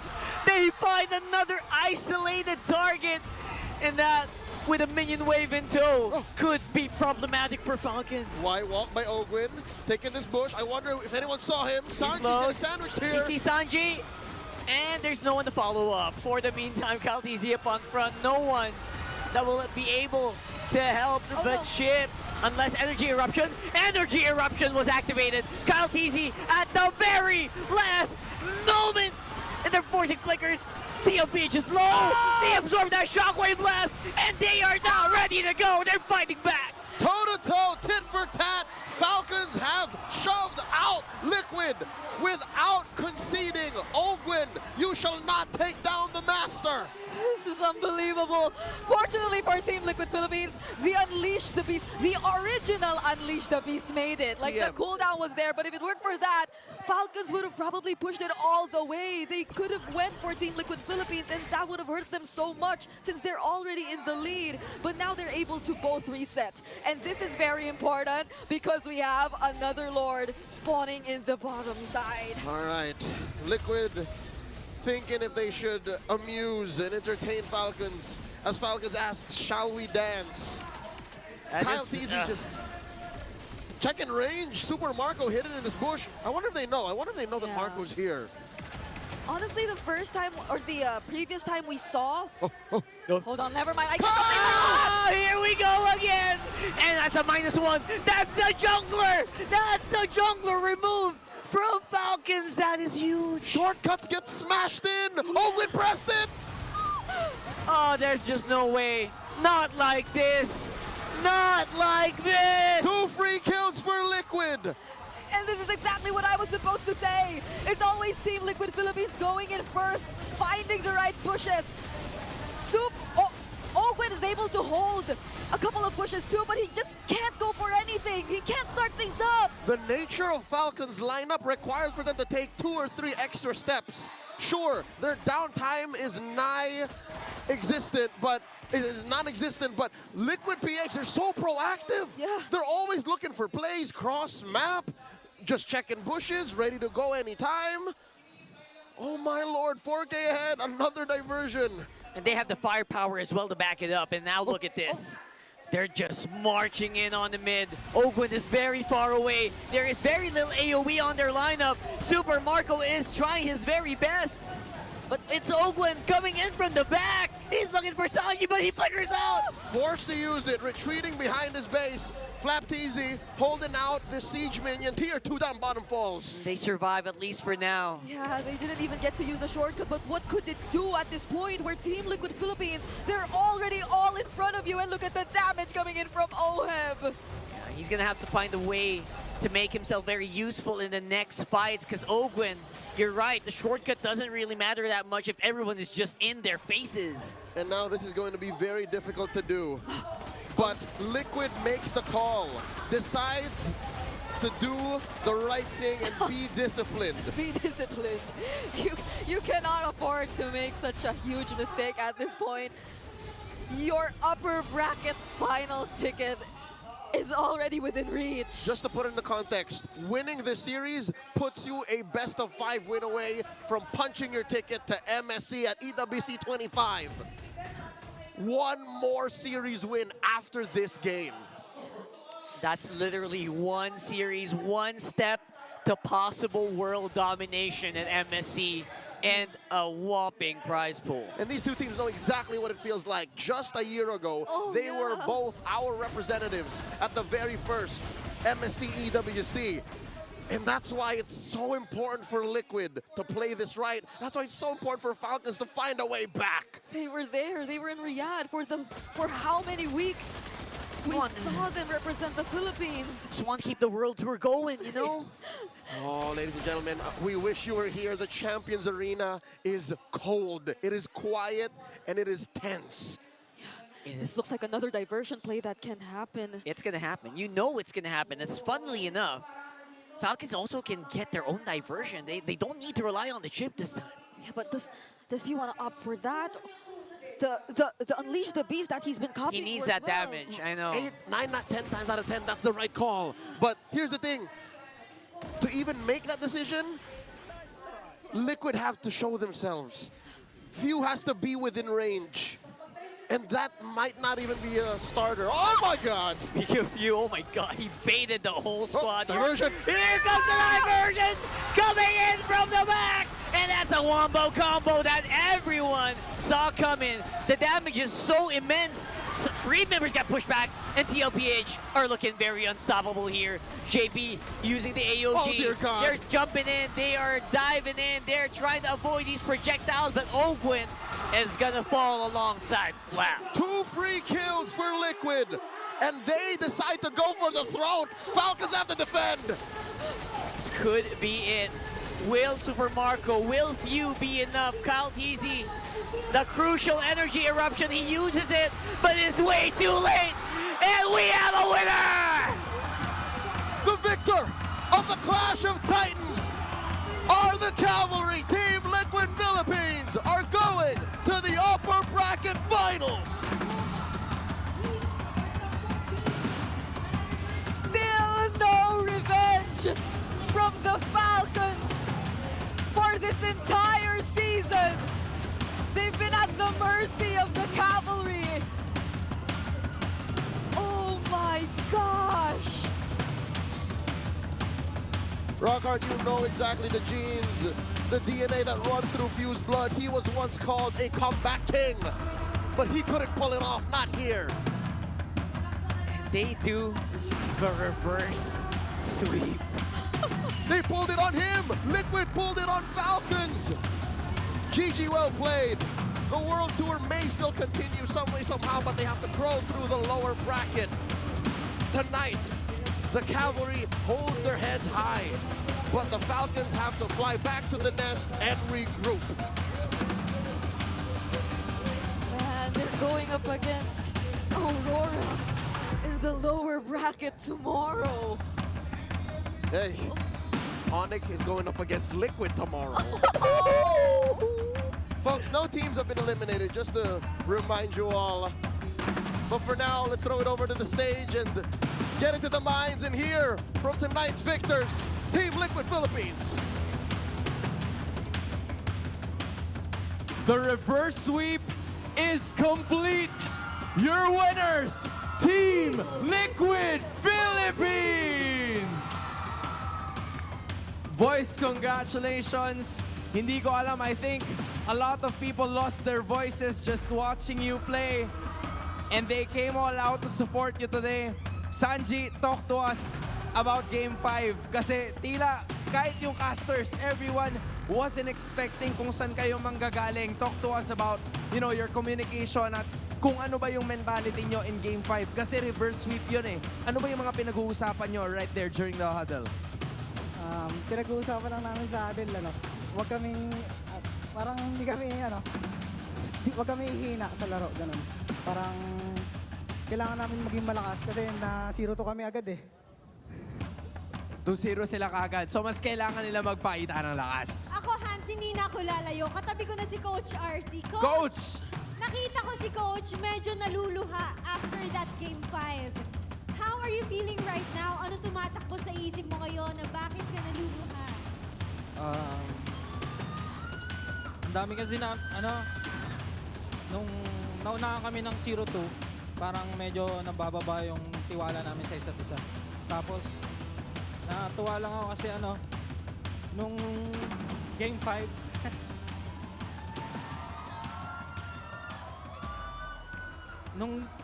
nung Game 5 kasi binigay sa akin ng team yung buong tiwala na ako mag-call sa lahat. So, yun, nagbunga naman. Kaya sobrang sarap sa feeling. Nakita natin ang kanilang pagsunod kay Coach RC. Ano yung mga sinabi mo sa kanila? Words of motivation. Wag silang mawawala ng tiwala sa sarili. Enjoyin lang namin. Tapos, wag manggigigil. Disiplina lang. Ibalik lang namin kung ano yung talagang laro namin. Yun lang talaga. Nakita ko rin si JP naluluha. JP! Ano nararamdaman mo ngayon? Ikaw, bakit ka naman naluluha after that match? Wala po, masaya na po na maganda po yung laro na Game 5. Sobrang saya ni JP right now. And to Carl TZ, of course.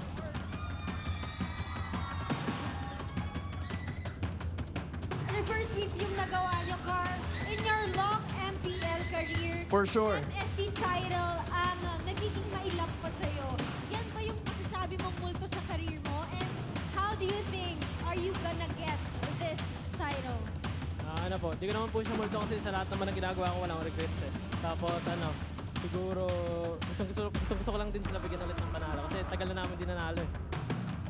Carl, nababanggit mo sa amin before na marami pa kayong, during the regular season, na marami pa kayong kailangan i-improve to get to a point where you deserve the MSC. Do you think that with this performance na naipakita nyo sa aming lahat ngayon, you guys deserve a spot not only in that grand final, but also in MSC?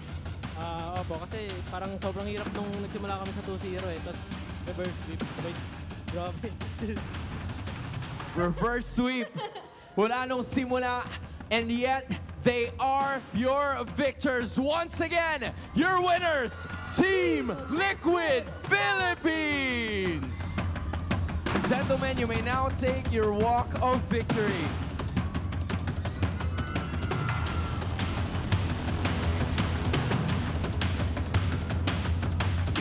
And with that crazy win, you guys may now take your bow.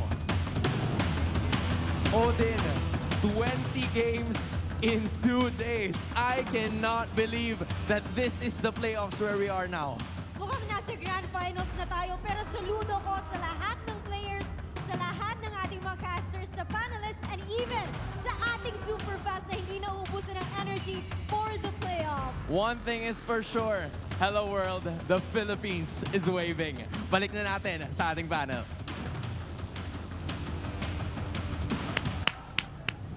We are waving. We are. 20 games in 2 days. I didn't think it would happen coming into the playoffs, but after what we saw yesterday, I thought that maybe we would see this, and Redmar we have. Yeah, that was a fantastic end to what is in recent memory one of the best series I've watched. Yes. Full 5. That last game was just, it felt like two heavyweights on round 10 just tossing haymakers, barely able to see. But in the end, it was Sanji who became the difference maker. Those diversions that really changed the game, and Oheb to remind the world his name, why he's the Filipino sniper, safely from a distance, raining bullets down on Falcons. 9-2-4 in this game. Just a massive win here all around, and like I said, they took the Granger from Super Marco. Super Marco was playing the Granger for so long. Yeah. Oheb's like, you know what? We'll take it. The Harith was banned anyway, but that's the thing, man. I love it when we have these 5-game series or the full series, and like the 5th or last game is like this, because it's kind of like anticlimactic sometimes when we have a full series and then that last game's a 10-minute game. You know what I mean? This was a back and forth. The whole series really was, and we're gonna take a look at the highlights here for the MVP Oheb, but also just as a whole for the team here. And I don't know if it was just too much to handle because both teams had a lot of utility. Ogwin, I feel like, just wasn't able to get the positioning that maybe he was looking for the majority of the game. There might have been some moments, but what really stood out, like you mentioned, was Sanji. Sanji's diversions, especially when it counted, was crazy. And this is, Oheb. Yeah. The double right there is awesome, but there's also a great response from Falcons through this fight. And that's why I was saying it was such a pendulum swinging game in Game 5. Yeah, it was the diversion of the low Yi versus the shortcut of the chip. Who gets to make the most out of that and who gets to respond to those moments better. And again, it was just a pendulum, a lot of back and forth up until it wasn't. Up until the diversion started catching Falcons off guard. Up until the diversion started forcing out some errors from Falcons, and Falcons mispositioning themselves. They had no right to be sitting all that close beside each other up against a Terizla who has a flicker with him, against a low Yi as well. They should not have positions like that in that Lord, and that just started the slow downfall of Falcons, getting spotted out by Team Liquid Philippines at the right time in the map, making the most out of their mispositionings, and just getting punished over and over again for what felt like 10 straight minutes of Team Liquid Philippines reading Falcons like a book, but it was just like around 6 to 8 of that happening. Just so good, man. Again, really showcasing in those precious moments how to make it work. And a lot of those fights that we saw too, I just felt like, again, and it wasn't Ogwen's fault, but like he was just a little too late in a lot of those crucial team fights, you know, and I don't know. I know you guys mentioned the Jushin going into the XP lane. If this was something else, would it have been better, or was this the right choice for Flap to put in the XP?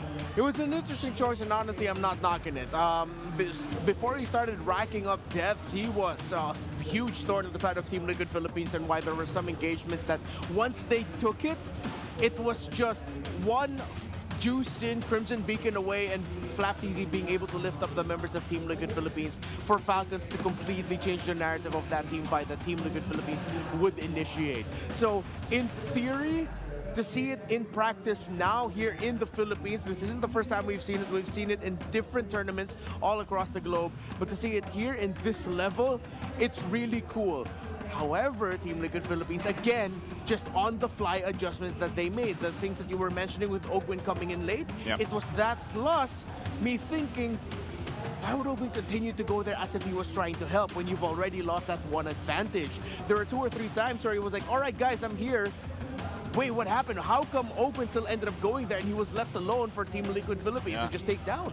Yeah, so you know, we don't have the answers to that, but I was also thinking the same thing, and I'm sure our viewers that were watching internationally were also thinking that. And maybe that's just one of the crutches of playing the chip sometimes, but then even if you try to back off or get away, you're just going to get chased down ultimately, right? But again, these are our top 4 stats here for this game. Oheb sitting at the rich guy. We've also got him as the carry. Kyle Teasy, yeah, he took a lot of damage, and of course Sanji there sitting at the wingman, and this is a signature pick for Sanji, so it's not a surprise. Also for Oheb, the BPI rich guy here, 810 GPM, a little over 14,000 gold, and again, he was just able to play with the space that was provided from the team that got him there. But again, like you said, a good reminder of why he is called the Filipino sniper, even if he's playing this Granger here. A lot of the shots, a lot of the movements that he was able to make were just on point here. So again, that was, I couldn't honestly ask for a better 5th game, but just like both series today. And I feel like we said this on desk yesterday. Yeah, 100%. This entire day was just great.